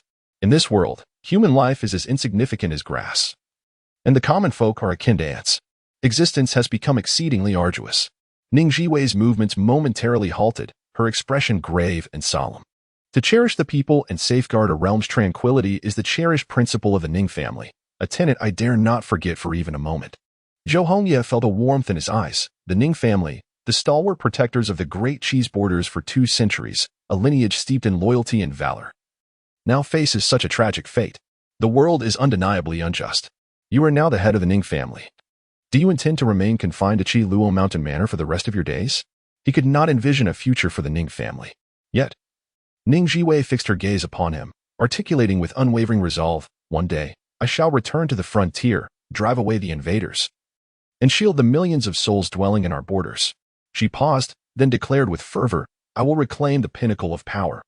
Chapter 53, Submission. As if struck by a heavy hammer, Zhou Hongye's heart raced, and his blood surged with fervor. It was said that the silver-masked young general was in league with him. It appeared that he had not been idle that night, inquiring about many matters. Indeed, Ning Zhiwei did not conceal the truth from him. Zhou Hongye had always harbored lofty aspirations, yearning to achieve fame through the imperial examination. But alas, his path was abruptly severed, extinguishing his grand ambitions. However, he had ailing mother and weak sister to care for. He could not afford to languish in despair. Thus he humbly took on the role of a tutor to those officials of noble birth, scraping by for a meager existence. These individuals, lacking in ability and virtue, treated him like a commoner despite occupying high positions. Yet, he possessed remarkable talents that remained unexpressed. You are a woman. You must eventually marry. He sought to align himself with a worthy sovereign, one who could provide him with an opportunity to realize his ambitions. Rather than being confined to the domestic sphere of a woman's honor and disgrace often hinge upon the men in her life. Ning Zhiwei, perceiving his concerns at a glance, replied calmly, I am indeed a woman, but I am also the 6th head of the Ning family, commanding the respect of those within and beyond our clan. I have been granted the title of county lord not solely due to my surname, but because of my capabilities and the backing of the formidable Ning family army. She shattered the conventional notion that only men could lead. In my life, marriage is not my sole option. I possess grander ideals and aspirations. Naturally, I must have an heir, and if a suitable partner arises, I shall marry. Leaving behind offspring is not out of the question. Her demeanor remained serene, speaking of such matters without a trace of embarrassment. Her vision for life was both clear and resolute. No man could impede her progress. Romantic entanglements, to her, were merely embellishments rather than necessities. As Zhou Hongye listened to her unconventional and astonishing words, his thoughts became tumultuous. He suddenly recalled the scene of her walking alongside the commander of the Jinyui. A strange yet harmonious sight. Ning Zhiwei moved freely in and out of the feared North Town office, a place shunned by many officials. The Jinyui, notorious for its dread, admired her genuinely, showering her with praise. The infamous commander of the Jinyui seemed to hold her in considerable respect. Could an ordinary woman achieve such? No. She was no common individual. In her, he saw ambition, vast aspirations, and a grand vision, alongside a compassionate heart. Observing the shifting expressions of the man before her, He appeared youthful, not yet burdened by the weight of a sleepless night. You have read, thus you should understand the principle. When in poverty, one should cultivate oneself. When in prosperity, one should benefit the world. Zhou Hongye shuddered, recognizing that the county lord was well-versed in military strategy. What is your favorite saying? He asked. Ning Zhiwei did not deny it, responding coolly, to win without fighting is the greatest strategy.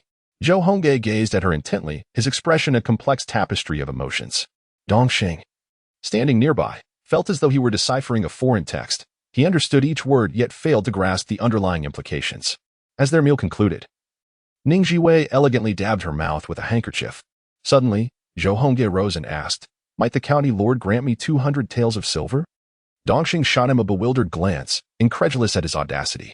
Seizing the opportunity, he grasped a sheep belonging to his master. However, Ning Zhiwei merely smiled, her eyes curving with delight, and offered him 200 taels. Both were astute individuals. He intended to test her, yet she subtly conveyed her intentions, and within mere sentences. They grasped each other's thoughts.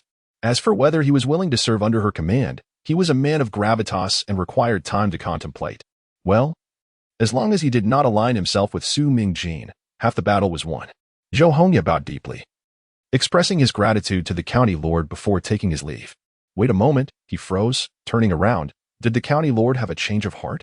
Ning Zhiwei was never one to be stingy. She understood profoundly the principle that to receive, one must first give. The journey is fraught with peril. If you do not mind, I shall send 2 individuals to escort you home. She recalled that in her previous life, Zhou Hongye had been utterly alone, with all his family perished under unknown circumstances. If it troubles you, I can provide you with a horse and a bag of provisions. Emerging from humble beginnings, Zhou Hongye had only ever encountered disdain and scorn. His former employer treated him as a mere servant, a tool to resolve issues, summoned at will. He had never experienced such respect, especially from someone of high stature, which profoundly moved him. For the first time, he felt genuine respect and equality, igniting a warmth within his heart. Tears welled in his eyes as he solemnly performed a deep bow. Please, County Lord, send someone to escort me back. I shall return swiftly to bring my family to the capital for their care. Though unspoken, this was a grand gesture of homage to his superior. Ning Zhiwei noted this and smiled gently. She personally assisted him onto the carriage, repeatedly instructing the guards to look after Zhou Hongye on his journey, leaving him overwhelmed with emotion as he bid them farewell. A soft voice called from behind, Aren't you afraid of the consequences of your actions, potentially leading to no return? It was Rong Jing, dressed in official robes, presumably just returning from court. Ning Zhiwei maintained her composure, responding, Isn't life just a grand gamble? If I lose the bet, I will simply retrieve him. She arranged for personnel to escort him home, but it would not be that simple. What are your intentions? Rong Jing inquired, startled. Ning Zhiwei's demeanor shifted from gentle to resolute, her bright eyes brimming with ambition. I shall not take his life, but I will ensure he does not fall into the hands of others. Those with immense power must remain under one's control. Mercy does not command an army. Her ascent to this day has been built not on compassion, but on formidable strength and tactics. The moment she laid eyes on Zhou Hongye, his fate was sealed. Are you not afraid of backlash? Not at all. I will neutralize it in advance. Ning Zhiwei exuded an air of unwavering confidence, a powerful indifference that suggested she held dominion over all. Thump, thump, thump. Rong Jing once again heard the frantic rhythm of his heart, beating chaotically as if it might burst from his chest. What is it? Is your heart uncomfortable? You should see a doctor soon. Only then did he realize he was clutching his chest, his palm slightly damp with sweat, though he maintained an outward calm. It is of no concern. I have been engrossed in a case lately and have not slept well at night. When one is immersed in their work, it is inevitable. Ning Zhiwei expressed her understanding. For when she becomes busy, she too loses track of day and night. You must take good care of yourself. Health is the foundation of all things. Without a sound body, power and status amount to nothing. Her concerned gaze warmed Rong Jing's heart, yet he dared not indulge in such feelings. I understand. I have come specifically to see you. What is it? Rong Jing feared she might hear the rapid beating of his heart and discreetly stepped back a couple of paces. Tomorrow marks the 3rd day of our appointment at Furong Garden. As one of the judges, I will be present to witness the proceedings firsthand and have come to agree on a specific hour. This is a matter of importance. Ning Zhiwei immediately perked up. The court session is at around the hour of the snake, so shall we meet at the 1st hour of the rat? Very well, Rong Jing added. You should ideally inform Minister Duan ahead of time. Understood. Ning Zhiwei's eyes sparkled with mischief. She likely imagined the Ming Zhuang at this moment to be akin to an ant on a hot pan, restless and anxious. She did not conceal her emotions, displaying them in a pure and straightforward manner. Jing could not help but glance at her again. You truly detest him that much? Yes, exceedingly so. She eagerly anticipated the grand performance set to unfold tomorrow. Indeed, tonight promises to be even more exhilarating, as a precise strike is poised to commence. A smile graced her lips. Are we all prepared? Chapter 54, Midnight Precision Assassination. Su Mingjin was restless, for as the son of the Grand Princess, he was born into a life of extraordinary privilege.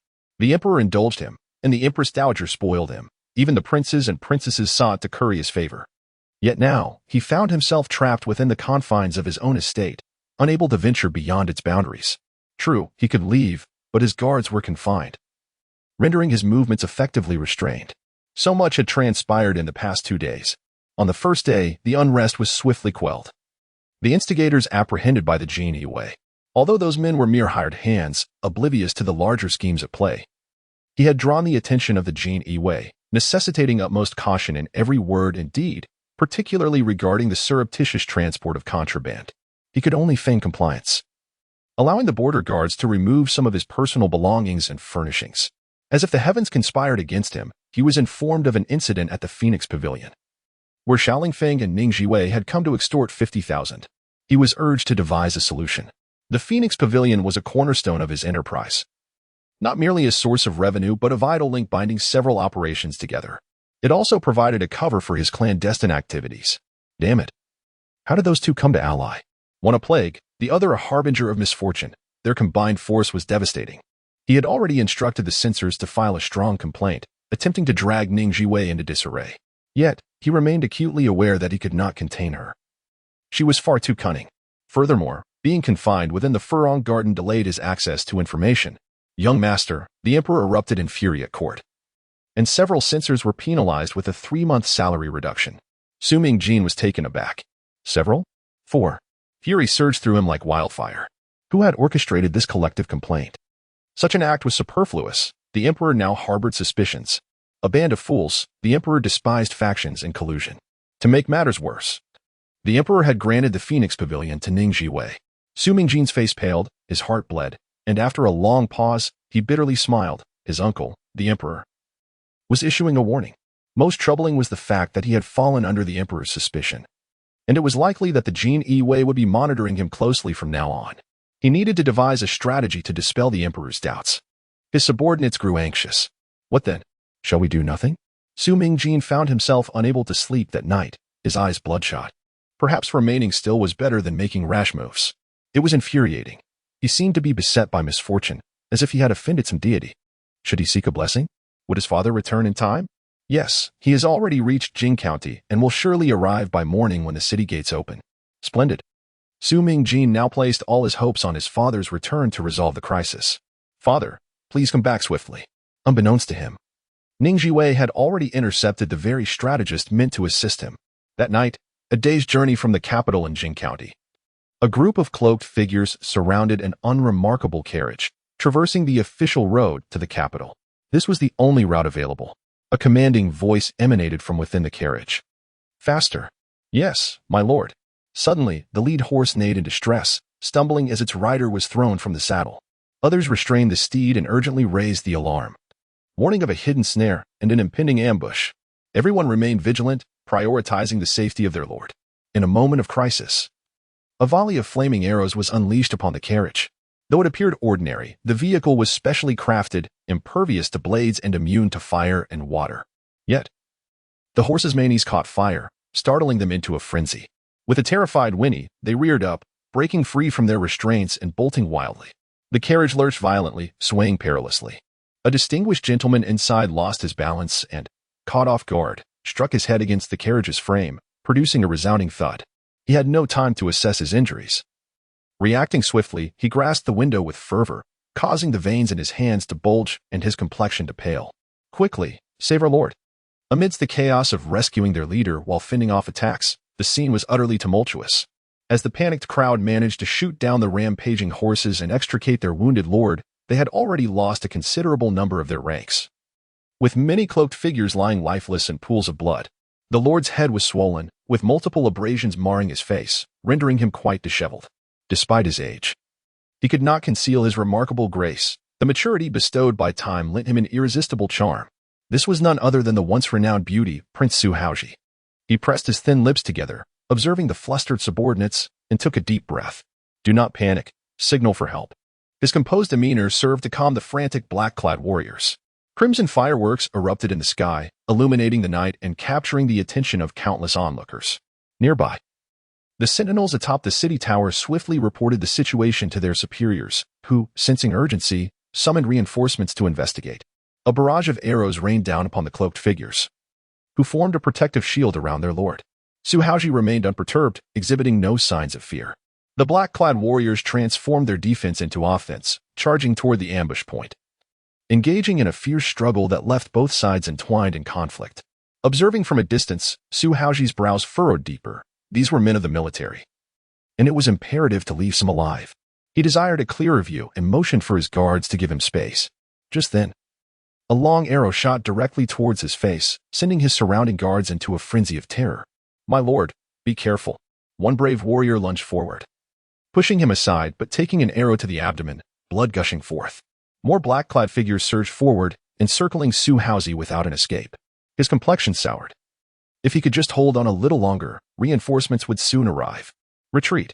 With a commanding shout, the enemy swiftly withdrew, and the black-clad warriors pursued them. Su Haoji gazed upon the fallen comrades, his face contorting in anguish. These were his loyal confidants, steadfastly devoted to him, now lost in the fray. Moments later, the pursuing black-clad warriors returned, and their leader presented a token to the prince with both hands. My lord, we could not catch them, but we found this. Su Haoji took the token, his expression gravely serious. It was a badge of the Imperial Guard. The faces of his guards blanched in shock. Are you suggesting?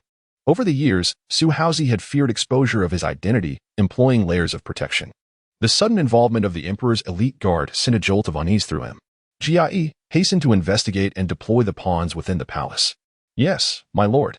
You are injured. Allow me to tend to your wounds. No need. I am fine. I must return to the capital at once. A sense of foreboding gripped Su Hao's heart. The ambush had come with such swiftness and precision that it caught him completely off guard. Yet, only Su Mingjin and his subordinates were privy to his movements. Could it be that there was a traitor within? The thought filled him with anguish, and he longed to sprout wings and fly back to the capital. My lord, his subordinates looked on with concern etched upon their faces.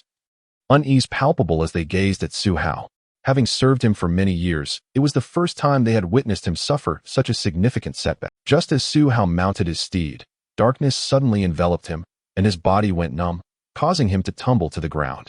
This is dire. The insignia contains Chapter 55, Chaos at the Lotus Pavilion. As dawn broke, the sun ascended higher in the sky, and Su Mingjin's anxiety intensified. He found himself unable to sit or stand still, pacing restlessly. Is there still no news? He inquired, his subordinates trembling in response. None.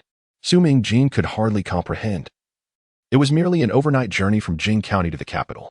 Logically, they should have arrived by the time the city gates opened at the hour of Shin. What time is it now?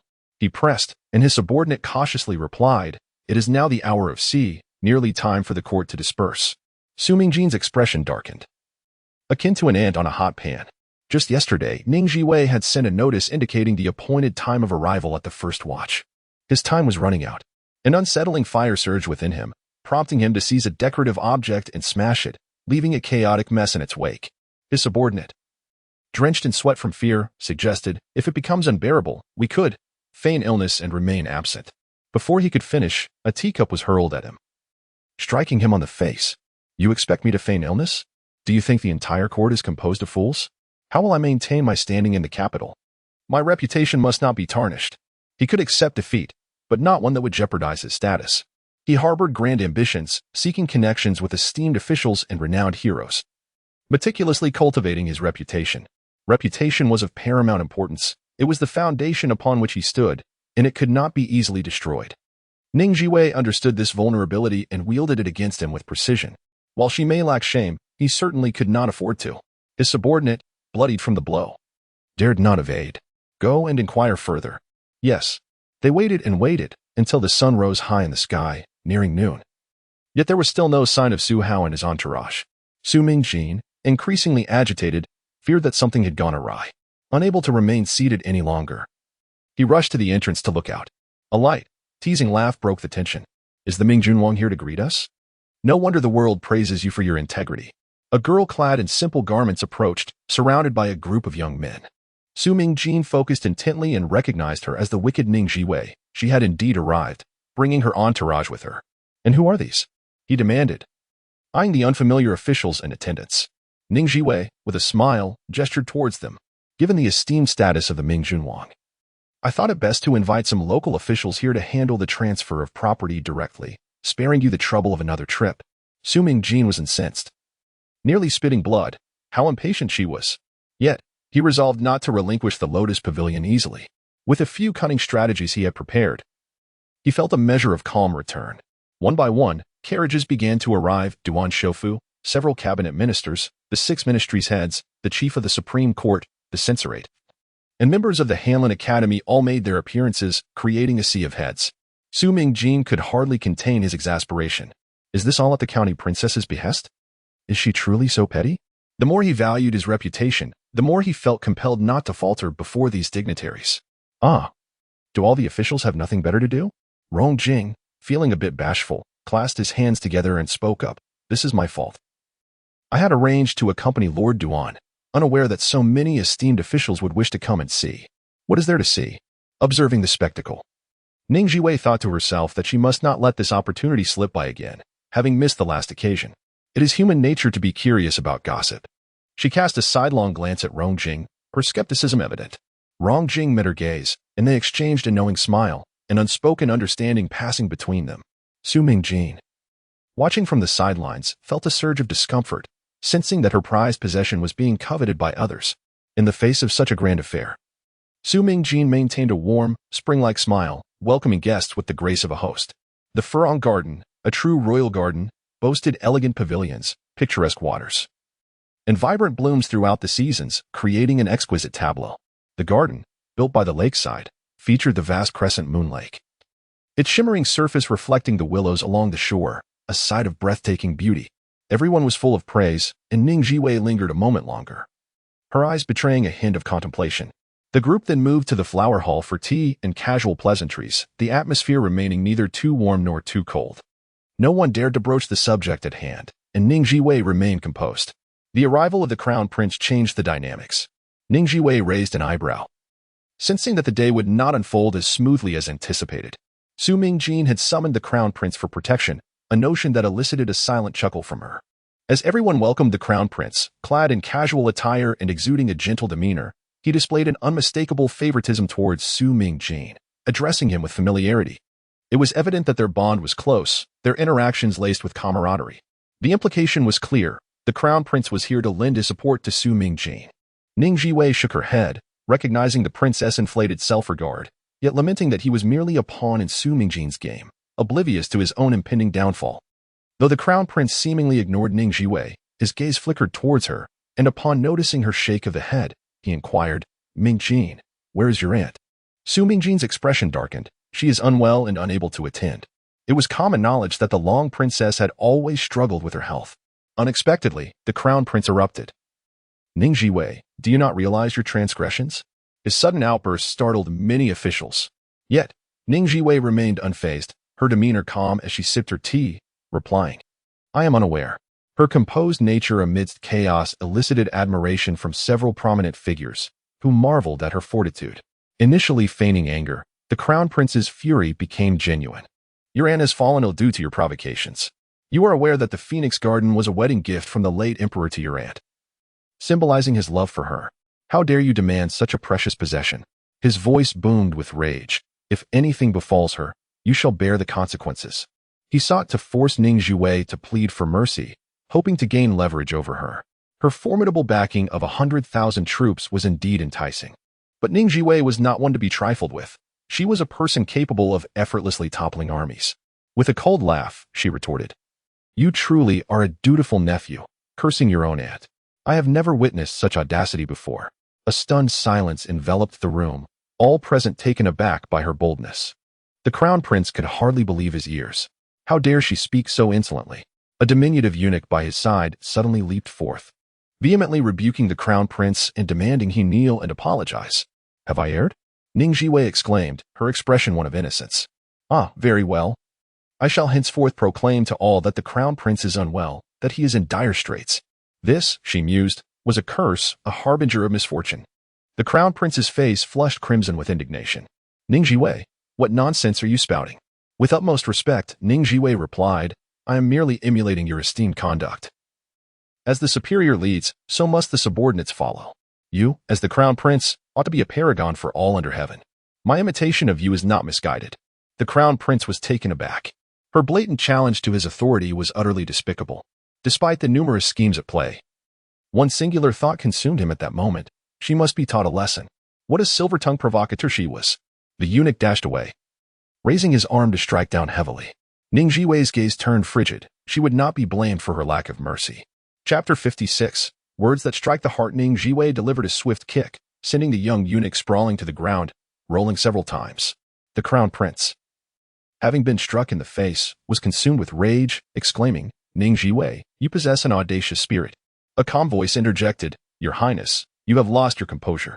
It was Rong Jing, his face betraying disapproval. As the heir to the throne, your every action reflects the dignity of the royal family. To bully a girl who has yet to come of age would be a source of ridicule if it were to spread. A ruler oppressing the subjects. A strong man preying upon a weaker woman. None of these are commendable. I beseech you to treat your subjects with kindness.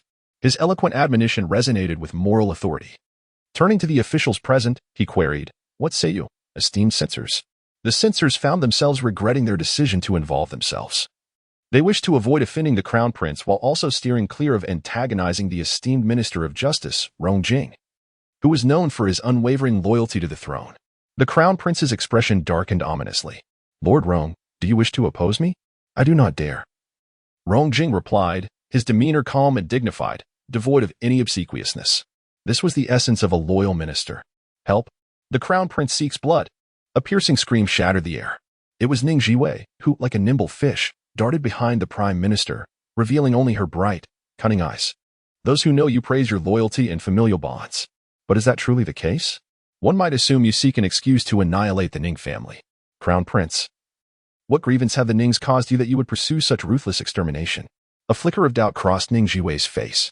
Was there some hidden truth? Her words were piercing. The Crown Prince was rendered speechless. He had never encountered such a formidable woman whose words seemed to wield lethal power. She appeared utterly unrestrained, unafraid of all consequences. But did she truly not fear retribution once he ascended to power? Ning Zhiwei, do you comprehend the gravity of your words? I shall grant you one more opportunity to rephrase. Ning Zhiwei, however, exhibited no fear. After all, it was not he who would rise to power. I have heard tales of the recently executed Deputy General Jiang. Despite his outwardly humble demeanor, he was deeply entangled in the pursuit of power and profit, meddling in every affair, including the earlier case involving the Ning family. The Crown Prince's expression shifted dramatically as he abruptly interrupted her. Princess Jingning, you are quite remarkable. His gaze was cold and menacing, yet Ning Zhiwei remained unfazed. I am indeed quite well. His arrogance had blinded him, rendering him a puppet in the hands of others. May I proceed with the transfer procedures, Duke Ming? Su Mingjin wore a smile, his eyes frequently darting toward the entrance, seemingly awaiting something. However, with Ning Zhiwei's words having reached this critical juncture, further delay would be futile. Of course, please bear witness. He cooperatively produced the property and land deeds, presenting them to Ning Zhiwei. After carefully examining them to ensure their validity, she smiled and inquired, Duke Ming, have all personal belongings been removed? When may I take residence? I have no choice but to stay at the Tongfu Inn in the capital, but if Duke Ming is not yet prepared, I can certainly wait. The crowd discreetly scoffed at the choice of residence. Instead of staying in the esteemed Ning family estate, they opted for the Tongfu Inn, managed by the Jinyui. The Jinyui, a national institution, frequently traversed the capital for official duties, necessitating a reliable refuge, hence the establishment of the Tongfu Inn, while others shunned it. Only Ning Zhiwei dared to take up residence there. At that moment, an elderly matron from the palace entered, her gait dignified, her expression stern and unyielding. Su Mingjin promptly approached her with fervent warmth, referring to her as Enzang. What brings you here? How is my mother? Is she eating well? This matron, the stewardess of the princess, was a trusted confidant, often representing her in various matters, known for her severe demeanor, to the extent that even the empress had praised her meticulousness. The officials, recognizing her stature, greeted her with polite cordiality. With a stern countenance, Matron Zhang conveyed the princess's edict, Due to a mild illness, the affairs pertaining to the Furong Garden would be postponed until she recovered sufficiently to oversee them herself. Understood, came the reply, and it seemed the visit had not been in vain. Only Ning Zhiwei tilted her head, a peculiar smile gracing her lips, as if she were privy to some jest. Matron Zheng's gaze turned icy, her anger palpable. Princess Ning, why do you remain silent? She demanded. You, a mere palace servant, carry yourself with such arrogance, relying on your connections. Ning Zhiwei had anticipated a tumultuous day, but had not expected such a confrontation. It was truly an audacious maneuver. Standing tall, her expression turned grave. She echoed the tone of Matron Zheng. As a member of the royal family, my word is my bond. I shall not allow trivial matters to impede my commitments. All necessary procedures will be completed today without delay. The onlookers were taken aback. Was this not a fabrication? Matron Zheng's solemn visage began to crack, her fury igniting, her eyes ablaze with rage. Ning Zhiwei, you falsely attribute words to the princess. A crime deserving of the gravest punishment. Ning Zhiwei countered fiercely. Do you possess proof? I could just as easily accuse you of misrepresenting the princess. Her formidable presence overshadowed Matron Zheng, who faltered, you speak recklessly. Ning Zhiwei had already unraveled their scheme, anticipating that the crown prince would apply pressure, only to pivot to a false decree from the princess when their initial plan failed. She surmised that it was highly likely a fabrication. The princess, with her illustrious reputation, would disdain such underhanded tactics. Regardless of the truth, she was resolute in her conviction that it was a deception. I refuse to believe anyone unless the princess herself confirms it. Then I shall accept it. The princess would never intervene, for to do so would jeopardize her lifelong dignity and honor. A flicker of alarm crossed Matron Zheng's eyes as she admonished, you possess an audacious spirit. With a smile, Ning Zhiwei replied, I believe the princess, as a noble daughter of the royal family, is of such elevated stature that a mere garden would hardly be worth sacrificing her promises and tarnishing the royal reputation. She fixed her gaze on Granny Zheng and spoke deliberately. Some individuals, cloaked in the title of princess, engage in schemes to harm her, displaying treacherous ambitions unworthy of being called human. You possess a brilliant strategy, and I have my own means to overcome obstacles. Granny Zheng felt a wave of dizziness, realizing she had encountered a formidable opponent. Su Mingjin, will you persist? Su Mingjin, having unleashed several tactics, found them all deftly countered by Ning Zhiwei, feeling increasingly vexed. I must first ascertain my mother's intentions. Ning Zhiwei let out a cold laugh. Very well, I shall enter the palace at once. She turned and strode away, prompting Su Mingjin to panic. What do you intend to do? I shall seek the emperor's judgment. He is also a witness. Halt. Su Mingjin, fully aware of the emperor's suspicions towards him, knew that approaching him at this moment would yield no favorable outcome. His countenance shifted between shades of green and white, and despite his discontent, he could only suppress it. Let us complete the household registration. In the presence of all witnesses, the household registration was successfully finalized. Ning Zhiwei finally acquired the Furong Garden, unable to contain her joy, her smile radiant like a blooming flower. I thank you, Princess Ming, for your generosity. You are always welcome to visit. The implication was clear. This was now her territory, and it was time for others to depart. Just then, the Duke and the Prince Consort returned. Everyone rose in unison, greeting the Prince Consort's return to the capital with smiles. It appeared that today's events were far from over, each twist more thrilling than the last. Su Mingjin felt a mix of surprise, joy, and helplessness. He had finally returned, but why not sooner? Yet, until the final verdict was rendered, the outcome remained uncertain. Rong Jing cast a discreet glance at Ning Zhiwei, noticing her subtle expression, and his heart tightened. Did she possess a strategy to counter this? Chapter 57. This man is truly difficult to kill. Su Mingjin eagerly welcomed the arrival, his mind racing with strategies to turn the tide. However, upon seeing Su Haozi being carried down from the carriage, he felt as if struck by lightning. Left in a state of shock, how could his formidable father, a man of boundless capabilities, possibly be in peril? Before he could gather his thoughts, Granny Zheng rushed forward, tears streaming down her face. My lord, what has happened? What is going on? My lord? Ning Zhiwei cast a penetrating glance, her eyes flickering momentarily.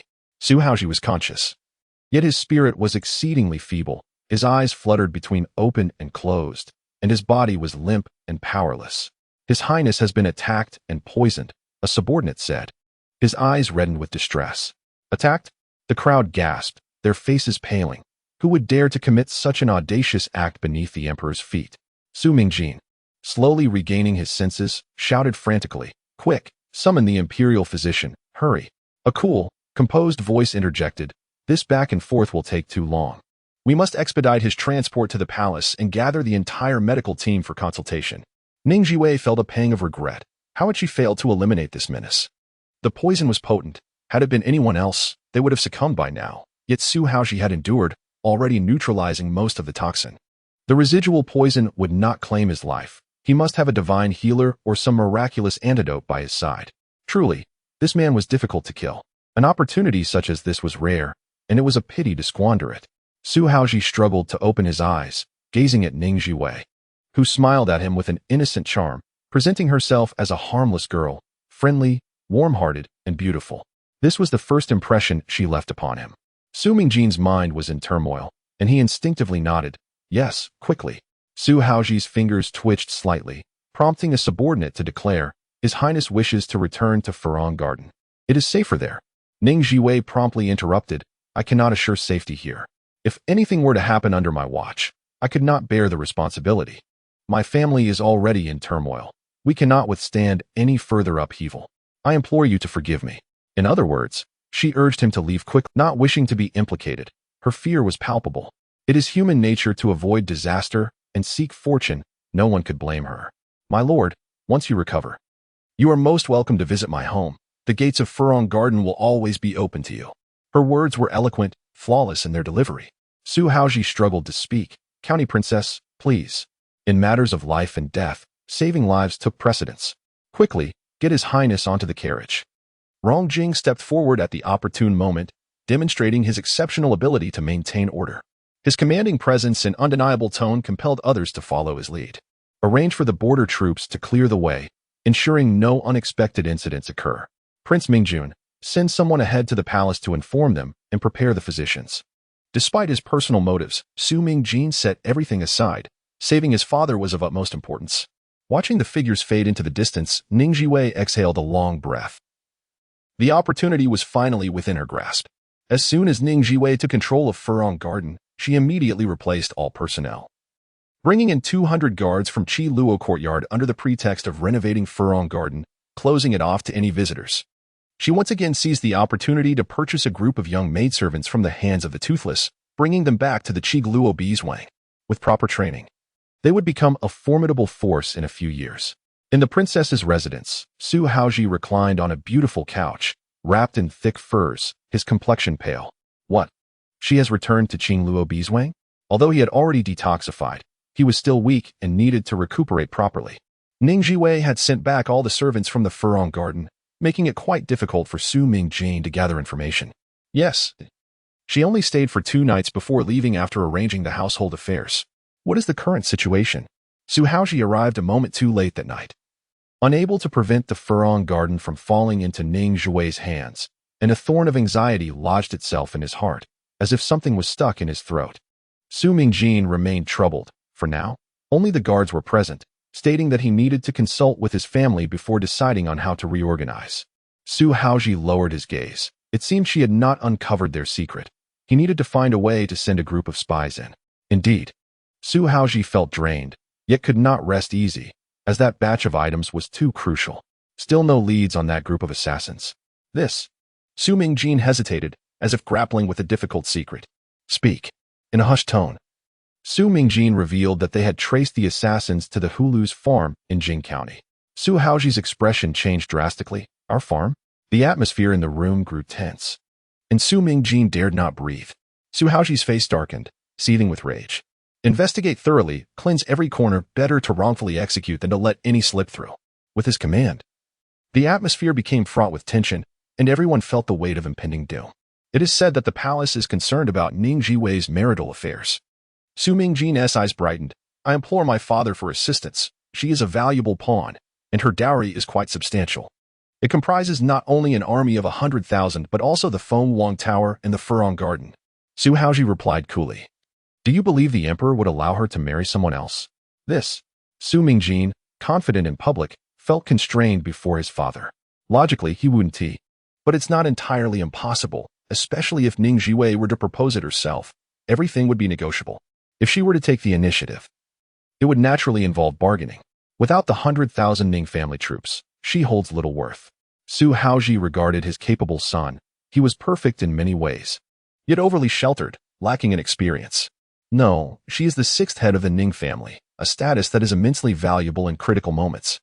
The wealth accumulated by the Ning family over 2 centuries would only be passed to the family head. Su Mingjin suddenly understood, gazing at his father with admiration. I see now. Thank you for your guidance, father. Su Haoji, feeling fatigued, appeared even paler, his eyes shadowed with gloom, solemnly instructed. This time we have suffered a great loss. We must repay Ning Zhiwei with a generous gift while discreetly probing the depths of Qingluo Bizwang. Understood. At Qingluo Bizwang, Ning Zhiwei was exceedingly busy. Every matter required her final decision, and she orchestrated a multitude of tasks, wishing she could sprout additional hands. Most importantly, she must not cease her military training, not even for a day. Sister Lu, you should delegate your current tasks to the elder sisters. These little ones are entrusted to your care. Teach them to read and write, nurture various skills, observe their personalities and talents, and categorize them accordingly. Unbeknownst to you, she has secretly gathered a considerable number of children from orphanages across the region.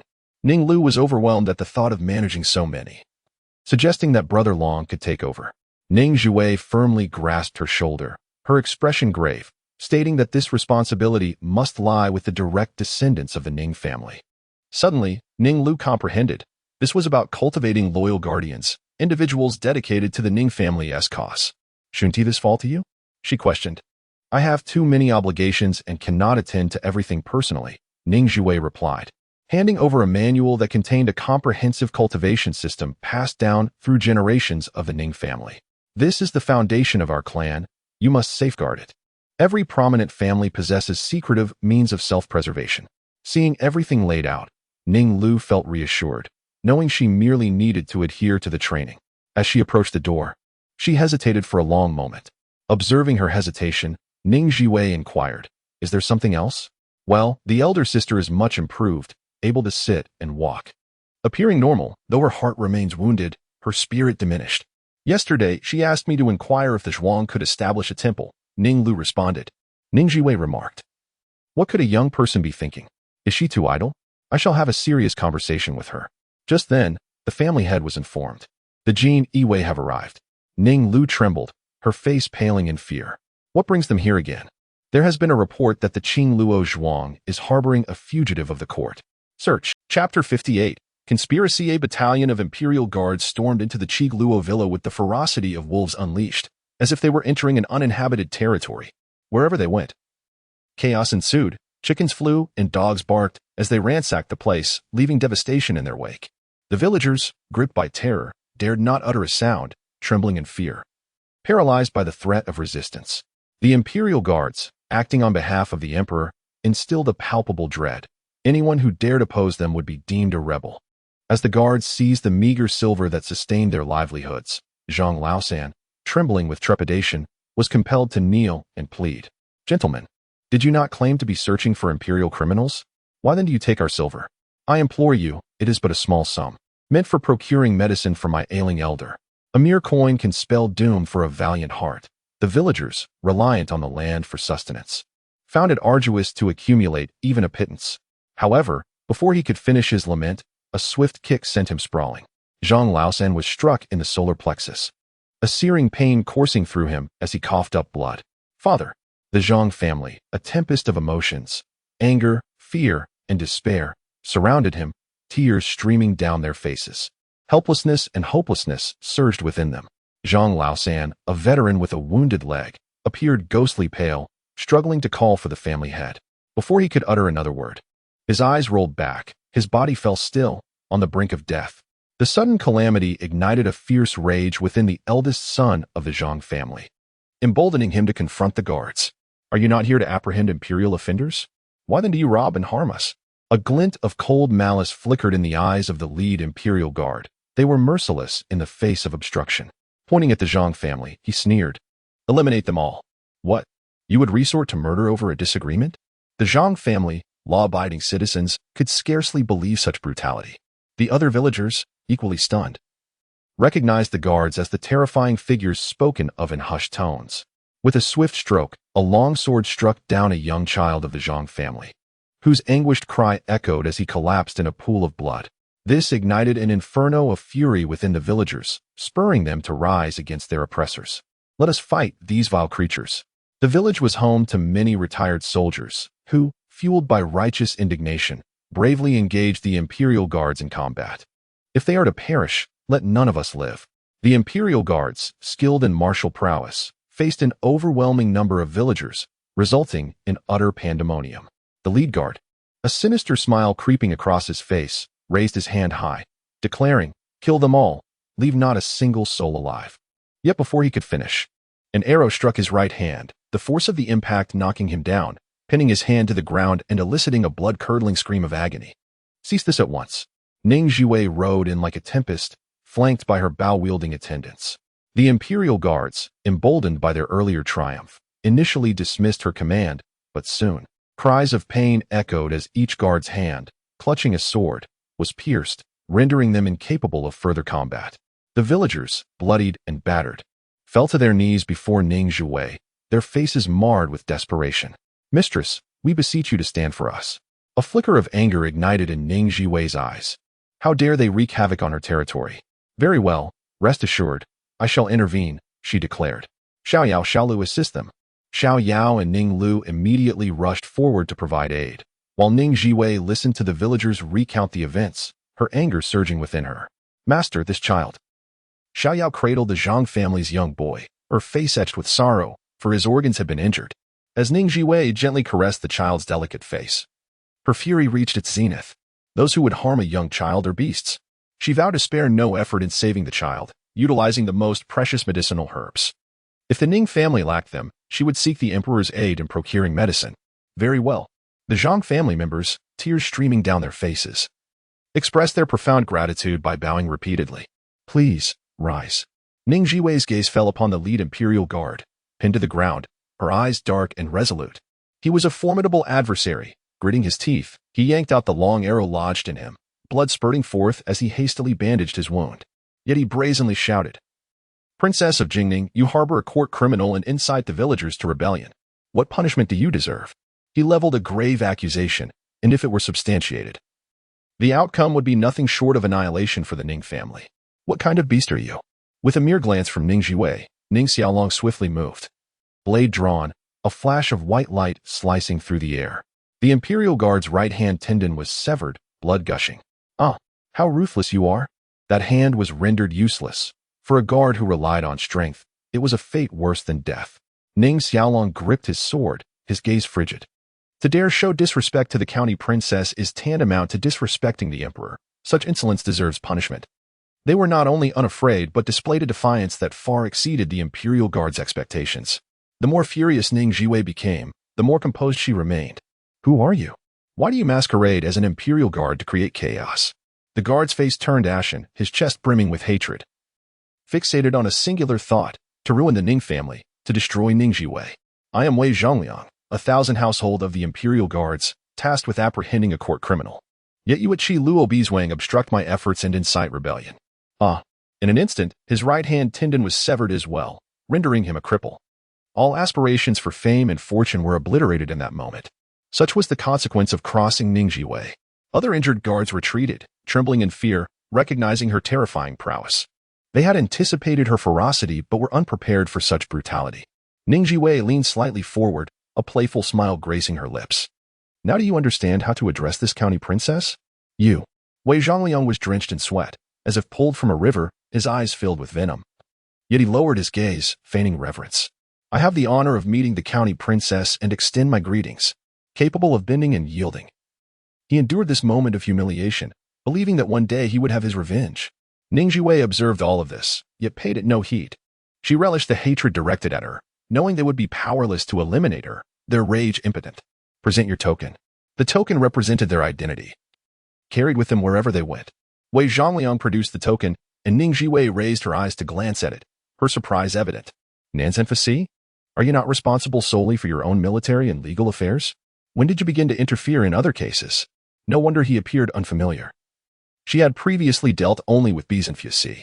The Jinyui is divided into two factions, the Southern Town Patrol Office, which oversees its own personnel, and the Northern Town Patrol Office, which is responsible for cases appointed by the emperor, directly apprehending, interrogating, and executing individuals without the need for other judicial departments. Wei Zhongliang gritted his teeth, suppressing his anger, and stated, "By the emperor's decree, several criminals have fled here. We kindly request the county princess to assist us in our investigation." Waiting. Waiting for what? The answer soon became apparent as the local magistrate arrived in full force, accompanied by his constables. Upon witnessing the scene before them, they were left dumbfounded, filled with astonishment. "County princess, is this the case you reported?" Ning Zhiwei nodded slightly, affirming, "Indeed, I suspect they are spies from a hostile nation, masquerading as agents of the court, committing murder and arson in my Qi Luo villa, engaging in heinous acts with ulterior motives." Chapter 59. An oath of deathly loyalty. Wei Zhongliang vehemently retorted, "You speak nonsense. There is no killing or arson here." Suddenly, a rumble echoed as flames erupted, engulfing the Zhang family home, reducing everything to ashes. The members of the Jinyue were momentarily stunned. The Ning family, upon hearing the commotion, rushed to the scene, their expressions frozen in horror at the sight before them. The villagers knelt in anguish, pleading, "Sir, we are law-abiding citizens. Yet these individuals have stormed in and unleashed violence upon us, even targeting innocent children. What wrong could the children have committed? Please, we implore you to stand for us." The magistrate's countenance shifted as he gazed at the child who had been stabbed in the heart.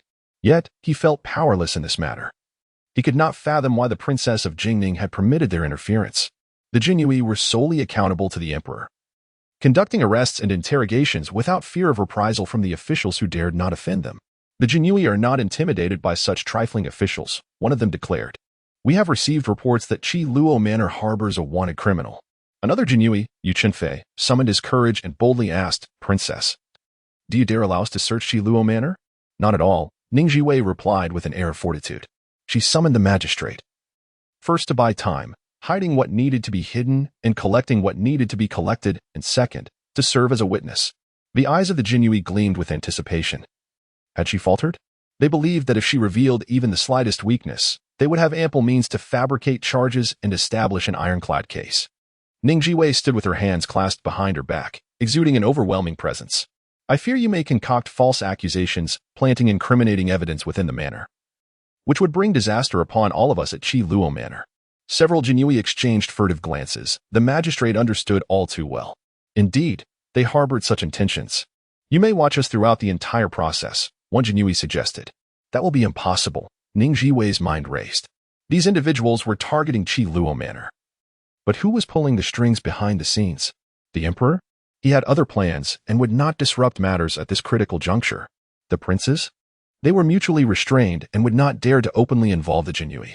Su Mingjin and his son? They had just suffered a significant setback, and retaliation was only natural. But could their reach extend this far? The Jinyue were taking risks, gambling for wealth and power, desperate indeed. Yu Chenfei resolved to take a bold step, declaring, "Then you are harboring a criminal." A furious voice rang out. "Who are you accusing of harboring a criminal?" A contingent of Jinyue clad in flying fish attire, with embroidered spring sabers at their waists, galloped forward, led by Xia Tongcheng of the Northern Pacification Office. The Jinyue from the Southern Pacification Office immediately changed their demeanor. "What brings you here?" Xia Tongcheng respectfully saluted Ning Zhiwei before turning with defiance to retort, "If you can come, why can't we?" Both factions belonged to the Jinyue but were tasked differently, leading to continuous internal strife and frequent clashes, with relations particularly strained. The emperor reveled in this discord. Should his subordinates unite, it would be he who would lose sleep over it. Yu Chenfei was incensed. "We are carrying out our duties by imperial decree." Xia Tongcheng extended his right hand, demanding, "Let me see the imperial edict." Yu Chenfei, filled with rage, shouted, "Are you colluding with the princess of Jingning? Is this your personal agenda, or is it the stance of the entire Northern Pacification Office?" Xia Tongcheng need not fear him, in terms of position. He stands above these individuals. Do not tarnish my reputation with baseless accusations. If you wish to search the suspect, I shall accompany you. With their watchful eyes upon them, Ning Zhiwei still felt uneasy. She discreetly signaled to the guard beside her, "Xiao Long, please escort these esteemed gentlemen." As she watched the three parties depart, a sorrowful wail pierced the air. "Father, please do not leave us. Open your eyes and look at us." Her gaze swept over the Wang family, who knelt on the ground, weeping loudly. Like a contagion, the other villagers could not restrain their tears, the sound of grief resonating everywhere. The Ning family stood in silent shock, faces etched with sorrow, tears brimming in their eyes, sharing in the collective pain. One of the guards cautiously reported, "Head of the family, we have injured 31 individuals and one has perished." Ning Zhiwei closed her eyes momentarily, stifling her anguish. According to protocol, each injured party would receive 50 taels, while the family of the deceased would receive 200 taels, ensuring the Wang family's livelihood was secured. Ning Lu could no longer contain his anger, his eyes reddening. They kill indiscriminately at Qi Luo Villa, showing utter disregard for our Ning family. It is outrageous. The elderly matriarch of the Ning family lamented, "This is a grave injustice. Now even a mere Jin Yi can accuse our Ning family of crimes?" She finally comprehended the weight of Ning Zhiwei's words. The Ning family stood on the brink of disaster, the storm yet to pass. Ning Zhiwei addressed her family loudly. "Open your eyes and witness this. Once, no one dared to provoke the Grand General's residence, yet now anyone could tread upon us.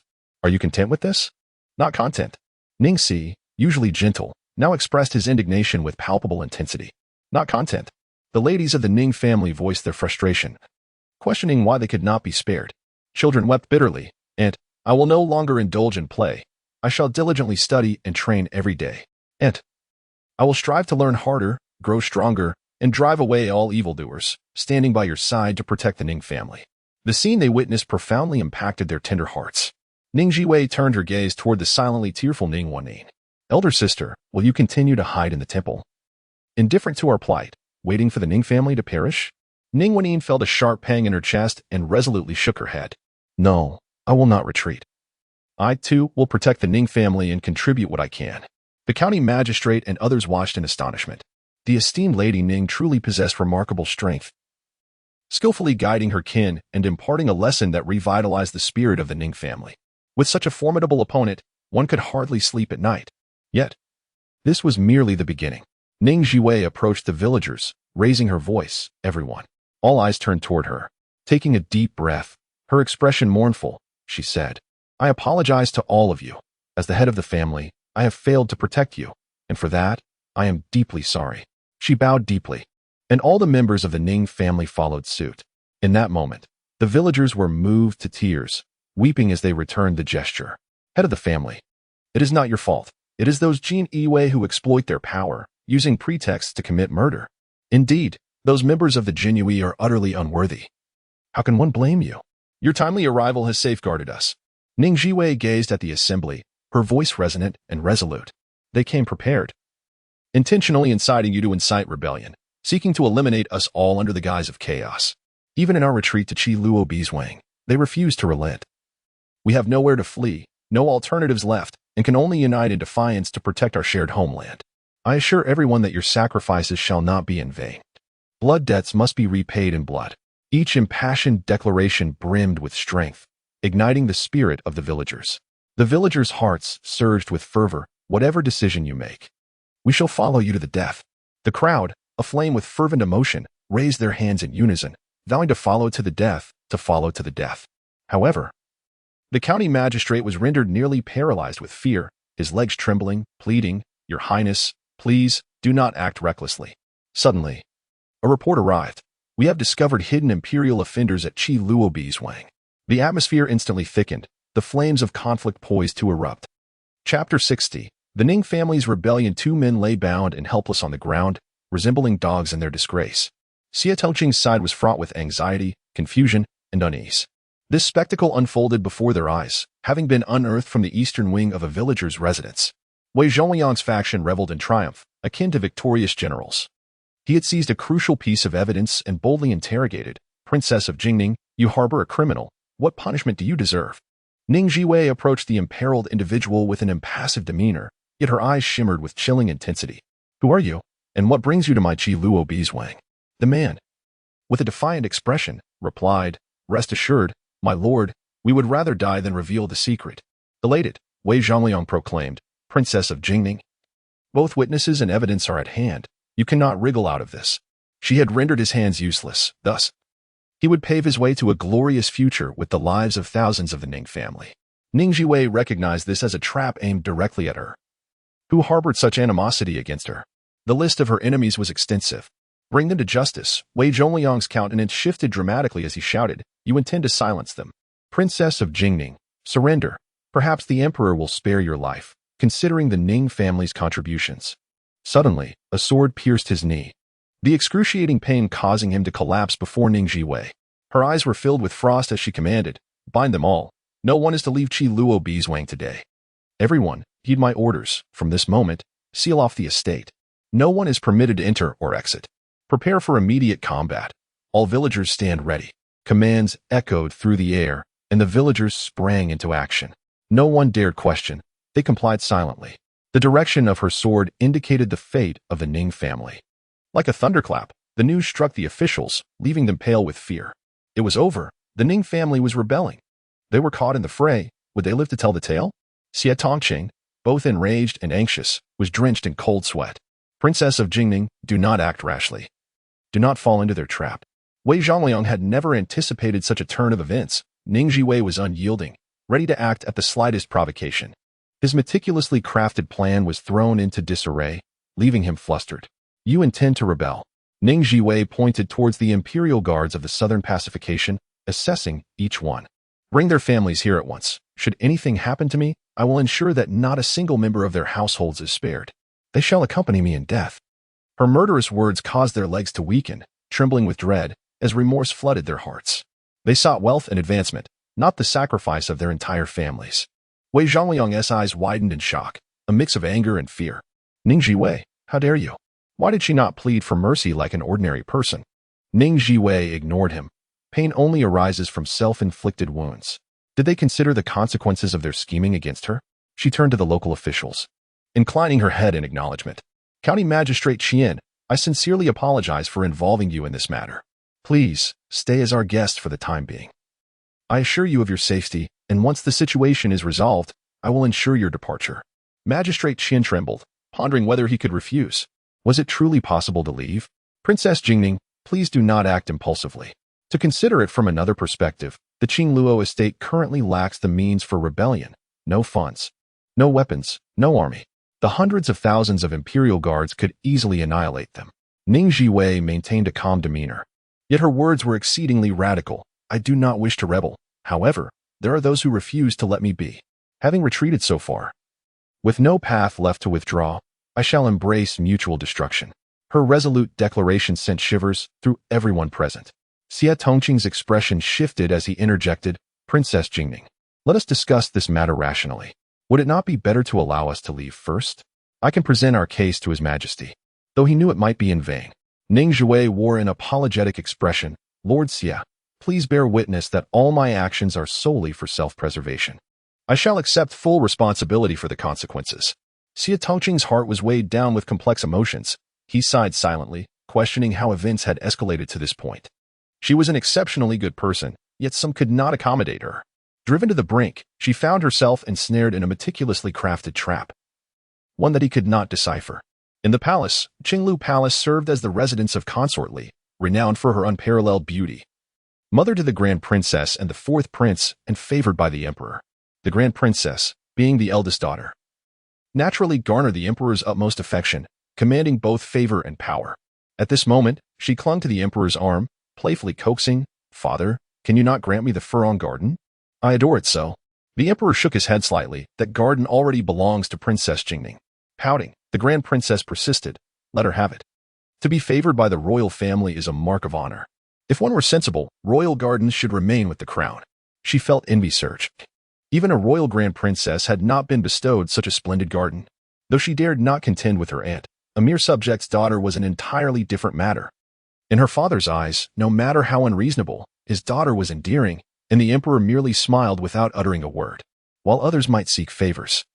Ning Zhiwei's obstinate nature would not allow such indulgence. She was fiercely individualistic, seeking only her own satisfaction. Father, please indulge your daughter, and grant the garden as a dowry. Such a treasure should not fall into the hands of an outsider. Our ancestors would never permit it. Enough. Consort Li interjected with a timely, gentle laugh. Waner, cease your folly. Your father is aware of how much you cherish the Furong Garden. Do not take your words too lightly. Father, I implore you.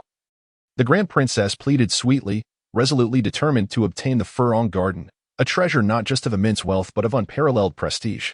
At that moment, the Grand Eunuch entered, announcing, Your Majesty, the commander of the Jinui, Shaolingfeng, seeks an audience.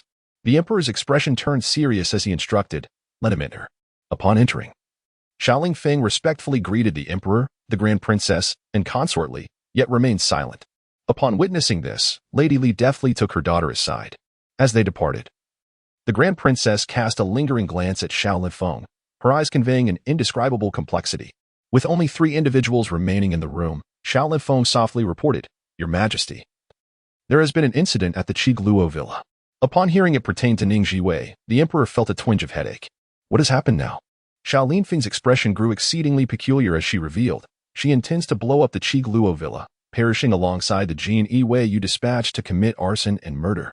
One must admit, this was a stroke of genius, effortlessly breaking the deadlock with her unparalleled intellect, rather than following the conventional path to prove her innocence. She ingeniously turned the blade towards the emperor, transferring the pressure onto him. The emperor could scarcely believe his ears, exclaiming in shock, "What? Repeat that." Xiaoling Feng presented an item in her hands, stating, "This is the memorial from the princess of Jingning. Quickly, bring it forth." Chapter 61. A desperate counterattack. The emperor seized the memorial, scanning it rapidly. Ning Zhiwei articulated the entire incident with clarity and lucidity, framing accusations, committing murder and arson, inciting rebellion against the government. A profound sense of indignation leapt from the pages. She further asserted that since the emperor aimed to eradicate the Ning family entirely, there was no need for such convoluted schemes. She would assist him. She proclaimed that if death were to come, it must be resounding, so that the entire world would know that the Ning family had never betrayed the emperor or the people. Rather, it was the emperor who had betrayed them. The emperor trembled with rage, insisting vehemently that he was not responsible for these actions. He would not bear such a blame. He slammed his palm upon the table, demanding to understand the machinations of these treacherous individuals. He ordered the commander of the Southern Pacification Office, Yu Qing, to come before him at once. The emperor harbored no doubts regarding the veracity of the events. Firstly, the Jinyui had a history of misconduct, and secondly, Ning Zhiwei had no reason to fabricate such a transparent lie. When Yu Qing arrived in haste, he was met with an onslaught of reproaches before he could utter a single word. Yu Qing, bewildered and anxious, shot a furious glare at Xiaoling Feng. Convinced that this man had betrayed him, Xiaoling Feng remained impassive, as if unaffected by the commotion. "What transgressions has your Southern Pacification Office committed behind my back?"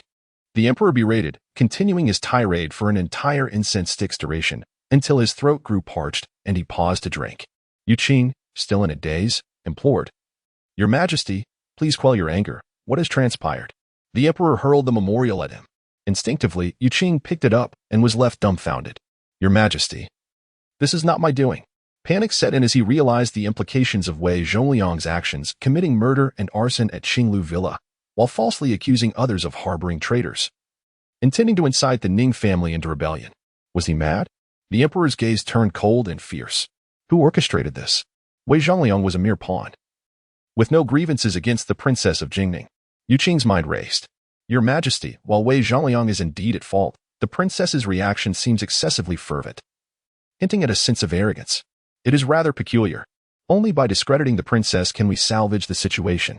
As he elaborated his argument to the emperor, the chief minister sought an audience, his first words being, "Your Majesty, there are rumors circulating that you intend to drive the Ning family into rebellion." "What?" The chief minister's face flushed crimson as he relayed the news that Qinglu Villa had been besieged, with the princess of Jingning coerced into self-immolation, inciting public outrage. The situation had escalated dramatically. "Why must you persist in this?" The emperor, infuriated, retorted, "This is nonsense. It was not I." The chief minister professed his belief, yet his expression told a different story. Xiaoling Feng, maintaining his stoic demeanor, interjected, "Your Majesty, I suspect the princess of Jingning has already sent word to the silver-faced general in the northwest. Should the Ning family face annihilation, the northwest will surely rise in revolt." The emperor found this assertion credible. Ning Zhiwei was indeed a bold and reckless individual, likely to gamble everything in a moment of peril. The situation in the northwest was precarious, with the conflict stalemated, and the Ning family's military strength was indispensable. Yu Qing felt a sense of indignation rising within him. But before he could voice it, Xiaoling Feng directed his attention toward him. "Certainly, if Lord you can ensure that the northwest remains steadfast, then there is no need to retain the county lord of Jingning. He is exceedingly cold and ruthless, showing no signs of softening from their previous interactions. Yu Qing, what assurance does he possess? His fortune and life? He dares not." Xiaoling Feng stepped closer, lowering his voice. "Your Majesty, this situation feels amiss." I have a suspicion that the Ning family, having guarded the northwest for 2 centuries and having slain numerous enemy soldiers, has made themselves deeply hated. Now that the Ning family is weakened, they may seize this opportunity to enact revenge. Upon hearing these words, the emperor's expression shifted dramatically. Are you suggesting that these individuals could be spies, deliberately sowing discord between the sovereign and his ministers, using my hand to harm the loyal and virtuous, while they reap the benefits? The more the emperor spoke, the graver his countenance became. This clarified many matters. How could a mere Ning Zhiwei possess such audacity? Their motives are evident. Yu Qing opened his mouth several times, but dared not utter a sound. The emperor pondered briefly before addressing Xiao Linfeng. I need you to thoroughly investigate this matter and ensure Ning Zhiwei is reassured. Tell her I trust her and the unyielding loyalty of the Ning family. Yes, Yu Qing. You must fully cooperate. If there is any misstep, you shall present your head before me. I obey your command. Duan Shofu. Find a way to soothe the populace and suppress public opinion. Understood. After they departed, the emperor, still troubled, issued another decree. Once outside the palace gates, Yu Qing remarked sarcastically, Lord Xiao seems quite close to the county lord of Jingning. Xiao Linfeng cast him a sidelong glance. You should focus on how to absolve yourself. As a superior, you cannot escape the blame of lax oversight. Yu Qing's heart tightened, his eyes darting around, a sycophantic smile plastered on his face. We must not draw fire upon ourselves. We are all Ning Zhiwei. Our fortunes rise and fall together, thus we must. A slight shift in their stance could lead to a drastically different outcome. Xiao Linfeng remained non-committal as Yu Qing prattled on, attempting to persuade him. Upon exiting the city, they spotted a familiar carriage, simple and unassuming, yet the character Rome made it impossible to overlook. The curtain was drawn back, revealing an extraordinarily handsome face. Bringing so many people? Yu Qing greeted with a beaming smile. On imperial orders to investigate, Lord Rome, what a coincidence to see you leaving the city as well. Rong Jing, with a face like a jade crown and an extraordinary demeanor, slightly raised his charming peach blossom eyes. I have been waiting specifically for you. Tasked by the emperor to oversee the Qingluo Beeswang case in its entirety. Xiao Linfeng and Yu Qing exchanged glances, filled with uncertainty. The emperor evidently harbored distrust towards their internal affairs, which boded ill. In the Qingluo Beeswang, Ning Zhiwei ate and slept as she pleased, routinely accompanied by the youthful camp in inspecting the estate. As long as her figure was visible, the hearts of the villagers remained profoundly at ease. Under the immense shadow, they displayed unprecedented unity, all working together with a shared purpose. The matriarch of the Ning family ceased her rest, and Ning Wenin abandoned self-pity, joining everyone in brainstorming and strategizing. The atmosphere was exceptionally vibrant. The county magistrate and his entourage, along with Xie Tongcheng and his subordinates, were confined to separate courtyards, permitted only to move within their designated spaces. Nonetheless, their accommodations were nothing short of luxurious, with meals that included an array of meats, vegetables, dim sum, and fruits, ensuring no detail was overlooked. Yet, an air of tension enveloped everyone, rendering them unable to enjoy their meals or sleep peacefully. As the sun dipped, marking the end of another day, the host invited everyone to dine together. The guests exchanged glances, bewildered by the invitation. Was it time for confrontation? Upon entering the grand hall, a tantalizing yet pungent aroma assaulted their senses. Before them stood 6 large round tables, each adorned with a yin-yang hot pot, one half a fiery, crimson spicy broth, the other a clear, steaming soup, bubbling invitingly. An assortment of over a dozen vegetables and meats filled the tables, accompanied by neatly arranged condiments stationed for guests to customize their dishes to their liking. It was a feast fit for royalty. However, the sight of several disheveled and battered Jinui tied to the pillars cast a shadow over the celebratory atmosphere, reminiscent of a treacherous banquet. Ning Zhiwei, with a smile that sparkled with charm, beckoned the guests to take their seats. What are you all waiting for? Sit wherever you please. Reluctantly, they complied, aware of the stakes at hand. The women of the Ning family occupied 2 tables, each accompanied by 2 small children. Ning Zhiwei took her place at the main table, flanked by the local magistrate on her left and Xie Tongcheng on her right. Enjoy your meal, don't be shy, she encouraged, picking up a handmade fishball. This is a delightful treat, springy and tender. Please, everyone, do try it. Lord Xie, sample this sliced mutton, specially sourced from the northwest, devoid of any gamey taste. Xie Tongcheng surveyed the inviting scene. Ning Zhiwei's warm hospitality, the steaming hot pot, and the unfortunate Jinui bound to the pillars, and fell into contemplation. Her fearless demeanor seemed almost tailored for the Jinui's ruthless world. A subordinate whispered urgently, "My lord, you must eat quickly. It will be gone soon." Realizing the urgency, Xie Tongqing swiftly joined the fray for the meat, prioritizing sustenance above all else. As they feasted with fervor, the tantalizing scents wafted toward Wei Zhongliang and his companions, whose stomachs growled in protest after 2 days of deprivation. The absence of food and water, not even a sip of liquid, was nothing short of torture. "Master, Wei Zhongliang's family has arrived, a total of 27 souls," the steward reported. "Bring them in." The Wei family, young and old alike, was brought in bound and terrified. Their cries of despair upon seeing Wei Zhongliang breaking his heart. "Ning Zhiwei, you are utterly depraved.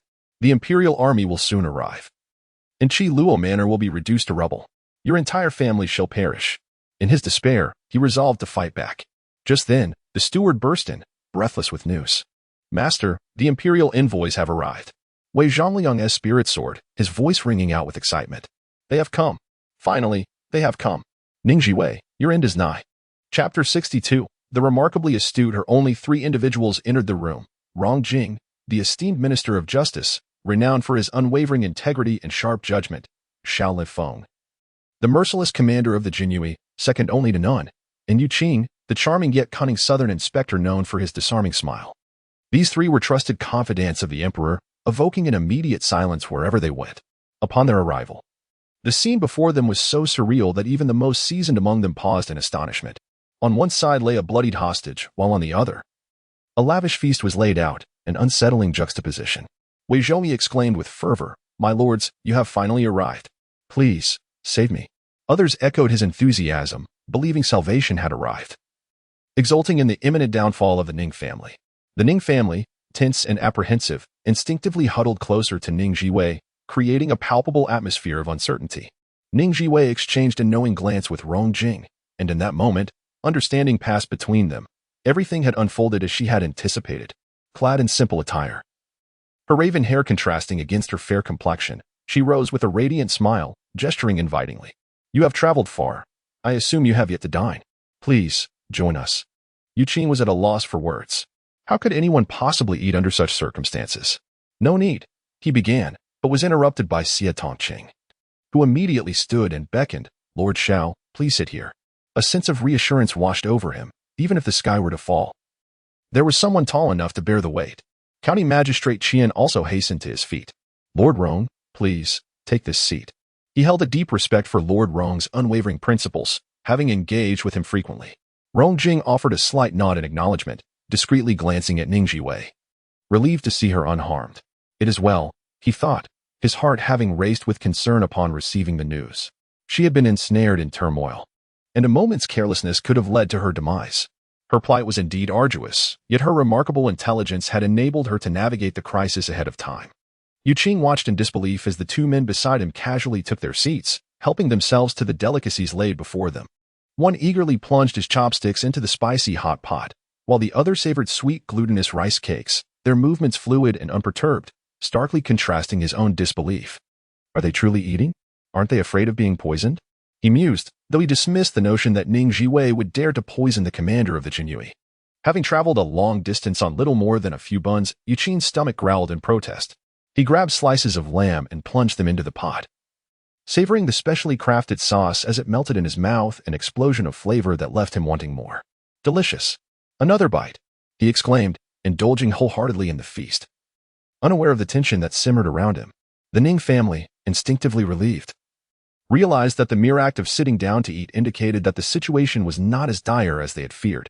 Meanwhile, Wei Zhongyi and his companions were left in utter shock, their spirits crumbling. "My lords, how can you eat at a time like this? You must apprehend these audacious rebels at once." His foreboding intuition surged as he voiced his concerns, both frustrated and anxious. "My lords, Qingluo Cottage is harboring a wanted criminal, refusing to allow a search, openly defying the court." Ning Zhiwei led the villagers in a collective assault on the Jinyue, plotting rebellion. With a sharp crack, 2 slaps landed upon Wei Zhongliang's face, leaving it swollen as the guard withdrew, blowing on his hand. "How despicable!" Xiao Lingfeng, his face shrouded in frost, coldly remarked. "Is the title of the princess of Jingning one you can utter? Do you still regard the laws of the court? Do you hold any respect for decorum?" A wave of profound fear surged within Wei Zhongliang. What did this mean? Why was there no army at their doorstep to crush them? Their demeanor was most inappropriate. My lord, she harbors treachery and ambition. If you doubt it, you may inquire of them. There are witnesses aplenty.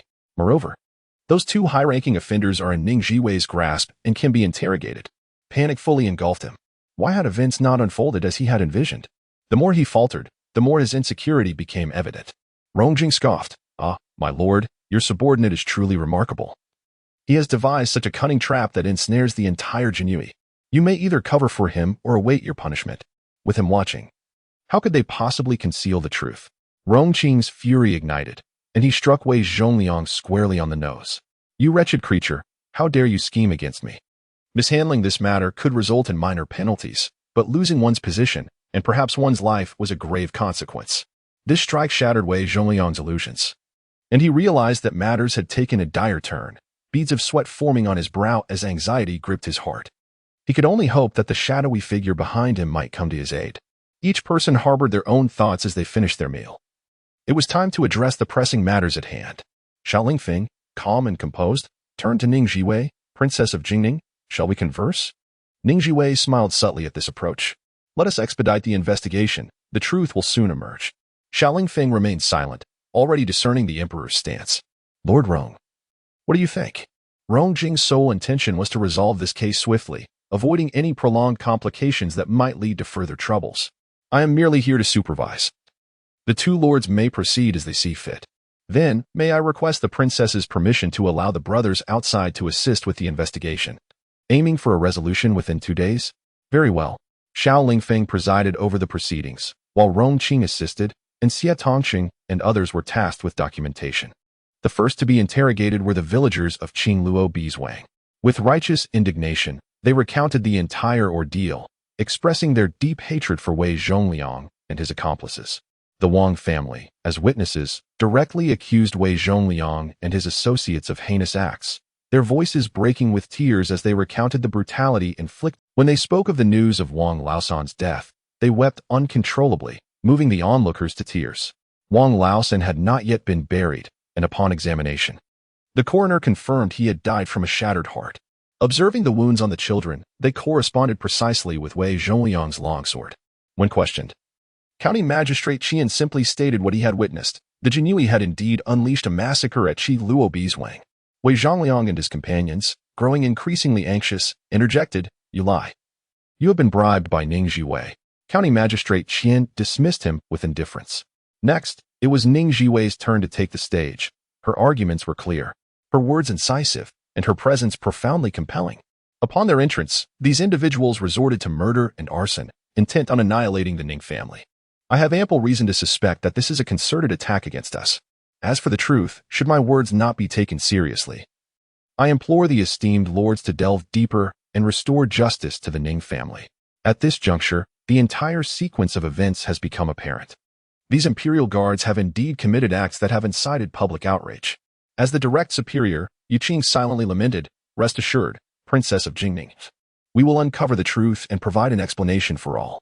Most importantly, we must offer clarity to His Majesty. Suddenly, Wei Zhongliang, in a moment of inspiration, interjected. My lords, the Ning family has indeed harbored a state criminal, and Lord Xie Tongqing can attest to this. He seized upon the most critical point. Lord Xie Tongqing abruptly raised his head, his expression fraught with turmoil. Ning Zhiwei maintained a calm demeanor, stating, I have already identified a suspect behind Wei Zhongliang. I request the esteemed lords to deliberate together. Very well, Rongjing gestured invitingly. I am all ears. Xiao Linfeng cast a profound glance at them, contemplative, and added, I too am curious to know who possesses such audacity. Chapter 63. The mastermind behind the scenes. Ning Zhiwei's gaze fixed upon Wei Zhongliang and Su Haoji. A collective gasp echoed through the room as the faces of the gathered individuals turned ashen. The prince? How could this be? Only Wei Zhongliang remained unperturbed. Could he have miscalculated? That seemed implausible, for this incident bore striking resemblance to Su Haoji's customary methods. Another possibility loomed. This could be retaliation from the Jin kingdom. Lest we forget their young prince met his demise at the hands of the Ning family. In that moment, Wei Zhongliang grew anxious. Was this not an nonsense? I have no mastermind behind me. I am merely executing my duty to investigate and have followed the criminals to the Qingluo villa. Two nearly lifeless individuals were brought forth, having gone without food or water and endured brutal beatings. Faced with inquiries, one man stammered, "I know nothing." Wei Zhongliang, in desperation, barked, "Speak quickly." With an official from the Jinhui present, no one would dare harm you. The man's gaze darted nervously. He was a former subordinate of the Ning family, having once fought under General Ning. Upon hearing of the Ning family's troubles, in a fit of rage, he had slain two corrupt officials. Murdering officials? Such a crime warrants extermination of the entire clan. To kill and then seek refuge with the Ning family is clearly an attempt to drag them down as well. This was my own doing, and has nothing to do with the Ning family. Had he remained silent, it might have been better, but with that declaration, he attracted suspicious glances from all. He further added, "Fifth miss, remember, you know nothing." The expressions in the room varied. The Ning family members appeared disgusted, as if they had ingested something foul. This wretched creature was both hypocritical and cunning.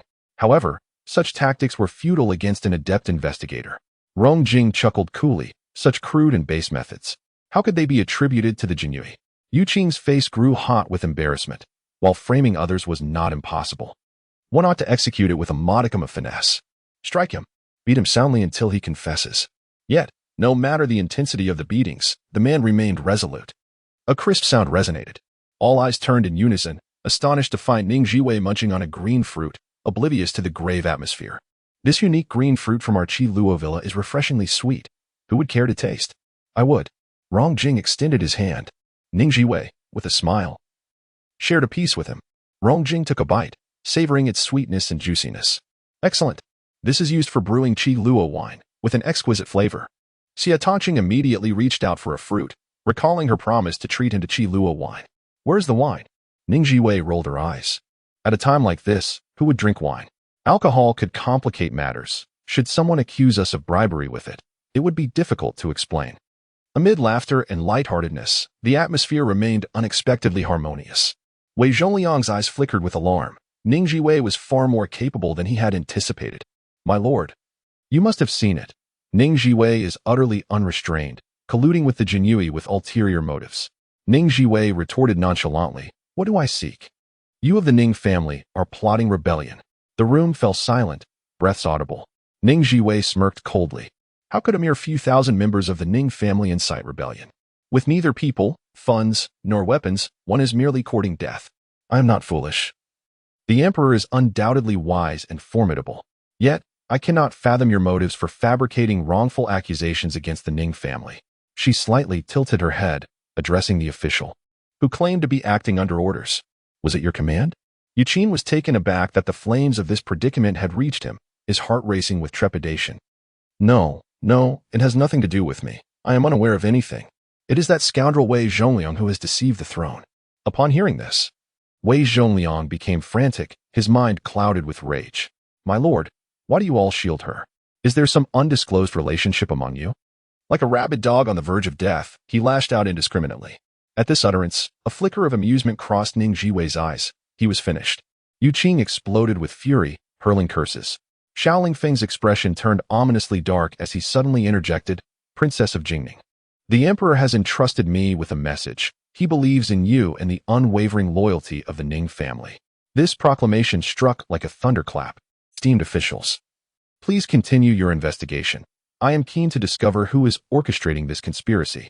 Ning Zhiwei leisurely finished a piece of fruit, took a handkerchief to clean her hands, and exhibited an air of elegance and composure. Li Ergu, a resident of Li family village, had fled from the army a decade ago, adopting a false identity to marry and raise children. Merely a month prior, his only son fell ill without means for treatment, and shortly thereafter, a renowned physician sought him out to provide care. Chen Si, Li Ergu's cousin, was a notorious gambler who had lost everything and mortgaged his wife and daughter to the casino. Recently, he had inexplicably acquired a fortune, purchasing a house and 20 acres of arable land, with the timing of both events being quite coincidental. How intriguing, isn't it? A deserter and a gambler. What loyalty or integrity could they possess? Li Ergu and Chen Si gasped, their faces drained of color. In just 2 days, she had managed to uncover their secrets. Yet you took them in. Wei Zhongliang had completely lost his wits, realizing that he could not escape this calamity and sought to drag everyone down with him. A villager. Eyes reddened, knelt in supplication, it is all my fault. Li Ergu claimed to be an old soldier of the Ning family, visiting the capital, and I believed him. Welcoming them as guests, I never imagined it would bring disaster upon us.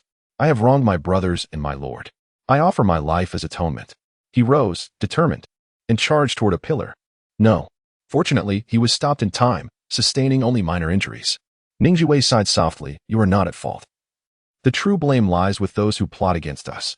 If anyone is to die, it shall be them.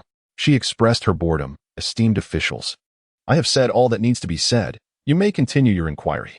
She turned to leave, taking a large entourage with her, leaving behind the Jinyue and Rongjing. Some details still required verification, and many testimonies needed recording.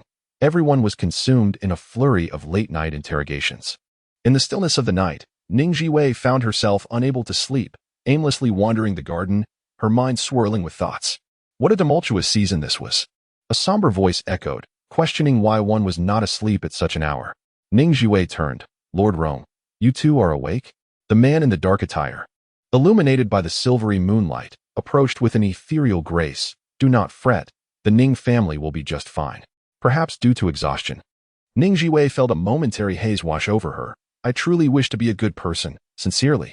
Rongjing's heart ached. Ning Zhiwei, nothing else matters. As long as you live well. You. Ning Zhiwei was momentarily taken aback. Just then, a figure appeared before them.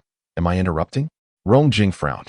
While Ning Zhiwei smiled graciously, we were just discussing what to have for a late-night snack, Lord Xiao. What flavors do you prefer? Xiao Linfeng regarded her thoughtfully. I enjoy spicy food. Ning Zhiwei cheerfully replied. Then we shall have grilled chicken racks, white fungus and lotus seed porridge, and clear soup dragon whisker noodles. The spicy grilled chicken was for Xiao Linfeng, the porridge for Rongjing, and the noodles for Ning Zhiwei. Suddenly, Xiao Linfeng remarked. I just learned that Lord Rong has a penchant for sweets. His words carried an underlying meaning, but Rongjing feigned ignorance. I too was unaware that Lord Xiao favors spicy dishes. Engaged in their subtle banter, Ning Zhiwei pretended not to hear and leisurely savored her noodles. Master. A letter from the northwest, came the announcement. Late-night correspondence typically bore urgent news. Quickly, bring it here. Ning Zhiwei eagerly accepted the letter, tearing it open, only to have her usually resolute demeanor crumble as tears welled in her eyes. She had not wept when punished or when falsely accused of rebellion. Yet this letter brought forth her tears. Is there trouble at the borders? Xiao Linfeng's heart tightened. He was about to inquire when Rongjing interjected, What is it? What has happened? His unmistakable worry rendered Xiao Linfeng's gaze steely. Chapter 64. The 7 sons of the Ning family are still alive. Have we found Xiaoqi? Is he still alive? A voice filled with astonishment rang out at the Ning family's breakfast table early in the morning. All members of the Ning family turned their gaze towards Ning Zhiwei. Disbelief, anxiety, and a profound sense of hope etched on their faces. Ning Zhiwei gently supported the elderly matriarch of the Ning family, tears glistening in her eyes. Yes, 7th brother is alive. She had never relinquished her search for her 2 brothers who had gone missing on the battlefield. She needed to either see them alive or find their remains. The guards had followed the river downstream, searching tirelessly, and heaven had finally rewarded their efforts with success. Her 7th brother, who had grown up alongside her, doted on her, and fought valiantly by her side on the battlefield. The elderly matriarch swayed slightly, tears streaming down her cheeks. Thank heaven. The heavens have opened their eyes. Joy radiated throughout the room as the realization dawned that the male heirs of the Ning family had not perished. The long-lost 7th young master had been found, a cherished family member. The wife of the 7th young master, resembling a withered tree finding spring, was filled with fervor, her eyes sparkling with renewed life. 5th sister. Where is he? I shall go fetch him. 7th sister-in-law, do not rush. 7th brother's condition is not good. The wife of the 7th young master's heart tightened as she grasped Ning Zhiwei's arm. What has happened to him? Ning Zhiwei sighed gently. 7th brother has lost all his martial prowess, his bones are shattered, and he lies paralyzed in bed. Fortunately, he was rescued and cared for, barely clinging to life. I have already submitted a request for the emperor to send a royal physician. The matriarch comforted her granddaughter-in-law, patting her back, as long as he is alive. That is all that matters. Everything else is insignificant. Compared to the other warriors of the Ning family who fell on the battlefield, this is already a blessing. You speak the truth. The wife of the 7th young master was deeply pained. They had only been married for a month before her husband went off to war and had not returned since. A weak voice broke the silence. What about 4th brother? Is there any news of him? It was the wife of the fourth young master, her eyes filled with anxiety. The room fell silent as Ning Zhiwei pursed her lips. No news is the best news. The wife of the fourth young master stifled her disappointment, tears shimmering in her eyes. You were right. If seventh brother can survive, then fourth brother will surely endure as well. Ning Zhiwei sighed silently. With such joyous news, the atmosphere lightened, and everyone's spirits lifted. The matriarch ate an extra bowl of rice, determined to nourish her strength in anticipation of her grandson's return. As long as one is alive, there is hope. After the meal, Ning Zhiwei led Ning Wenyin to the garden to digest their food. Fifth sister, what would you like to say? What is this about? Ning Zhiwei performed a deep bow. Elder sister, I would like to ask you to manage the Furong Garden and the Phoenix Pavilion. Ning Wenyin was taken aback. Her thoughts in disarray. I am unfit for this. I am a discarded wife and cannot possibly show my face in public. Ning Zhiwei firmly grasped her shoulder. You are the carefully nurtured eldest daughter of the Ning family. Even before your marriage, you were capable of managing a vast general's estate, and you are an adept housekeeper, as well as a skilled socialite. Most importantly, you possess a remarkable talent for business. Ning Wenyin had once been the proud and confident daughter of a military family. Radiant as the sun, but marrying the wrong man had shattered all her pride. She shook her head vigorously, declaring, I cannot do this. It would bring shame upon the Ning family. Ning Wenyin had showcased her keen business acumen from a young age, assisting her family in accumulating considerable wealth. However, society often scorns merchants for their perceived materialism, leading her to conceal her talents from the public eye. Unbeknownst to outsiders, Ning Wenyin possessed remarkable abilities. Ning Zhiwei was in dire need of both talent and financial resources. As you can see, our Ning family faces numerous crises, with enemies lurking everywhere. The true mastermind remains at large, watching us from the shadows, and our family is on the brink of collapse. Ning Wenyin's expression shifted dramatically. Who is it? The fourth prince in Li Fei, Ning Zhiwei replied, having meticulously recorded everything in her little black notebook. Ning Wenyin's thoughts drifted to her deceased grandfather, father, uncle, and brothers. And a sharp pain pierced her heart. How dare they? How can they? In their eyes, the common people were as insignificant as ants, and the soldiers at the border were merely pets to be commanded at will. Rage clouded Ning Wenyin's vision as she muttered, Beasts! Ning Zhiwei clutched her chest. Her face contorted in anguish. Elder sister, I witnessed our uncle's death before my eyes. In that moment, I vowed to make our enemies pay the same price and to let them experience the suffering we endure. The path of revenge was fraught with thorns, arduous and solitary, requiring endurance beyond that of ordinary people and the capacity to endure hardships unknown to most. I need companions and allies. If you are unwilling, I shall not impose. It was her biological father, and tears streamed down her face, her heart torn asunder. She longed to assist, but recognized the immense courage it would take to step back into the world. Fifth sister, grant me a little time to contemplate. Very well. By the following evening, the case had concluded, and the verdict was rendered. Rong Jing took the time to inform her, Princess Jingning, the Ning family is innocent. The allegations of rebellion are unfounded. Their response had been swift, and Ning Zhiwei felt a surge of relief. Has the case been resolved? Who is the true mastermind? As far as she knew, Wei Zhongliang and his associates had inflicted such torture that the victims were barely recognizable. With the methods employed by the Jinyui, no secret could remain hidden, especially not from Wei Zhongli. Rong Jing glanced at the Jinyui agents who were packing up. He had monitored the proceedings closely and was fully aware of the situation. I must beg your pardon. I cannot speak candidly. Very well, I shall not press you. Nonetheless, in Ning Zhiwei's mind, Su Haoji and his son Su Mingjin were already designated as the prime suspects. They possessed the necessary power and capability. However, Su Haoji, with his cunning and experience honed over decades, would never reveal himself so brazenly. Upon hearing they could depart, the county magistrate and his entourage felt a wave of relief wash over them, elated at the prospect of a satisfactory resolution that allowed them to leave unscathed. Ning Zhiwei personally saw them off, bestowing upon them numerous local delicacies from Qingluo beeswang, fresh fruits, vegetables, poultry, fish, and eggs, with each person receiving 2 large baskets and 100 taels of silver as compensation. Her repeated apologies were delivered with utmost sincerity, leaving a comforting impression. The county magistrate and his party felt indebted, realizing that they were at the mercy of their benefactor. Many expressed that they bore no grudge against her. For the Ning family was also a victim, and for a moment, the atmosphere was exceedingly harmonious. The Jinyui were preparing to depart. Their circumstances were unique, and they could not accept silver, yet they received a jar of Qi Luo wine. Their spirits lifted, they feasted and drank heartily, appreciating the generosity of the county lord. Xia Tongqing was particularly elated, exclaiming that this Qi Luo wine was indeed on par with Bai Hua Zhuei, and he requested another jar. Upon receiving the wine, he indulged in it with great enthusiasm, leaving only half a jar remaining. Xiao Feng shot him a disapproving glare, scolding him for his reckless behavior. Questioning the abundance of wine, Ning Zhiwei, with a smile, nodded in understanding, assuring him that once the next batch was brewed, she would send some to her brothers.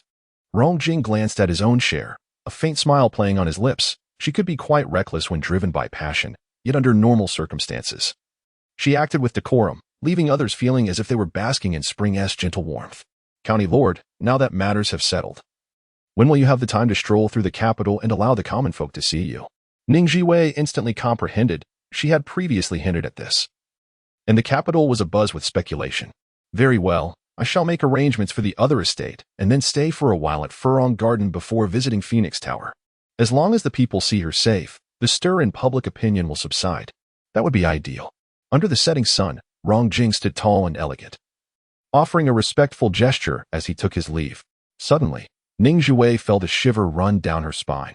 As if she were being watched by a venomous serpent, danger was near. On the battlefield, this primal instinct had saved her countless times.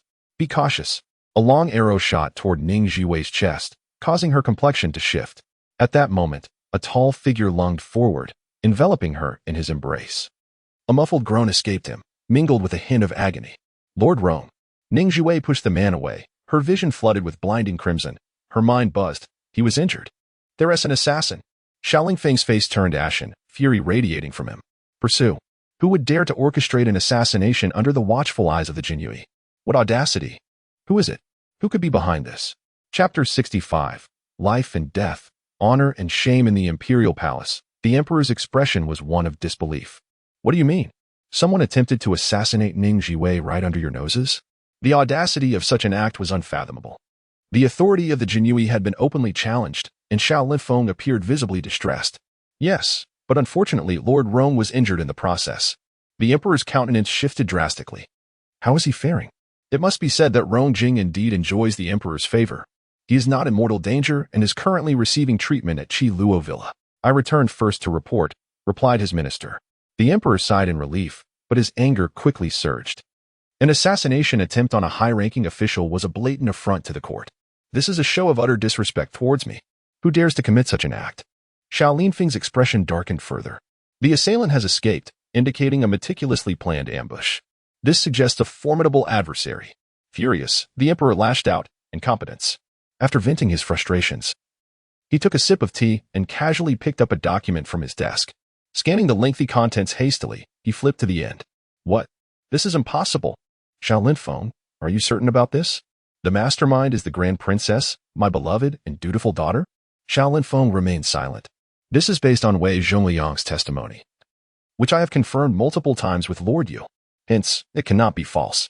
Whether Wei Zhongliang was deceived remains uncertain.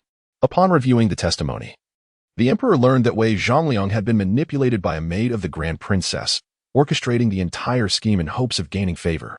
He had been promised the position of head of the Southern Command Office and a title for his eldest son should he succeed. This matter ends here. It must not be mentioned again, the Emperor decreed.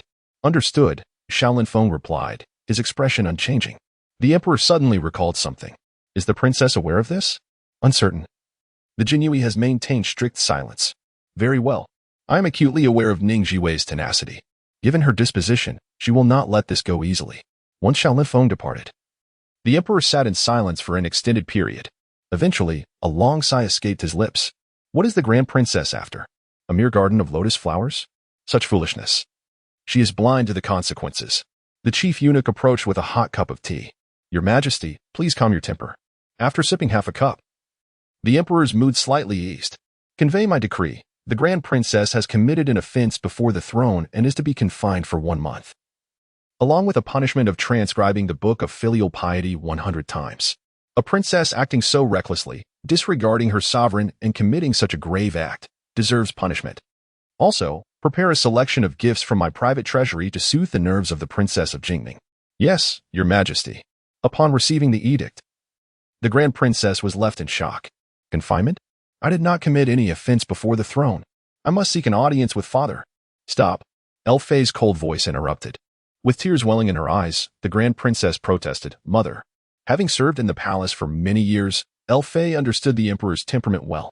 Your father is in a fit of rage. What good can come from confronting him now? Go and investigate the situation thoroughly. A swift response followed this inquiry. For the past 3 hours, the Emperor had seen no one but the commander of the Jinhui, Xiao Linfeng. After Xiao Linfeng departed, the Emperor issued 2 edicts, one for the eldest princess and the other for Ning Zhiwei. Li Fei immediately sensed something amiss and cast a cold glare at her daughter, demanding to know what had transpired. The eldest princess, flustered, stammered, I haven't done anything. With no patience left, Li Fei struck her daughter across the face. Embarrassed and furious, the eldest princess exclaimed, Mother. Li Fei's expression was one of thinly veiled anger. The eldest princess hesitated, finally admitting, I merely spoke a few words about Ning Zhiwei to those below, perhaps. They misunderstood. Her words were delivered lightly, yet Li Fei was unconvinced of such simplicity. It was only through persistent questioning that the eldest princess revealed the truth. She had taken a liking to Furong Garden and blamed Ning Zhiwei for her lack of insight. Those beneath her had volunteered to alleviate her concerns. What exactly did you do? Li Fei pressed. How would I know? The eldest princess denied it verbally. Although she was aware of the consequences, once the person was gone, the possessions would naturally revert to the royal family. As a dignified princess, I can command such things. Those inept fools can't even manage trivial matters, resulting in my father's confinement of me. All of this is Ning Zhiwei's fault for her lack of perception. Her inherent arrogance led her to believe she had done nothing wrong. Li Fei felt that the situation was more complex than it appeared. Who did you send to carry out your wishes? The eldest princess, irritated, retorted, Why question me over such trivial matters? Xingyao has a fellow townsman in the Imperial Guards. At that moment, a palace maid rushed in, exclaiming, My lady, something terrible has happened. Xingyao has jumped into the well. Li Fei's expression changed dramatically. Her daughter had been used as a pawn. In Qingluo's villa, Rongjing's complexion was pale, his right arm bandaged in white gauze, surrounded by a circle of doctors. Officials from 100 miles around had been summoned, and the elderly Lady Ning, still unconvinced, insisted on inviting the imperial physician. Rongjing softly replied, Lady, there is no need to make such a fuss. I will recover in due time. Outside the door, the Ning family was struck with fear. Should anything happen to Ning Zhiwei, their family would face ruin. That cannot be. You are a scholar. Your right hand is invaluable. You shielded our little fifth from an arrow, and we must ensure your hand is healed. Rongjing glanced at the young woman standing by the window and remarked, I did not block it. It was merely an accident. The county princess was fortunate enough to bow at the right moment, avoiding the arrow that struck me instead. He chuckled self-deprecatingly, I have always had poor luck. The Ning family turned their eyes towards Ning Zhiwei, whose demeanor remained calm and unruffled, regardless of the circumstances. If an incident occurs within the Ning family, we must take full responsibility. You should rest assured and recover. Rongjing's gaze was deep as the night sky. His expression even more pallid, yet his tone remained tranquil. Thank you, county princess. Both maintained a composed demeanor, revealing no hint of abnormality. Resembling individuals who were somewhat familiar yet not intimately acquainted. County princess, someone from the palace has arrived. A palace attendant entered, carrying boxes of items, while a eunuch came forward with a beaming smile, announcing the imperial decree. The county princess is granted an extraordinary reward. The eunuch recited a lengthy list of antiquities, jewelry, and fine fabrics. There are 4 exquisite sets of headpieces, each adorned with rubies, emeralds, pearls, and sapphires, and each possessing considerable value. The elder statesman also presented a set of intricately beautiful brocade garments, complete with accessories, sparkling jewels that captivate the eye. This particular ensemble was specially crafted for the county princess to wear upon reaching maturity, during which the Empress Dowager herself would officiate the adornment of the hairpin and crown. It is a privilege of the highest order, as the county princess is permitted to bring 3 female relatives into the palace to witness the ceremony. The honor is immense.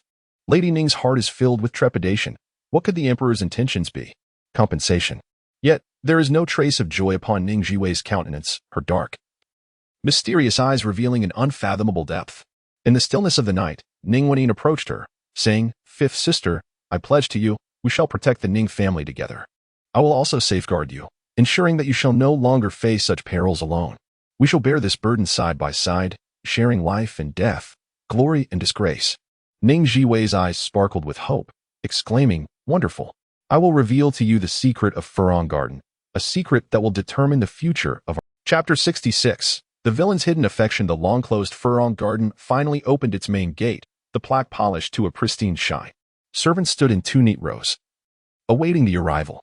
Here they come. A grand procession approached, 2 carriages flanked by a retinue, gradually coming to a halt. The knights dismounted in unison, bowing respectfully. From a carriage adorned with emeralds and crimson tassels, for women of distinct appearances alighted, some reserved and tranquil, others elegant and dignified, while a few were lively and charming. Most striking was a composed woman clad in simple attire, exuding an imposing aura. "Welcome back, esteemed master, and welcome to the 3 young ladies," the crowd proclaimed. The carriage remained silent for a moment. Before a cool voice responded, "I have been away from the capital for many days. The affairs of the office have piled up like mountains. I must return to the capital." Rong Jing, refusing to show his face, insisted on returning. Ning Zhiwei furrowed her brow. "Has Dr. Li arrived?" This was a request she had made directly to the emperor. The steward respectfully replied, "He has been waiting for some time." Ning Zhiwei turned her gaze towards the carriage. "Lord Rong, Dr. Li excels in treating external injuries. Your health is paramount. No one can bear your pain in your stead. First, heal your body. Then we can discuss official matters. Have your subordinates bring the documents to Furong Garden. The round trip will not take long. I have also mentioned your situation to the emperor. It is most fitting for you to remain in Furong Garden for now. If significant matters arise, you may return later." Her voice was steady and calm, yet to Rong Jing's ears, it felt bittersweet. Meeting was less desirable than not meeting at all. Ning Lu joined in the persuasion. "Indeed. Lord Rong, Furong Garden is quite suitable for recuperation and will not impede your work." After a prolonged silence, Rong Jing finally relented. "Then, I shall impose." This time, Ning Zhiwei was accompanied by Ning Wenin, Ning Peilon, and Ning Wuhua, who would join her in visiting the palace for the coming-of-age ceremony. "Steward, from today, my elder sister will take charge of Furong Garden. For any matters concerning the garden, please consult her." "Understood. Elder sister, I entrust this to you." Ning Wenin had mentally prepared herself. Regardless of the circumstances, she must shoulder some responsibilities. "Rest assured," she replied. Being the meticulously nurtured eldest daughter, she exhibited remarkable managerial skills as she assumed her domestic duties. Everything unfolded in an orderly fashion. As a royal garden, Furong Garden was not only picturesque, with its colorful lakes and exquisite architecture, but each courtyard was also meticulously crafted, a feast for the eyes. When Su Mingjin moved out, she only vacated her and her parents' quarters, leaving the furnishings of the other courtyards intact. Each piece was exquisite, saving considerable effort. The garden featured hills and lakes, which were its defining characteristics. As the head of the family, Ning Zhiwei naturally resided in the finest central courtyard. Ning Wenin took residence in the fragrant grass pavilion, Ning Peilon in the orchid courtyard, and Ning Wuhua in the Furua building. As for Rong Jing, he stayed in the guest quarters, with Dr. Li moving in to keep him company. Ning Wenin was provided with a small kitchen and a cook, enabling her to prepare meals at any time and facilitating the brewing of medicine.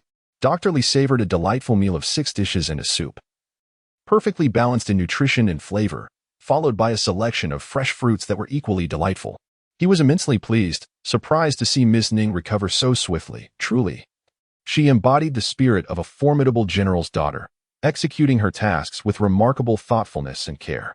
The family truly seemed unable to recognize the gem. Each dish catered to the taste of the injured and elderly, including 2 nourishing soups, one, a ginseng chicken broth specifically crafted for Rong Jing, and the other, a restorative bamboo shoot and duck soup prepared for Dr. Li. The meticulous attention to detail was evident. Of course, the most formidable presence remained Princess Jingning. As the emperor had decreed that officials of the 4th rank and above could bring their families to her coming-of-age ceremony, an unprecedented honor, Rong Jing maintained a calm demeanor, pondering whether the extravagant display was truly appropriate. Dr. Li, sipping his tea, sampled a piece of red bean cake, its delicate and soft texture prompting his praise. Suddenly, he shot a disapproving glance at Rong Jing, questioning his demeanor. "What is the matter with you? Don't be so gloomy. Are you taking your frustrations out on Princess Jingning?" "What?" Rong Jing was taken aback. Dr. Li had been embroiled in a case previously, which Rong Jing had helped to clear his name, establishing a solid rapport between them. "I heard you were implicated in the incident that led to your injury. A man should not be so petty." Rong Jing's lips twitched in silence, allowing others to draw their own conclusions. Noticing his continued reticence, Dr. Li had grown accustomed to it. "By the way, have you uncovered who is responsible?" The Ning family is being relentlessly pursued. It's truly despicable. I wish to know as well, Rongjing replied, a glint of cold determination in his eyes. He was resolute in his quest for the truth, not only for himself but for her. He would not permit anyone to harm Ning Zhiwei. In the princess's residence, Su Haoji stood by the window, gazing at the moon, hands clasped behind his back, his expression dark and turbulent. The door creaked open as Su Mingjin entered cautiously, delivering a report. Father, the Ning family has taken residence in Furong Garden, accompanied by the head of the Dali Temple, Rongjing, and Dr. Li has also moved in. Monitor every movement in Furong Garden closely, Su Haoji commanded without turning. What is Rongjing's condition? Su Mingjin, fearful of his father, replied. He has sustained an injury to his scapula. It appears quite serious. And what of Ning Zhiwei? Su Mingjin furrowed his brow slightly. Our influence does not extend into the inner courtyard. The young guards brought by Ning Zhiwei have assumed control of the defenses there. They have fortified it like a steel fortress, making it nearly impossible to infiltrate. Su Haoji abruptly turned, fury blazing in his eyes. A group of inept fools. They failed to eliminate Ning Zhiwei and have instead provoked Rongjing, who is a master in criminal cases. Su Mingjin felt a pang of despair. I was meticulous. No traces were left at the scene. The clues have been directed towards the Grand Princess. Given the Emperor's disposition, he will likely choose to halt the investigation there to protect the Grand Princess, allowing us to retreat unscathed. Su Haoji's anger subsided slightly. Ning Zhiwei's life is indeed fortunate. Summoning his courage, Su Mingjin inquired, Father, why the sudden desire to kill her? Weren't we supposed to utilize her to the fullest? Through a series of probing inquiries, Su Haoji came to a realization. She was far more astute and cunning than he had initially presumed. A foreboding sense lingered within him, hinting that keeping her around could lead to endless troubles. What a pity. Su Mingjin found himself at a loss for words, grappling with a mixture of concern and a twinge of bitterness. What was happening to him? Was he truly afraid that Ning Zhiwei might uncover the secrets of the Furong Garden? Surely not. It was hidden away so meticulously. Yet, did everything unfold as they desired? The Furong Garden, with its layered rockeries and intricately arranged flora, undulated gracefully. Ning Zhiwei held a small lantern in one hand while tugging Ning Wenyin along towards the rock formations. Ning Wenyin was a bundle of nerves, her heart racing, instinctively seeking a distraction. Fifth sister, have you brought me to the garden at this hour to unveil that secret? Indeed. As Ning Wenyin grew increasingly anxious, a shadow suddenly darted from the darkness, eliciting a terrified scream from her. Oh. Chapter 67, Astonishment. The hidden treasures of the former dynasty, my lord. The man spoke with a solemn expression, bowing deeply. This is the respect I owe to your excellency. Ning Wenin's eyes widened in disbelief. Who is he? I have never seen him before. Ning Zhiwei personally assisted him to rise, smiling gently as she introduced. This is my elder sister, Ning Wenin, who will take charge of the Furong Garden and the Phoenix Tower. This is Zhou Hongye, a man of great intellect and profound strategy, my sister. I have arranged for him to be your advisor and assistant. Zhou Hongye was taken aback. Master, am I not to remain by your side? He had returned to the capital with his family just a couple of days prior and had swiftly gathered information on Liurgu. Ning Zhiwei had already devised her plan. Her ambitions were vast, and for now, Zhou Hongye was to stay beside her elder sister. Zhou Hongye comprehended her intent. She was elevated and under making it inconvenient for her to act. He would remain in the shadows, serving as her unseen hand. Very well. Ning Zhiwei held a lantern in one hand while guiding the dazed Ning Wenin with the other. Follow me.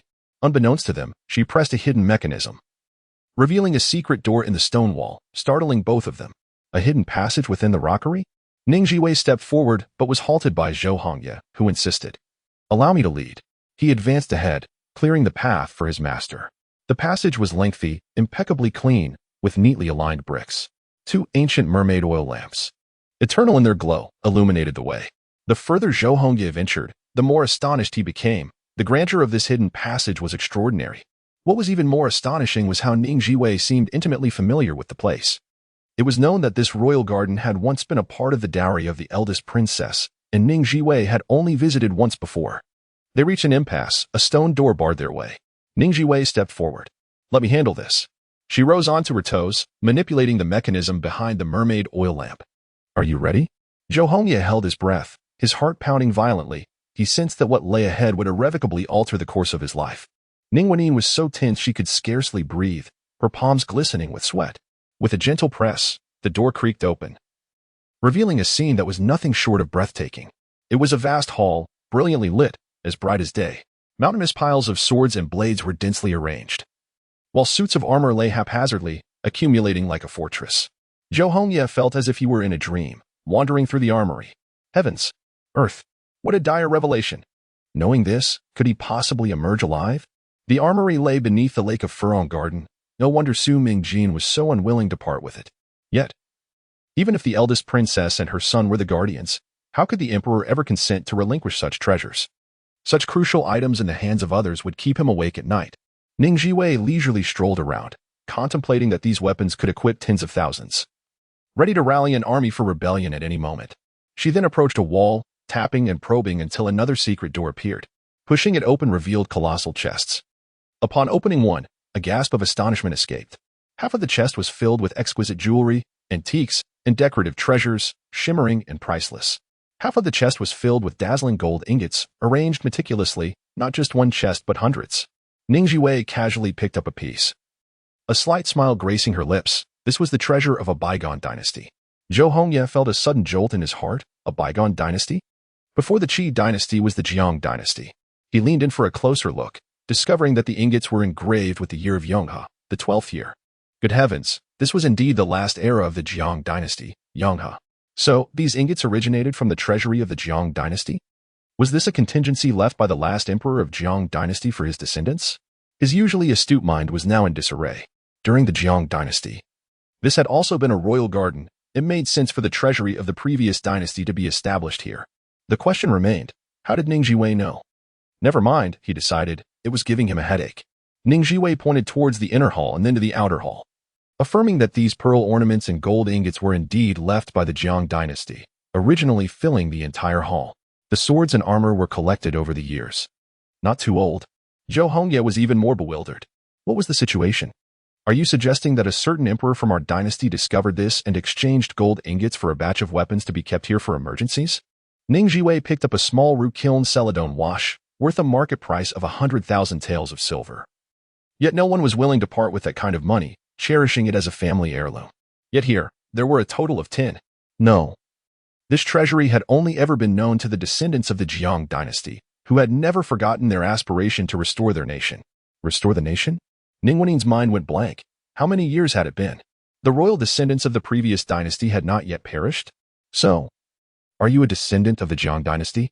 Zhou Hongye's heart raced with fright, fearing he had boarded the wrong ship.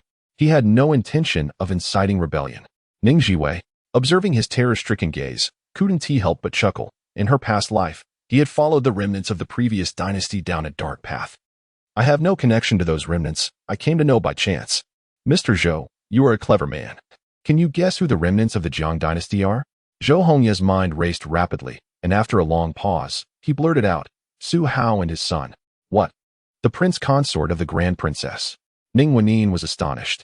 Zhou Hongye closed his eyes. That man was hidden behind the grand princess, unnoticed by anyone. For these years, under the guise of traveling and sketching landscapes, he was likely plotting a restoration. This individual was unfathomable and exceedingly dangerous. He would not spare those who encroached upon his vital interests. Ning Zhiwei had already anticipated this, yet she knew that engaging in such endeavors was futile. She had no other choice. The mastermind behind that arrow in front of the Zhuang residence was indeed him. Initially a suspect, it was that very arrow that confirmed her suspicion of Su Hao's involvement. Beside her, Ning Wennin felt the world spinning, her vision darkening. Fortunately, Zhou Hongye reacted swiftly and supported her. Ning Zhiwei took hold of the trembling Ning Wennin, asking, Elder sister, are you all right? Ning Wennin, overwhelmed by the shock, trembled uncontrollably. Her limbs weak. My legs are weak. Elder sister, the Qing Luo Zhuang incident was meticulously planned by him, aimed at destroying the Ning family. The male members of the Ning family were ensnared and perished on the battlefield, and he was one of the principal conspirators, though there is no concrete evidence. In the previous life, the greatest beneficiaries were the Su family father and son, in their relentless pursuit to restore the Jiang dynasty. This father-son duo is willing to sacrifice anything, resorting to the most unhinged actions. With the Qi dynasty in turmoil, they perceive an opportunity. My vendetta against them is unyielding. One day, I shall rend them limb from limb. A profound fury surged within Ning Wennin. Fifth sister, I will aid you. Together, We shall avenge our family. She grasped Ning Zhiwei's hand tightly, as though drawing strength from her. If they seek to restore their nation, we shall shatter their sweet dreams. Ning Zhiwei was overwhelmed by an unprecedented shock. Did the princess know of all this? In her ailing state, what could she possibly comprehend? Ning Zhiwei held faith in the princess's character. Was her illness truly just an ailment? Shared experiences rendered Ning Zhiwei empathetic, a profound discomfort settling in her heart. Ning Zhiwei fell silent. Once vibrant and healthy before her marriage, she was now burdened by the aftermath of a difficult childbirth, left with lingering ailments, said to have damaged her vitality. It was difficult to dismiss the notion that this was not merely a cog in a larger conspiracy. Destinies manipulated. Lives controlled. What a tragic fate. Suddenly, Ning Zhiwei felt her own troubles were trivial in comparison. She had a devoted sister who would help her escape this plight and reclaim her vitality. However, why would the remnants of the previous dynasty bear a child with the princess of the Great Qi? Shouldn't there be a profound enmity? An heir carrying the blood of two dynasties cannot be deemed legitimate. Ning Zhiwei smirked, a sneer laced with scorn. Who claims that Su Mingjin is the princess's biological son? The emphasis on biological was palpable. Like a detonating bomb above her head, the implications were staggering. What? An illegitimate son? Then who is the true offspring? Two voices echoed in unison. Chapter 68. No more pretense, the revelation uncertain. Ning Zhiwei sat within the pavilion atop the artificial mountain, her gaze expansive and unobstructed. Ning Zhiwei unconditionally believed in Ning Zhiwei. Her fifth sister was always right, and she would not entertain any dissent. Zhou Hongya harbored some skepticism, but dared not voice it. Whatever she proclaimed would be accepted as truth, and that was inconsequential. The stimuli he had endured this evening were overwhelming, one after another, compelling him to reflect deeply. My lord, under normal circumstances, you should not seize Furong Garden at this juncture and confront them directly. Rather, a more gradual approach would be prudent. The remnants of the former imperial family had secretly developed their influence for 2 centuries, extending their tendrils into the royal lineage. And the magnitude of the forces behind them could be imagined. Furthermore, the Ning family was currently in a weakened state. Choosing this moment to confront them was exceedingly unwise. Ning Zhiwei offered a bitter smile. Time is of the essence. I have no other choice. What did that mean? A sense of foreboding enveloped Zhou Hongya. Ning Zhiwei recalled the chaotic events of her previous life. Within a mere year, numerous calamities had unfolded. As the imperial court engaged in a deadly struggle that ensnared both civil and military officials. External enemies surged forth, directly assaulting the capital, shattering the land, and leaving countless citizens dead or wounded. The time for chaos is nigh. We have little time left. The troubles facing the Ning family serve as a harbinger, marking the onset of turmoil. We are already embroiled in this predicament, with no escape. Her voice was grave. Only by confronting death could one hope to be reborn. Zhou Hongya's countenance changed dramatically, as if an unseen hand had gripped his heart, rendering him breathless. After a century of careful planning, to act suddenly would yield catastrophic consequences. The world was a chessboard, with the masses reduced to mere pawns. None could escape the impending disaster. In times of chaos, ordinary folk would suffer the most. In a moment of panic, he felt lost and uncertain, pondering how he could protect his family from impending doom. Since her rebirth, Ning Zhiwei had been tirelessly devising strategies to safeguard her family, expending every ounce of her energy. The power of an individual seems insignificant against the tide of history. Yet she was willing to make an earnest attempt. For self-preservation, I must resort to this drastic measure. I need you to expedite the transfer of gold bricks, converting everything into grain, to be transported to the northwest. Concurrently, find ways to earn more money. The more, the better.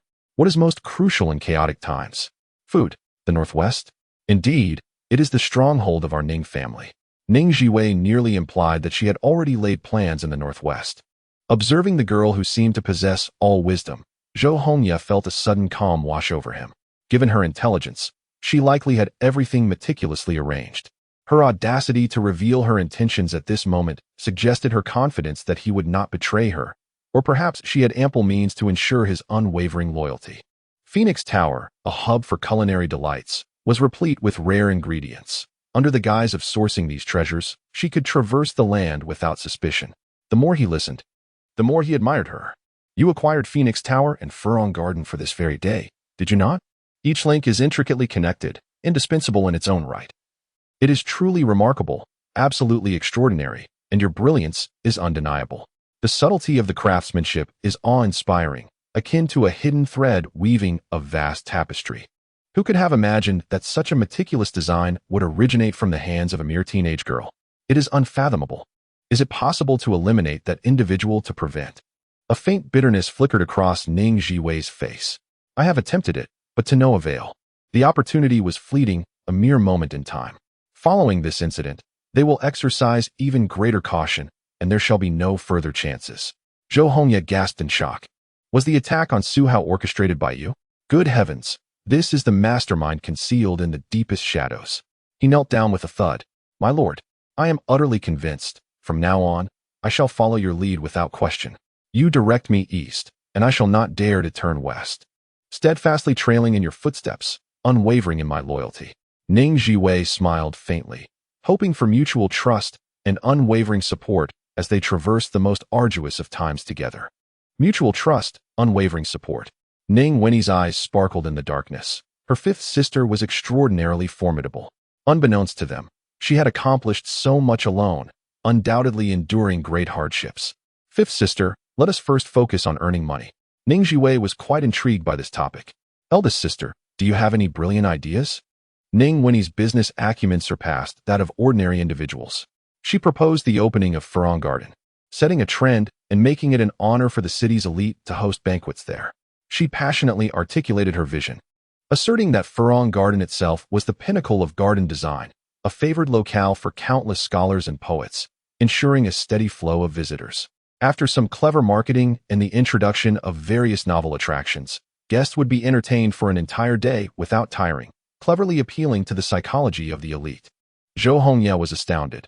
Not only was Ning Zhiwei exceptionally intelligent, but this Miss Ning was equally impressive. Were all the daughters of the Ning family so formidable?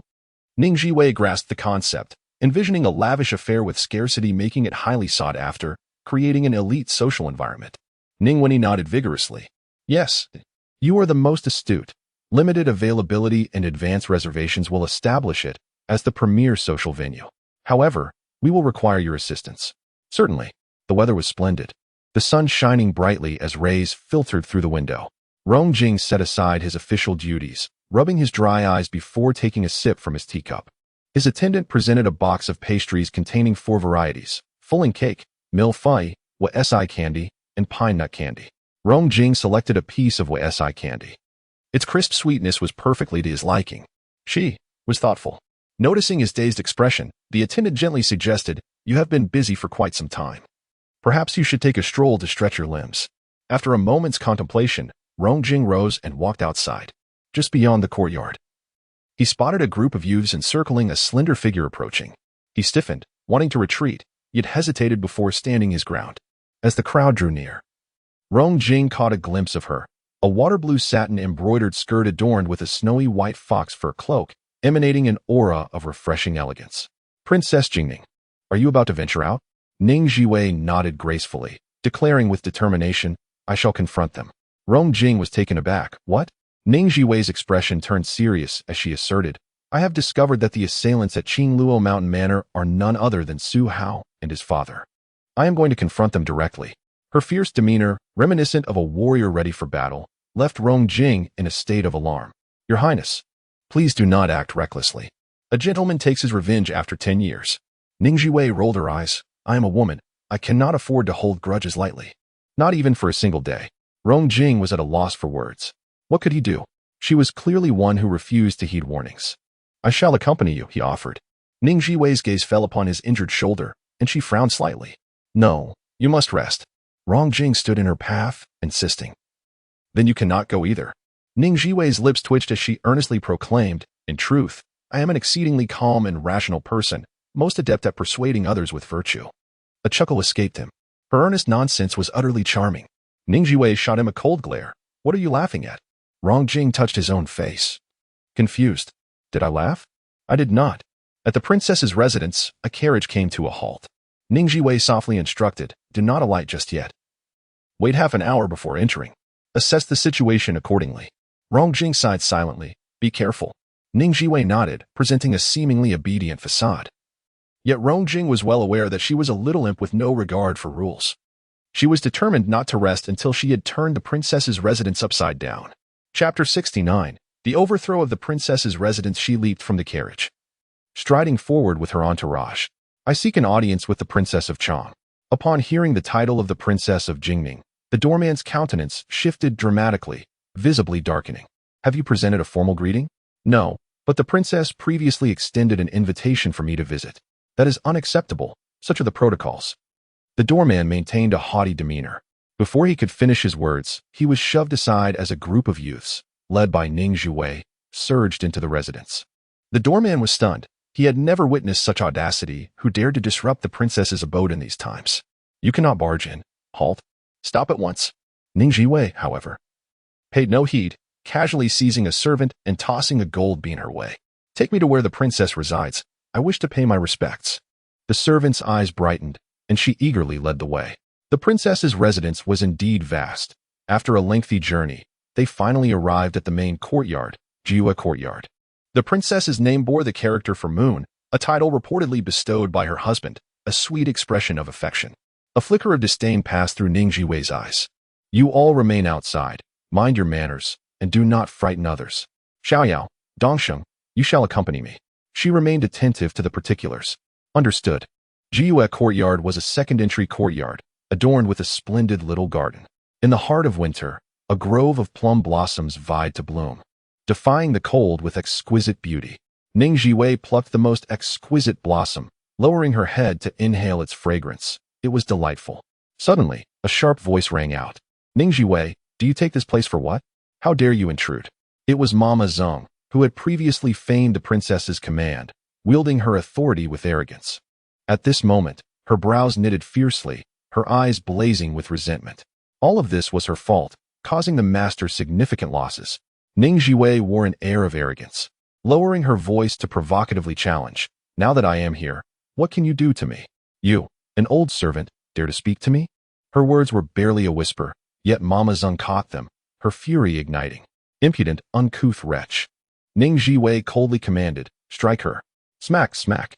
Donger leapt into action, her movements swift and decisive. Mama Zeng, in disbelief, clutched her aged face, gasping in pain. Princess of Jingning, have you lost your mind? To come here and strike someone. Ning Zhiwei placed her hands on her hips, her small face puffed up in a display of petulance. I've long wished to strike you. You think you can offend me and walk away unscathed? What a naive dream. Strike again. Smack, smack. A barrage of blows rained down. Mama Zeng had never endured such torment, her cries of pain echoing. A commanding voice called out, stop. Several maidens, supporting the princess, arrived, and the princess's face bore an expression of anger. Ning Zhiwei turned and, with a beaming smile, performed a respectful greeting, paying her respects to the princess. The princess surveyed the battered Mama Zeng, her expression darkening. I am at a loss as to how I have offended the Princess of Jingning. That you would treat my people with such humiliation? She is the most trusted confidant by her side, having followed her since childhood, serving her throughout her life without ever marrying, and remaining utterly loyal. The face of Granny Zing was swollen like that of a pig, her hair disheveled. And she appeared utterly disheveled. The flames of hatred surged within her, and tears streamed down her face. Your Highness, the princess, you must stand up for me. Even when faced with the murderous glare of the other party, Ning Zhiwei's eyes reddened, on the verge of tears. She scolds me for lacking propriety, mocks me for having a mother but no father to teach me. Despite holding back her tears, her eyes glistened with defiance and sorrow. The princess could not bear such a sight. If she were to wail and cry, it would only annoy her for lacking resolve. However, the sight of her suppressed tears and her stubborn yet pitiful demeanor struck a chord deep within her. A pang of compassion surged within her heart, and she instinctively glanced at Granny Zing. Did she truly speak so harshly? One should strike the problem, not the face. Granny Zing, infuriated, retorted, what are you pretending for? How despicable. I did not. You are wronging me. Ning Zhiwei bit her lip, radiating anger from the humiliation she endured. Isn't it you who speaks of lacking propriety? Do you dare swear to heaven? Without hesitation, Granny Zing declared, I dare. With tears welling in her eyes, Ning Zhiwei looked pitiful. Very well, should you lie? Your master will find no resting place in death, and will never attain rebirth. Impudent. Granny Zing's expression shifted dramatically, a mix of shock and fury washed over her. Absolutely not. She would rather sacrifice her life than allow that man to suffer even the slightest harm. Her eyes darted around. Your Highness, she curses you. Ning Zhiwei shot her a fierce glare. Then you have lied. You do not dare to swear. Granny Zing opened her mouth, knowing that if she swore, the princess would believe her. Yet, how could she gamble with such stakes? If anything were to happen to him, no amount of sacrifice could atone for it. The princess, witnessing this, understood everything. A flicker of anger ignited within her as she ordered, "Drag her away and give her 10 lashes." Granny Zing opened her mouth to plead for mercy, but the palace servants silenced her and dragged her away.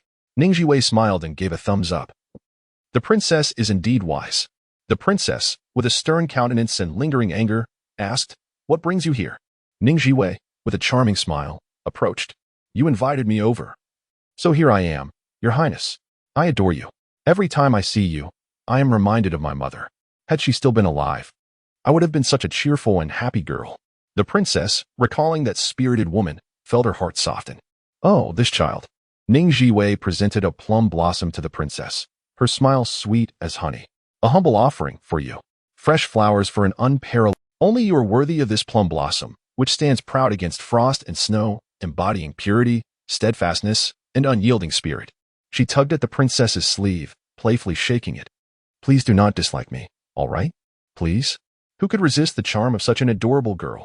Moreover, the princess had no daughter and had never experienced such a magical assault. Struck directly in the heart, she melted completely. "Who said I do not like you?" Taking the plum blossom with one hand, she led Ning Zhiwei into the chamber with the other, kindly inquiring about her well-being. The court ladies were left in stunned silence. Realizing that the grand princess was quite fond of such antics, Princess Jingning was equally formidable, adept at throwing tantrums, playing the innocent, and feigning vulnerability. "Hiki, Your Highness, I have brought some delightful treats for you to sample." Ning Zhiwei presented a box of 4 colorful pastries before the grand princess. Without hesitation, the grand princess reached for the delicacies, prompting the court ladies to panic and intervene. "Your Highness, our mistress never consumes anything from outside. It matters not." The grand princess dismissed them, savoring each treat. The flavors were pleasing. Ning Zhiwei also took a piece of candy, smiling cheerfully. "You enjoy cotton candy as well? Do you as well?" the grand princess asked, intrigued. Ning Zhiwei shook her head with a smile. "Not I, but the esteemed Minister of Justice, Rong Jing. He is quite the sweet tooth for a man." The grand princess recalled the tall figure clad in blue, a peculiar feeling flickering within her. "What of it? Everyone has their own preferences. Does your esteemed Ming Junwang have a penchant for sweets? Oh, he favors savory dishes." Suddenly, the grand princess sensed something amiss. "Why are you so interested in him?" Ning Zhiwei set aside the half-eaten candy and replied earnestly, "To be frank, I have come to plead for mercy." "Plead for mercy?" The grand princess was taken aback. "What do you mean?" Ning Zhiwei rose, straightening her attire, and performed a deep bow, stating with grave sincerity, "I beseech the Ming Junwang to spare my Ning family a path to survival, to preserve the lives of my entire clan." It was as if a bolt of lightning had struck. Everyone froze in shock. Ning Zhiwei. Su Mingjin rushed in upon hearing the news, yet arrived a moment too late, his heart ablaze with fury as he let out a loud roar. Chapter 70. Setting the trap in a fit of exasperation. Su Mingjin rushed forward, confronting Ning Zhiwei. "How dare you come to my home and spout such nonsense? Get out." Dongxing positioned himself protectively in front of Su Mingjin, barring her approach. Ning Zhiwei shouted defiantly, "You believe your meticulously orchestrated plan to destroy the Qi Luo Manor is foolproof, yet I have uncovered the evidence." The revelation struck Su Mingjin like a bolt from the blue, his expression shifting dramatically, his heart sinking. "Impossible." With a sudden turn, Ning Zhiwei's eyes brimmed with tears. "What have we, the Ning family, done to offend you? Speak, and I shall amend my ways. I plead for mercy for my family. Spare us. For the children are still so young. The youngest is but a year old and has yet to truly see the world." Her voice grew increasingly impassioned. Nearly choking on her words, her delicate face flushed with emotion. Xiaoao gasped in surprise, placing a calming hand on her chest. "Head of the family, please. Do not be hasty or angry. Speak slowly." The grand princess furrowed her brow, unable to suppress her concern. "Jiner, what is the matter? Your agitation seems genuine. Could there be a misunderstanding?" Su Mingjin internally cursed his ill fortune. "Mother, do not believe her fabrications. I do not know how I have offended her. But it is not enough that she has taken the Furong Garden, she now seeks to ruin my reputation. Ning Zhiwei, you are not welcome here. Please leave." He waved his hand dismissively, and the guards surged forward, intent on expelling her. Ning Zhiwei made no attempt to resist, but as she was pushed to the threshold, she spoke softly, "Li Ergu has been summoned." Su Mingjin's face hardened as he coldly retorted, "Who is that?" I do not recognize the name. His expression was impeccably controlled, revealing no hint of weakness. Ning Zhiwei sighed faintly. Though you have turned the tables several times, the presence of a traitor among you cannot be overlooked. Su Mingjin's countenance shifted alarmingly. The father and son duo had long suspected an insider's betrayal, having conducted a thorough purge that claimed numerous lives. Why had they not yet eradicated the threat?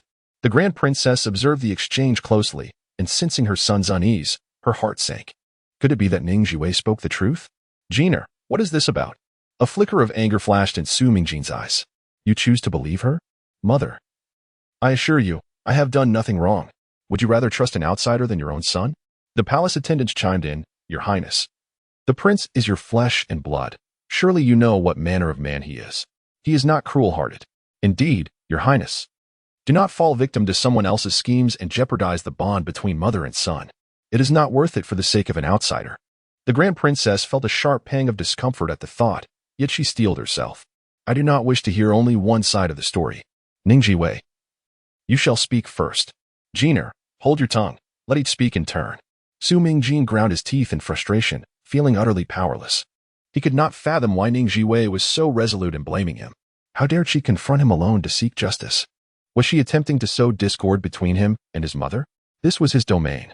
He could control the narrative, even if he had to eliminate her today. All he needed was a plausible excuse. By all accounts, she was not the reckless type. Something about this situation felt profoundly off. The situation unfolded as follows. Ning Zhiwei remained unperturbed by his piercing gaze. She recounted how the imperial guards of the southern town's pacification office stormed into the Qingluo villa, unleashing a massacre that resulted in significant casualties, and was subsequently accused of harboring a notorious criminal, with the intention of uprooting the entire estate. With her words, the expression on the princess's face shifted several times, stirring concern from the emperor. The princess was convalescing at her residence, detached from worldly affairs, enveloped in an unusual tranquility. Ning Zhiwei let out a cold laugh, stating that if one scheme were to fail, another would be devised. As I see the dignitaries off, they might attempt to assassinate me. Alas, fate had other plans, leading to the accidental injury of the Minister of Justice. The princess's heart raced, beads of sweat forming on her forehead. Is he unharmed? Ning Zhiwei cast a penetrating glance at her. Noting the severity of his injuries and the need for a prolonged recovery, she sighed deeply, as if burdened by unspoken sorrows. Su Mingjin, no longer anxious, had already conjured numerous countermeasures and provocatively inquired, What evidence do you possess to prove my involvement? Present it for all to see. I do have evidence, but... Ning Zhiwei's gaze lingered on him, her expression enigmatic, leaving much to the imagination. Her veiled insinuations only heightened Su Mingjin's unease, leaving him unable to discern her true intentions. You lost the Furong Garden to me. No matter how resentful you may feel, murder to reclaim it is unacceptable. Even in death, the garden shall not return to you. This reasoning was irrefutable, causing the princess to waver in her convictions. Jiner, I ask you plainly, did you commit this act? I did not. If I had, then let me. Su Mingjin asserted with conviction, his lies flowing effortlessly. Ning Zhiwei interjected coolly, May your entire family perish, and may your wishes forever remain unfulfilled. You shall fail in all your endeavors. Enraged, Su Mingjin glared at her. Ning Zhiwei, do not push your luck. How reckless. In that moment, murderous intent flickered within him. Ning Zhiwei's eyes sparkled with provocation. Are you afraid? Faced with her aggressive demeanor, Su Mingjin, unable to suppress his fury, swore an oath, his countenance darkening to the utmost. The princess exhaled deeply. Jiner, I believe in you. As a mother, she trusted her son. Lady Jingning, please take your leave. The princess's residence shall never welcome you again. She refrained from uttering harsh words, offering Ning Zhiwei a final semblance of dignity. You are a good mother, but alas. Ning Zhiwei shook her head slightly, about to voice her thoughts when the guards hastily ushered her out. The urgency of their actions resembled that of expelling a plague, eliciting a sardonic smile from Ning Zhiwei. As she stepped through the courtyard gate, a chorus of terrified voices erupted. Mother, Your Highness, the princess has coughed up black blood. Summon the royal physician at once. Under the fearful gazes of all, the princess staggered and fell, having expelled a mouthful of black blood. Su Mingjin caught her, panic rising within him as he beheld the pallid visage of the woman. Stop, Lady Jingning. Do not allow her to leave. Ning Zhiwei was once again pulled back, observing quietly from the sidelines. Do not let her approach, nor permit her to depart. She lowered her gaze slightly, concealing the complexity of her emotions. The residence of the Grand Princess is perpetually attended by imperial physicians, ever ready to respond. Upon their hurried arrival to diagnose the situation, the physician's countenance turned as ghastly as if he had ingested excrement. The Grand Princess had been poisoned. How could this be? The crowd was taken aback in horror. Suddenly, a palace servant cried out that the Grand Princess had just consumed pastries brought by the Princess of Jingning. It was the Princess of Jingning. All eyes swiftly turned to Ning Zhiwei, who appeared utterly astonished, as if oblivious to the unfolding calamity. A flicker of malevolence flashed in Su Mingjin's eyes. Regardless of her intentions, she could not be spared. Ning Zhiwei, you dare to poison my mother? How ruthless you are. With a wave of his right hand, he issued a death warrant. Execute her. The air within the chamber thickened with a chilling and terrifying aura of impending death. Chapter 71. A matter of urgency confronted by the encroaching guards, Ning Zhiwei maintained an unchanging demeanor, exuding a chilling calmness. A commanding voice rang out, ordering everyone to halt. A troop of imperial guards, fierce as wolves, surged into the scene, swiftly regaining control. Two young men entered with a leisurely gait, one clad in dark robes, exuding a formidable presence, while the other, dressed in elegant azure, stood out as extraordinary. Su Mingjin's eyes flickered with an inexplicable light, a mixture of disappointment and relief. With reddened eyes, he pointed accusingly at Ning Zhiwei, exclaiming, Lord Xiao, Lord Rong, you have arrived just in time. Ning Zhiwei has poisoned my mother, Her Highness the Princess. Quickly, apprehend her. Xiao Linfeng gasped in disbelief. Princess Jingning, is it truly you? Given Ning Zhiwei's calculated nature, he found it hard to believe she could have fallen into such a predicament. Moreover, there was no reason for her to poison the princess. What was her true scheme? With her ebony eyes wide open, Ning Zhiwei calmly denied the accusation. It was not me. Xiao Linfeng took a deep breath. This situation was beyond his capacity to manage. Lord Rong, what is your perspective on this matter? Rong Jing, maintaining his composure, cast a sidelong glance at Ning Zhiwei. Is this merely a matter of settling accounts? This is clearly a situation that has escalated beyond control. We should not have taken her words at face value. If she seeks to amplify this chaos, let us oblige her. With a princess, a county princess, and a royal prince involved, we cannot contain this ourselves. Let us report to the emperor. Xiao Linfeng immediately issued orders. Summon someone to urgently report this matter to the emperor. Yes, sir. The physician, employing all his skills, was unable to rouse the princess from her stupor. The atmosphere in the room was intensely strained. No one dared to breathe. Su Mingjin's repeated cries for bloodshed were thwarted by the imperial guards. Leaving everything to await the emperor's judgment, Ning Zhiwei remained the epitome of composure, leisurely perusing a travelogue she had produced from seemingly nowhere. Her remarkable mental fortitude infuriated Su Mingjin. Rong Jing cast a glance at the book. Was it a new travelogue? Did she truly have an affinity for such literature? Time passed, and the emperor arrived in a flurry, accompanied by the crown prince and a multitude of physicians. He had brought the entirety of the Imperial Medical Bureau. Xiao Linfeng was taken aback. Your Majesty, what brings you out of the palace? The emperor, burning with urgency, replied, My only elder sister's life hangs in the balance. How can I remain seated? He turned to the chief physician. Quickly, attend to my sister. Under the chief physician's guidance, the physicians conducted a grand diagnosis, determining that she had been poisoned, yet the specific poison remained unknown. The emperor, consumed by fury, bellowed, A pack of useless fools. What good are you to me? Su Mingjin fell to the ground, tears streaming down his face. Your Majesty, it was Ning Zhiwei who poisoned my mother. How could she betray her kindness? You must hold her accountable for my mother. This revelation ignited the emperor's wrath to its zenith. Ning Zhiwei, I have been too lenient with you, allowing your audacity to flourish to the point where you dared to poison even the princess. He commanded, Issue my decree to banish the Ning family. Before he could finish, Ning Zhiwei interjected coolly, What of the prince? Is he not the epitome of marital devotion? With his wife poisoned, where does he hide? Surely, he is not engaged in some unspeakable endeavor? The emperor paused for a moment, surveying the surroundings. Where's the prince consort?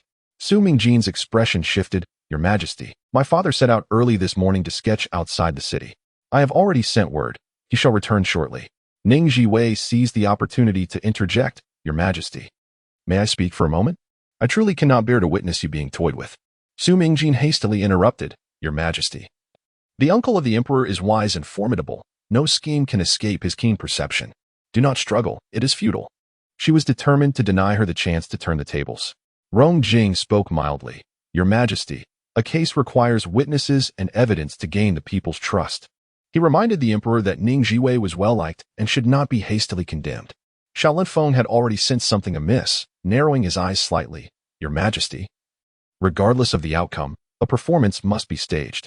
The emperor downed a large cup of cold tea, his mind becoming clearer. Jing, you shall conduct the interrogation. Princess Jingning, how did you poison the Grand Princess? What poison did you use? I find it rather perplexing. I merely exchanged a few words with the Mingjun Wang. Ning Zhiwei glanced at Su Mingjin, seemingly at a loss, and was then accused of poisoning. Su Mingjin could not defend herself, directing a glance at a palace attendant, who stepped forward. Your Majesty, just a moment ago, the Grand Princess was perfectly fine. However, after consuming the delicacies sent by Princess Jingning, she became unwell. Ning Zhiwei pointed at the box of pastries. Are you certain it was these pastries that caused the poisoning? The palace attendant, agitated, replied, Indeed. The Grand Princess does not partake in outside food, but Princess Jingning's sweet words persuaded her to eat. Ning Zhiwei, about to unleash her fury. Witness Ning Zhiwei break off pieces from each pastry, enjoying them thoroughly while praising their taste. Delicious, truly delightful. The emperor watched her cheeks puffed with food, falling into silence. The others stood in astonishment. Ning Zhiwei gestured towards the remaining pastries. Esteemed physicians, would you care to sample? The physicians exchanged glances. Her willingness to eat indicated there was no poison. The emperor yearned for the truth. After much examination, the physicians looked at one another until the chief physician stepped forward, cupping his hands. Your Majesty, I found no poison. Nor did I, echoed the others, all reaching the same conclusion. Jing, though aware that she would emerge unscathed, felt a quiet relief at this moment. She had played a daring game. Ning Zhiwei gazed with wide, bewildered eyes. See, I am innocent. Why would I poison the Grand Princess? But what poison has the Grand Princess truly been afflicted with? Is it so difficult to ascertain? The emperor cast a cold glance at the physicians, who appeared troubled. I truly cannot discern it. Utterly incompetent, a chilling voice cut through the air. Xiao Feng, with a peculiar expression, added, Is it that you cannot identify the poison, or are you afraid to speak? Having handled numerous cases and encountered countless strange toxins, the emperor's mind stirred. Xiao Feng, what have you discerned? May I request a drop of blood from the sole of the Grand Princess's foot? Granted. Su Mingjin trembled all over and stepped forward to intervene. Your Majesty, my mother fears pain above all else. Xiao Linfeng's eyes narrowed dangerously. If it can awaken the princess with pain, it would be a blessing for me. He took it upon himself to extract a drop of blood. Bringing it to his nose for a whiff, his expression suddenly stern. The scent was unsettling, tinged with a peculiar sourness. Yuan Zheng, you ought to be aware of this poison. Yuan Zheng sniffed the blood droplet, and after a long pause, his face transformed drastically. Your Majesty, this. The emperor's patience had reached its breaking point. Do not hesitate. Speak at once. Although Yuan Zheng had not encountered this before, he had once stumbled upon mention of it in an ancient medical text from the previous dynasty. It appeared that the princess had fallen victim to the secret poison of the former imperial family, known as the Sick Fairy. 2 centuries have passed. How could this poison still be in use? Is there a remnant of the former dynasty still lurking? Have they dared to poison the princess?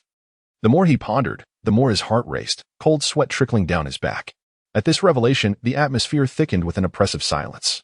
As everyone grasped the imminent peril, the emperor's countenance darkened ominously, his right fist clenched tightly, forcing out a question through gritted teeth. The secret poison of the former imperial family? What are the consequences of its effects? Those afflicted become utterly weak, fatigued by mere thought, their vitality gradually waning. Prone to illness. Yuan Zheng's voice trembled increasingly with fear. No, this is precisely the condition of the princess after giving birth. How many years have passed? The sinister hand had long infiltrated the royal family, wreaking havoc upon its members. A storm was brewing, the winds howling ominously, dark clouds threatening to engulf the city. In that moment, an overwhelming sense of dread enveloped the hearts of all present. Chapter 72. The remnants of the former dynasty. The emperor struggled to suppress the tempest of emotions threatening to erupt within him. Are you suggesting that the crown princess has been poisoned for over 20 years? The court official trembled, wishing to shrink away, his demeanor reflecting the gravity of the situation. A chilling voice interjected, This cannot be right. What kind of poison could remain dormant for 2 decades? Surely there must be a misunderstanding. It was Ning Zhiwei, her curious eyes sparkling with an inexplicable charm. If the poisoning had indeed occurred over 20 years ago, it bore no relevance to her. The emperor, disinterested in her unwarranted interruption, dismissed her as an unruly presence. Unbeknownst to him, his tolerance for her had diminished considerably. The official cautiously clarified, strictly speaking, it is not poison but rather a drug that devastates human health, transforming a vigorous individual into a mere shell of their former self. The former emperor, Jiangli, harbored affections but, in his pursuit of power, with the daughter of the Duke of Jingguo. After the Duke facilitated his ascension to the throne, Jiangli administered a drug to the empress, rendering her half alive while exploiting her value until it was utterly exhausted, leading to the decimation of the Jingguo family and the exile of the remaining members to desolate lands. 5 years later, the empress succumbed to illness, only for her demise to be revealed as a result of Jiang Li's machinations. The Duke of Jingguo's faction rebelled, and support surged like a tide. This marked the spark that ignited the downfall of the Jiang dynasty. Everyone present was well versed in historical accounts, intimately familiar with this chapter of the past. Jiang Li did not resort to outright murder. Rather, he saw utility in prolonging their suffering, relishing the twisted satisfaction of revenge. Indeed, it was revenge. Those who once groveled for favor now sought to erase their shameful history, intent on repaying their grievances manifold.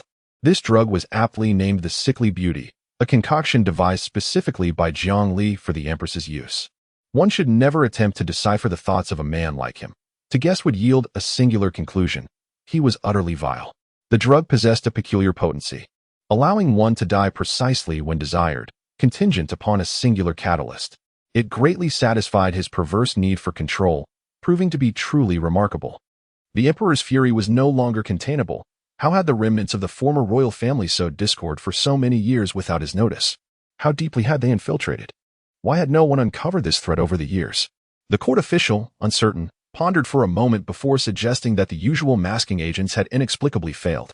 Ning Zhiwei caressed the scented pouch at her waist, a subtle smile gracing her lips. It was not a failure, rather.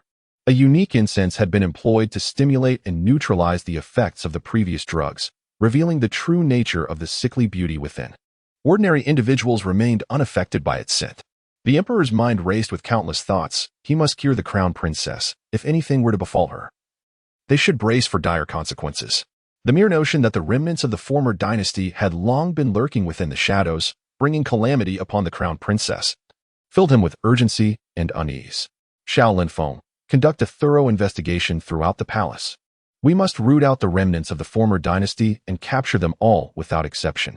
He harbored no doubt that infiltrators from the former royal family had permeated the palace, a reality that gnawed at his peace of mind, leaving him restless and agitated. Yes, Ning Zhiwei observed Su Mingjin with the demeanor of an indifferent bystander. Indeed, there was a fleeting moment when his expression faltered, but he swiftly regained his composure.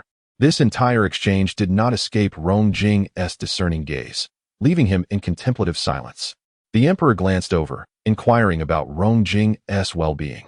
Rong Jing bowed slightly, assuring, I am much improved, Your Majesty. Please feel free to issue your commands. The emperor greatly valued his exceptional analytical skills, especially in intricate cases like this one. Thoroughly investigate the poisoning incident involving the Grand Princess. One investigation will focus on the palace, while the other will concentrate on the Grand Princess's residence. Understood. At that moment, a commotion erupted outside, causing palpable tension among the attendees. Xiao Lingfeng instinctively shielded the emperor. The atmosphere was fraught with unease. A guard entered, reporting, Your Majesty. The prince consort requests an audience. A collective sigh of relief swept through the room. It was merely the prince consort returning home. Let him in. Su Haozhi rushed in, visibly anxious, dashing toward the inner chamber, calling out, You where? You where? Su Mingjin swiftly intercepted him, gently stating, Father. Mother has been afflicted by a secret poison from the previous dynasty. Uncle the Emperor has already ordered a thorough investigation into this matter. You should meet with His Majesty first. Su Haozhi smacked his forehead, feeling somewhat embarrassed as he approached the Emperor to pay his respects. I have seen His Majesty, and I beg forgiveness for my indiscretion. His concern for his sister was evident, and the Emperor did not hold it against him. Rather, he felt gratified by his deep concern for the Grand Princess. Rise, the Emperor commanded. Your Majesty, I must see Yuer first, Su Haozhi implored, hastening toward the inner chamber. The Crown Prince could not help but remark, Uncle is truly a devoted man, with eyes only for Aunt. However, Ning Zhiwei interjected, Indeed. But his gaze does not fall upon the emperor. A seemingly innocuous statement took on a disconcerting tone when uttered by Ning Zhiwei. The emperor's expression darkened, an inexplicable discomfort washing over him. Su Mingjin, infuriated, scolded, "Ning Zhiwei, be quiet. Why must you always be present?" Ning Zhiwei shot him an indignant glare before bowing to the emperor. "Your Majesty, I implore you to take my side. What troubles you now?" The emperor felt a headache coming on at the sight of her. Peace was a rarity when she was around. The grand princess had been well prior to her visit. So why did trouble ensue thereafter? He was not inherently suspicious, as the court had already stated it was a matter from over 20 years ago. Yet, something about her felt ominous. Ning Zhiwei was unconcerned with his thoughts and loudly proclaimed, regarding the incident at Qi Luobi's wing, it was Su Mingjin who orchestrated it. "You cannot protect him, Your Majesty. I demand justice." The emperor's countenance shifted dramatically. "What did you say? Wasn't it the grand princess who was behind this? How does Su Mingjin become involved? Is there more to this than meets the eye?" His disdain for being manipulated surged within him. At this moment, the emperor's suspicions were thoroughly ignited. Ning Zhiwei, well aware of the emperor's profound paranoia, understood that some truths could not be directly disclosed, lest he doubt her motives. However, information she uncovered herself would be taken as gospel. All she could do was present these suspicions for him to investigate. With fervor, she declared, "It was he who attempted to assassinate Lord Rong, the minister of the Dalai Temple. Your words are preposterous." Su Mingjin, emboldened and unperturbed, exhibited no signs of haste. He was confident that the cleanup had been executed flawlessly, with no trace of oversight. "I possess evidence." Ning Zhiwei's delicate hand turned over, revealing a small token inscribed with the character Jin. "This was discovered while I was tidying up Qi Luobi's wang. Pray tell, how could the Jin prince's token have been left behind in the estate if he had never set foot there?" Su Mingjin stood in stunned silence, utterly bewildered. Upon closer inspection, it was indeed his token, an apparition of incredulity. Could it truly have been carelessly misplaced by one of his subordinates? The emperor's countenance darkened, his hawk-like gaze brimming with suspicion. "Mingjin, how do you account for this?" The sovereign's formidable presence loomed, an unparalleled aura that intimidated all present, inducing trepidation. Su Mingjin felt an unprecedented weight bearing down upon him. His heart thundered within his chest, beads of perspiration forming on his brow. What was he to do? Chapter 73, Bloodless Murder. A clear and resonant voice broke the silence. "Jiner, did you not mention losing a token last time? Have you found it? Where did you discover it?" It was the prince consort, Su Haoji, who had arrived just in time. Su Mingjin's voice was dry as he replied, "At Qi Luobi's wang." Su Haoji was taken aback, glancing between the token and Ning Zhiwei. "Princess of Jingning, your feud with Jiner is well known. I suspect that the culprits exploited this animosity to frame him. Jiner is the only son of me and the grand princess. He has been overly pampered, unaware of the world's perils. This incident serves as a valuable lesson for him to be more cautious in the future. I owe you my gratitude, Princess. Please allow me to pay my respects." It must be said, he was a formidable character, skillfully maneuvering the conversation to cleanse the situation while garnering goodwill. Had Ning Zhiwei not been aware of his true nature, she might have been deceived. She slightly stepped aside, saying, "No, Prince Consort, you are quite different from my expectations." Su Haoji discreetly assessed Ning Zhiwei. The young lady possessed an exquisite beauty and an air of nobility, with eyes as bright as black grapes. Yet, she was undeniably formidable, and it was evident that Jiner was no match for her. With such a rival, their father-son duo would be destined for unrest. She must be eliminated. In that moment, a fierce desire to kill ignited like a raging flame.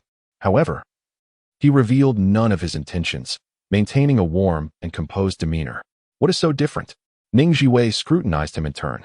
Unsurprising, the once celebrated beauty still exuded grace and charm in his middle age, possessing an extraordinary demeanor that captivated many. It was no wonder he had once enchanted the grand princess. People often claimed he was arrogant and disdainful, but to me, he appeared rather humble. The crowd murmured in confusion.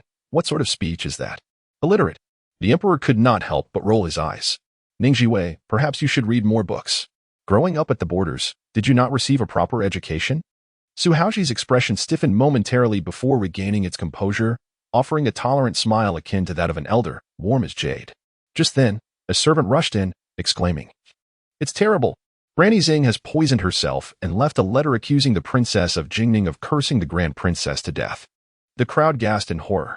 Ning Zhiwei grasped the servant's arm tightly, coldly inquiring, "Is she dead?" The servant shivered, replying, "No, she has been saved. Ning Zhiwei let out a cold laugh. Those who truly wish to die do so silently. There is never a chance for salvation. Your Majesty, allow me to confront her. This old hag dares to slander me and ruin my reputation. It is utterly despicable. Su Mingjin shouted furiously. Princess of Jingning. She has just been saved and is still weak. Do you not have any compassion for the elderly? Su Mingjin continued. Ning Zhiwei's presence was even more formidable. Her retort sharper. It is only right to show kindness to one's own. What is she to me? Forgiving an enemy is a virtue of saints. I am merely an ordinary mortal. Whoever harms me, I shall retaliate against. An eye for an eye. Her vengeful nature was unmistakable, and there was nothing wrong with that. The emperor understood her temperament well. The more ruthless she appeared, the more it indicated her lack of guilt. Thus, the question arises, is Granny Zing engaging in a case of thievery while accusing others? Why? Drag the person in. Drag? Su Mingjin's heart tightened. This was dreadful. As Ning Zhiwei had successfully incited the emperor's suspicion. Covered in blood and appearing quite terrifying, Granny Zing entered with fierce accusations, declaring that Ning Zhiwei was responsible for the princess's misfortune and that retribution would come. How have I harmed her? Ning Zhiwei inquired. Infuriated, Granny Zing retorted. You compelled me to swear an oath, and now it has come to pass. I have failed my master and shall atone with my life. A slight smile graced Ning Zhiwei's lips as she casually summoned a palace servant. Come, inform the emperor of the events that just transpired. Under the scrutiny of so many witnesses, the servant had no choice but to recount the altercation. The emperor furrowed his brow, increasingly perplexed. This implied that Granny Zing had lied. Ning Zhiwei leaned slightly, a gentle laugh escaping her as she addressed Granny Zing. Rest assured. Your true master shall soon meet their fate. Do not be impatient. Her smile was sweet, yet Granny Zing appeared as though she had encountered a demon. Her face as pale as parchment. The emperor narrowed his eyes, pondering the meaning of true master. Standing upright, Ning Zhiwei delivered a forceful kick that toppled Granny Zing, demonstrating her brutality. Your Majesty, how could the remnants of the previous dynasty reach the deeply ensconced princess? There is but one possibility. A traitor lurks among her closest associates. Alternatively, it could be that from the very beginning, a spy was deliberately placed by her side. Why did the suddenly desperate Granny Zing choose this critical moment? With just a few words, she had turned the focus onto herself. The emperor had long harbored suspicions about those surrounding the princess. Aside from the most trusted, who else could have poisoned her? Having been with the princess since childhood and enjoying her utmost trust, Granny Zing had all the means to act. If there were spies near the princess, what of those close to the princes and princesses? A chill ran down his spine. Interrogate her, but ensure she does not perish. Su Mingjin inhaled deeply. It was over. She was doomed. Instinctively, he glanced at his father for assistance. Su Haoji cleared his throat. Your Majesty, I have a request. Before he could finish, Ning Zhiwei interrupted. Your Majesty, may I speak with you privately? Her expression was grave, her tone exceedingly serious, evoking memories of the day the alarm drum was struck. This was a matter of great importance. Everyone else, leave. Xiaolingfeng, Rongjing, you two remain. Su Haoji's words lodged in his throat, creating a discomforting sensation. More distressing was the emperor's growing suspicion towards the father and son duo. After decades of careful cultivation, everything was thrown into disarray by Ning Zhiwei's sudden appearance. Ning Zhiwei must be eliminated. Once everyone had exited, Ning Zhiwei delved straight into the matter. Your Majesty, please look at this token. The emperor focused his gaze. Was this not Su Mingjin's token? What seems to be the issue? Ning Zhiwei pointed to the design on the token, the patterns at the four corners. Do they not resemble the emperor flower? Each corner bears a design that symbolizes wealth and auspiciousness, yet together they form a singular image. The emperor swiftly raised the imperial token before his eyes, almost yearning to magnify it for a closer inspection. The imperial flower? The national flower of the previous dynasty? The emblem of the Jiang dynasty's royal family also bore this flower. How could it possibly appear on Su Mingjin's token? He, after all, was of noble birth, the sole heir of the grand princess. In that moment, his heart raced with trepidation and uncertainty. Ning Zhiwei blinked her eyes, stating, I have never seen it. When the Jiang dynasty fell, the imperial flower was consumed by flames, and since then, it has vanished from existence. An ancient text mentioned the imperial flower, and it bears some resemblance, but it doesn't add up. He is the grand princess's son. The emperor's countenance darkened considerably. Su Mingjin was not merely the son of the grand princess. He was also the offspring of Su Haoji. However, the grand princess had been drugged. As the closest confidant, could Su Haoji truly be innocent? Xiaolingfeng's heart surged with tumultuous waves. After much turmoil, this must be Ning Zhiwei's ultimate objective. She is indeed exceptionally astute and ruthless. She can kill without shedding blood, and there's more, with a mere parting of her lips. Ning Zhiwei unleashed another statement that sent shivers down the emperor's spine. Chapter 74. The counterattack strikes fiercely. The relationship between Princess Jean and the royal prince was exceedingly harmonious. Ning Zhiwei wore a sweet smile. Yet her words pierced the heart like daggers. People often fail to guard against those closest to them. Though she appeared to say nothing, her insinuations spoke volumes. The emperor could not help but wonder if the eldest princess had been ensnared by Su Mingjin. Human sentiments are inherently biased in comparison to a nephew. A biological daughter is undoubtedly of paramount importance. What troubled him even more was the realization that he treated her as kin, while she regarded them merely as tools and shields for her own benefit. Could this not chill one's heart? With the rift now established, their relationship could never return to its former state. Rongjing lowered his gaze slightly, concealing the faint trace of a smile. Ning Zhiwei's tactics were ruthless. They not only aroused the emperor's suspicions and sowed discord, but also severed the Su family's escape route. The counterattack was both fierce and incisive.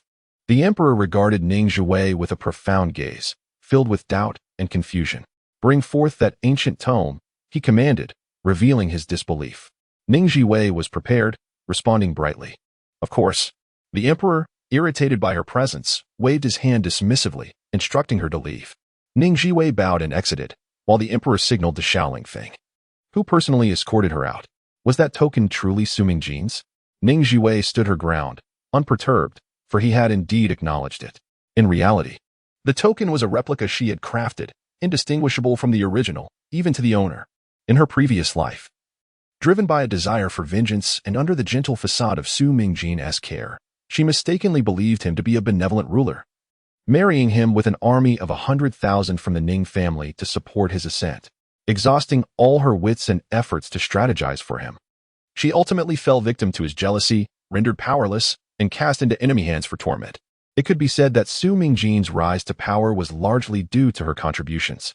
She was privy to many of his secrets, including the profound implications behind that seemingly insignificant token. Had Su Mingjin not spoken of it himself, who would have noticed such a detail? In her previous life, he had wronged her. In this life, she would return all debts in kind. To ensnare him, to shatter his sweet dreams. Without her support, what was he worth? The emperor scrutinized the token, growing increasingly agitated with each glance. Mere observation revealed nothing, yet Ning Zhiwei's words had already planted poisonous thorns in his mind. What were the remnants of the previous dynasty scheming? Surely, it was for the restoration of their former glory. Rongjing examined the token for a moment, then silently produced paper and brush, swiftly sketching a design that sprang to life on the page. Your Majesty, take a look. He depicted the patterns from the four corners, presenting them together. The emperor gasped in shock. Indeed, it resembled the imperial flower, though he had never seen the imperial flower itself. He had encountered the royal insignia of the previous dynasty. Rongjing, what is your perspective? Rongjing's expression remained unchanged, his tone indifferent. The prince consort holds significant suspicion. Has he truly spent these years merely wandering the mountains and sketching across the land? He refrained from mentioning Su Mingjin, regardless of their familial ties. It was not for a subject to address. However, the prince consort was undeniably an outsider. Once a person harbors suspicion, everything appears awry. The emperor, who previously held the prince consort's indifference to fame and fortune in high regard, now finds himself engulfed in doubt. Under the guise of leisurely excursions, clandestine activities unfold, evading scrutiny. His lineage is impeccable. His ancestry had been meticulously examined 3 generations back at the time of marriage. The Su family is known for its integrity, with descendants adhering to propriety, permitted to take a concubine only after 40 years without offspring. Rongjing raised an eyebrow, listening intently. As it seemed these remarks were tailored specifically for Princess Shang. The emperor was taken aback, his countenance shifting. From this day forth, you shall reside in the residence of the Grand Princess, bestowed with the imperial sword, authorized to act with discretion, regardless of what is uncovered. Pursue it to the end without leniency. I shall assign a team of imperial guards to ensure your safety. Indeed. A faint smile graced Rongjing's lips. The emperor glanced into the inner chamber at the Grand Princess, who remained in a deep, motionless slumber, as if lost in dreams. He carefully instructed the attending courtier before turning to depart, returning to the palace. Su Mingjin, somewhat flustered, addressed the emperor, "Your Majesty, are you leaving the palace so soon? Will you not stay for a while longer?" The emperor halted, speaking kindly. "If your mother awakens, send word to the palace." "Yes." The emperor maintained a gentle smile. His tone warm. "Take good care of your mother, and ensure she endures no further hardships." Observing the emperor's unchanged demeanor, Su Mingjin felt a sense of relief. "Rest assured, I would rather perish than allow harm to come to my mother." "A good child," the emperor beamed, patting Su Mingjin's back. "You have always been your mother's pride." Ning Zhiwei, witnessing the tender exchange between the uncle and nephew, couldn't help but smirk. Truly, they were of royal blood, each one adept at feigning emotion. As others departed, only a contingent of imperial guards and Rongjing remained. Rongjing settled into the guest quarters, where the guards ensured the area was tightly secured. Without respite, he commenced interrogations, starting with the palace attendants close to the Grand Princess, meticulously scrutinizing each one. This commotion rendered the entire Grand Princess's residence anxious, a tense atmosphere enveloping its halls. In the study, Su Mingjin listened as his subordinates repeatedly reported on the progress of the interrogations, who was taken in, who emerged, and who remained detained. His heart hung in the balance, tumultuous. "Father, what shall we do now? Should we eliminate Rongjing?" Despite their utmost caution, the thorough investigations proved overwhelming. Rongjing's prowess in case assessment was acknowledged by all. He possessed an uncanny ability to uncover issues hidden within the minutiae. Su Haoji, expressionless, replied, "The emperor has already begun to harbor suspicions against us. Rongjing must not encounter any misfortune within the Grand Princess's residence. On the contrary, we must ensure his safety." Su Mingjin felt an overwhelming sense of frustration. All eyes were fixed upon him and his father. A sharp slap resounded. Su Mingjin was momentarily stunned. "Father, you have been utterly inept. To allow such significant evidence to fall into Ning Zhiwei's hands is inexcusable." In the face of his father's reproach, Su Mingjin felt aggrieved. "I may have faltered, yet I suspect there are still infiltrators among us. In principle, this token should not have fallen into the hands of the Qigluo Beeswang, which has rendered them excessively passive." A sense of indescribable agitation welled up within Su Haoji. It was always about internal matters, an unending cycle. They must conduct several thorough cleansings to ensure absolute security. Indeed, Su Mingjin lowered his gaze, concealing the complexities of his thoughts. What about Granny Zeng? She has been taken away, brought to the imperial prison for interrogation, where no one can withstand the trials imposed by the Jinhui. He feared that under severe torture, Granny Zeng might falter. Su Haoji furrowed his brow slightly. Granny Zeng knew little, and any information could be twisted into tales of romantic entanglements, at worst tarnishing his reputation. "You need not concern yourself with this. I shall handle it. Just stay by your mother's side and demonstrate filial piety." Indeed, they were acutely aware that the emperor valued them, extending his affection to all associated with them. The well-being of the Long Princess directly influenced their own. Once Ning Zhiwei arrived, the secret medicine concealed within your mother would be exposed. "I cannot shake the feeling that she has orchestrated this." Su Mingjin instinctively retorted. "How could that be? You once said that the secret recipe of the beautiful ill woman is passed down through generations solely among the sect leaders. Only you and I are privy to it. I have never divulged a word to anyone." The more Su Haoji contemplated, the more he perceived Ning Zhiwei as an uncontrollable force. She was not merely a demure young lady of noble birth. Rather, she was an astute and cunning woman. Perhaps it was unwise to define her by her gender. She was a formidable adversary. What could she have discussed privately with the emperor? "She unsettles me, and I have an inexplicable premonition that she will be our lifelong rival. We must find a way to eliminate her." Su Mingjin scoffed. "Father, you overestimate her. She is merely someone willing to sacrifice her dignity and act shamelessly, a clever trickster. She pales in comparison to those meticulously cultivated young ladies of high standing." His tone was overly urgent, causing Su Haoji's heart to skip a beat as he fixed his gaze upon him. Su Mingjin's eyes flickered momentarily, and he instinctively lowered his head. Su Haoji's heart sank uncontrollably. Could it be? Chapter 75. The insincerity of a cad. "Do you still wish to marry her?" "Yes." Without a moment's hesitation, he spoke, and upon realizing the swiftness of his response, he instinctively sought to justify it. "For the sake of the grand cause, I am willing to sacrifice my lifelong happiness." Su Haoji's heart felt as though a heavy stone had been placed upon it, as he recognized for the first time that his son held an unusual attitude towards Ning Zhiwei. His words dripped with derision, yet his expression betrayed a complexity of emotions, a contradiction that was both perplexing and profound. Su Mingjin, puzzled, countered, "Father, why do you gaze at me in such a manner? He may not have been aware of the peculiar sentiment stirring within him, but the seasoned Su Haoji discerned the subtle nuances. The nature of love is elusive. Its origins unknown, its resting place a mystery, and its understanding often out of reach. Note 1. Love, uncontrolled, is driven by the heart's inclinations and is beyond one's mastery. One cannot deny that Ning Zhiwei is an extraordinary woman, brimming with vitality, vibrant, agile, resilient, and astute, truly captivating. I have previously remarked that our sole purpose in this world is to restore our fallen nation. For the sake of national restoration, we are willing to sacrifice everything, to relinquish all. Every individual in this realm is but a pawn in our quest. The pursuit of power and dominion is our ultimate ambition. Su Mingjin, though bewildered, remained respectful and attentive. Yes, Su Haoji observed his obedient son. Opened his mouth as if to speak, yet ultimately remained silent. Perhaps he had misjudged the situation. He could only hope that he was mistaken. Upon returning to Furong Garden, Ning Zhiwei's first task was to deliver the ancient text to the palace for the emperor's meticulous examination. She then visited the Ning sisters, who were bustling with energy, preparing for their inaugural endeavor. The success of Furong Garden, whether it would flourish into a lucrative enterprise, hinged upon this moment. She actively contributed, offering a plethora of innovative ideas. Zhou Hongye was tirelessly working outside, as goods flowed into Furong Garden like a torrent, with everyone engaged in their respective tasks.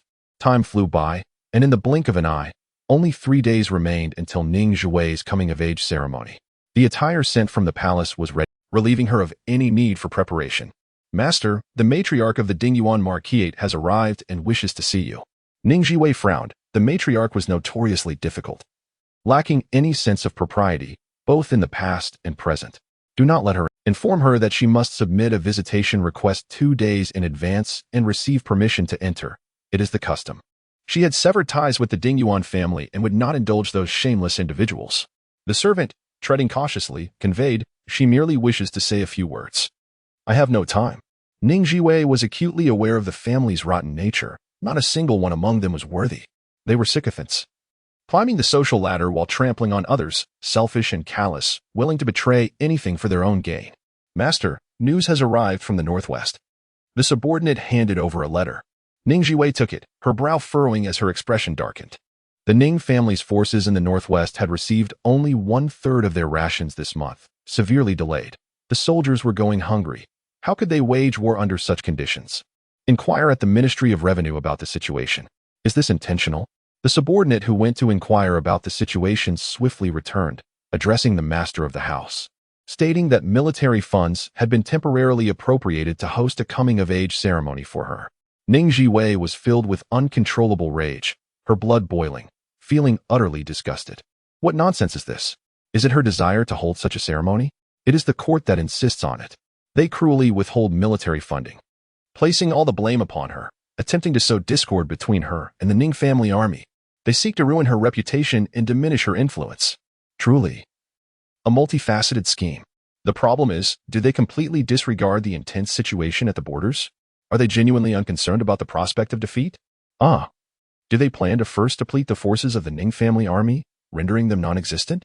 At present, the battle in the northwest relies entirely on the Ning family army to hold the line. Should they falter, the southwestern gate would be flung wide open, allowing the enemy to surge forth and threaten the capital. Do they possess such confidence that without the Ning family army, various forces will arrive in time to protect the throne? This decaying dynasty is utterly rotten. There is no salvation. Enraged, Ning Zhiwei stormed forth, grasping a riding whip, declaring her intent to confront the Ministry of Revenue for recompense. She charged out with her entourage, only to be halted at the entrance by a stately elderly lady, adorned in opulent attire, who gazed at Ning Zhiwei with affectionate eyes, calling out tenderly, Zhiwei, Zhiwei, I am your grandmother. It was none other than the dowager of the Dingyuan Marquis and her granddaughter, Lin Jingshu. Good child, it has been so many years since we last met. You have grown so much. It is all my fault for not stopping your parents from their madness, leading to your plight over the years. My heart has ached for you. As she spoke with emotion, tears streaming down her face, she embodied the image of a loving grandmother. Yet, did Ning Zhiwei remain oblivious to her true nature? Driven by self-interest, her eyes were solely focused on gain. I am busy. Speak quickly. The dowager of the Dingyuan Marquis feigned hurt, appearing deeply wounded. Lin Jingshu could not contain herself, admonishing, Ning Zhiwei, How can you speak to your grandmother like that? Do you not understand filial piety? In the throes of her anger, Ning Zhiwei lashed out with her whip. Get lost. The whip struck Lin Jingshu, leaving her momentarily dazed, her mind blank. She actually dared to strike someone. Ning Zhiwei, growing impatient, scolded, "Vile creature, how pretentious. Speak swiftly, or be silent." The dowager's lips trembled with anxiety, her body tense. However, recalling her purpose for coming, she mustered the courage to feign closeness.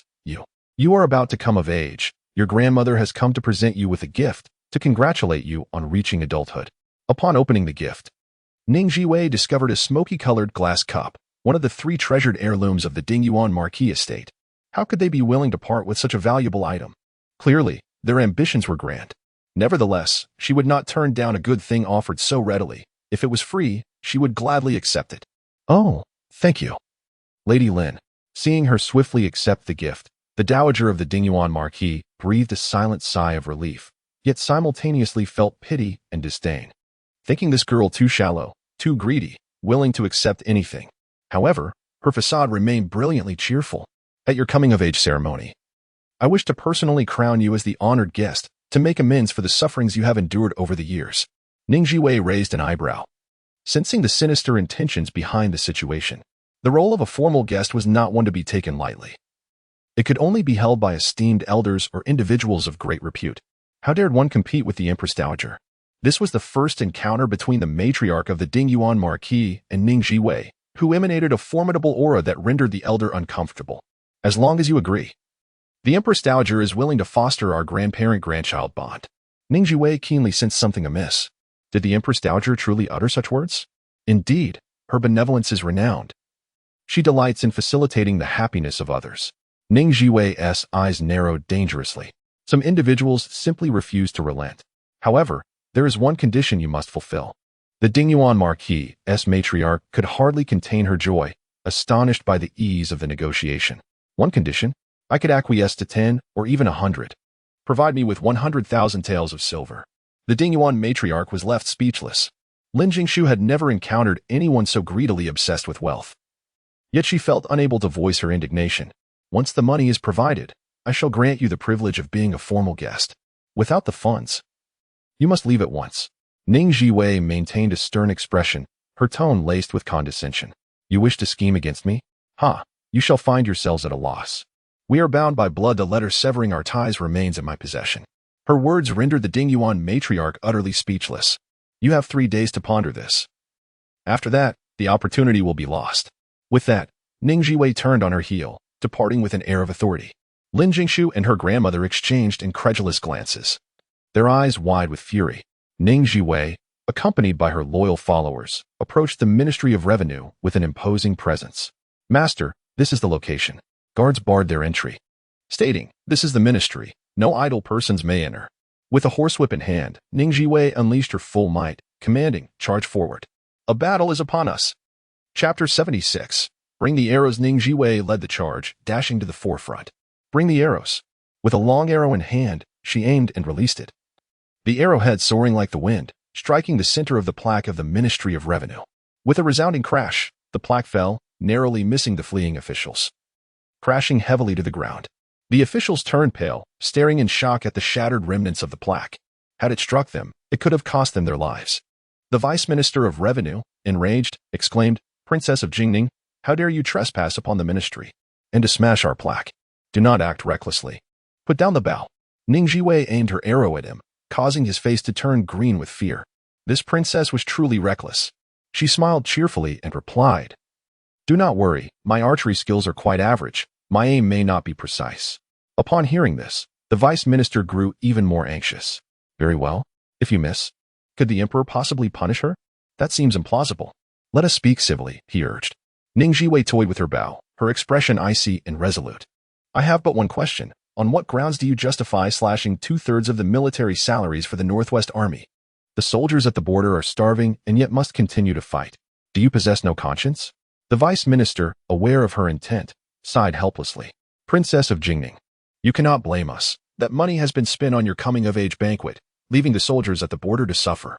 Look at that. It was all Ning Zhiwei's fault. It was entirely her doing." She scoffed coldly, recognizing the insincerity of his words. Whose decree is this? Is it the emperor's will? The vice minister hesitated momentarily. Ning Zhiwei coldly aimed her arrow at him once more, a subtle aura of danger surrounding her. Her presence is overwhelming, he thought, his mind racing. It is the palace's intention. She discerned the truth. It appeared the ministry lacked the authority to make such a decision. However, it likely was not a direct decree from the emperor, perhaps a suggestion or influence from others. The court was rife with intrigue, power struggles, and relentless scheming. Very well. I shall cancel the coming-of-age banquet. I care not for such superficial honors. Let the funds be directed toward the soldiers, who endure great hardships stationed at the border, weathering storms and facing mortal danger. Once they enter the battlefield, they are prepared for the possibility of never returning. If you do not value the lives of the border soldiers, I do. Esteemed officials, we cannot allow those who defend our territory to bleed and suffer. The officials remained silent, sighing inwardly. It must be said that while the princess of Jingning possessed a difficult temperament, her vision was grand, and she held a compassionate heart. The vice minister, maintaining a stern faade, replied woodenly, Princess of Jingning, that money has already been spent. Could he truly make such a decision? Ning Zhiwei impatiently interrupted, the banquet shall not proceed. Return all the provisions that have been procured and sell off anything that cannot be refunded. By the way, bring me the expense report. I wish to see how much was spent on the coming-of-age banquet, which has taken 2/3 of the military funds for the Northwest Army. The deputy minister of the Ministry of Revenue felt a tightening in his chest and instinctively refused, stating that such a rule did not exist. However, Ning Zhiwei, being an astute individual, immediately perceived something amiss. Was it a matter of being unable to produce the required documents, or perhaps a reluctance to do so? Were they embezzling funds? Such despicable behavior, yet they sought to place the blame squarely upon her shoulders. As the deputy minister noticed the changing expressions on her face, his anxiety intensified. This bold individual dared to strike the warning drum. Lady of Jingning County, we lack the authority for this. Please do not put us in a difficult position. Ning Zhiwei regarded him for a prolonged moment before suddenly raising her brow. Let us depart. Do not blame me for the consequences that follow. The deputy minister's heart raced. What do you intend to do? Ignoring his question, Ning Zhiwei marched away with her entourage. Once she left, the officials of the Ministry of Revenue quickly gathered around the deputy minister, their gazes fixed on the shattered plaque. Now in several pieces. Surely she wouldn't dare to strike the warning drum again? They had no desire to relive that terrifying moment. On that occasion, countless heads had rolled. So many lives lost. No, it couldn't be. The Phoenix Tower was situated in the busiest part of the city, thronged with people. At this moment, a high platform had been erected across the street, drawing numerous passers-by to stop and observe. What was happening? A lithe figure appeared atop the platform, raising her voice. Dear villagers, may I have a moment of your time? Her appearance elicited waves of excited shrieks. Ah, it's the Lady of Jingning County. Lady of Jingning County, please speak. The crowd was elated at the opportunity to see her up close. The cheers from below were deafening, every face radiating sincerity and warmth as Ning Zhiwei focused her gaze upon them. Regardless of the conflicts above, it was ultimately the common folk who bore the brunt of the suffering. In her previous life, the capital had fallen, with the enemy wreaking havoc, turning the city into a hellish landscape where countless innocent lives were tragically lost. First and foremost, I thank you for honoring the fallen young men of the Ning family with your presence. Ning Zhiwei solemnly bowed in a deep gesture of respect. The populace was taken aback, deeply moved. Never before had a noble performed such an act of reverence towards them. Truly, she is a member of the Ning family. Their admiration for her swelled. No, my lady, it is not fitting. The Ning family sacrificed themselves for our protection. Our efforts are but a trifle in comparison. We shall never forget the Ning family's 200-year legacy defending the Northwest, with countless young men of the Ning family bravely facing the battle. The honor of the Ning family in life and their greatness in death shall forever be etched in our memories, along with the sacrifices of those valiant soldiers. Witnessing the tearful faces of the people, Ning Zhiwei felt a pang of sorrow. Such simple, kind-hearted folk. If only she could shield them from harm. Indeed, it is your unwavering spirit that sustains us. Despite the dwindling lineage of the Ning family, we have never regretted our loyalty. I must share something with you all.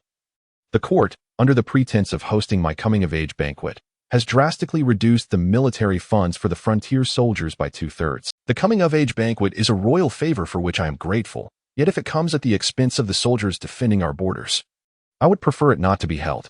As soon as these words were uttered, a commotion ensued among the crowd. Just days prior, I had heard whispers of this matter and felt a sense of injustice for the soldiers stationed at the border, unaware that the county princess was previously uninformed. The princess, embodying righteousness. I had always believed that the Ning family could not possibly prioritize their own pleasures over the welfare of the soldiers. This is our beloved princess of Jingning County, known for her beauty and benevolence, compassionate towards the sentiments of the people. The excitement among the onlookers was palpable. In the shadows, a group of imperial guards stood watch, with a man clad in dark attire furrowing his brow in concern. A sharp voice urged, "The emperor has issued a decree. We cannot allow the princess of Jingning County to win the hearts of the populace. Lord Xiao, it is time to take action." This was a young eunuch from the palace, casting a disapproving glare at Ning Zhiwei. How could such a minor county princess be so eager to draw attention to herself? Chapter 77. Imprisoning Ning Zhiwei in the imperial dungeon, Xiao Lingfeng gazed intently at the spirited young maiden. She was indeed extraordinary. With a decisive demeanor, she faced challenges head-on, unafraid to express her affections and grievances, embodying both courage and sincerity. Aware that this was a trap set against her, she nonetheless leapt forward to resist it, albeit a touch recklessly. "Let us proceed," he declared, taking the lead. As their group emerged, the surrounding crowd erupted into chaos. Alas, the Jinyui are here to apprehend someone. Who are they after? It can't be the princess of Jingning, can it? Instinctively, the crowd turned their gaze towards Ning Zhiwei on the stage. "Princess Jingning, you must flee. We will hold off the Jinyui for you." The Jinyui remained silent, while Ning Zhiwei stood still, contemplating the situation. Xiao Lingfeng raised his head, his expression grave. "Princess Jingning, your commotion is rather excessive. Please come down. I invite you for tea." "Are you suggesting we share tea at the Northern Town Pacification Office?" The expressions of the townsfolk shifted dramatically. "Princess Jingning, you must run." At this moment, Ning Zhiwei had dispelled the rumors. Her mission was halfway accomplished. She could not help but lament the emperor's increasing paranoia. Was this decree truly from the emperor? Indeed, she replied without hesitation. "Very well. I shall acknowledge the emperor's wishes and utter two final statements." She clasped her hands together towards the people, conveying that while she could not defy the higher orders, she could not bear to see the soldiers at the border suffer from hunger. "I intend to personally fund the purchase of 100,000 dan of grain to send to the northwest." With this declaration, she cleverly found a perfect excuse for the grain transport. 100,000 dan. The crowd gasped in astonishment. The princess embodies righteousness. If anyone has connections for grain, please contact me. I shall await your esteemed presence at Furong Garden. Thank you all for your kindness. Ning Zhiwei shall forever remember it. After casting these words into the air, she waved her hand and descended from the stage with determination. "Commander Xiao, please." Only the reluctant townsfolk remained, gazing dreamily after her departing figure. "Quickly, help Princess Jingning. She requires grain, does she not? It is nearly impossible to gather such a vast amount in such a short time. We must devise a plan. Isn't your family in the grain business? Surely you have connections." As Ning Zhiwei strolled down the street, she indulged in delightful treats and amusements, her demeanor now serene, a stark contrast to her earlier fervor. Xiao Lingfeng, typically known for his cold-heartedness, glanced at her with a complex expression. "Why must you create such a stir? The more commotion you make, the less favor you will garner from above." His words were veiled yet pointed, a reminder that sometimes commanders taint their own reputations. There were numerous officials who sullied their names for self-preservation, yet she would not. Such an astute individual, did she not realize the emperor's wariness, suspicion, and attempts to win her over? The princes and princesses held considerable resentment towards her, and many court officials bore grievances. Yet she lived freely and unapologetically, vibrant and radiant. Ning Zhiwei's expression remained indifferent. "I exist not to appease them, but rather to defy fate and alter my destiny to save my family." But just moments ago, she had suddenly discovered a new purpose. She yearned to rescue those innocent citizens. Xiao Lingfeng instinctively stepped closer, slightly bowing. "What?" Ning Zhiwei's face was tinged with nostalgia as she recalled her grandfather's teachings. In times of hardship, one should cultivate oneself. In times of prosperity, one should aid the world. Truly, she was no ordinary woman. Her vision was expansive, her heart filled with great love, endowed with a spirit of compassion. Xiao Lingfeng, too, had grown up listening to the tales of General Ning, who had placed immense hopes upon him. With reddened eyes, Ning Zhiwei acknowledged that among many descendants, she was his favored one, yet it was a pity she could never repay him in this lifetime. The tree yearns for tranquility, but the wind does not cease. A child wishes to care for their parents, yet they do not wait. This is a profound regret. Upon returning to the palace, Xiao Lingfeng reported to the emperor. The young eunuch who had delivered the edict stood by, reveling in his own importance. The emperor regarded him with indifference, allowing him to maintain his bow for an indeterminate time before finally asking, "What did you discuss with Ning Zhiwei?" His suspicion was palpable. Xiao Lingfeng, with an increasingly respectful demeanor, replied, "I advised her against causing trouble," to which she responded, "That trouble found her, and she was innocent." The emperor laughed in anger, exclaiming, "Innocent, indeed." She smashed the Ministry of Revenue's plaque and stirred the public sentiments in the bustling streets. Each act is a grave offense. The impeachment documents flood in like snowflakes, forming a small mountain. The emperor declared, "All blessings from above must not be denied. Take her to the imperial prison." Xiao Lingfeng, his expression unchanged, accepted the order without hesitation. The emperor's demeanor softened slightly. He exhibited a degree of loyalty. The eldest princess emerged from behind the screen, playfully exclaiming, "Thank you, father, for avenging me." The emperor lightly tapped her forehead, admonishing her to be more discerning and not to allow herself to be manipulated. Despite his words, his tone was filled with affection. A gleam of pride flickered in the eldest princess's eyes, and her smile grew sweeter as she declared, "What is there to fear? I have my father." Once outside the palace, Xiao Lingfeng inquired about Ning Zhiwei's whereabouts. "Has the county princess returned to Farong Garden?" "She has gone to the residence of the eldest princess." Upon visiting, Ning Zhiwei specifically sought to pay her respects, but the eldest princess, in a frail condition, was unable to meet her, and neither did Su Hao and his son make an appearance. Ning Zhiwei was unperturbed. She graciously offered her greetings outside and presented small trinkets she had purchased earlier on the street. The eldest princess's residence had undergone a thorough cleansing. Filled with unfamiliar faces, the new palace maids transferred from the court, who regarded Ning Zhiwei with expressions of distress, silenced by their apprehension. "Master Rong." Rong Jing trembled slightly as he lifted his pen, his demeanor shifting to calmness upon recognizing her. "County princess, is there something you need?" Ning Zhiwei placed a collection of items on the table, selecting a piece of mung bean cake from among them. "I just bought this on the street. Please have a taste." Rong Jing lowered his gaze slightly. The mung bean cake was still warm. He took a bite, and its sweetness enveloped him, penetrating deep within his heart, though he found it somewhat dry. Just as he contemplated brewing a pot of fine tea, Ning Zhiwei cheerfully inquired, "Would you like some perilla drink?" "Yes," he replied. Ning Zhiwei poured 2 cups of the drink, handing one to him. After taking a sip, Rong Jing suddenly froze, staring intently at the crystal-clear cup in his hand, his voice trembling. "Is this the legendary smoky glass cup?" "Indeed. It is the treasured possession of the Dingyuan Marquisate." Rong Jing's lips twitched in disbelief. "You brought it to drink the perilla beverage? Such a rare item is meant for collection." Ning Zhiwei blinked innocently. "I've cleaned it. It's not dirty. A cup is meant to hold water, after all. Why keep it idle?" Rong Jing retorted silently, "That's not the point." With a mischievous smile, Ning Zhiwei declared, "This cup is a gift for you. Remember to use it for drinking water every day." Rong Jing was taken aback. Could such a precious item truly be gifted to him? "Why? This cup harbors a secret. You may wish to investigate," she added, her expression enigmatic, for she never engaged in futile endeavors. Rong Jing felt a stir within him. Just then, the voice of Su Mingjin echoed from outside, "Lord Xiao, this way please. The Princess of Jingning and Lord Rong are here."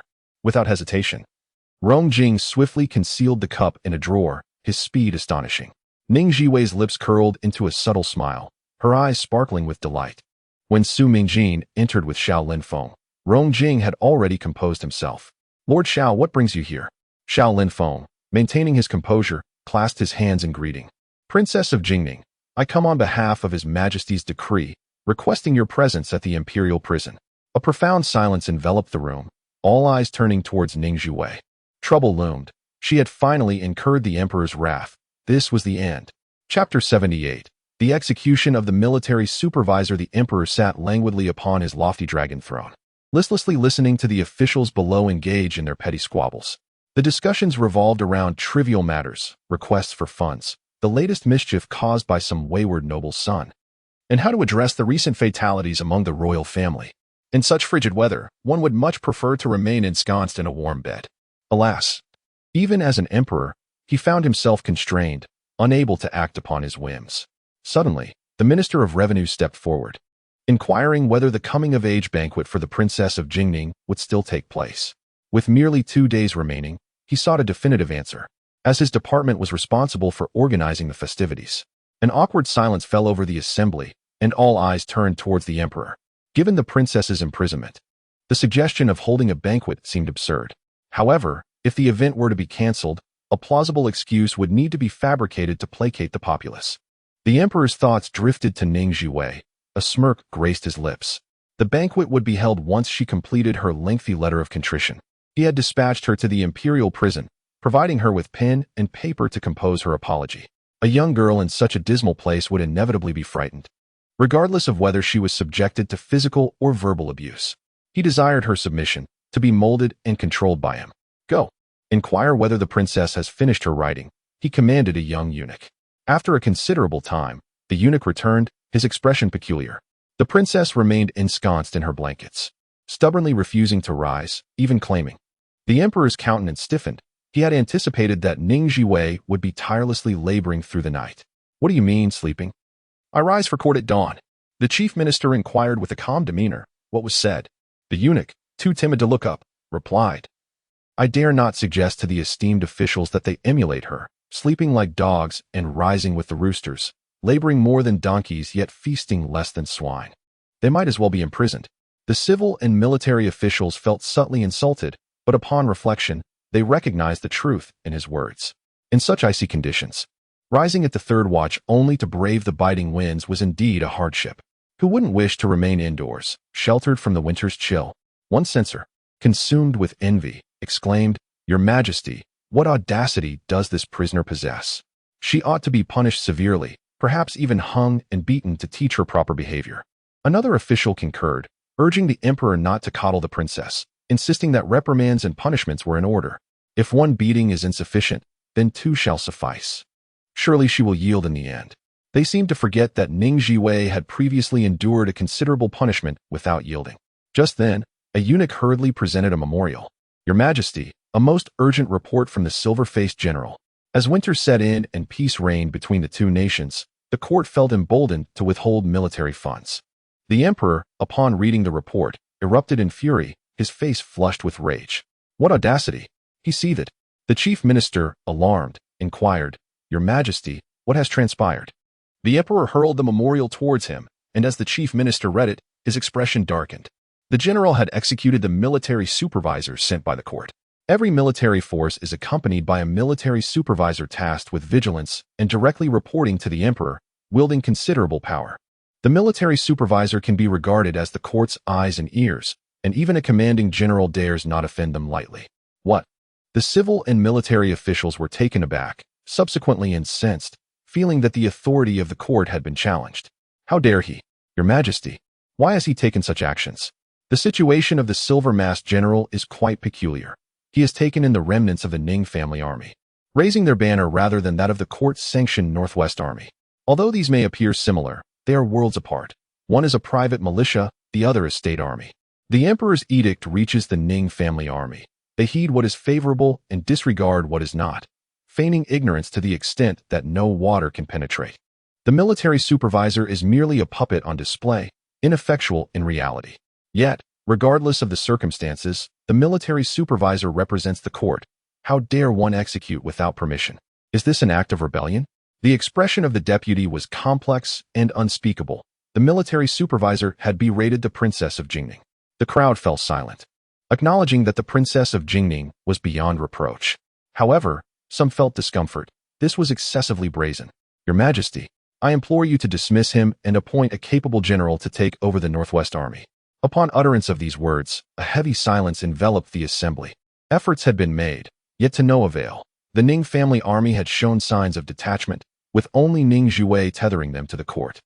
If the Northwest Army were easily manageable, the situation would not have reached this point.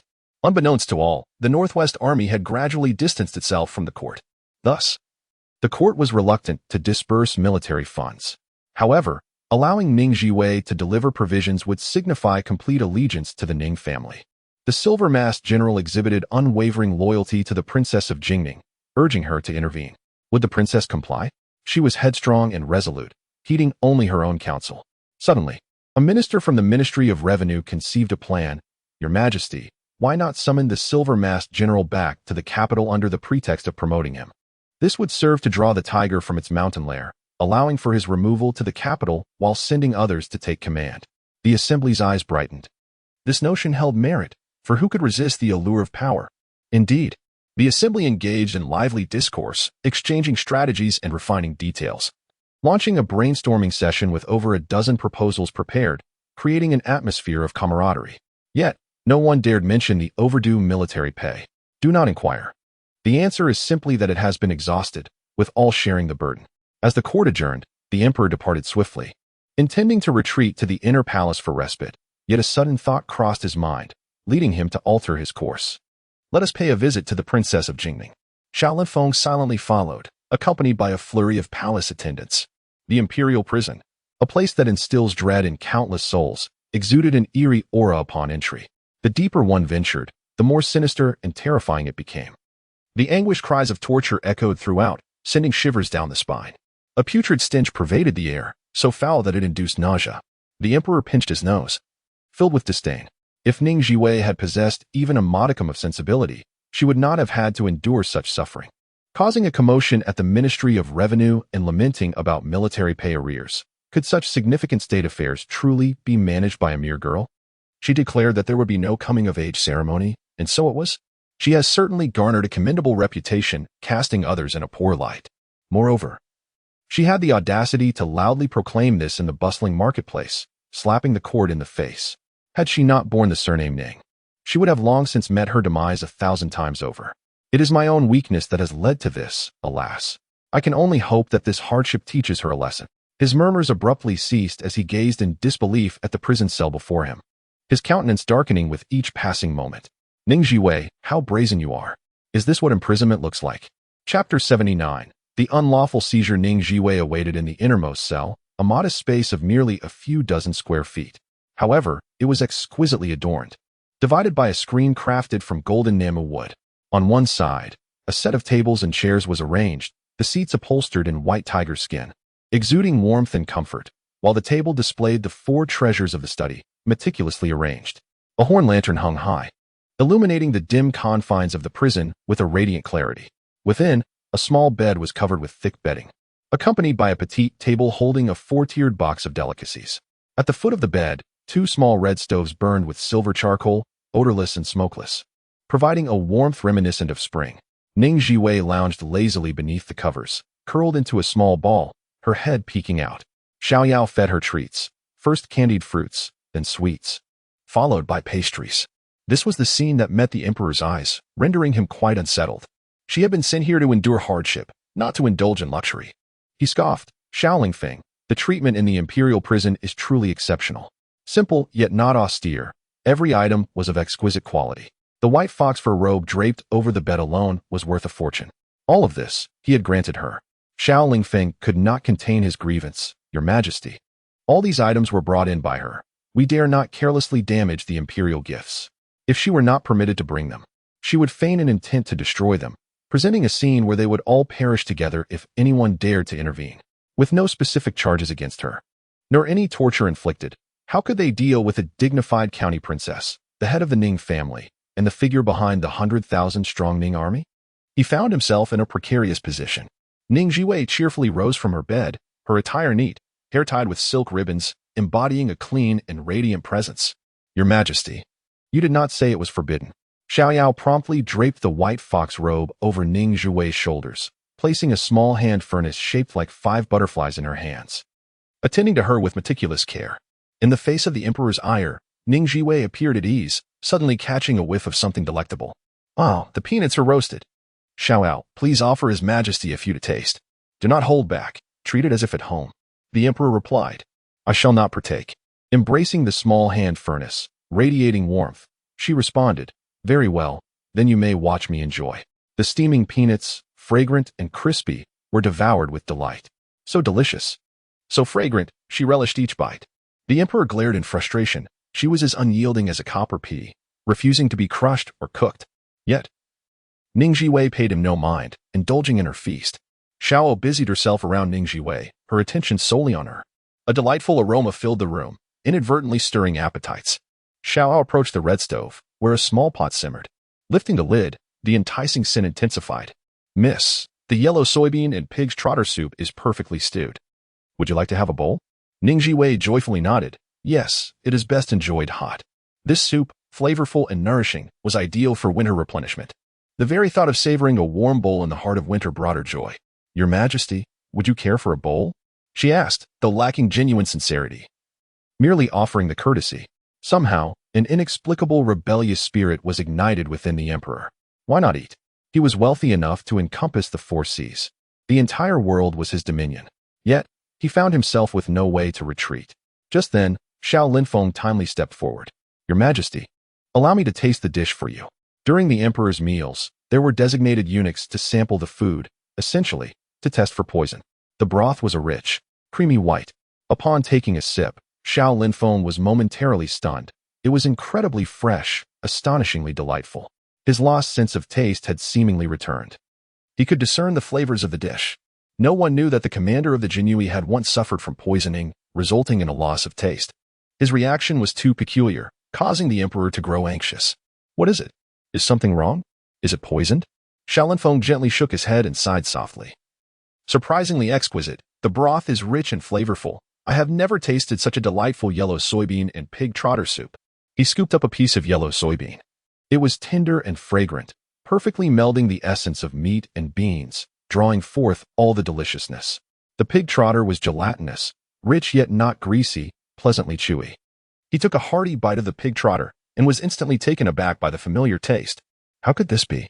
He turned sharply to Ning Zhiwei. His eyes sparkling with astonishment. She had indeed not deceived him.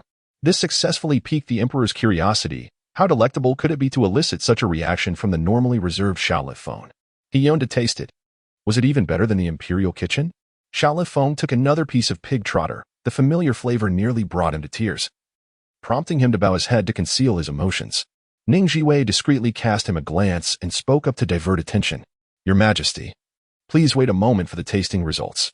The emperor, observing the three of them feasting heartily, felt an even greater urge to partake. As the time drew near, Xiao Linfeng appeared unaffected, and only then did the young eunuch serve the emperor his meal. The emperor, with restrained elegance, picked up a piece of pig trotter. Oh, this is even better than I imagined. Whose culinary skill is this? Peony, with her head bowed, replied, It is the handiwork of this servant. She maintained a low profile, always trailing behind Ning Zhiwei, seldom attracting attention. The emperor took a sip of the soup, the thick consistency clinging to his lips. It was utterly delicious, and he couldn't stop. What did you put in it? Xiao Linfeng paused, instinctively glancing over. Peony replied softly. It is a special sauce made by my mother. In an instant, Xiao Linfeng's mind went blank. His heart raced thunderously, nearly choking him. Her mother? Was she the one he had been desperately searching for? Just then, a voice shattered his reverie. Indeed, Ning Zhiwei, I want this servant. It was the emperor, speaking with an air of entitlement. Demanding a person was merely a favor to her. Ning Zhiwei's face darkened. What nonsense is this? This is a living person, with flesh and blood, not a mere object to be given away. No, we grew up together, and although termed as master and servant, we are akin to sisters.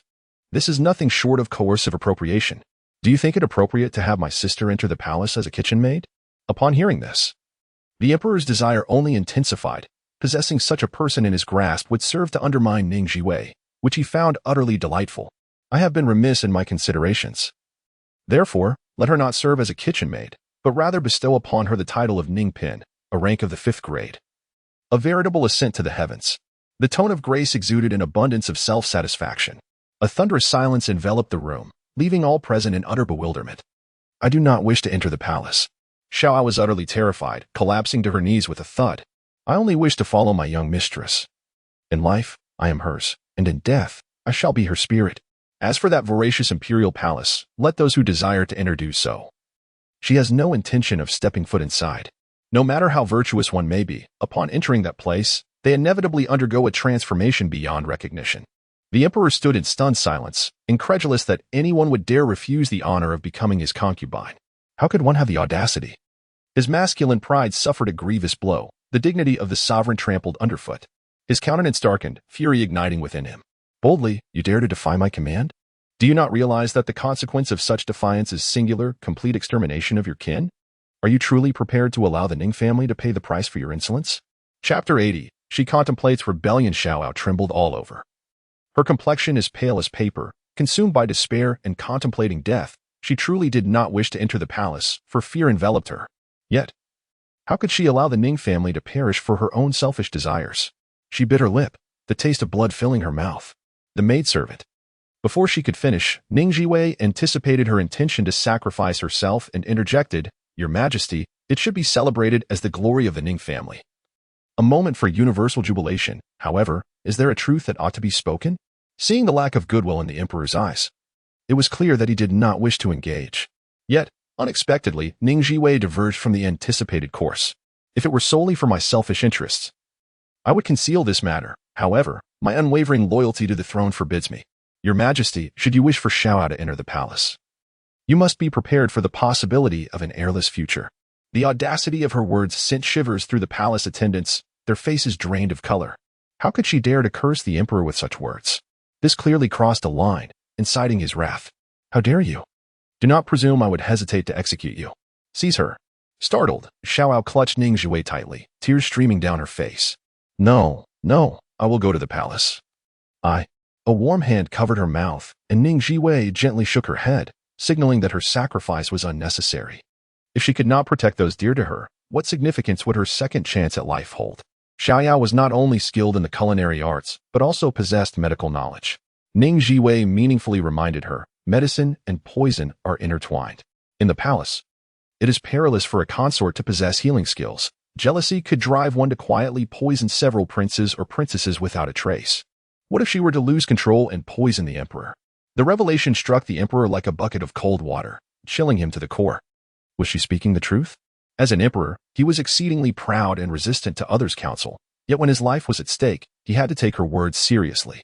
A consort capable of healing was exceptionally dangerous, a risk he could not afford to take lightly. Indeed, I would not dare deceive your Majesty, Ning Zhiwei replied candidly. If you doubt my words, you may summon the Jinui to investigate. Xiaoling Feng offered a respectful nod. Last time, when the county princess of Jingning was injured, this young lady tended to her, prescribing medicine and preparing it herself, without assistance. I have witnessed it several times. The emperor's gaze flickered, revealing a mixture of apprehension and intrigue. Suddenly, he extended his right hand, commanding, "Take my pulse." Xiaoao exchanged a glance with Ning Zhiwei, who gave her a slight nod. Rising to her feet, she approached the emperor to check his pulse. Her expression was peculiar. Your Majesty, you. She hesitated, clearly troubled. Ning Zhiwei urged her to be forthright. Xiaoao closed her eyes, inhaling deeply. Your Majesty experiences difficulty in urination, often unable to fully relieve himself. It indicates kidney deficiency, correct? The emperor's complexion darkened, feeling affronted. How vulgar. How barbaric. Such is the consequence of ignorance. How unlike the court physicians, who conveyed their insights with subtlety and elegance. Sparing him from embarrassment. Enough. Do not speak further. He did not desire a woman who could see through his physical vulnerabilities, rendering him transparent and devoid of security in her presence. Ning Zhiwei chuckled lightly. Your Majesty, it is unwise to shun the physician and ignore the ailment. One must take their medicine without delay. Her tone was laced with concern, yet the emperor felt as though she were mocking him. He turned to Xiaoyao. You shall treat him. Accompanying a ruler is akin to walking with a tiger. A single misstep could lead to irreparable consequences. Ning Zhiwei could not place her trust in this. She hastily declined. That is not permissible. It goes against the rules. Besides, I have never treated such an affliction. Can you truly rely on her? Are you not afraid she may worsen your condition? If that were to happen, who would be to blame? Such fierce words ignited the emperor's ire, prompting him to storm away, leaving the court attendants in a flurry around him. Xiao Linfeng lingered at the rear, casting a lingering glance at Xiaoyao before departing. Xiaoyao felt a wave of anxiety wash over her. Miss, have I caused you any trouble? Ning Zhiwei reclined back onto her small bed, lazily stifling a yawn. No, the emperor is merely using you as leverage to manipulate me. It is better that I do not go. Xiaoyao settled beside her. Miss, should anything happen, do not concern yourself for me. I shall find my own way. Before she could finish, Ning Zhiwei's expression shifted dramatically as she sat upright, fixing her gaze intently on the young girl. Xiaoyao, regardless of what transpires, you must strive to survive. In her previous life, Xiaoyao had perished tragically before her eyes while protecting her, and Ning Zhiwei had been powerless to intervene. The pain of that loss suffocating. She could never endure such anguish again. To me, you are family, a sister who has grown alongside me, someone I wish to safeguard. Mississippi. Xiaoyao's eyes glistened with tears, profoundly moved. Her background was far from glorious, yet the miss had never looked down upon her. She always reserved a share of every delicacy and never forgot her in moments of fortune. Officially, it was Xiao who cared for Ning Zhiwei, but in truth, it was Ning Zhiwei who quietly bestowed upon her love and warmth. Exiting the dim confines of the imperial prison, the emperor exhaled deeply. Xiao Linfeng, investigate this Xiao. A pang of tension gripped Xiao Linfeng's heart. Was she truly the child in question? Just as he was about to take his leave, the emperor added, "Oh, and also ascertain how many unmarried daughters her family has." Once such thoughts had arisen, they were not easily quelled. If Xiaoyao was unsuitable, then another must be found. The Ning family could send a daughter to the palace as a hostage. A consort. Ning Zhiwei's days in the prison were rather pleasant. Aside from the emperor, no one was permitted to visit her, allowing her a sense of ease as she indulged in food and drink, and when inspired, penned her thoughts. 2 days swiftly passed, and she remained steadfast in her refusal to acknowledge any wrongdoing, let alone compose a letter of contrition.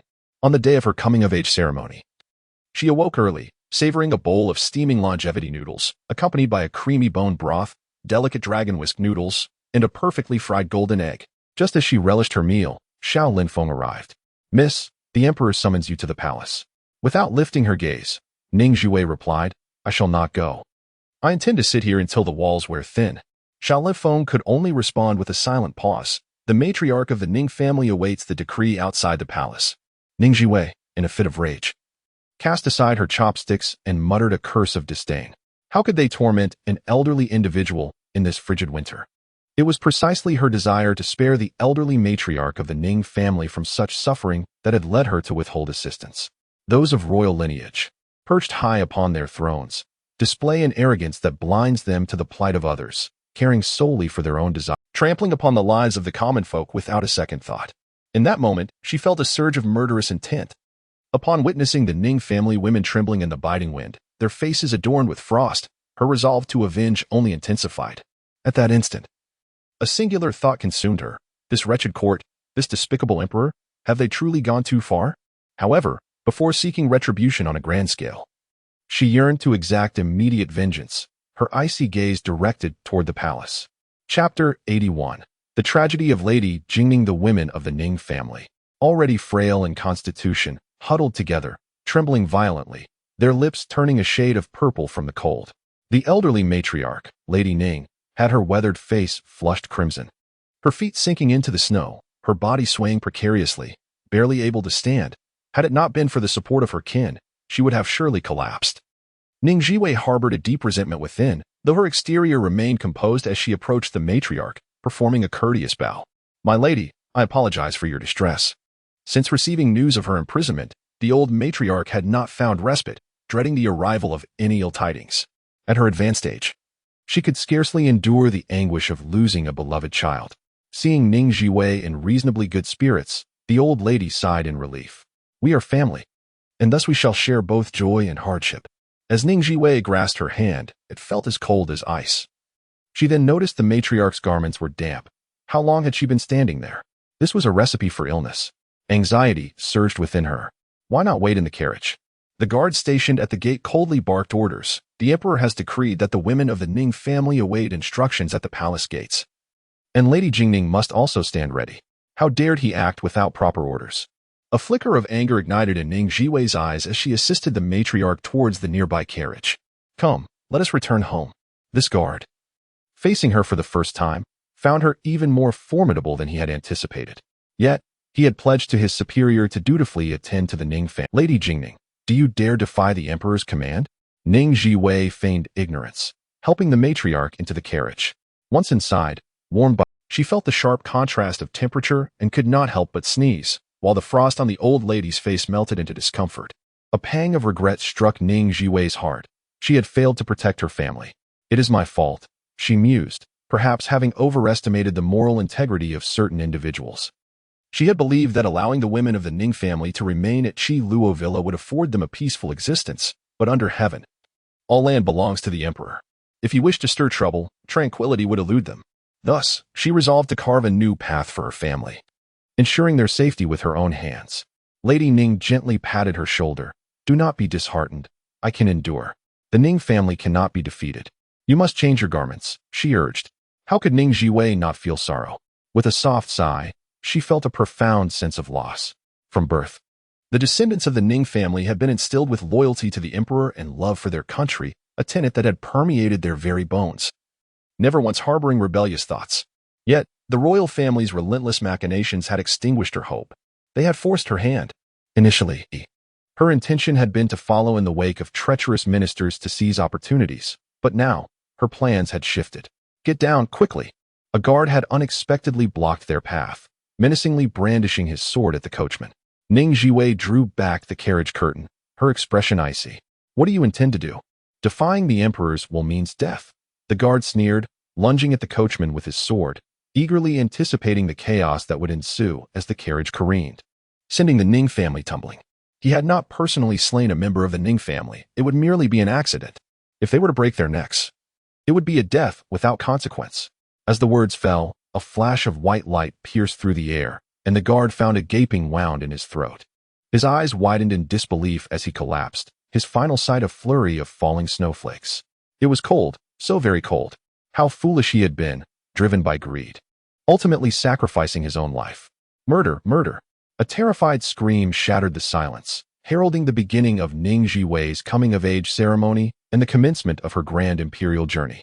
In the palace, officials of the fourth rank and above were summoned to bring their female relatives to celebrate Ning Zhiwei's ceremony. Yet, confusion reigned in their hearts. With the protagonist absent, what purpose did their presence serve? What was truly happening? On such a frigid day, venturing outside was the last thing anyone desired. Oh. The royal court was indeed capricious and utterly unreasonable. The officials' families adorned themselves resplendently, eager to showcase their beauty.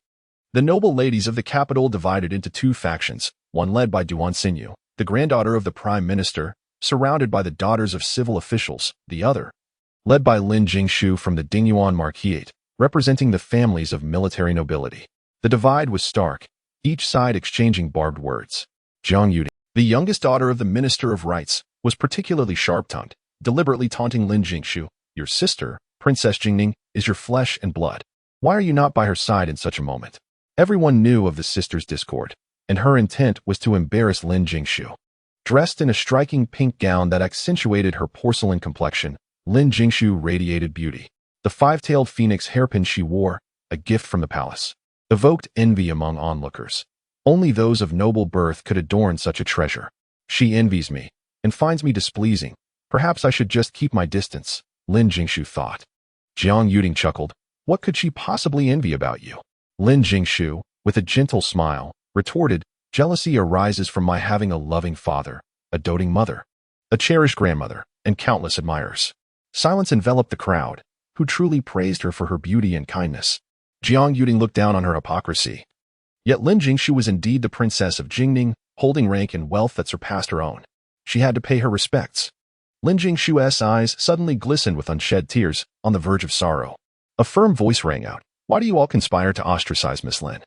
Such jealousy among young ladies is unbecoming. It was Qi Shiji, the young master of the emperor's maternal family, known for his arrogance, who revered Lin Jingshu as a goddess and sought to defend her at every turn. The lady's expression soured. Did he not see the truth? With concern etched upon it, Qi Shiji asked, Jingshu, are you all right? Lin Jingshu, her lips pressed together in a vulnerable line, replied softly, I'm fine. Do not blame them. They have done nothing wrong. It is all my fault.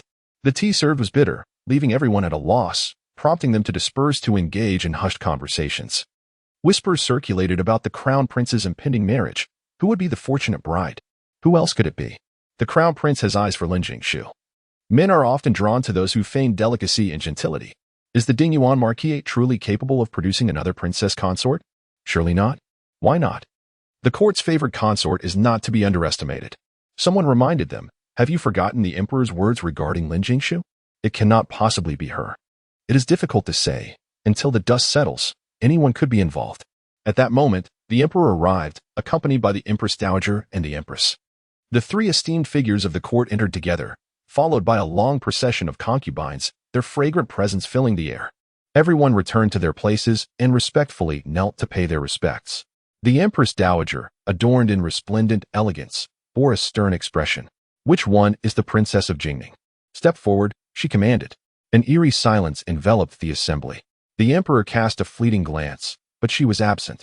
The Empress Dowager's displeasure was evident. Was this not meant to be a day of celebration? Why was she not present? Her demeanor conveyed an unmistakable dissatisfaction with Ning Zhiwei. The emperor, fully aware of the underlying tensions, ordered that she and the women of the Ning family be summoned to the court. He intended to exert pressure on Ning Zhiwei to temper her ambitions. However, unexpectedly, a guard rushed in, exclaiming, "It's terrible! The Princess of Jingning has committed murder!" A wave of astonishment swept through the hall. The emperor was taken aback. This was not part of his orchestrated plan. Who had meddled behind the scenes? The Princess of Jingning had breached the palace gates. The assembly was left in shock. Such an act was akin to treason. What was she intending to do? Chapter 82. Turning danger into safety, Ning Zhiwei recklessly drove her carriage through the palace, causing chaos wherever she went, with chickens fleeing and dogs barking in disarray. Exotic flowers and plants suffered as palace attendants scrambled to avoid her. The imperial guards desperately pursued her, shouting, "Princess of Jingning, halt! You are not permitted to drive a carriage within the palace. Your Highness, your reckless actions have violated the palace's strictest laws. If you do not stop, it will be regarded as treason. Treasonous individuals are to be executed on the spot." Despite their warnings, Ning Zhiwei remained oblivious, darting about as the guards fumed. Arrows drawn, yet hesitant to strike. Who would dare to harm a county princess without the emperor's command? The emperor soon arrived, witnessing the scene unfold, and bellowed, "Ning Zhiwei, what is the meaning of this? Do you have no regard for the law? Have you lost your senses?" To his astonishment, Ning Zhiwei shrieked in panic, "Your Majesty, I have been ambushed. The horse is startled, and I cannot stop. Please, save me." The emperor's expression changed. Was Ning Zhiwei truly a victim of foul play? Someone was scheming beneath his very nose, openly challenging his authority, an act of utter contempt. Xiao Lingfeng, quick on his feet, sprang forward to grasp the reins in an attempt to bring the frenzied horse to a halt. Yet, he soon realized it was beyond his control. Acting swiftly, he unsheathed his sword and struck down upon the horse's head, a spray of crimson erupting as it collapsed to the ground. "Forgive me, princess," he said, swiftly securing Ning Zhiwei's waist and landing deftly on the ground. A collective sigh of relief escaped the onlookers. Before the emperor could utter a word, Ning Zhiwei, indignant, "Your Majesty, a guard charged at me with a sword, claiming it was your command. After all my admiration and trust, how could you treat me this way?" The emperor's face darkened, instinctively denying her accusation. "It was not I." Ning Zhiwei paused, biting her lip. "If you say it was not, then I shall believe you." Her readiness to trust him so readily left the emperor at a loss. Was she naive or simply foolish? Perhaps her faith in him as a sovereign was genuine. The loyalty of the Ning family was indeed commendable. Xiao Lingfeng approached the fallen steed and suddenly exclaimed, "Your Majesty, there is a silver needle lodged in the horse's belly."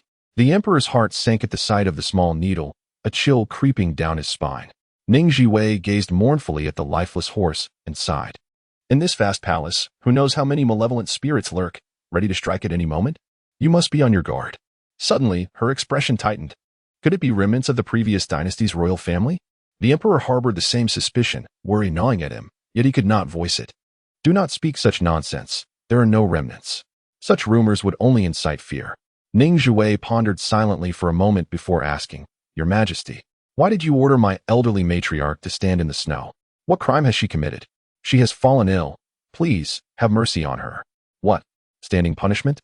The emperor distinctly recalled instructing the women of the Ning family to wait at the gate, but he had not specified they should wait outside the carriage. No matter how much he may disdain the Ning family, he would never allow an elderly person in their 70s or 80s to stand in the biting cold as a form of punishment, for it would reflect poorly on his character. Ning Zhiwei was utterly astounded, questioning the veracity of her own ears. Was this truly your decree, or was it a case of someone falsely relaying your orders? She found herself uncertain if it were authentic. It could only indicate a grave decline in the emperor's control over the palace, a harbinger of ill fortune that necessitated her swift action. Conversely, if it were a fabrication, then this treacherous emperor was indeed despicable.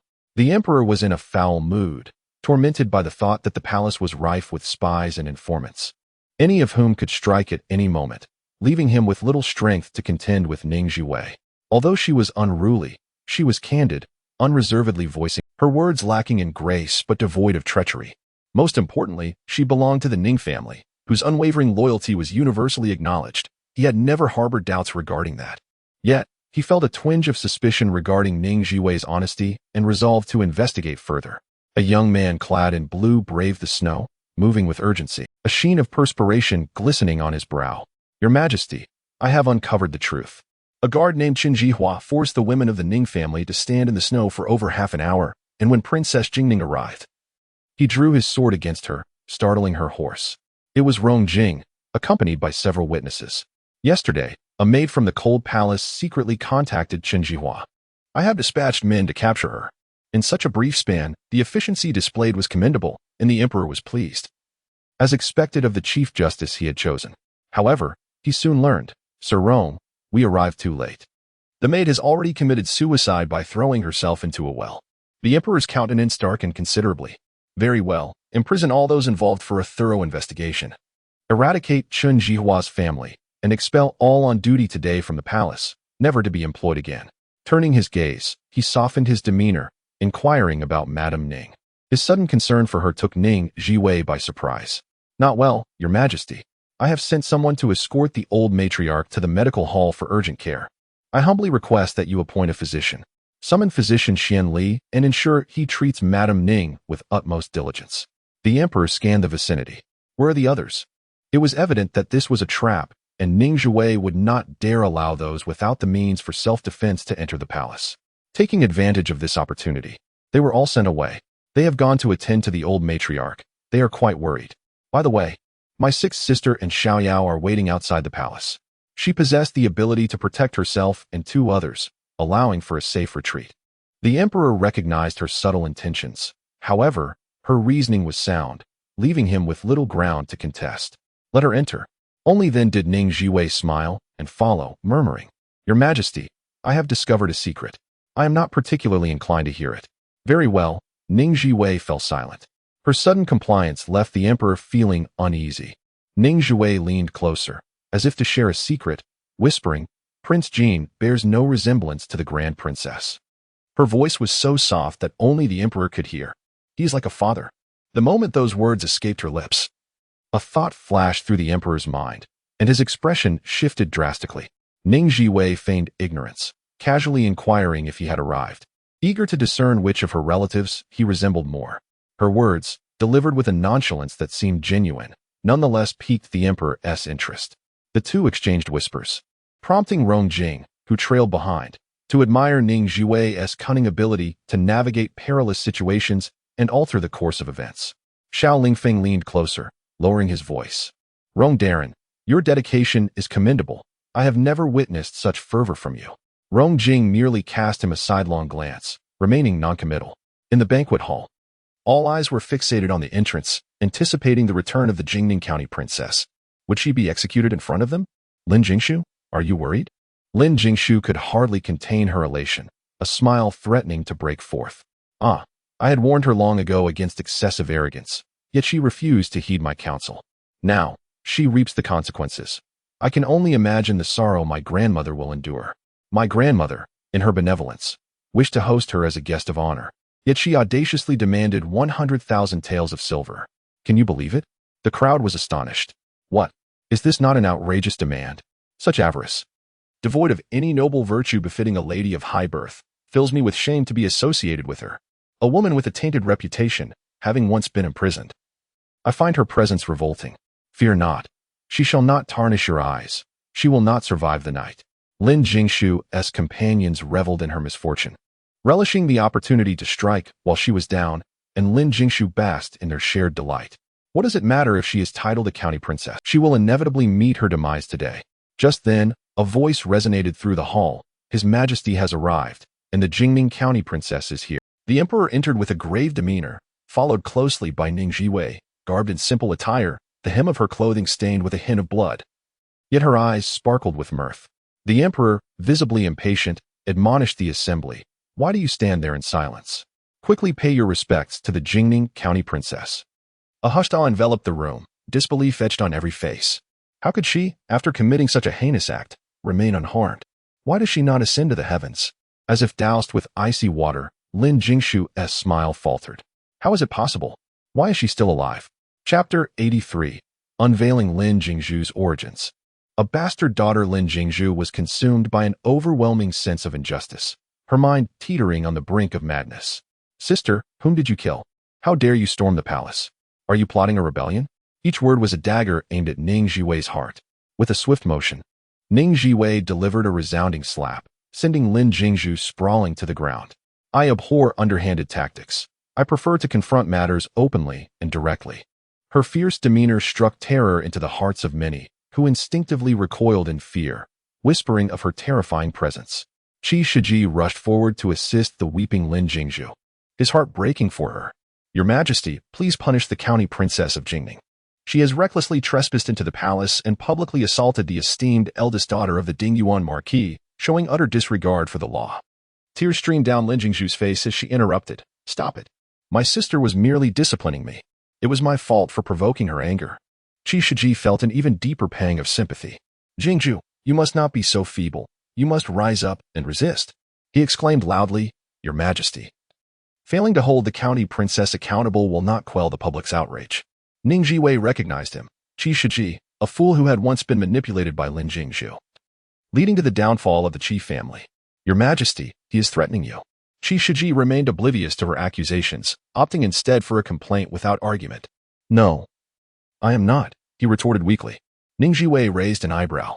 Since when has a subject dared to pressure the emperor repeatedly with public sentiment? This is a first for me. May I ask who you are? Qi Shiji's face turned pale under her scathing rebuke, unable to counter her words.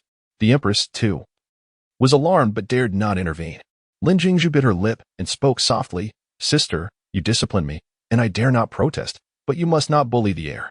Her feigned vulnerability moved Qi Shiji, yet it repulsed Ning Zhiwei. Have you acquired yet another brother to fight for you? How many gallant brothers do you possess? First, it was the crown prince, then the prince of Jing. The empress dowager, infuriated, shouted, impudent. Hold. Ning Zhiwei paid no heed to the old crone, who played a significant role in the nation's downfall in her previous life. You claim Lin Jingzhu is the esteemed eldest daughter of the Dingyuan Marquis? Of noble status? Qi Shiji seethed with resentment. Indeed, she is a lady of status you can never hope to match. Ning Zhiwei smiled coldly. If you wish to court disgrace, you shall not blame me for peeling off your facade. I was born on the first day of the 12th lunar month, while Lin Jingzhu's birthday falls on the 14th of the 8th lunar month. We are merely 7 months apart.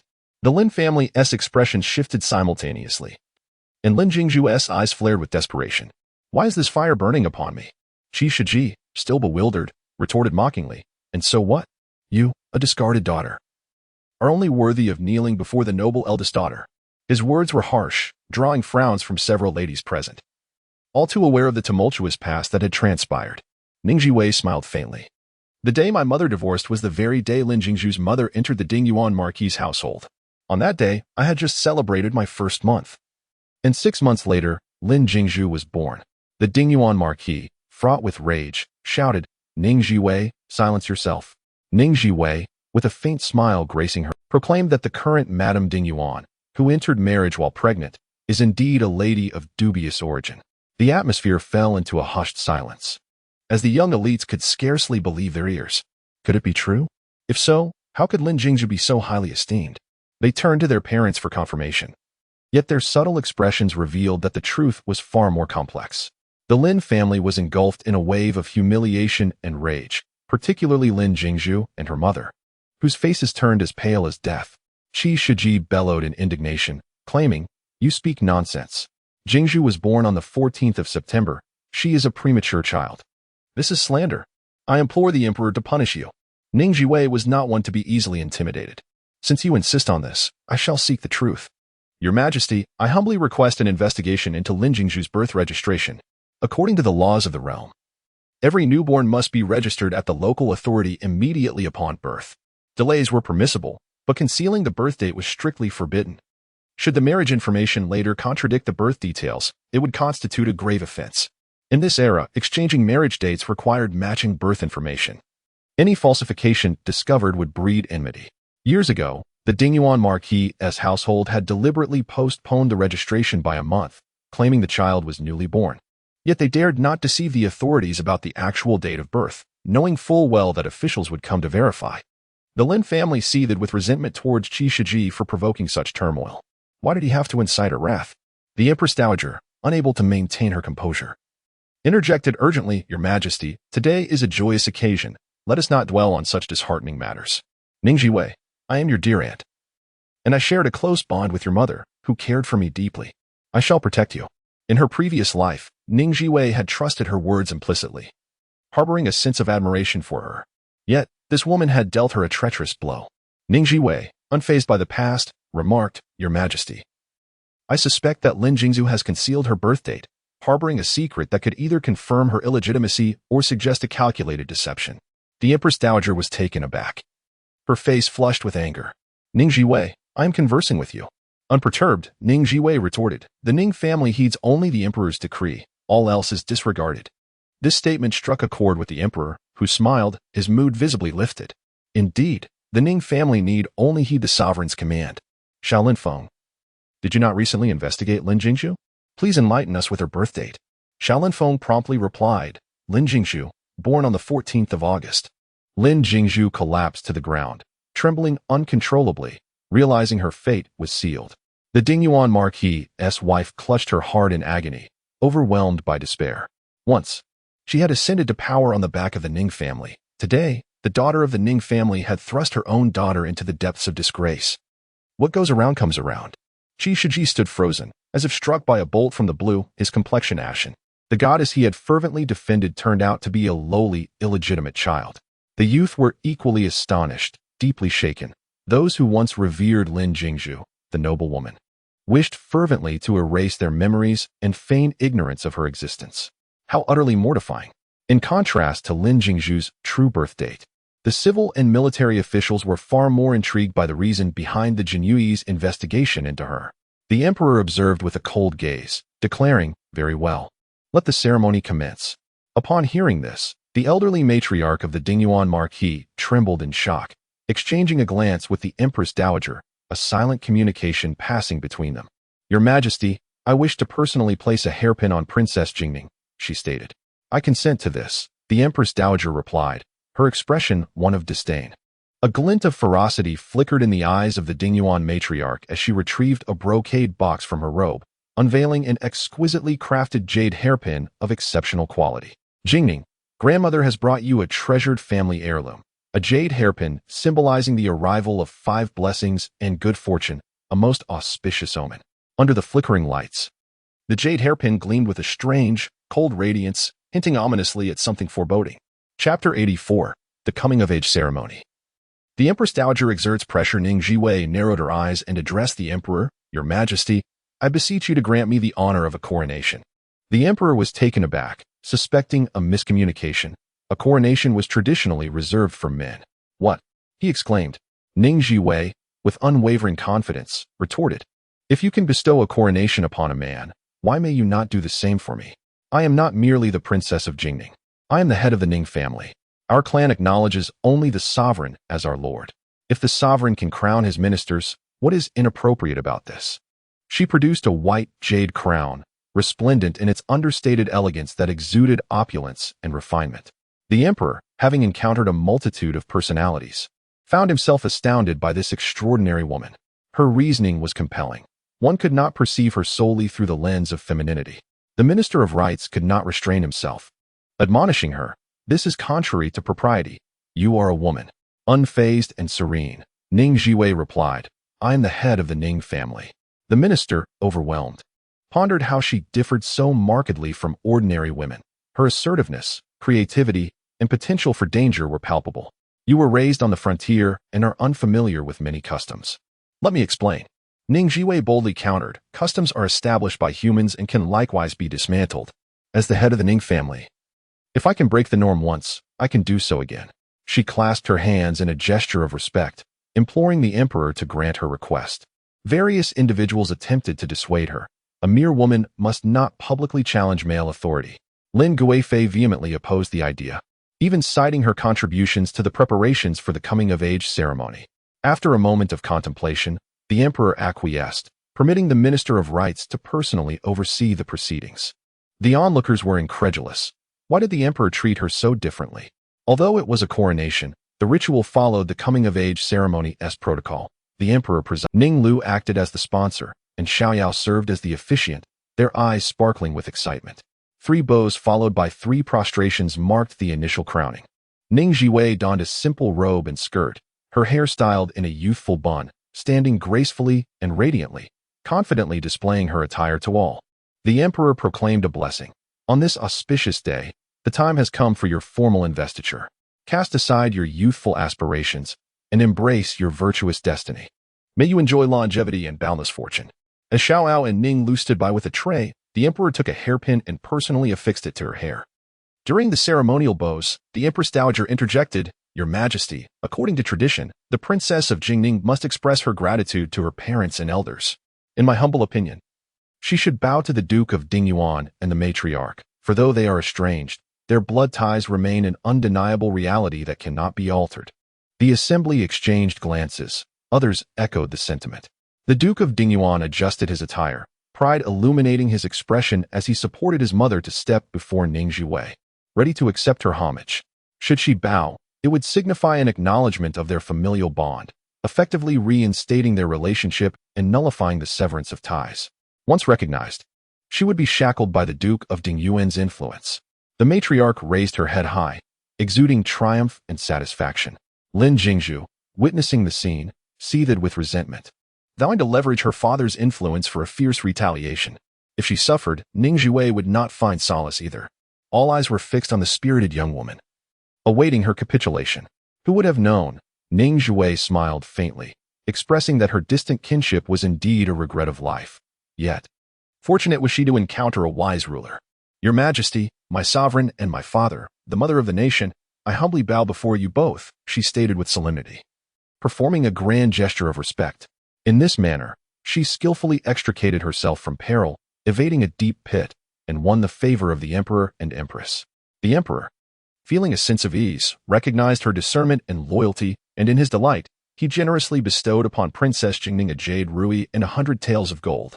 The empress, lacking her husband's affection and suffocated by the concubines, seldom received such dignity and respect, thus she too was generous, rewarding her with a plethora of gifts, jewels, fabrics, antiques, and more.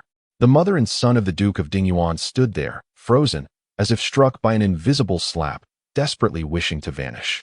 Xiao Linfeng exchanged glances, prompting the imperial guards to take the two aside, ensuring the proceedings continued uninterrupted. The Empress Dowager's face flushed with embarrassment, having lost face as Ning Zhiwei openly aligned herself with the emperor.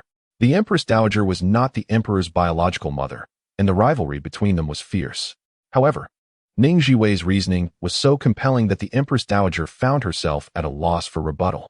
In addition, Ning Zhiwei donned a long, flowing gown that exuded propriety, elegance, and charm, seemingly maturing in an instant. The young woman, on the cusp of womanhood, began to reveal her extraordinary beauty, captivating the eyes of numerous men present, who gazed at her in a daze. Rong Jing, tucked away in a corner, silently observed the radiant young lady, wishing her a lifetime of peace and joy. The emperor, in a resounding voice, proclaimed auspicious blessings. "In this fortunate month and on this auspicious day, I honor your majesty and demeanor. May your virtues be ever prudent. May you enjoy longevity and endless blessings." Ning Lu removed her hairpin and, with a comb, fashioned an elegant updo, while Xiaoyao presented her a hairpin, which the emperor graciously accepted and placed in her hair himself. Ning Zhiwei rose to thank the guests, her demeanor composed and dignified, displaying no hint of timidity. Subsequently, she changed into a grand long-sleeved gown of vibrant red, exuding grace and a subtle air of authority. The moment she emerged, gasps of admiration resonated through the hall. She was indeed a breathtaking beauty, yet her commanding presence deterred any thoughts of impropriety. Ning Lu reached for the hairpin, redoing her hairstyle into an elegant bun, while Xiaoyao offered her a white jade crown. The emperor, momentarily taken aback, expected a hairpin instead. The elderly matron of the Duke of Dingyuan immediately exclaimed, "I possess a jade hairpin, a treasured heirloom of the Dingyuan Duke's household. Bestowing it upon Princess Jingning would be a continuation of our legacy." The Empress Dowager, with a cold smile inwardly, pointed to Xiao Linfeng, instructing, "Lord Xiao, present it to her." Xiao Linfeng hesitated, casting a troubled glance at the emperor. Before the emperor could respond, the elderly matron swiftly approached Ning Zhiwei, inserting the cold, gleaming jade hairpin into her hair. Though her face bore a smile, her eyes were chillingly indifferent. Just as the pin was about to touch Ning Zhiwei, she deftly snatched it away and turned towards Lin Jingzhu, whether intentional or not. The sharp tip grazed Lin Jingzhu's delicate neck, breaking the skin and drawing forth a hint of blood. She inserted the jade hairpin into Lin Jingzhu's hair, smiling as she said, "It belongs to its rightful owner." Her movements were as swift as lightning. Before anyone could react, she had already retreated behind the emperor. Beaming with pride at her handiwork, Lin Jingzhu stood frozen in terror, her body feeling as though it were crushed by a colossal stone, her mind a blank slate. Lady Ning gasped in alarm, rushing forward to remove the jade hairpin, but her exaggerated motion collided with a palace made behind her, causing her elbow to sting and the hairpin to slip from her grasp. With a sharp crack, the hairpin shattered, releasing a trickle of dark liquid. Rong Jing's expression shifted dramatically as he lunged toward the emperor, exclaiming, "This is dire. It is poisoned. Protect His Majesty." Chapter 85. The downfall of the Dingyuan Marquisate. The Jinui surged forward, restraining the elderly matriarch of the Dingyuan Marquisate. It was a pitiful sight as she, having enjoyed a life of grandeur, was now bound and pressed to the ground like a lifeless dog. Lin Guifei, in a state of panic, rushed over and commanded loudly, "Release my mother at once." She forcefully pushed aside the Jinui, helping the disheveled matriarch to her feet, her heart aching with compassion. "Your Majesty, my mother is not a villain. There is a misunderstanding here." The emperor gently pushed aside Rong Jing, deeply appreciative of his unwavering loyalty. Always the first to protect the sovereign. However, upon turning his gaze, he was filled with disdain. What is the Lin family up to, engaging in such disgraceful antics? The chief physician hurriedly arrived at the scene. The emperor pointed to the jade hairpin on the ground. "Investigate this poison." The chief physician donned gloves, cautiously picking up the hairpin for examination. After a lengthy observation, he concluded, "It is Ning Zhiwei, a secret imperial poison. Its name is exquisite, yet it can ruin one's beauty and blind the eyes. Princess Jingning, you haven't sustained any wounds, have you?" Ning Zhiwei, ever cautious, kept others at bay. The matriarch's insistence on the jade hairpin raised her suspicions. One can feign expressions, but the intent in one's eyes is far less concealable. "No." The chief physician exhaled a sigh of relief. "That is fortunate. This poison, when it draws blood, can disfigure and blind. If it does not draw blood, wearing it closely for 10 days will." Before he could finish, a shrill scream pierced the air. "Ah, I'm bleeding. Physician, please help me, quickly." It was Lin Jingzhu, renowned as the most beautiful woman in the capital, who valued her looks above all. With beauty intact, suitors would endlessly abound. The chief physician approached her to take her pulse, while Lin Jingzhu, fraught with anxiety, wept uncontrollably, her composure unraveling. This scheme had been her own. Yet who could have anticipated it would backfire upon her? "Ah, I am losing my mind. We cannot ascertain anything just yet. We must observe for a while." Lin Jingzhu, unable to find peace, insisted, "Administer the antidote now. Whether it is poisonous or not, I must be prepared." The chief physician furrowed his brows, cautioning, "Do not take medicine indiscriminately. This antidote has severe side effects." Lin Jingzhu's heart raced. "What side effects?" "Hair loss," he stated, leaving it at that. Indifferent to whether she chose to heed his warning, Lin Jingzhu's mind was in turmoil, and the more she pondered, the more her fury escalated. "Ning Zhiwei, it is you. You deliberately used the jade hairpin to cut my neck. You are no human. You are a beast, harming even your own sister." Unable to maintain her dignified facade, she felt an overwhelming urge to strangle her rival. In stark contrast, Ning Zhiwei remained composed, her smile serene. "How can you say such things? I was unaware the hairpin was poisoned. The true beast is the one who administered the poison." Her words, though harsh, were directed at her own grandmother. Yet no one found fault in her statement. Rather than achieving her goal, she had only harmed herself. Ning Zhiwei ruthlessly peeled back the layers of deception, remarking, "It seems that not a single person in the Dingyuan Marquisate is virtuous. The male protagonist engages in infidelity, tormenting his legal wife, while the female protagonist is a promiscuous woman who bears a child out of wedlock. Their offspring is a disgraceful product of their union. The elderly matriarch is a nefarious woman, skilled in the art of poisoning, suggesting she has likely taken many lives. I propose a thorough investigation into her actions. The moral decay in the upper echelons reflects upon the lower. Your Majesty, is there truly no one worthy in the court?" Her words dripped with venom, tarnishing the reputation of the Dingyuan Marquisate, reducing it to a den of thieves and debauchery. Henceforth, whenever the name Dingyuan Marquisate, it will evoke images of moral decay and scandal. In a fit of rage, Consort Lin shouted, "Ning Zhiwei, silence yourself. With such a tarnished family name, how can you expect respect? What guarantees your position in the palace?" Ning Zhiwei, Unfazed, retorted, "Your Majesty, I speak out of concern for your safety." The audacity of the Dingyuan Marquis to poison within the palace is alarming. What if it resulted in harm to you or the princes and princesses? Better to be overly cautious than to regret. The royal members, who had previously been mere spectators, now felt a sense of unease, recognizing the validity of her words. Xiaoling Feng stepped forward, assuming responsibility. "Your Majesty, I have failed in my duty to detect the poison. Please punish me." The Grand Princess, with a flicker of her eyes, interjected, "How can this be blamed on Commander Xiao? If blame is to be assigned, it should be to those who stir unrest, complicating matters unnecessarily." She shot a fierce glance at Ning Zhiwei, wishing ill upon her. Despite her cunning, Consort Lin found herself flustered, collapsing to her knees. "Your Majesty, for the sake of your servant's face, please spare my mother. She is elderly and confused, with little time left. I shall personally offer penance in the Buddhist hall." Praying for forgiveness. Tears streamed down her face, yet her makeup remained intact, creating a strikingly tragic beauty. The emperor's heart softened. "Please rise." Seeing this, Rongjing pursed his lips and asserted, "Your Majesty, if the Dingyuan matriarch is allowed to poison within the palace without consequence, others may follow suit, leading to dire repercussions." Xiaoling Feng nodded in agreement. This trend must not be tolerated. Upon hearing these words, the royal family could no longer remain composed. The crown prince stepped forward. "Father, we must make an example to deter future transgressions." The other princes and princesses echoed his sentiment, for their personal safety was at stake. Consort Lin's heart sank. She realized the bitter taste of betrayal.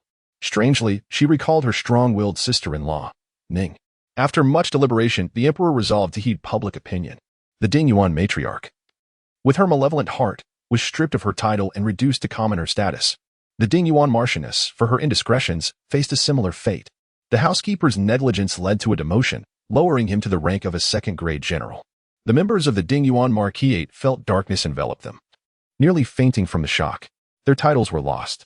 The foundation of the Lin family, built over 2 centuries, was obliterated in an instant, buried by unfilial descendants. Without their titles, they were cast out from the noble circles, destined for decline. What use is there in having a second-rank cavalry general? It is merely a hollow title. This situation is already dire enough, yet Ning Zhiwei dares to emerge and add insult to injury, claiming, "Your Majesty, they have wronged me. Surely I deserve some compensation?" She brings this up, and the emperor nearly forgets, decreeing that the Phoenix Tower shall henceforth belong to the Princess of Jingning. Ning Zhiwei, dissatisfied, retorts, "Your Majesty, the Phoenix Tower was mine to begin with. This is insufficient. How about a compensation of 100,000 taels of silver? This amount conveniently matches the military salary of the Northwest Army for 2 years. Her mind is solely occupied with military funds. Lin Jingzhu, furious, exclaims, "This is robbery." The more enraged she becomes, the more Ning Zhiwei smiles cheerfully, responding, "Indeed, you marred my beauty, so I shall seize your wealth. It is only fair. You have not even disfigured me." Lin Jingzhu thinks, her heart bleeding, knowing she is the true victim. Why should she compensate those who have harmed her? Is there no sense of justice left? Ning Zhiwei scrutinizes her for a moment, remarking, "If I were truly disfigured, would your entire family still stand here? Each one of you must pay for my grievances." Such ruthlessness is indeed befitting of a general's daughter. Lin Taiyuan, the Duke of Yuan, is filled with despair.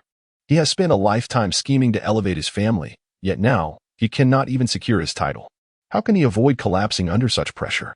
He feels a murderous intent towards Ning Zhiwei. We do not possess such wealth. While we lack silver, we have lives to spare. Ning Zhiwei, you might as well kill me. Do you dare to commit patricide? The audacity of this wretched creature. She seeks to harm her. Seeking death. Ning Zhiwei's eyes narrowed dangerously, her crimson lips parting to deliver the most lethal blow. Chapter 86, Lethal Blades When My Mother Married. Who could resist envying the lavish bridal procession that stretched for 10 miles? A staggering dowry consisting of 120 loads, 100,000 taels of silver, 12 shops, and 8 estates, alongside countless invaluable antiques and exquisite artworks. Yet, upon her divorce, she only reclaimed a mere 2,000 taels of silver. Ning Zhiwei's words caused everyone to gasp in shock, utterly astonished. They were aware of the tumultuous split between the Lin and Ning families, but were oblivious to such hidden truths. At that time, the Ning family merely sought to extricate themselves from the situation, especially with the Lin family's daughter having entered the palace and enjoying the emperor's favor. The Ning family chose not to pursue the matter further, swallowing their grievances in silence. However, Ning Zhiwei was not someone to be trifled with. She meticulously calculated every detail and intended to reclaim what was rightfully hers. The Lin family had squandered and misappropriated her mother's dowry. Indeed, the precious emerald hairpin worn by the imperial concubine Lin was part of my mother's dowry. How comfortable it must be to wear something obtained through theft, dear concubine Lin. Everyone turned their gaze toward the imperial concubine Lin, astonished by this unprecedented revelation. She instinctively removed the hairpin, clenching it tightly in her hand, her complexion as pale as a sheet. You lie, she retorted. Ning Zhiwei let out a cold laugh and continued to peel back the layers of deceit. The dowry you brought into the palace was forcibly taken from my mother. Even the utensils you used belong to the Ning family. As the head of the Ning family, I possess the right to demand their return. The crowd exchanged glances, realizing the depth of the situation. The Lin family had entered the palace with an impressive dowry, garnering envy from all. Yet, it turned out to be pilfered from her sister-in-law. How shameless the Lin family was, devouring everything yet treating the rightful owner with disdain. Ning Zhiwei's words rang true. The Lin family was devoid of virtue, a nest of rogues. The concubines found amusement in the spectacle. Well aware of how the imperial concubine Lin had risen through lavish expenditures, devoid of any sense of shame, the imperial concubine Lin felt her insides burning with rage, her face ashen. Ning Zhiwei had obliterated her lifelong glory. From that moment on, she could no longer hold her head high in public, and her children would share in her disgrace. No, she would not accept this fate. She had fought tooth and nail to enter the palace and had spent years cultivating her status, so close to the throne. How could she resign herself now? Your Majesty, she implored, the dowry was entirely from my maternal family, with no ties to the Ning family. I beseech you to investigate. Her demeanor, though tense, regained its composure, revealing a formidable psychological resilience. The emperor, upon witnessing her defiance, found himself wavering. Ning Zhiwei smirked, Your Majesty. The Lin family once infiltrated the officials and destroyed the archived dowry lists, even burning down my mother's quarters, turning the documentation to ashes, all while demanding the dowry lists from the Ning family. Their tactics were indeed calculated. The assembly was once again taken aback. Typically, a woman's dowry list comprises 3 copies, one archived by the officials, one held by the bride, and one retained by her family. The Lin family's efforts to conceal their misdeeds were nothing short of meticulous, leaving no trace behind. No wonder Ning Zhiwei was prepared to strike back with force. She extended her hand, and Ning Lu presented a thick dossier. However, our family has retained several copies. Here's the dowry list preserved by the Ning family. Please review it. Each detail is as sharp as a blade. Lin Guifei suddenly raised her head, disbelief etched across her face. Could it be that the Ning family had yet another hidden hand? The emperor took the items into his possession and, as he examined them, his expression gradually darkened. Numerous familiar artifacts came into view. A cherished set of blue and white porcelain bowls and dishes, a Yuan dynasty blue and white carved dragon pattern vase, a cloison peony and pheasant decorated jade spring vase, a multicolored dragon traversing a lotus pond embroidery cushion, and a dazzling glass screen, among other rare treasures. Previously, he had lauded the Lin family for their heritage, praising their willingness to bestow such exquisite items as dowries. Lin Guifei's response had been one of nonchalance. Oh, our Lin family is a lineage of culinary and scholarly distinction, a tradition of poetry and propriety, accumulated over generations. What are these trinkets in comparison? She was acutely aware of the emperor's temperament, adamantly denying any wrongdoing. Your Majesty, this dowry list is fabricated. Please trust your humble servant. With no evidence to the contrary, her confidence in weathering this storm remained unshaken. To her astonishment, Ning Zhiwei pointed at the emperor, declaring, Your Majesty, the dragon and phoenix jade pendant at your waist was a gift from Lin Guifei, is it not? It is also a treasured heirloom of the Ning family. A pair of dragon and phoenix pendants. If you doubt me, hold it to the light and examine the concealed dragon's tail. You will find our Ning family's mark there. The emperor trembled with fury, ripping the pendant from his waist to scrutinize it under the light. Indeed, in the location Ning Zhiwei indicated, he discovered a minuscule character for Ning. Enraged, he hurled the jade pendant, striking Lin Guifei across the face. Vile woman, is this your token of affection to me? How can a relic of your family bear the insignia of the Ning clan? Lin Guifei trembled uncontrollably, having never anticipated the existence of such a hidden mark. How infuriating! Why had the Ning family not been completely eradicated? She had been accused of treason, but had somehow escaped unscathed. Ning Zhiwei coolly retorted, Perhaps. I might have just engraved it. The sarcasm was biting, further fueling the emperor's wrath. Lin Guifei collapsed to the ground, engulfed in despair. Why must Ning Zhiwei exist in this world? She should have been drowned in a cesspool long ago. Lin Taiyuan was consumed by righteous indignation. Ning Zhiwei, enough. Haven't you harmed the Lin family enough? Must you drive us to our demise? Her cruelty was unrelenting, leaving no room for mercy. But Ning Zhiwei coldly questioned, how did my mother meet her end? As you sow, so shall you reap. The older generation recalled the past, remembering how the Lin family had tormented the Ning clan, driving them to death. Now, the daughters of the Ning family had returned in kind. This was retribution. Lin Taiyuan, as if confronted by a vengeful spirit, clutched his chest, struggling to breathe. The emperor, seething with rage, turned to Lin Guifei. Your actions are. Suddenly, the silent second princess stepped forward, kneeling with a thud. Father, for the sake of mother who has served you for many years, and for the sake of your daughter, please spare her this once. The emperor cherished his eldest daughter, but held a special fondness for this second princess, as she was his only child with concubine. He and Lin Guifei shared a childhood bond. Their feelings were different. With tears brimming in her eyes, the second princess pleaded, Father, your daughter is of an age to wed soon. You surely do not wish for her to be scorned by others? The emperor hesitated, caught in a web of conflicting emotions. Today, the scandal of Lady Lin has been exposed before the public eye. How can he shield her? A century hence, what will the world say of him? Foolish and indulgent, enamored with female beauty? Yet, he does not wish to tarnish his daughter's dignity. Ning Zhiwei discerned the emperor's hesitation. His brow furrowed. A consort is one thing, a princess another entirely. Princess, your dignity is bestowed by the emperor, as long as he reigns. Who would dare to belittle you? Should he choose not to punish, the populace would deem him unjust, a tyrant, and his name would be cursed for eternity. You must consider the emperor's position more, and be less selfish. The reputation of a sovereign is of paramount importance. She was adept at exploiting vulnerabilities, and the emperor's weakness lay in his desire for acclaim. The second princess, her face ashen with fury, retorted, Ning Zhiwei, are you not afraid of my retribution? Ning Zhiwei sighed softly. When will grievances ever cease? Alas, I await your move. Prepare for mutual destruction. The second princess could scarcely fathom Ning Zhiwei's audacity to speak so boldly before the emperor. Her face flushed crimson with anger. I am a princess. My father is the emperor. You are but our royal servant, a dog we have raised. Live or die at our command. A glimmer of cold light flashed in Ning Zhiwei's eyes. Standing opposite, Xiao Linfeng observed with clarity. Someone was destined for misfortune. Chapter 87. Why anger her?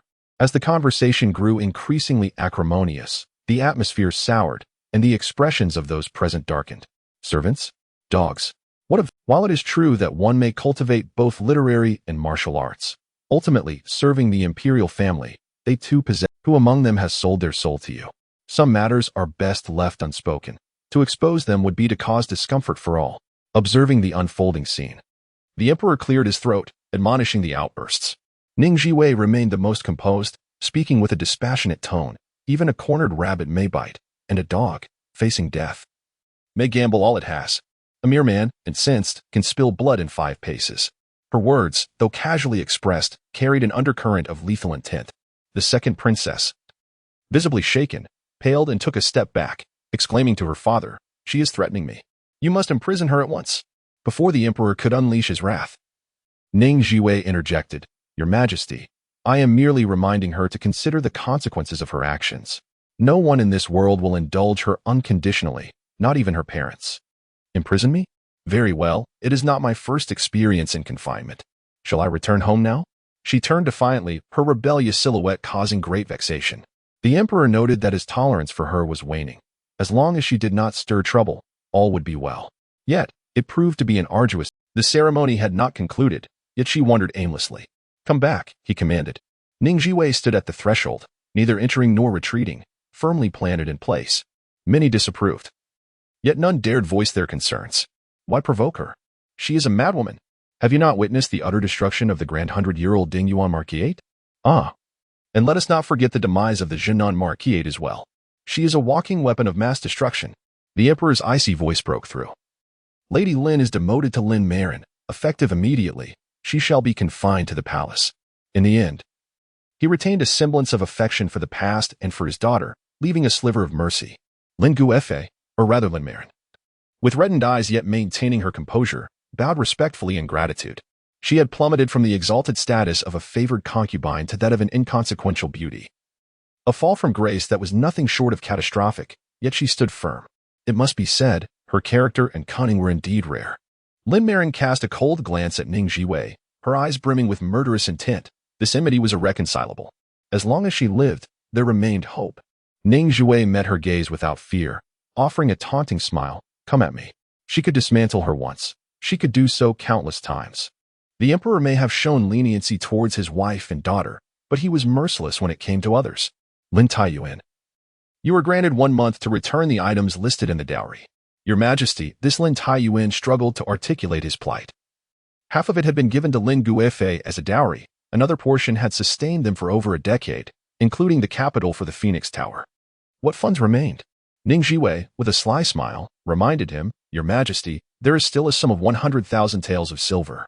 The emperor was about to refuse, deeming it unreasonable, yet Ning Zhiwei continued, 40,000 taels to be submitted to the national treasury, and 100,000 to your private coffers. Her words fell upon the assembly like a stone cast into still waters, rendering the room silent. Rong Jing's lips curled upward. Her intellect was formidable, her mastery of psychological warfare unparalleled. Who could resist such overwhelming wealth? Subsequently, the Minister of Revenue stepped forward without hesitation, addressing the emperor, Your Majesty. Without adherence to regulations, one cannot achieve order. The Lin family has repeatedly erred, and thus deserves punishment. I believe the request of the Princess of Jingning is just and reasonable. He, responsible for managing the national treasury, always felt the funds were insufficient. How could such a sum be overlooked? The Deputy Minister of Revenue also rose in agreement, declaring, I concur. The emperor, intrigued, recalled his prior statement about insufficient funds for the mausoleum repairs. This money arrived at an opportune moment. Approved. I am out of money, Lin Taiyuan desperately struggled. Ning Zhiwei replied with a cool smile. The ancestral residence of the Duke of Dingyuan is worth over 100,000 taels. Lin Taiyuan's vision darkened, and he fainted from anger. The Lin family was doomed, utterly ruined. Not only had their reputation been tarnished, but their foundation was entirely uprooted. Even bankruptcy would not suffice to fill this abyss. From that moment on, they would have to live in debt. Those observing the proceedings silently reminded themselves, do not provoke the Princess of Jingning. The Grand Eunuch timely interjected, allowing the ceremony to continue. The emperor, with a resonant voice, recited a blessing. In the righteousness of the year, in the decree of the month, may all be adorned in your garments. Brothers stand together, fulfilling their virtues. Boundless is the glory bestowed by heaven. At that moment, Ning Lu presented a white jade crown, which the emperor graciously accepted and placed upon Ning Zhiwei's head. In that instant, all gazes were captivated by the graceful and elegant young woman, their expressions momentarily dazed. She was not merely a lady. She was the head of a family, consistently defying societal norms and entering everyone's sight with poise. She would lead the Ning clan to unprecedented heights. Yet, at that moment, none could foresee the brilliance of that pinnacle. As the ceremony concluded, Ning Zhiwei performed a respectful bow to all, her beauty reminiscent of jade, exuding both confidence and grace. I extend my heartfelt thanks to everyone for attending my coming-of-age ceremony. To express my gratitude, I cordially invite you all to the Furong Garden tomorrow evening for a lantern festival, where you will find the finest wines, the most beautiful songs and dances, and the most lavish banquet amidst splendid night views. The crowd erupted in excitement, as it sounded like an extraordinary feast, immensely appealing to those with little evening entertainment. Can everyone attend? Ning Zhiwei smiled and nodded. Yes, all who participated in my coming-of-age ceremony are welcome. The wealthiest patrons are gathered here. Enthusiastic responses filled the air. I shall go. I will attend as well. The emperor's gaze flickered slightly as he suddenly remarked, Jingning, you may finally wed. What are your thoughts on your marriage? Rong Jing abruptly lifted his head, while Xiao Lingfeng discreetly cast him a glance before turning to Ning Zhiwei. Anticipating that the emperor would exploit her marriage for his own agenda, given his wariness of the formidable Ning family army behind her, she boldly declared, I seek a decree for autonomy in my marital choices. Before she could finish, the crown prince stepped forward. Father, I request to marry the Princess of Jingning. I seek your approval. The guests were momentarily stunned, pondering. What? The crown prince has taken a liking to this wild girl? Lin Jingzhu clutched her chest. Nearly bursting with rage, Ning Zhiwei is to become the crown princess? No, it cannot be. Suddenly, the first prince also stood. Father, I request to marry the Princess of Jingning. I seek your approval. He was the legitimate son, born of a palace maid. The fourth prince has also emerged. Father, I humbly request to marry the princess of Jingning. Please grant me your favor. He is the offspring of concubine Li. A wave of astonishment swept through the assembly as three eligible princes sought her hand in marriage. An unprecedented spectacle. What immense glory this entails. A gaggle of opportunists, vying for power, have set their sights upon her. How naive their aspirations appear. Suddenly, Ning Zhiwei recalled her assessments of these princes. The first prince, both self-deprecating and arrogant. The crown prince, narrow-minded and intolerant. The third prince, who met an untimely end. The fourth prince, unremarkable. The fifth prince, easily swayed. And the sixth prince, a simpleton. Well then, let us stir the waters further.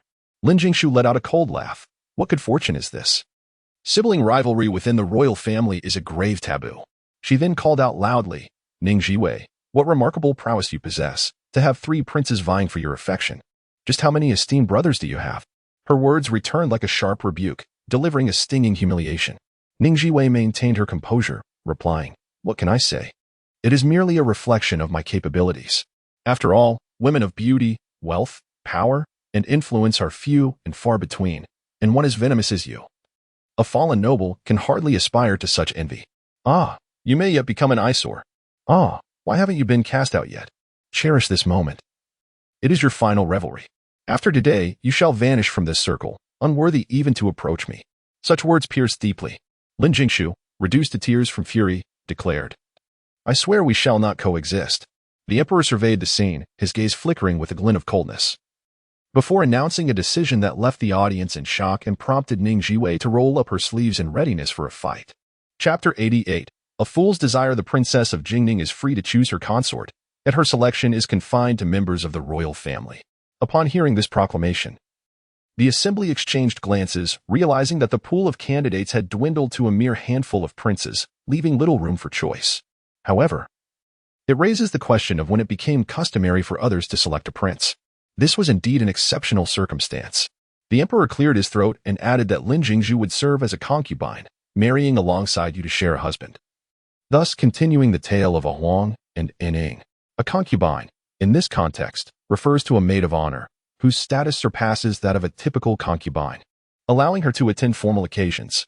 The assembly fell into a stunned silence. What was the meaning of this maneuver? Were Lin Jingzhu and Ning Zhiwei to be irrevocably entwined, perhaps even inciting them to turn against one another? It was understandable that Ning Zhiwei could not be married off. After all, she was no ordinary person. What scheme was the emperor concocting? In that moment, no one could decipher his intentions. Lin Jingzhu was taken aback, her eyes sparkling with astonishment and delight. She had believed that with the downfall of the Duke of Dingyuan's household, her prospects had dimmed, for who would desire to wed a daughter born of a fallen family? Not even the royal family, nor families of modest means, would entertain such a union. While one could become a concubine, regarded merely as an object of pleasure, no one would demand noble lineage for such a role. Yet, unexpectedly, her fortunes had shifted. She might still enter the royal family, although she would be a concubine. A royal concubine's status differed significantly from that of ordinary families. With shrewdness, she could ascend the ranks, stepping upon others to elevate herself. Ning Zhiwei possessed a temperament that was far from endearing, too headstrong, too resolute. Which man would find favor in her? Lin Jingzhu, however, was gentle and understanding, attuned to the desires of men. She vowed that one day she would supplant Ning Zhiwei, relegating her beneath her feet. I express my deepest gratitude for your grace. Your Majesty, she said, her eyes flickering with ambition. This was the Lin family's singular opportunity for resurgence, and she was determined to assist her niece in ascending to prominence. Countless schemes danced in her mind, yet little did she know, Ning Zhiwei was not one to be trifled with. Disgusted, Ning Zhiwei rolled up her sleeves and delivered a slap aimed squarely at Lin Jingzhu. Lin Marin furrowed her brow. Ning Zhiwei, why do you resort to violence? Ning Zhiwei retorted with brazen audacity. Why not strike if I am displeased? Must I provide justification? Lin Jingzhu, seizing this rare opportunity, thought it necessary to endure the disdain of her most hated rival. I do not mind. As long as my sister is happy, I will do whatever it takes.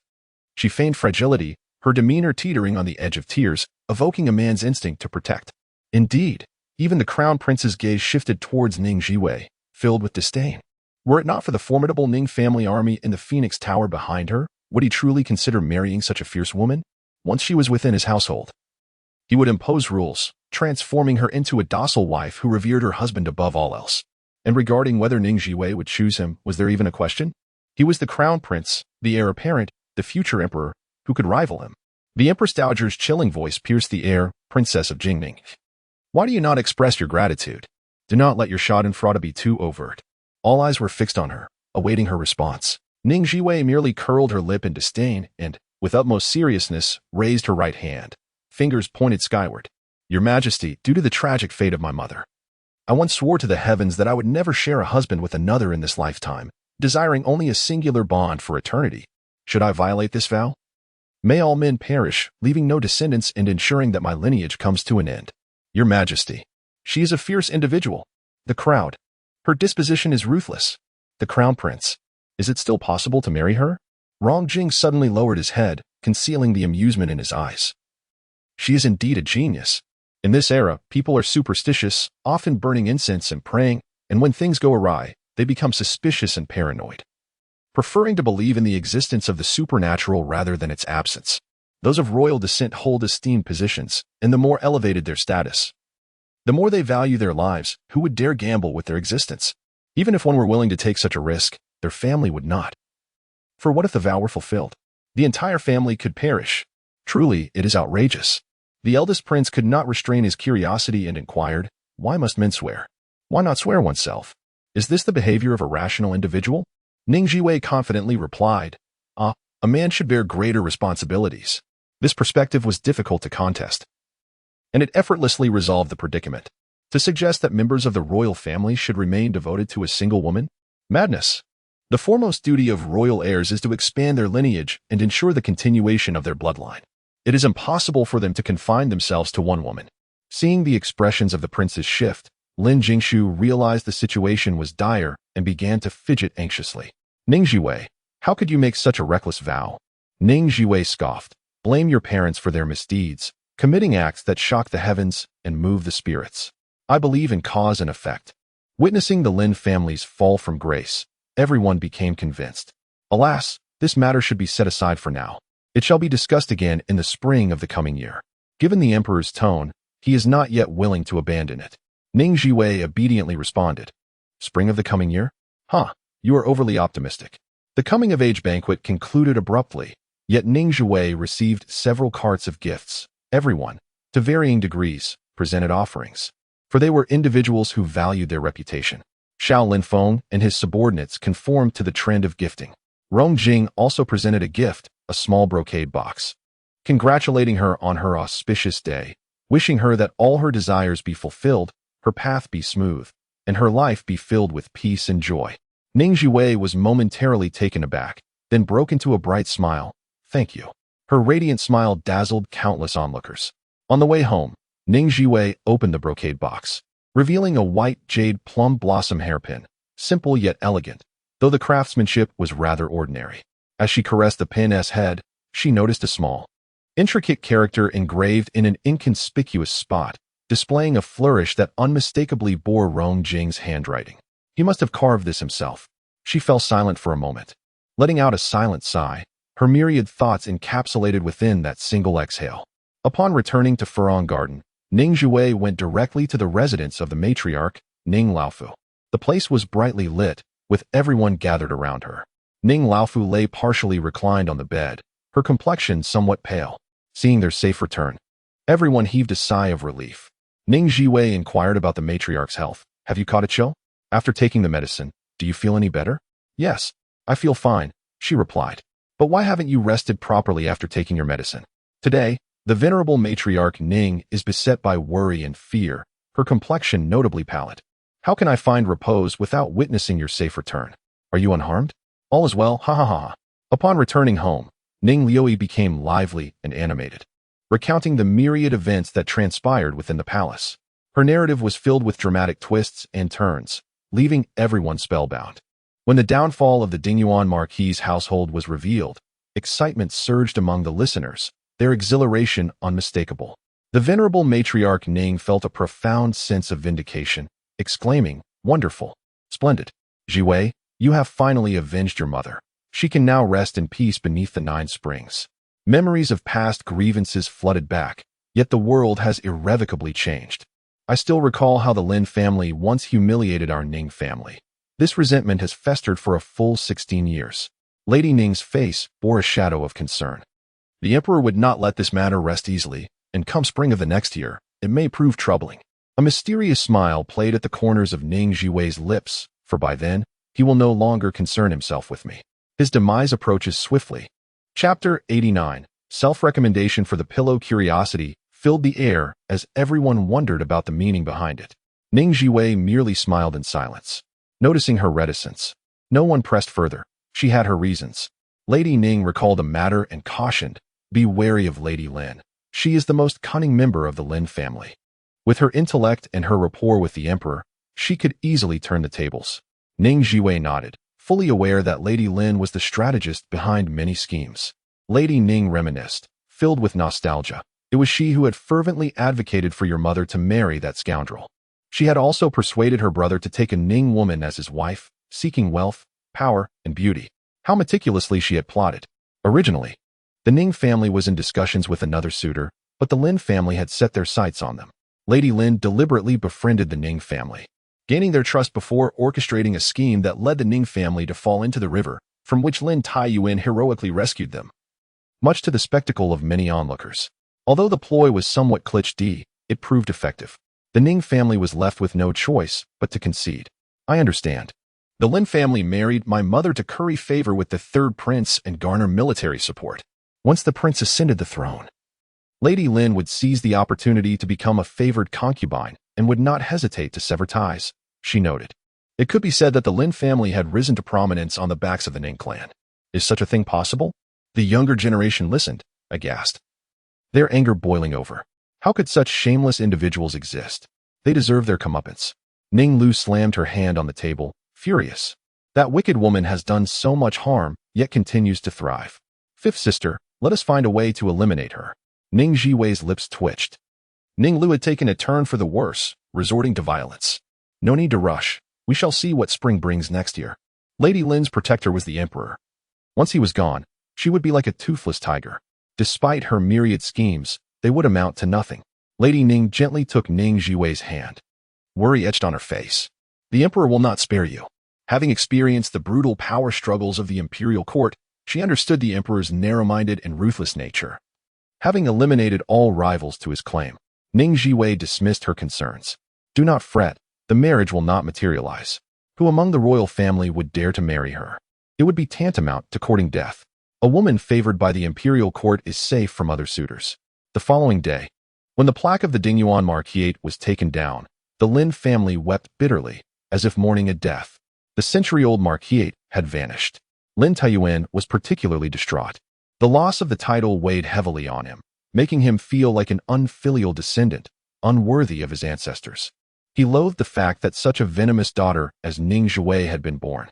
If it were not for her, a melodious voice broke through the sorrow. Why weep? It was Ning Zhiwei, seated in her carriage, a radiant smile illuminating her face, her fox fur cloak accentuating her beauty. The Lin family, upon seeing her, felt a chilling fear as if they had encountered a ghost. What brings you here? Of course, I have come to. Ning Zhiwei's lips curled into a mischievous smile. Add insult to injury. She must witness the tragic state of the Lin family with her own eyes to bring solace to her deceased relatives, to find peace from the myriad sufferings endured in her past life, and to truly let go. The members of the Lin family instinctively took a few steps back, trembling in fear. Ning Zhiwei spoke up, expressing her gratitude. Thank you all for your hard work. A group of imperial guards surged forward, led by the cold and merciless commander, Xiaoling Feng. The Lin family, terrified, exclaimed, "What do you intend to do? Are you not planning to raid our estate?" Xiaoling Feng coldly responded, "By imperial decree, we are here to confiscate the items listed on the Ning family's dowry inventory. If they are not present, we will seize your Lin family's possessions instead." Before leaving the previous night, Ning Zhiwei had discreetly informed the emperor, who was more than willing to indulge her with such trifling matters. He found amusement in the spectacle of dogs biting dogs. The more Ning Zhiwei targeted the Lin, the more she appeared unyielding and ruthless, even refusing to spare her own father. Who would dare to associate with such a person? The Lin family members were thrown into a state of panic. What was happening? Why the urgency? They had not yet managed to move their valuables. The matriarch of the Lin family, mustering her courage, said, "The emperor stated that we would be given a month's grace." Ning Zhiwei smiled slightly. "An opportunity for you to transfer your assets? Don't dream about it. Search." She had anticipated that the Lin family would act in this manner. Taking the initiative, she boldly stepped into the Lin family's grand residence, as if she were the true master. The Lin family mansion was indeed impressive, expansive, and opulent. Ning Zhiwei could not help but lament the impending change of ownership, regretting that the Lin family had fallen victim to poor fortune, producing a lineage of unfilial descendants. The Lin family members were infuriated, their expressions twisted in disdain. The living room was resplendent, adorned with exquisite decorations. Ning Zhiwei ceded the seat of honor to Commander Xiao Lingfeng, taking her place to the left. Xiaoyao busied herself, opening the box of pastries she had brought and brewing a pot of the finest Longjing tea, clearly signaling a long-term engagement. "Master Xiao, please indulge in our home-brewed Longjing tea," she offered, fragrant as orchids, leaving a lingering taste. "It is delightful." Observing their jovial banter, the Lin family exchanged anxious glances, akin to ants on a hot pan. Lin Taiyuan, with a glimmer of cunning in his eyes, approached. "Master Xiao, here is 10,000 taels of... I implore you to accept." Ning Zhiwei raised an eyebrow, taken aback by the bribe offered in her presence. Suddenly, she smiled and said, "Thank you, master. I would appreciate it if you could accompany my elder sister to take over the Phoenix Tower. We must not allow the Lin family to deceive us." "Rest assured," Xiao Tongqing assured, thumping his chest. "The Phoenix Tower also has our Imperial Guard support. When it came to their own interests, they would not hesitate." He seized Lin Taiyuan, simultaneously slipping the 10,000 taels into his own robe, demanding the keys and accounts of the Phoenix Tower. Lin Taiyuan could only think, "You scoundrel." The Imperial Guards were remarkably efficient, their presence alone equating to double the efforts, as they diligently searched the entire Lin residence according to the inventory. In truth, they unearthed only 1/5 of the items, primarily concentrated in the matriarch's quarters and private treasury, all of which were highly valuable. Anything that could not be found would be compensated with the Lin family's possessions, emptying their storerooms, and even including furniture and decor, merely filling the gap. All that remains for the Lin family is but a hollow shell. The members of the Lin family weep and wail, imploring with all their might. Yet their pleas fail to sway the cold-hearted Imperial Guard. As for the 12 shops and 8 villages, 6 have been transferred to the name of Lin Meirin, while the remaining 6 have been assigned to Lin Jingzhu and her daughter. The 8 villages have all been allocated to Lin Jingyuan. Ning Zhiwei chuckled disdainfully. "How shameless. They have even altered the names to reflect my own." Suddenly, the youthful commander of the young corps, Dongsheng, burst in, his eyes sparkling with excitement. "Master, behold this painting." It was none other than Spring Dawn at the Imperial Palace, the masterpiece of the renowned painter Gu Chunxiao from the previous dynasty, worth a fortune. The faces of the Lin family turned ashen, rushing forward to seize it, only to be thwarted by a swift kick from the young corps. "This is our family heirloom. You cannot take it. It now belongs to me," Ning Zhiwei declared, snatching it away and inspecting it closely. Indeed, it was the authentic piece. "You still owe my mother 100,000 taels of silver. Let this suffice as payment." Suddenly, she recalled something. "Where is the exquisite Lantian jade? Bring it forth." That too was a family treasure of the Lin clan, known for its warming and health-boosting properties, particularly beneficial for the elderly and frail matriarch, Madame Ning. Madame Lin was beside herself with rage. Was there truly any distinction between this and outright robbery? Ning Zhiwei merely lifted her chin defiantly, beginning to search through the Lin family members' garments inch by inch. In truth, she intended only to intimidate them. However, they took her seriously, their anger boiling over. Lin Taiyuan erupted in fury. "Ning Zhiwei, must you be so ruthless? I advise you to leave a strand of hope. It would make future encounters more pleasant." Even now, he retained his arrogance, issuing threats. Ning Zhiwei laughed coldly. "Had you not been so relentless in your actions back then, had my mother not perished, you would still have a glimmer of hope today. But now, I hold the knife, and you are the fish on the chopping board, at my mercy." The Lin family members felt utterly despondent. Lin Jingzhu, biting her lip, stepped forward with grace, gazing at Xiao Linfeng with a soft, affectionate look. "Lord Xiao, what do you think of me?" Xiao Linfeng regarded her coldly, his expression inscrutable. "What do you mean by that?" Lin Jingzhu, with a shy demeanor, replied, "I consider myself strikingly beautiful, skilled in music, chess, calligraphy, and painting, and I wish to serve you, my lord." Ning Zhiwei questioned her own hearing. What was she saying? Xiao Linfeng raised an eyebrow. Are you offering yourself? Lin Jingzhu's face flushed crimson, a vision of allure. Yes, I seek your favor, my lord. Oh, how tantalizing. Chapter 90. How absurd. Ning Zhiwei was utterly astonished. How could the proud Lin Jingzhu, whose life ambition was to become empress, willingly lower herself? In her previous life, Lin Jingzhu pursued this goal ruthlessly, engaging in all manner of unscrupulous acts. How could she have descended into such absurdity in this life?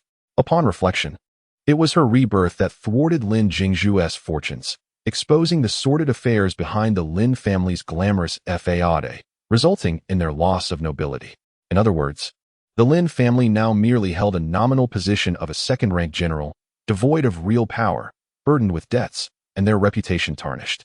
No matter how beautiful or talented Lin Jingzhu was, without a prestigious lineage or good name, who would marry her? Even though she shared a childhood bond with the crown prince, he would never take a woman of dubious birth as his wife, let alone allow a woman with a tarnished reputation to become the mother of a nation. Those of any standing would not consider her. How could the proud Lin Jingzhu possibly find interest in a mediocre individual? Having grown accustomed to a life of luxury, how could she endure the humiliation of falling into the dust? How could she willingly accept being an unnamed concubine? Xiao Lingfeng was different. He was the commander of the Jinyue, a favored confidant of the emperor, ranking just beneath the sovereign, with the crown prince treating him with utmost respect. If she married Xiao Lingfeng, she could not only bask in his authority, but also have him assist the Lin family in regaining their former glory. Perhaps he could even help her deal with Ning Zhiwei. With Xiao Lingfeng's power and the emperor's trust, it was entirely feasible. This could be seen as a roundabout way to save her family, achieving multiple objectives at once. She was clever, albeit not in the most righteous manner. Xiao Lingfeng regarded the abject Lin Jingzhu with icy detachment,